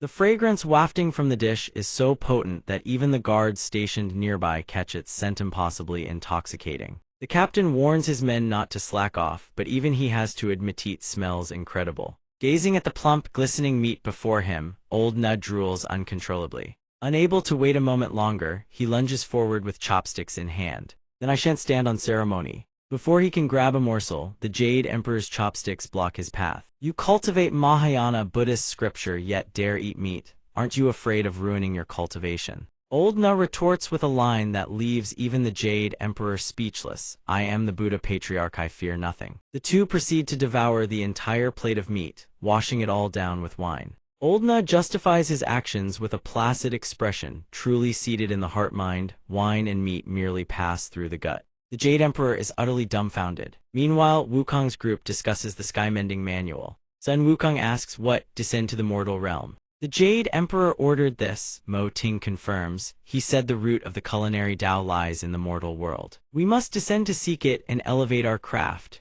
Jiur draws circles on the ground and mutters, descend to the mortal realm just like that. It took ages for the celestial flat peach grove to ripen and we just leave. She glares at them with menacing eyes. The debts they owe us we haven't even collected. Seeing Jiur's threatening expression, everyone shudders in fear. Jiur pants heavily. What else? This is a once-in-a-lifetime chance to strike it rich. Her eyes turn red. She terrifies them half to death. Enough, I've had enough. This old lady wants to get rich. Rich and even richer. Immortal crystals, oh immortal crystals, I want more and more and more. Mo Ting flicks her on the forehead to snap her out of it. The Jade Emperor didn't say we have to descend right now. Jiur's attitude flips in the blink of an eye. Oh well then never mind. Sun Wukong finds this little maid's mood swings absolutely terrifying.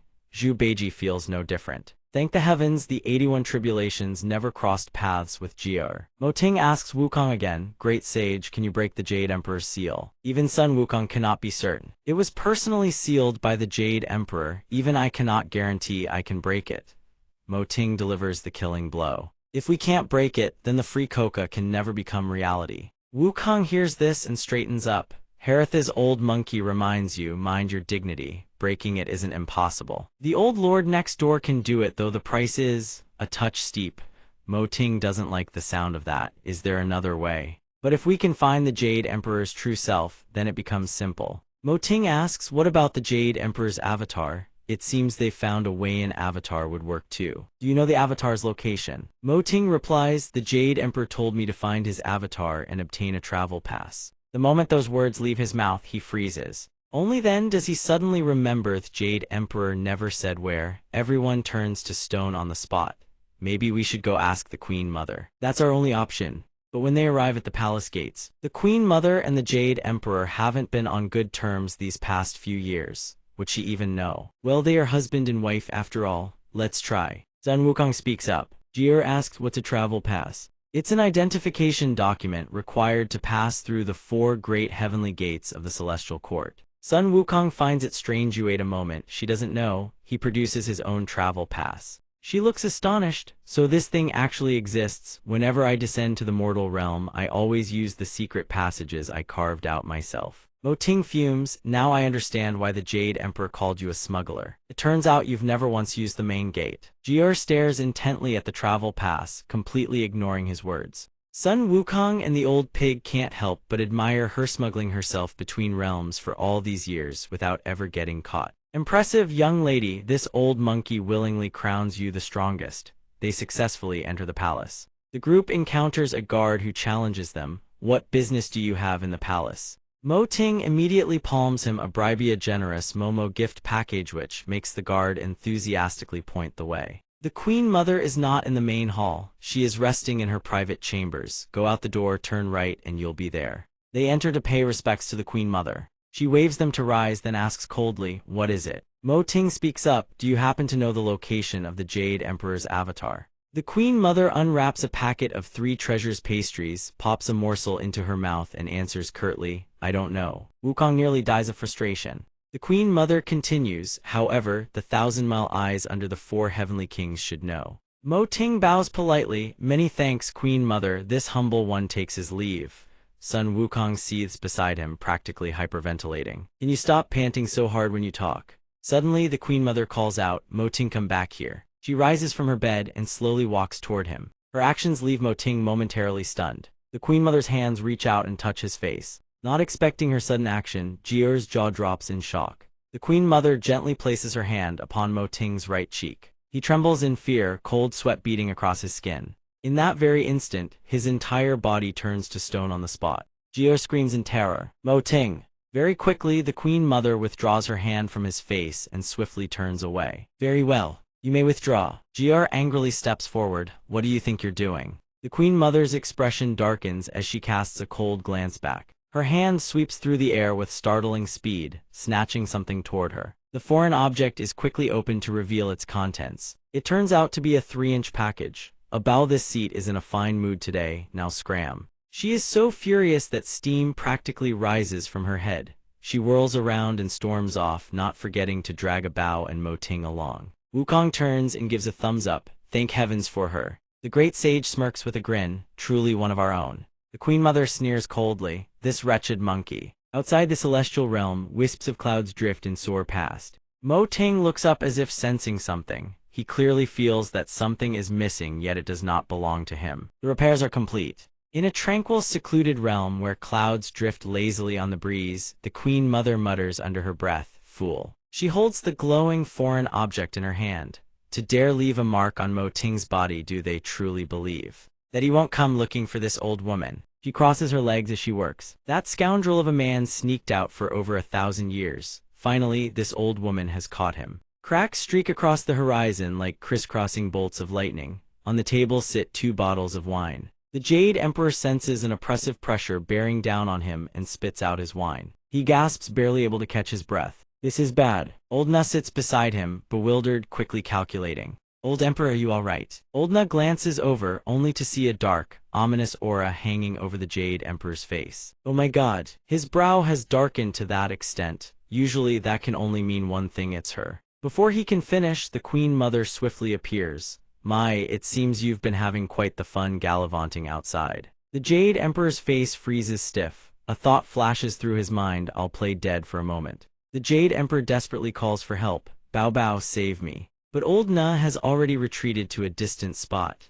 "What the Bao Bao, why are you sitting so far away? Do you want to watch me die?" He merely sits there, hands clasped, murmuring a few prayers. "Amitabha Buddha. Lord Jesus, have mercy." As for the Jade Emperor, he must now face the killing intent of the Queen Mother. "Darling, my precious treasure, why have you chased all the way here?" He looks up, only to meet a pair of blood-red, murderous eyes. "If I hadn't chased after you, only ghosts would know what improper dealings you might have with that old Greek fellow." Her brows furrow with displeasure as she swiftly tears the Jade Emperor's robes apart. "Don't you dare hide anything from this old woman." His body is left bare, stripped of all clothing. One glance and she immediately recognizes the truth. Indeed, it is as she suspected. Seeing the marks all over his body, she cannot help but fly into a rage. "Who did this?" The Queen Mother's body trembles with fury. All right, don't be angry. It will heal very quickly." Her body continues to shake uncontrollably. "It's merely some insignificant foreign character. I will go avenge you. That trifling cat scratch of hers picking on me a little is one thing, but don't you dare scratch this old woman's cheek." Old Na, sitting to the side, clasps his hands together in continuous prayer. Amitabha Buddha, Amitabha Buddha, Amitabha Buddha. Cracks appear at the edge of the horizon as the seal is lifted from Mo Ting's body. Looking at the mark on his hand, the Jade Emperor nods,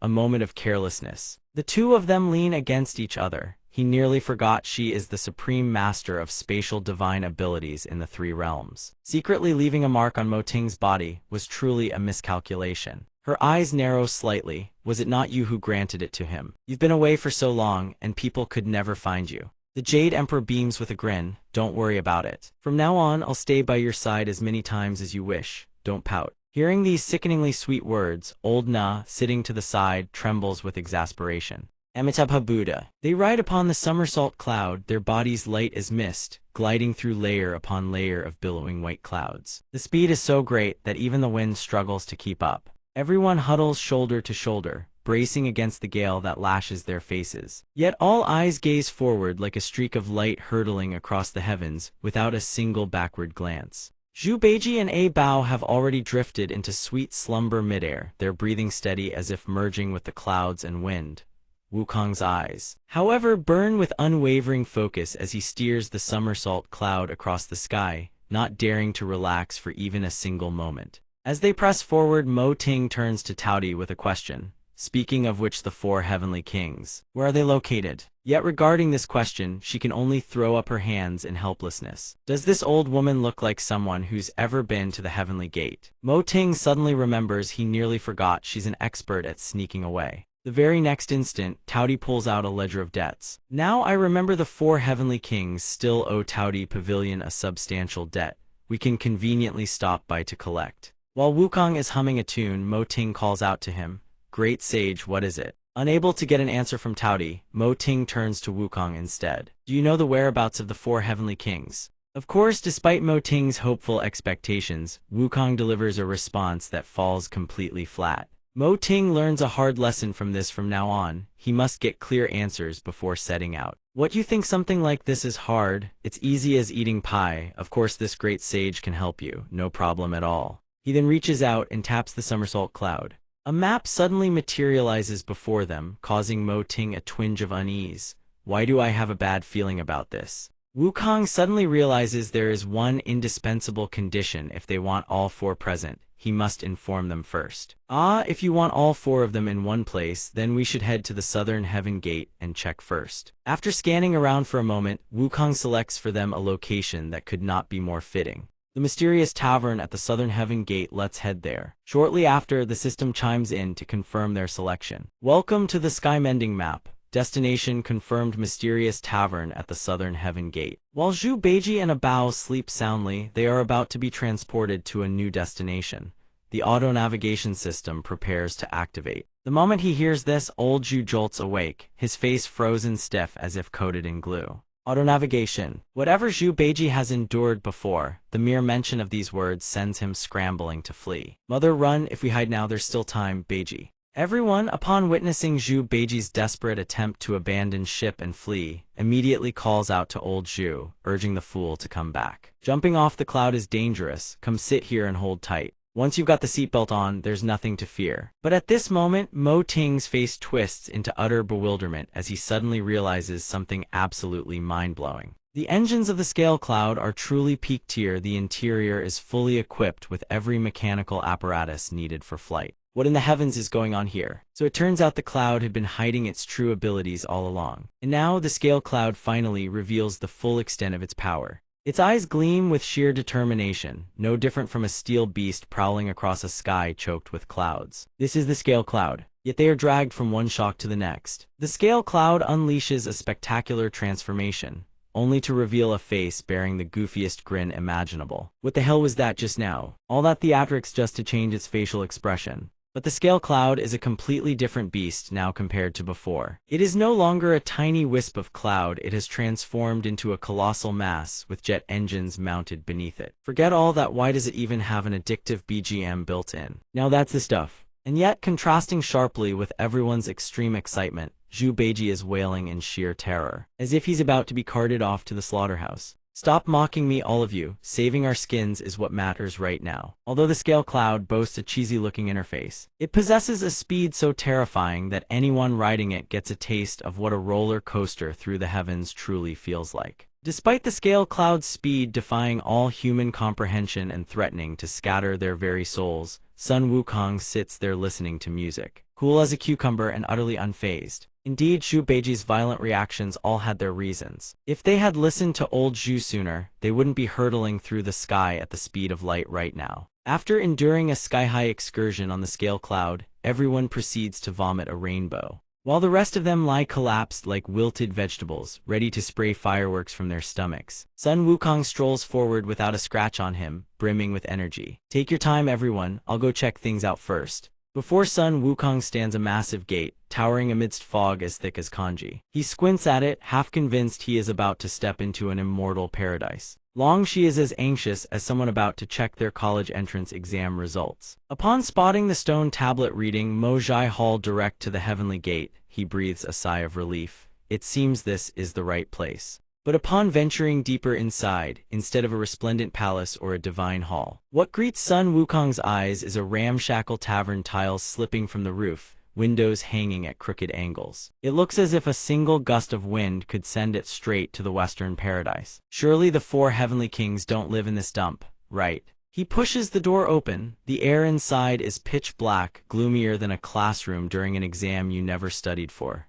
Cobwebs blanket the ceiling, and dust billows up like smoke from a bakery oven, but he is dead wrong. Just a few steps deeper, the boisterous sound of laughter and chatter erupts from within. Slam! 3,000! It turns out the people inside are gathered around a mahjong table, playing with sky-high spirits. Tiles fly through the air like martial arts techniques. No one bothers to look up. No one notices the arrival of an uninvited guest. Don't touch anything, I'm about to win. Without a moment's hesitation, Sun Wukong kicks the door open with a thunderous boom that echoes like a lightning strike, then charges straight into the center of the gambling den. The door cannot withstand his kick and instantly collapses, sending dust billowing into the air. The people inside go wide-eyed, tiles frozen midair in their hands, their expressions blank with utter shock like men who just gambled away every last coin. It seems things are about to get tense. Upon realizing his game has been rudely interrupted, he flips into full fury mode. Who dares? Sun Wukong, of course, fears none of these four heavenly kings. He thrusts 2 fingers straight into the man's nostrils.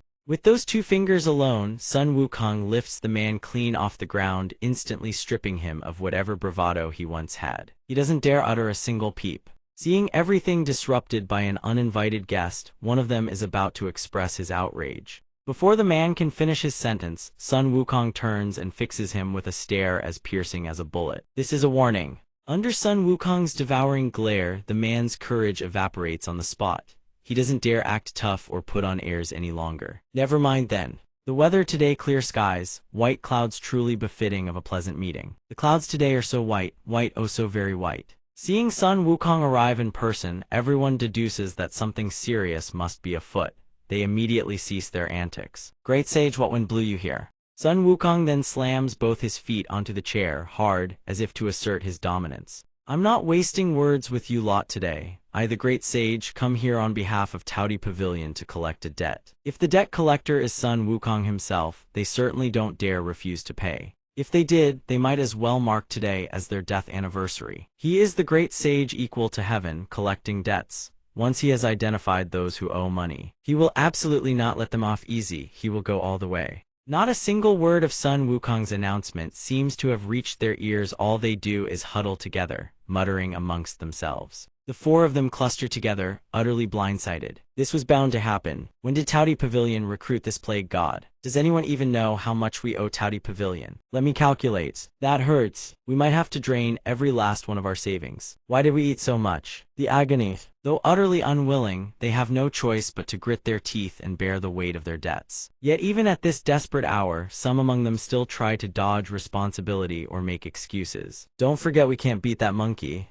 Ouch. Seeing him contribute nothing but endless whining and wailing, the others can't take it anymore and rush in to beat him senseless. Joking around is not amusing to Wukong. He is already on edge. He can no longer tolerate their ruckus and lashes his golden staff down with a thunderous crash.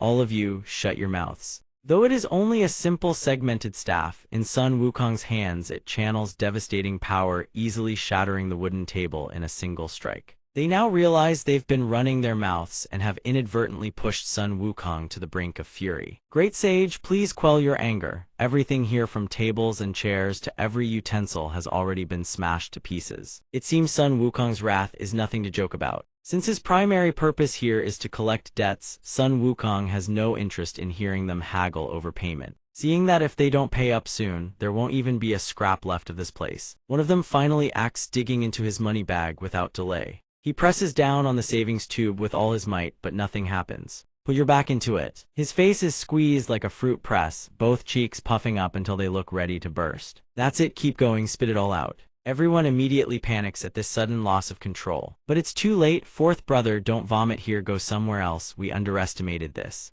They are still outside when suddenly everyone's gaze snaps forward. An impossible event unfolds as the southern heavenly gate erupts in an explosion. As expected, in the blink of an eye, this place truly has nothing left but thin air and a signboard hanging in the sky. They nearly return empty-handed. But when Tauti lifts her gaze heavenward, the blazing gleam of gold coins sparkles in her eyes. In a single instant, pieces of gold and treasures, all forged from pure gold, cascade down upon them in a torrent, creating a scene utterly drenched in the scent of wealth. Tauti and Abao are overjoyed, as if they've just won the lottery, and immediately set about gathering the gold. So many immortal crystals, artifacts, and medicinal pills, those four scoundrels have finally paid their debts. Hurry up, from today onward this place shall be renamed Tauti Plaza. Wait for me, rich society, here we come. Miss Lukmojai Hall has collapsed. Never mind it, we just need to sweep everything up clean and haul it all back. Begin. Without hesitation, they grab their shovels and set to work, scooping up every last treasure scattered across the ground.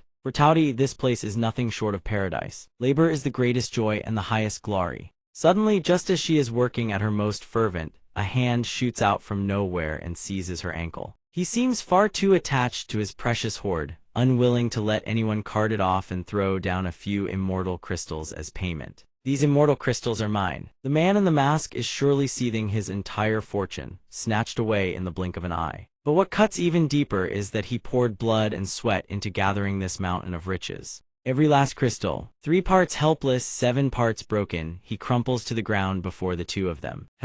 Seriously? Yet that is not the end of it. When their eyes shift to the side, they spot another figure trembling like a leaf in a storm. Northern Heavenly King, return my mahjong parlor, damn it. Tears erupt from his eyes and cascade like a waterfall, but the others couldn't care less about his shabby old mahjong dens. That rundown shack of yours should have been demolished ages ago. Come play mahjong at my eastern celestial gate cave dwelling, instead my place is enormous. Hearing that, the man bolts 3 legs, becoming 4, as he flees the scene without looking back. Though everyone else arrived ages ago, Mo Ting only now comes jogging in with a bright grin. The Tauti Square is absurdly vast, took forever to get here. But the moment he arrives, the sheer majesty of the spectacle before him steals his breath. Standing right before his eyes are the very figures from the legendary texts Flesh and Blood Incarnate. These are the 4 great heavenly kings of legend. Yet contrary to the grandeur Mo Ting had imagined, every last one of them looks as ragged as a tattered flag clinging to a broken pole. He had his phone ready for a commemorative photo, but seeing them in the flesh shatters that fantasy to pieces.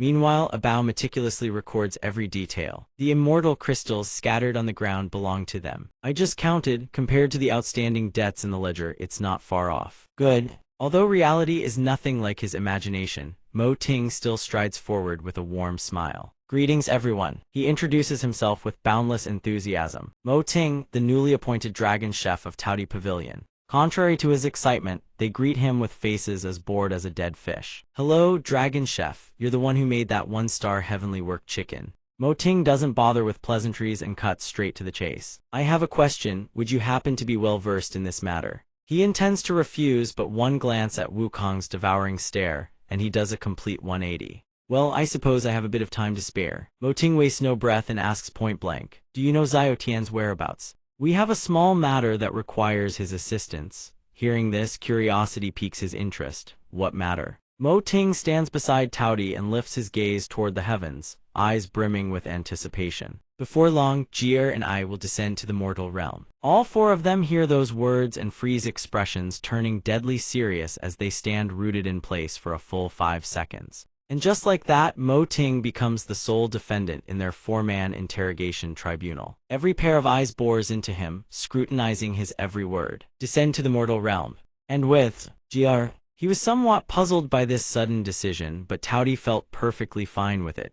He turned to look at them with a confident, unwavering gaze. So what if I come with you? Out of nowhere, while everything was calm and peaceful, one of them suddenly thrust a finger toward Mo Ting and demanded the dragon chef be detained. And then the rest followed suit, making their move in unison. A white cobra with blood-red eyes coiled itself, poised to strike the youth. Mo Ting had no idea what was happening and couldn't react in time. Fortunately, in that nerve-wracking instant, Wukong appeared just in time to shield him. He cast a cold, piercing glance toward Thema, wordless challenge to their provocative act. What is the meaning of this? Mo Ting had no clue what crime he had committed for them to pin a charge on him out of thin air. The crime of violating the Heavenly Court's regulations. Great Sage, do not interfere with the internal law enforcement of the Heavenly Court. It seemed they were dead serious this time. Indeed, it was his own mouth that brought this calamity upon him. What Mo Ting had just revealed had shaken them to the core. The dragon chef conspired to sneak down to the mortal realm with Gr. By the law of heaven, he must be thrown into the dungeon. Sneaking down to the mortal world and saying it right in front of the four heavenly kings, this is an insult to us. We know full well that the four of us cannot defeat the great sage, but even you cannot stop us. This one must be apprehended. All four of them resolved to push this to the bitter end. Great sage be damned. Taudi, seeing the situation spiral beyond his control, began to panic. The four of them didn't know whether they could actually win, but they still drew confidence from their unity. Please step aside, do not force us to invoke the power of the heavenly kings. But Wukong, born and bred to fear neither heaven nor earth, accepted the challenge without a moment's hesitation. Fine, come at me at once. Just as both sides were about to clash in a full-blown battle, Mo Ting suddenly raised his hand. Hold on, who told you I was sneaking off with Gr? The Jade Emperor personally gave his approval. He told us not to sneak away with Gr. Taudi, cowering behind him, also chimed in meekly. This time, we're leaving through the front door. And just like that, all four of them were struck completely dumbfounded, frozen like country bumpkins seeing the capital for the first time. While they had been trying to stop the fugitives, their own superior had given them the green light. They had assumed Mo Ting was bluffing and couldn't believe a single word of it. No way. Is there anyone here who actually believes Gr wouldn't sneak off? Maybe we should all go buy a stack of lottery tickets first. Enough, I'm telling the truth. Is my reputation really that wretched? Mo Ting had no choice but to explain the circumstances that had brought them here. I need to travel somewhere to obtain a travel permit, but I didn't know the exact location. I asked the Queen Mother and she didn't know. She only suggested we seek out Xiao Tian, so that's why we came here. Taudi could no longer hold back and cursed them right to their faces. The travel permit is just a side objective. The real reason we came was to hunt down you shameless rogues and collect on your debts. Don't you have a shred of self-awareness? All four of them, struck right where it hurt, had no rebuttal. They stood there like statues, frozen in place. After that, they had no choice but to lend Mo Ting and Taudi a hand. Now I'll call Xiao Tian over here. Ready? After completing all the initial preparations, he sprinted forward and poured every ounce of his strength into his arm. Then he hurled it with all his might into the distance. Witnessing this, Mo Ting's jaw nearly hit the floor. Seeing how violently the man had just treated his phone, Mo Ting couldn't stay silent. Having a phone really is convenient, huh? That's not how you use a phone. Cell towers still haven't made it into the immortal realm. For now, we just have to make do with phones like these. Besides, whether the other side even receives the message still depends on luck. You lot are truly talents beyond measure. Suddenly, while they were all standing around, a girl came running toward them. Come. She had clearly taken a nasty bump to the head from that phone, yet she shows no irritation whatsoever, quite the opposite. She is brimming with excitement. What does my lord require? He points ahead and says flatly, someone is here to see you. Xiao Tian is utterly taken aback when she sees that the person standing before her is none other than the great sage equal to heaven, Sun Wukong. Having no knowledge of Mo Ting's identity, she asks, who are you? He strides up to Xiao Tian and demands, the celestial rooster dish you love most was made by him. Don't tell me you two aren't acquainted. The celestial rooster. With her insatiable gluttony, how could Xiao Tian ever forget the sublime taste of the celestial rooster? Despite never having met Mo Ting before, she is overwhelmed with admiration and lunges toward him. You're the dragon chef. The celestial rooster you make is absolutely incredible. Truly, her weakness for handsome men is a curse no reincarnation can cure. Xiao Tian can no longer restrain herself, gazing at him with an insatiable hunger, forever dying to devour him. But with 4 pairs of eyes boring into him like bullets, he naturally doesn't dare lay a finger on her. He lets her go, Taudi, no exception, fixes him with a death glare as fierce as any boogeyman's. After that, they sit down and discuss matters in greater detail. Li Tianyan also appears somewhat frightened, hiding behind his back. So what brings you all here to find me? Mo Ting immediately states his wish. He asks her to deploy her divine ability to locate the Jade Emperor's avatar. No problem, right? Upon hearing this request, Xiao Tian grows visibly confused. Who would have thought she would refuse outright without a moment's hesitation? Absolutely not. Mo Ting and Taudi whip around towards Xiao Tian in utter bewilderment. Why? Because seeing that Mo Ting appears to be pressuring her, he immediately summons the beast within himself. My lord, this matter is extremely important to us. No matter how Mo Ting explains, the masked man still finds it utterly infuriating. No means no. When it comes to the Jade Emperor, absolutely not. He is far from pleased by Mo Ting's presence and demands, forever fixing him with bullet-like glares. In any case, no means no. Sun Wukong stands with Mo Ting, so naturally he grows equally frustrated. Looks like you lot are itching for a beating, a trivial matter like this, and you're all dithering about. The moment he brandishes his infamous Rui Jingubang, they scramble to justify themselves. Great sage, this is no small matter. Everyone considers Mo Ting's request impossible.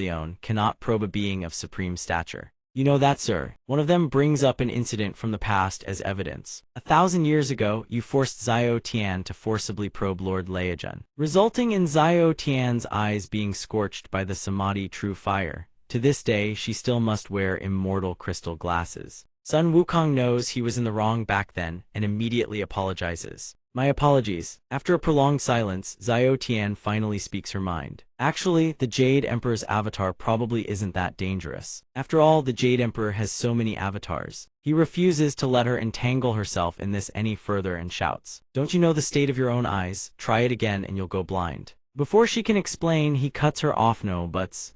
He refuses to let Xiao Tian's health suffer any further. For this, he scoops her up, plants himself squarely before them, and demands they leave immediately. Leave, all of you. Get lost. This old man absolutely will not agree to it. The somersault cloud, alongside Mo Ting, earnestly pleads for Xiao Tian's help. We are deeply sorry for what happened in the past, but we truly need the Jade Emperor's avatar location right now. He knows full well how dire their situation is, yet he still cannot speak up for them. I understand your urgency, but Xiao Tian's eyes truly can no longer use her divine ability. But then Mo Ting puts forth a proposal that could satisfy both sides. What if I could cure Thousandly Eyes' vision? Even Sun Wukong doesn't expect him to make such a bold claim. He was about to leave, yet he freezes in his tracks. The masked man doesn't believe for a second that Mo Ting's skills could possibly heal Xiao Tian. What? This is a wound inflicted by the Samadhi true fire. Even Lord Leijun himself cannot fully cure it. The person with the letter W on his face also expresses deep concern about Mo Ting's medical skills. Dragon, chef, young man, I admit the delicacies you craft are unforgettable, but this requires specialized medical expertise.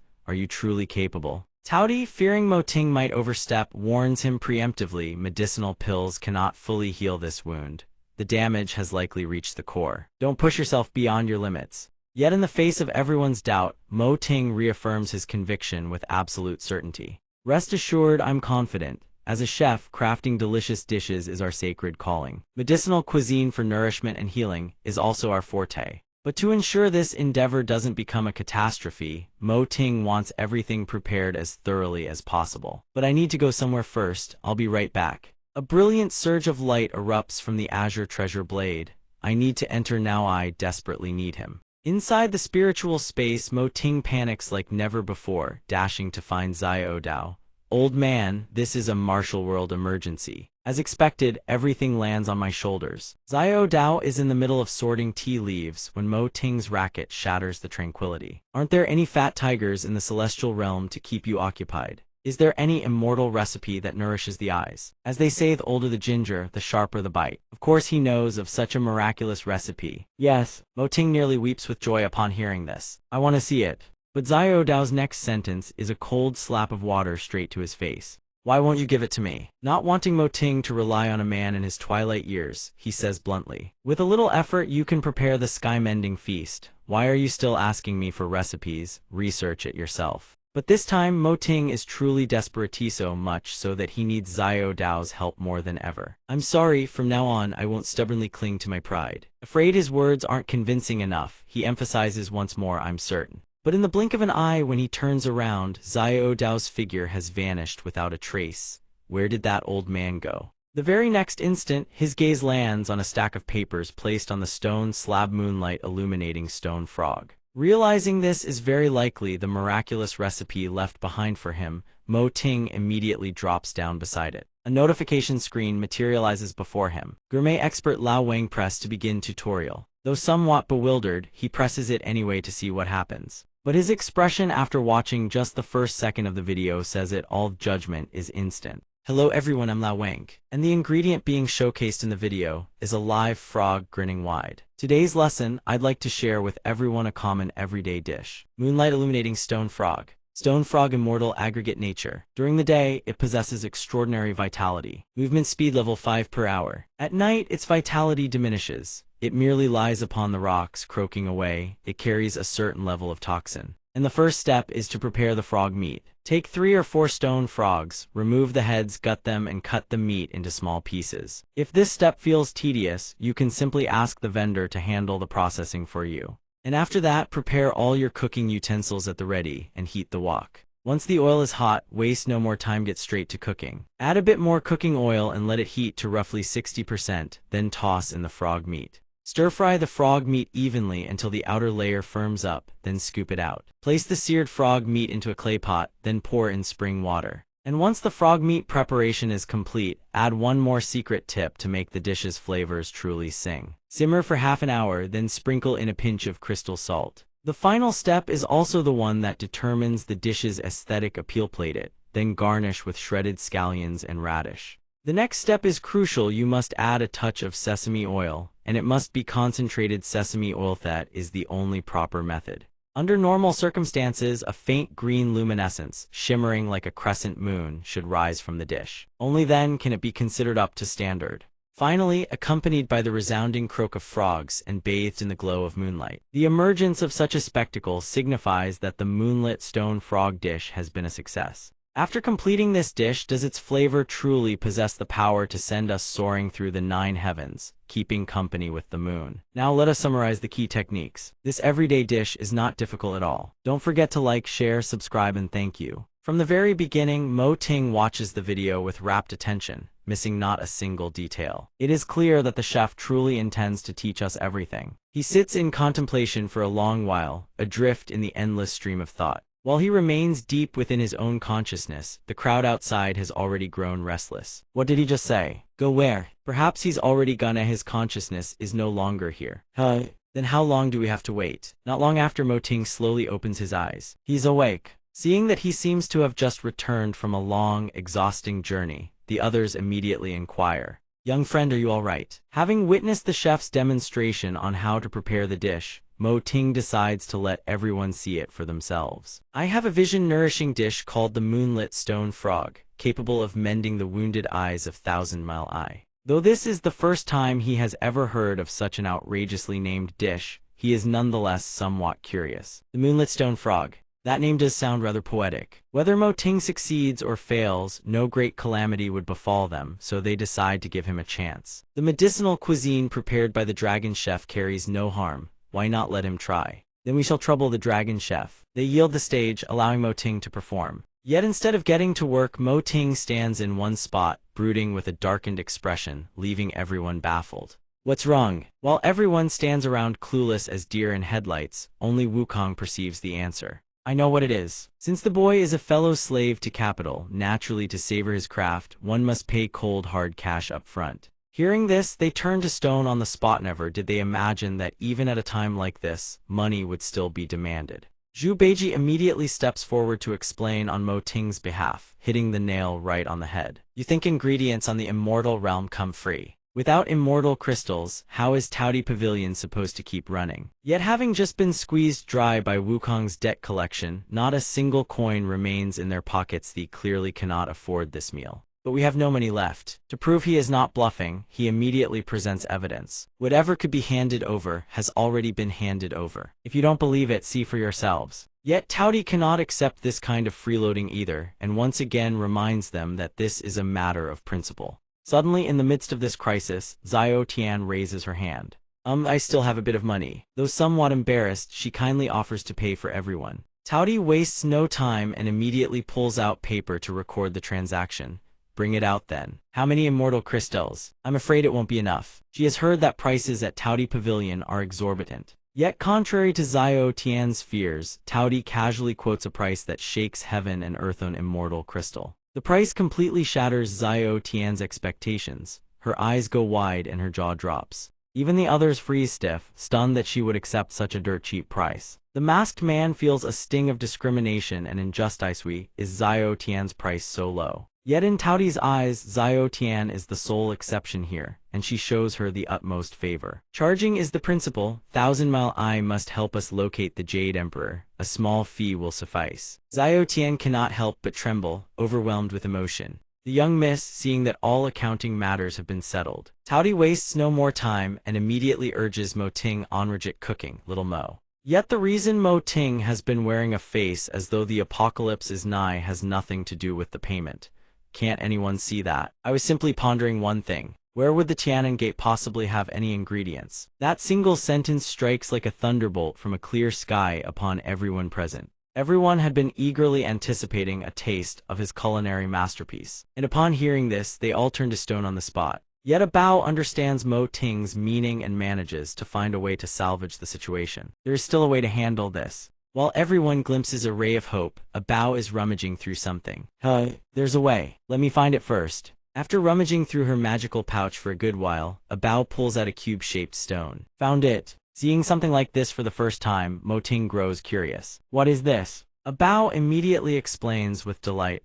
A teleportation gate, but you need over a dozen of these cube blocks. With an assisting arm to expand the perimeter, arrange more than a dozen cubes into a 4x4 door formation, strike a spark, and you can activate the teleportation gate. Their thighs teleportation gate can take you to the kitchen of Taudi Pavilion, or straight into the 100 Herbs Imperial Garden of Taudi. Before this wondrous treasure, eyes light up with wonder. Has such a thing never been seen before? A Bao explains there was never any use for it. All activities back then took place within Taudi Pavilion itself. Opportunities to venture outside were rare. A waste, truly. Especially since she is the master of Taudi Pavilion. And having found the swiftest solution to their problem, they step into the space beyond the gate. Alright, let's go. We're heading to the 100 Herbs Garden to gather ingredients. Wait just a moment, we'll be right back. He, standing beside Xiao Tian, immediately reassures her. Don't worry, just trust him. Upon arriving at the 100 Herbs Garden, one among them suddenly feels something is off. By all logic, shouldn't we be heading to the Imperial Garden to catch stone frogs? The Imperial Garden is a place that shows no mercy, hardly a suitable environment for them to thrive. On the contrary, the naturally blessed environment of the Herb Garden allows them to multiply and flourish, and can even bring their constitutions to the absolute limit. A Bao does not agree with that viewpoint in the slightest. Yet when he witnesses Mo Ting's speed beyond all imagination, he cannot help but wonder how on earth does he plan to catch them. His eyes simply cannot keep up with their blinding speed. 5-hour speed, he could stare for half a day and still not spot a single one. Old Wang, how's he catching them? The mention of Old Wang suddenly jogs Mo Ting's memory. Old Wang had told him before, during the day, their vitality is at its peak.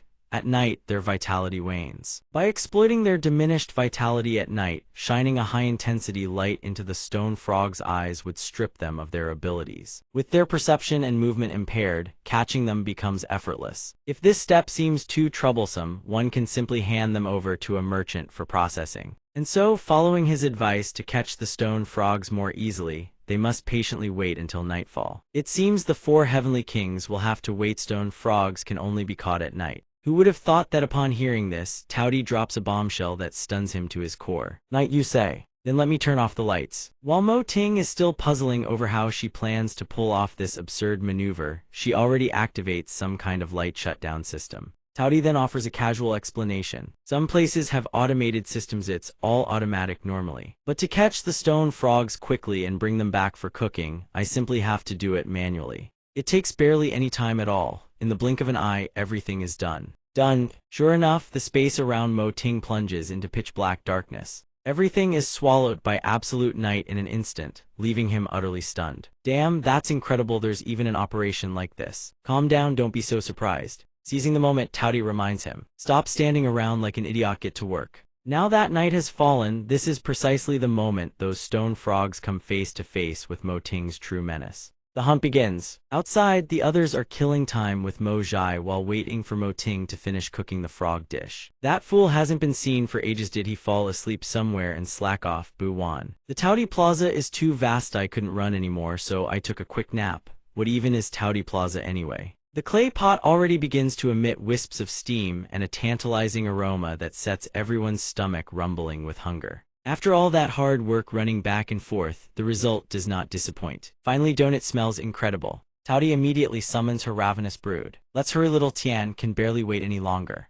But the one most excited right now is actually Taudi herself. Over 3 hours have passed, and eating frog comes first. Mo Ting feels a twinge of guilt for making everyone wait an eternity. Apologies for the long wait. But as he steps forward, Mo Ting suddenly freezes at the sight before him. His eyes widen in utter bewilderment, shock, disbelief, his jaw nearly hitting the floor. The dining table is adorned with extravagant elegance, candles and fine wine, even music to accompany the meal. Forks and plates are meticulously arranged in perfect order upon the table, and a bouquet of fragrant flowers sits at its center, its sweet scent permeating the entire space. Absolutely indispensable. Little Tian never imagined everyone would prepare something this grand just for her. Everyone takes their seats at the table, poised and proper, ready for the feast. The atmosphere suddenly grows extraordinarily warm and intimate. Every single person brims with anticipation. What makes our lives so wonderful, I wonder? None other than the dragon chef, the man who moves us all to tears. But Taudi immediately interjects. This is for treating Tian Li Yan's ice. What are you lot getting so excited about?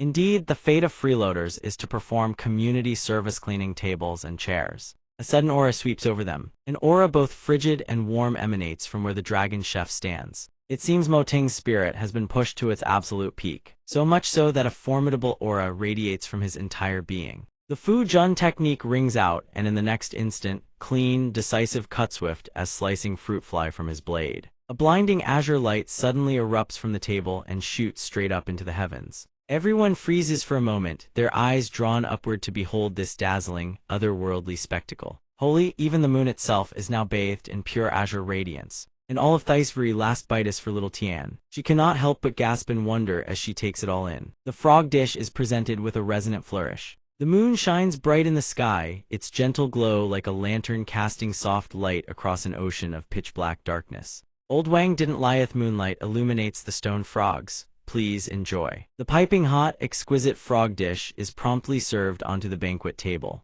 Little Tian picks up her chopsticks and takes a bite. Just a small morsel, yet it carries the full weight of Mo Ting's labor. A hint of shyness flushes across her face. The dragon chef made this for me. It smells divine, but I can't bear to eat it. She decides to eat a few bites first, then preserve the rest as a specimen to hang in her living room for hundreds of years. She hasn't even finished chewing yet. The frog meat dissolves on her tongue like water, cool and refreshing, as though she soaks in a mountain spring, icy water from a peak. Deep and frigid as the high mountain, so cold. Little Tian's entire body feels as if embraced by a stream of icy water, creating an overwhelming sensation of comfort. A psychological effect. The burning, stinging pain that has plagued her eyes for years vanishes without a trace. What bliss. Little Tian has cleaned her plate without leaving a single scrap. This speed is quite different from what one might expect of a noble lady. After savoring the euphoria this dish delivers, little Tian still floats on cloud 9. Look, little Tian's sparks of flame within your body are beginning to fade. Even he cannot help but blink in astonishment. Is this truly miraculous? Even the golden pill that Lord Leijun once delivered did not produce results this remarkable. Yet he does not find it entirely unfamiliar. A golden pill can make the dead regrow flesh, but for injuries that have burrowed into the very roots like this, treating the disease at its source is the superior approach. Of course, he doesn't quite buy the flattering nonsense being spouted. This is merely symptomatic suppression from a treatment that hits the mark. If you weren't drooling right now, I might actually believe you. Mo Ting, too, finds the results somewhat beyond his expectations. In truth, the Southern Heavenly King isn't wrong the symptoms eased this quickly. It is indeed symptomatic suppression. Seeing little Tian improve, his heart blooms like the arrival of spring. I told you so, yet you refuse to believe. This little prodigy has been swindled. It's still not enough, and further monitoring is required. The first session suppresses the symptoms. To truly cure the 1,000-mile eyes, she must consume many more servings, gradually nurturing the root cause. Is there a follow-up treatment plan? But the question that concerns them most right now is, will it still cost 1 immortal crystal per serving from here on? Taudi shows no mercy, states bluntly, the standard fee applies from here on, 10,000 immortal crystals per session, paid by you lot. She operates by ironclad rules and disciplinino exceptions for anyone. Delivery on one side, payment on the other. All 4 of them huddle together in shared misery, clenching their teeth. Fine, they'll bite the bullet and eat. Brothers, remember no debts. How about we buy a lottery ticket? I've got a feeling we'll hit it big this time. Worth a Shotvan GR hasn't gone overboard lately. A sudden streak of light flashes across the void like thunder from a clear sky. Wukong and the others are instantly drawn in, their heads snapping toward the source of the radiance. Little Tian no longer needs those glasses. She quietly removes them, revealing eyes that blaze like embers freshly awakened from a dream. 1,000-mile eye, you're back. Thanks to Mo Ting's miraculous calming dish, little Tian has truly recovered. She blazes with light as if reborn. A torrent of azure light erupts outward like a sword tearing through the air. In that very instant, little Tian takes position, her entire body taut as a drawn bowstring. Now is the time to hunt the Jade Emperor. There is no turning back. Across a vast expanse of clouds and sky, a towering celestial castle pierces the heavens. Tei Zhenren stands on the balcony of a mansion, grinning from ear to ear. Haha, another property acquired, and it only cost £9.15. The bodyguard beside him offers his praise. Truly brilliant, my lord. He waves the guard closer. Whatever you do, do not let anyone know the price, or the market and stocks will riot. A man of means must know how to play the game with a bit of class. Suddenly, a streak of light blazes past, not only past the old man but straight through the entire castle. The bewildered guard stammers, "What in the heavens is that righteous divine light?" Tei Zhenren seems to recognize it at once. I know who it is. Whatever you do, do not touch that light, or those £9.15 will be money down the drain. A sudden thought flashes through his mind. No way. Little Tian doesn't seem like her old self. Her divine ability now includes the power to perceive spiritual consciousness. What in the world has she been through? A streak of golden light tears across the sky. This old woman bets little Tian is peeping at some handsome man again. It's been ages since she last saw that divine ability in action. Could it be that little Tian is watching? A voice calls out from somewhere. What the who's there? Peeping on this old woman bathing once or twice is one thing. But now she wants to scan in high definition? Unbelievable. Caught red-handed, and she hasn't even paid the electricity bill. The disciple panics. No. Oh, newer secret study materials have been exposed. It was 1,000-mile eyes doing. Little Tian, hurry and protect your senior brother. Little Tian continues using her eyes to scan. Wukong senses that her celestial eye hasn't been used in a long time. Its power seems to have grown considerably. The Heavenly King speaks up. You've been watching long enough. Take a rest. We've finally found it. What they seek is Ling Xiao. Little Tian thinks to herself, I've scanned so many places. My instinct tells me the odds are high that it's here. She considers whether to stop. An overwhelming sense of dread looms ahead. If she continues probing, the consequences won't be any better. But little Tian confirms once more. After all, she owes a debt to the dragon chef. She penetrates corridor after corridor until she reaches a darkened chamber. A figure hurls a concealed weapon from the shadows. He turns his face with a sinister grin, his eyes flashing crimson. Who dares snoop around here? Instantly, 1,000-mile eye is blasted away. Mo Ting cries out in panic. 1,000-mile eye. Little Tian's eyes are burning. Jia rushes over. Are you alright, little Tian? She hands little Tian a pill. Swallow this healing pill quickly. It can restore your condition within 3 breaths. The Heavenly King declares. That's enough. Jia turns to the Heavenly King and speaks softly.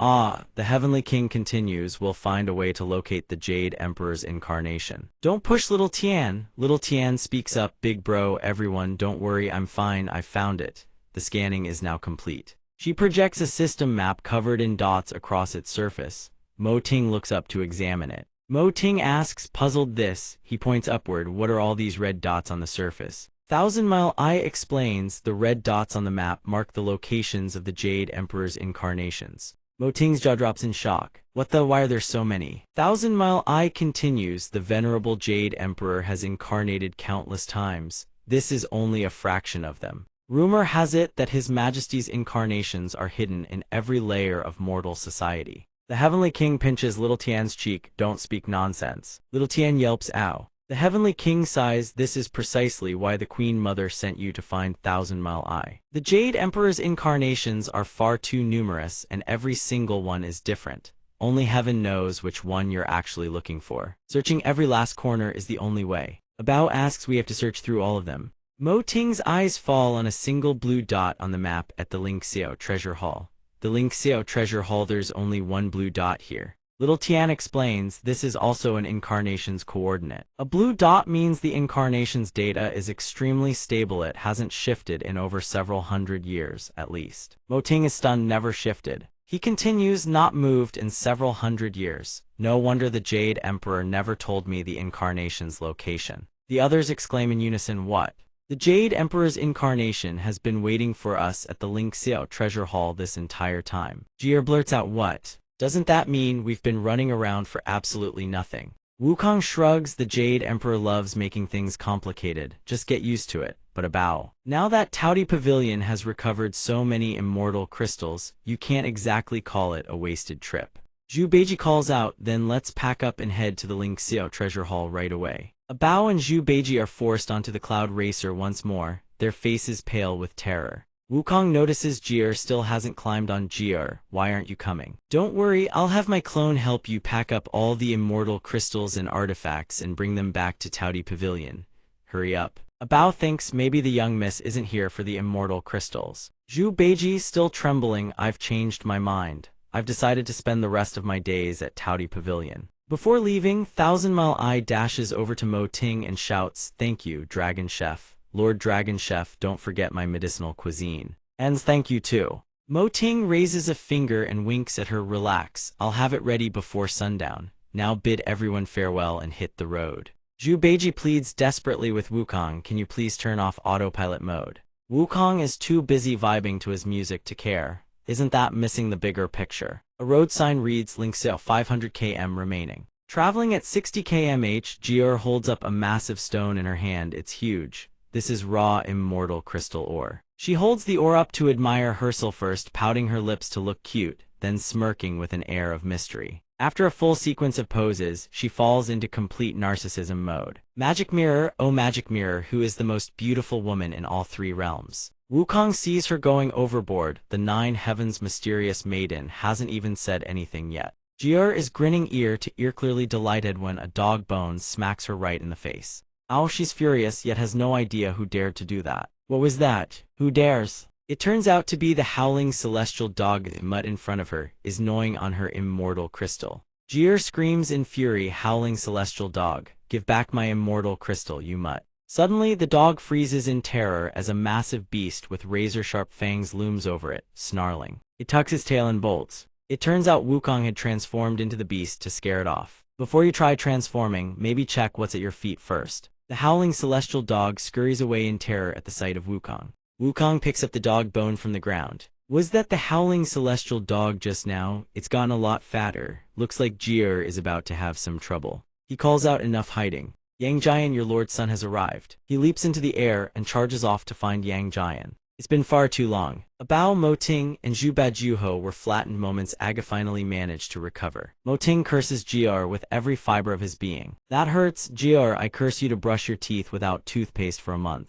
When he comes to, he doesn't see a single soul. Hey, where did everyone go? Zhu Beiji notices something happening in the distance. There seems to be a clash ahead. People are locked in confrontation. He senses something terrible. Holy Immortals are fighting. Zhu Beiji and Bao each grab one of Mo Ting's arms and pull him in opposite directions. Zhu Beiji tugs frantically, this is bad. We're about to get caught in the crossfire, retreat now. Bao, seeing the situation, adds, over there, Mo Ting was being pulled so hard it hurt, so he shouted for them to stop. Alright, stop pulling, it hurts too much. Suddenly a blade plummets down, landing right between his legs. He stammers in terror, that was close. Suddenly Mo Ting hears a voice, followed by a painfully hard landing. Mo Ting recognizes it as Jier's voice. She lies on the ground, bound tight by a golden hoop, and roars furiously, damn it, let this lady go. A golden hoop is constricting her body. Mo Ting asks urgently, Bao, do you have any tools that can remove this golden hoop? Bao is dumbfounded. That's an artifact. How could a mere tool possibly remove it? Mo Ting suddenly realized, technically speaking, the kitchen cleaver is also an artifact. The Bushin manual mentions that the cleaver possesses multiple transformation states. He draws the cleaver and swings it straight at GR. GR, let me help you. GR screams in shock, you. What are you doing? The little cleaver is utterly helpless. Hey, a cleaver isn't meant to be used like that. Ignoring everyone, Mo Ting's eyes flash with resolve. One clean slash cleaves through the barrier imprisoning GR, with a thunderous collision. The golden hoop shatters and flies far away. Neja watches the scene unfold and thinks to himself, oh, now that's interesting. GR, still furious, wants revenge. This lady's business with Neja and Erlang Shen is far from over. Bao cries out in panic. Neja and Beiji both chime in, not bad at all. Neja thinks to himself, I never expected a mortal could break through the passive barrier of my Kaien-kun ring. It seems this cleaver is no ordinary blade. Neja takes the initiative to apologize to GR. Miss GR, this matter was entirely this lord's fault. I am deeply sorry, and I hope you won't take it to heart. Sun Wukong walks over and grabs Neja by the head, clearly displeased with his apology. You call that an apology? Neja pleads with Sun Wukong, I've already apologized as I should. Could you please put this lord down? The manner of their meeting. This expression is awkward enough as it is. Suddenly, a blade flies in from behind and strikes Mo Ting. Fortunately, he reacts fast enough to catch it. Another second and he would have joined his ancestors. Erase. Erlang Shen catches the blade and assumes Sun Wukong ambushed him. That damned monkey. You just ambushed me. If you have the guts, face me head on. He snarls at Sun Wukong, damned monkey. Do you dare fight me one-on-one? He threatens Sun Wukong, just wait until my 1,000-mile eyes activate, you'll know you've made a grave mistake. The three bystanders have no idea what's going on, but Sun Wukong is not only unfazed, he threatens him right back. If you want to fight, take a good look at yourself first. Are you brain dead or something? Erlang Shen's pride is wounded by Sun Wukong's words. He erupts in fury, defending himself, that was only because I was careless. You fought dirty. Burning with rage, he demands a duel, damned monkey. If you have the guts, let's settle this toddle at sea if you dare. Sun Wukong obliges him. Sure thing, after all, whether I fight clean or dirty, the result is exactly the same. Ever since the incident at the Heavenly Palace, you haven't beaten me once. Is accepting reality really that hard for you? Erlang Shen has been waiting for exactly these words. This is what I've been waiting to hear, he snarls. You will pay dearly for that foolish statement. My cultivation technique, the divine god's true eye, has been perfected to its absolute peak. Its power can tear through the void itself. I'll give you one chance to take back your words, otherwise, don't come crying when you lose. Sun Wukong fires right back. Let me remind you, I haven't even used my extreme frequency sublimation or the fractured chaos burst yet. If I did, the state in which I'd annihilate you would be total slaughter. Erlang Shen sneers mockingly, all bark and no bite. Then try me, besides it's the 21st century and you're still dressed in something that hideous. I'm begging Yao, stop showing your face in public. It's an embarrassment, you have no right to criticize me. This outfit is leagues better than whatever you're wearing. At least my armor has more storage space, just look at your wretched appearance. Jier, watching from the side and utterly fed up, raises her hand to call out to the two of them. Stop, that's more than enough, our topic is cuisine, fighting and all that, keep it to yourselves. Both of them turn to stare at GR, dumbfounded. Erlang Shen lets out a long sigh, isn't this just adding more trouble? I was about to fight to the death, but let's set that aside for now. GR holds up Touty Pavilion's expense ledger and asks, when will you and Neja settle your tab with Touty Pavilion? They play dumb, pretending they have no idea. What money? How come I don't know we owe anything? GR snaps, you want to keep playing the shameless freeloader, is that it? She has no choice but to call upon the great sage. GR hands the ledger to Sun Wukong, pages 35 through 63, all of that is his debt. I'm leaving it to you, great sage. Sun Wukong takes the ledger and replies, no problem, this time I'll handle it personally. Erlang Shen's face turns pale with dread. So that's how it is, Neja had no idea that Touty Pavilion had formed ties with that damned monkey. Erlang Shen and Neja are chased into a wild, scattered retreat by Sun Wukong. GR gloats, let's see how you deny it now. Mo Ting realizes the great sage's reputation truly rivals that of the Jade Emperor himself. GR covers her mouth and giggles, acknowledging that's absolutely true. Neja and Erlang Shen remain utterly shameless, absolutely refusing to pay their debts. Neja declares, I have no money and I only have one life. Erlang Shen adds, I'm technically already dead, at worst. Take my immortal crystals at best, you're stuck with an IOU. Come and try if you dare, right? Truly the most notorious deadbeats in all of heaven. Sun Wukong sees their attitude and says, if that's how it is, then I won't hold back anymore. In the blink of an eye, his figure vanishes without a trace. Erlang Shen sneers, you think I can't see through that shadow of yours? Thousand-mile eyes activate void-cleaving vision. The moment the words leave his mouth, his weapons and clothes are stripped clean. Hell, where are my weapons? Turns out Sun Wukong had already swiped all their artifacts. Even Erlang Shen's clothes have been stripped away entirely. Sun Wukong explains nonchalantly, no money, then your artifacts will serve as collateral. Nezha, still defiant, threatens, I'll call my father here to execute you. Erlang Shen protests, you're pushing us too far. Sun Wukong glares coldly and delivers his threat. HMPH, won't be needing the Kainkun ring anymore. Nezha trembles with fear. I have nothing left. Erlang Shen, pushed past his limit, immediately summons the Howling Celestial Dog. Howling Celestial Dog, bite him for me. The beast charges forward with a fearsome display of power, but within seconds it is beaten to a whimpering pulp. Erlang Shen watches his dog crying and whining, utterly devastated. Sun Wukong tells him, walking your dog without a leash, consider that another offense. Nezha proposes a final gambit, second brother, we still have that move. Erlang Shen slowly rises to his feet, you're right. If we've been pushed to this point, then don't blame me for showing no mercy. Under the gaze of my divine god's true eye, all of you will be forced to start over from scratch, tremble in fear. After that grand declaration, he and Nezha turn tail and bolt at full speed, fleeing their debts. Sun Wukong blinks, bewildered, what? Are they seriously running from their debts? Gr puffs her cheeks in frustration, it's not the first time. They've done this before, you can never catch them. Sun Wukong assures her, don't worry, they won't escape.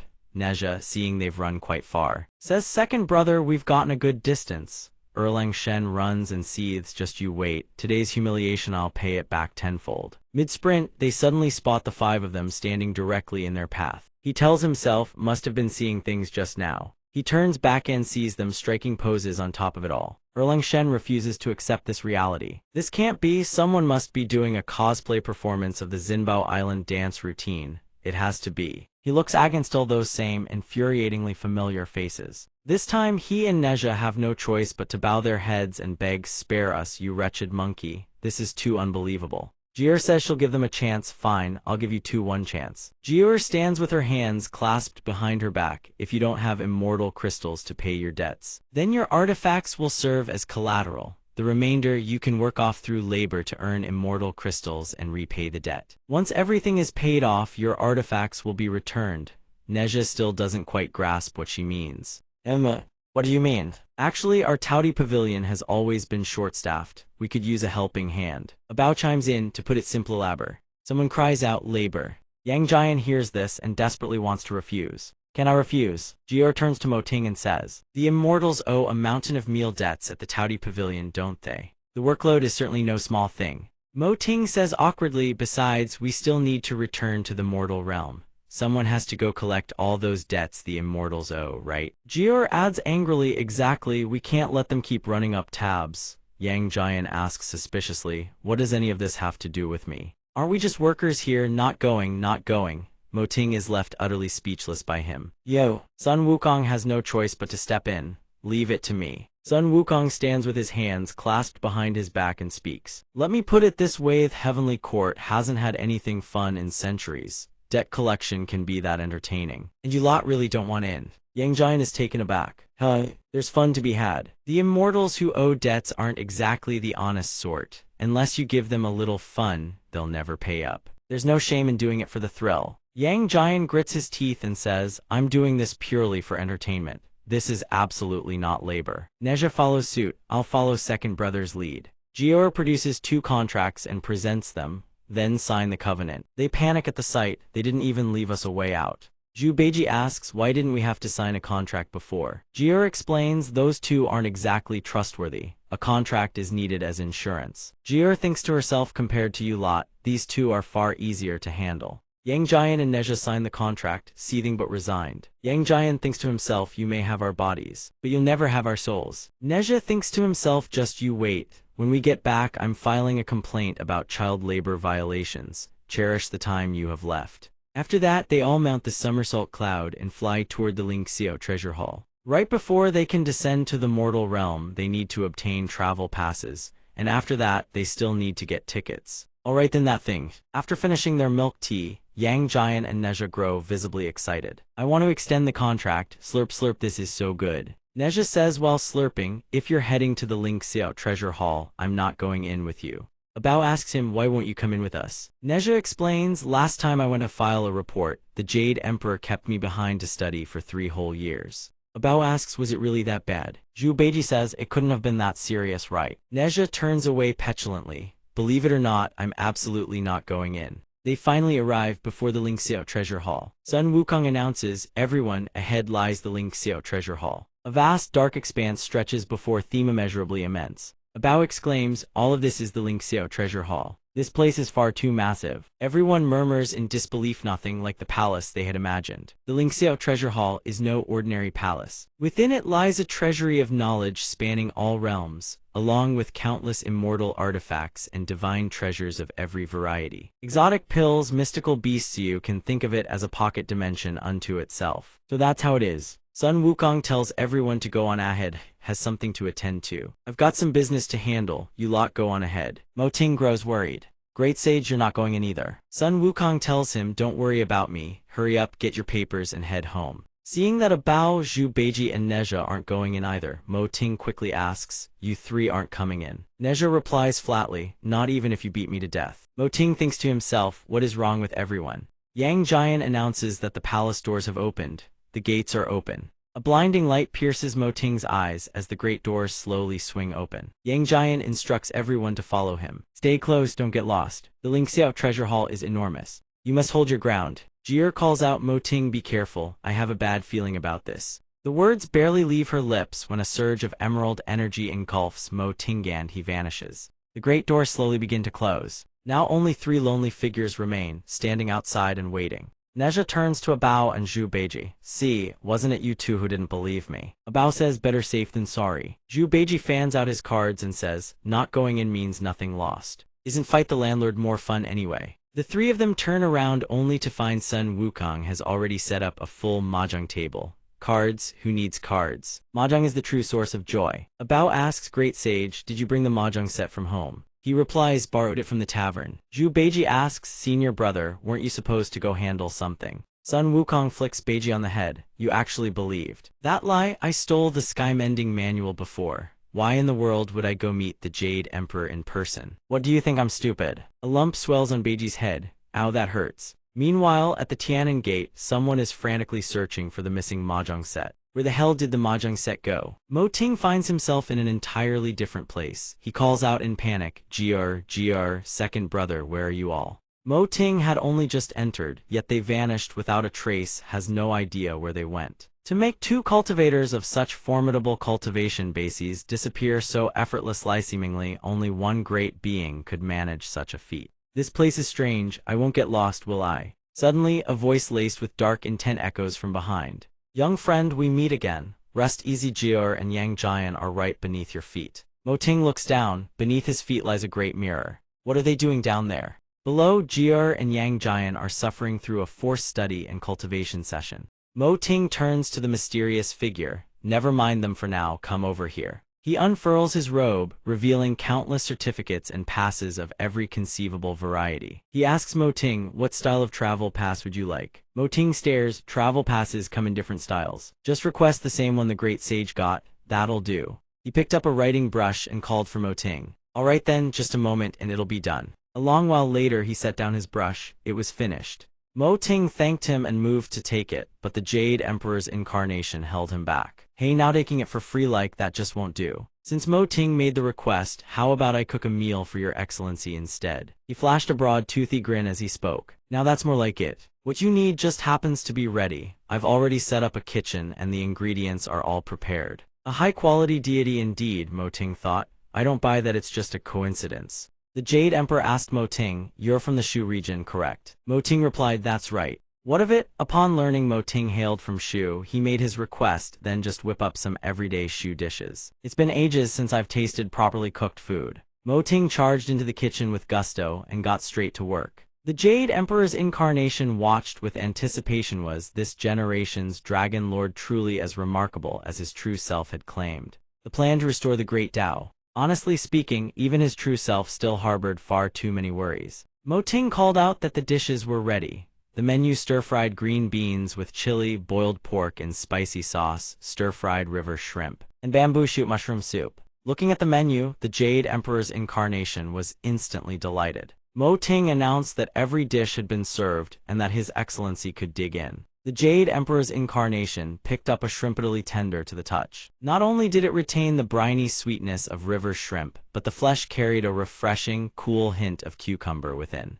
Not bad at all. These green beans are perfectly crunchy, not half-raw, not overcooked. The heat control is superb. Even better than the stir-fried green beans with chili I had 100 years ago. And what's this? Mo Ting explained. This is a dish born over 100 years ago in the mortal realm: boiled pork in spicy sauce. The numbing, fiery flavor is super better than the classic stir-fried pork in chili bean paste. No wonder I'd never heard of it. Mo Ting didn't use a single formation array, yet managed to seal the aroma beneath a layer of oil. Truly masterful, he praised effusively. Fragrant, absolutely fragrant. The Jade Emperor's incarnation was thoroughly pleased. He handed Mo Ting the travel permit and reminded him, "Take it and don't forget to activate the marching banner." Mo Ting accepted it excitedly and asked, "What about Jiu and the others? They're not coming with me." He raised an eyebrow. "You want to leave already? Have you forgotten about the heaven-mending scripture?" Mo Ting froze. If the Jade Emperor's incarnation hadn't reminded him, he'd have nearly forgotten entirely. If you hadn't mentioned it, I'd have completely forgotten." He brought out the heaven-mending scripture. "Would your excellency be so kind as to lift the seal?" A trivial matter. With a single wave from the Great One, the chains binding the scripture shattered to pieces, seal undone, just like that.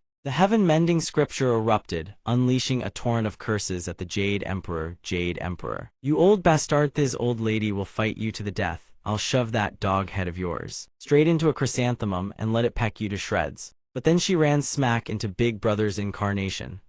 Wait, what? Why is it Big Brother's incarnation? She asked in a daze. Where is this place? Mo Ting told her, "This is the Lingxiao main hall." She shrieked in disbelief. "What? The Lingxiao main hall? How the hell did I end up in this godforsaken place? Last time it was right here that idiot Jade Emperor locked me away inside a goddamn recipe." He coughed delicately to warn her, "The Jade Emperor is standing right beside you." The heaven-mending scripture sidled up affectionately and cooed, "Oh me's this little brother worried about me." The Great One stepped in to remind him, "Just to be clear, the true self and the incarnation are two entirely different matters." Bu Tian is sobbing and intermittently cursing the Jade Emperor. "Why did you throw it away?" His face is pitch black, still fixated on the matter of his identity. "The Jade Emperor is the Jade Emperor, and I am I. Incarnation Big Brother, that old mutt Jade Emperor has truly gone too far." He clamps a hand over her mouth, utterly indifferent to whether she has more to say, and falls silent. "Furthermore, young friend, you must not breathe a word of what you just heard. Surely you understand. From now on, Bu Tian's supervision falls to you." The Jade Emperor's incarnation hands him a string with a jade pendant and says, "Take this. The mortal realm is fraught with peril on all sides. This pendant will keep you safe." Surprised, he holds the jade pendant in his hand, unconvinced. "Peril on all sides seems pretty safe to me." The incarnation falls silent, at a loss for words, then suddenly raises his hand. "The preparations are more or less in order. I'll send you all directly to the southern heavenly gate." The Jade Emperor snaps his fingers. His palm erupts with light and everything trembles. Before they depart, he even wishes them smooth sailing. Having said that, he turns and walks alone into the darkness. Meanwhile, Yang Jian is still down below, having fallen asleep over a book and mumbling in his dreams, "Kid, study hard." They open their eyes once more. Mo Ting and Jiu step outside, only to find Beiji, Bao, Sun Wukong, and Nezha seated around a table, playing mahjong. Sun Wukong fumes. "That Jade Emperor truly has no sense of reason. He actually dumped us at the southern heavenly gate." Beiji is puzzled. Why did you all come out so quickly? How come Yang Jian didn't come out with them?" "It's because while they were cooking for the Jade Emperor, they noticed Yang Jian had been stashed away in the study. The Jade Emperor said he needed to read more books." Beiji says in surprise, "Stashed away in the study. Alright then, no big deal." Bao asks urgently, "Did you get the travel permit?" Mo Ting holds up the travel permit for everyone to see. Right here, at that very moment, the four heavenly kings appear. "Excellent, consider us qualified to leave." By the Jade Emperor's decree, we've been waiting here for quite some time. To put it plainly, we came here to check your tickets. Mo Ting thanks them. Thank you, sorry for the trouble, honored lords. One of the heavenly kings says to Sun Wukong, before we get down to business, great sage, would you kindly pay back your mahjong debts first? Great sage, do you have any shame left at all? Seeing two of them reclaim the mahjong table, Beiji wails and pleads, don't take it away, I'm about to go on a winning streak. A Bao brings out a debt collection list for Sun Wukong. Great sage, here is the full list, you absolutely must collect every last coin. A Bao promises unlimited Coca-Cola and milk tea, they won't be shortchanged. Nej's eyes nearly pop out of his skull. When did you get this approved? The travel permit's already been stamped and sealed. Jiu says, I heard it's usually celestial soldiers who handle inspections. No. Surely it's not so important that the four heavenly kings themselves had to show up. One of the four heavenly kings answers sheepishly. It's because we're about to witness a historic event. Jiu you've finally come out of hiding. More importantly, thanks to Jiu-er's blessing, we won the lottery, truly worthy of Jiu-er. Jiu-er says helplessly to Sun Wukong, great sage, can you rough them up a little? Alright, enough chit-chat. They immediately open the heavenly gate for Jiu-er, the dragon lord, and the rest of the group.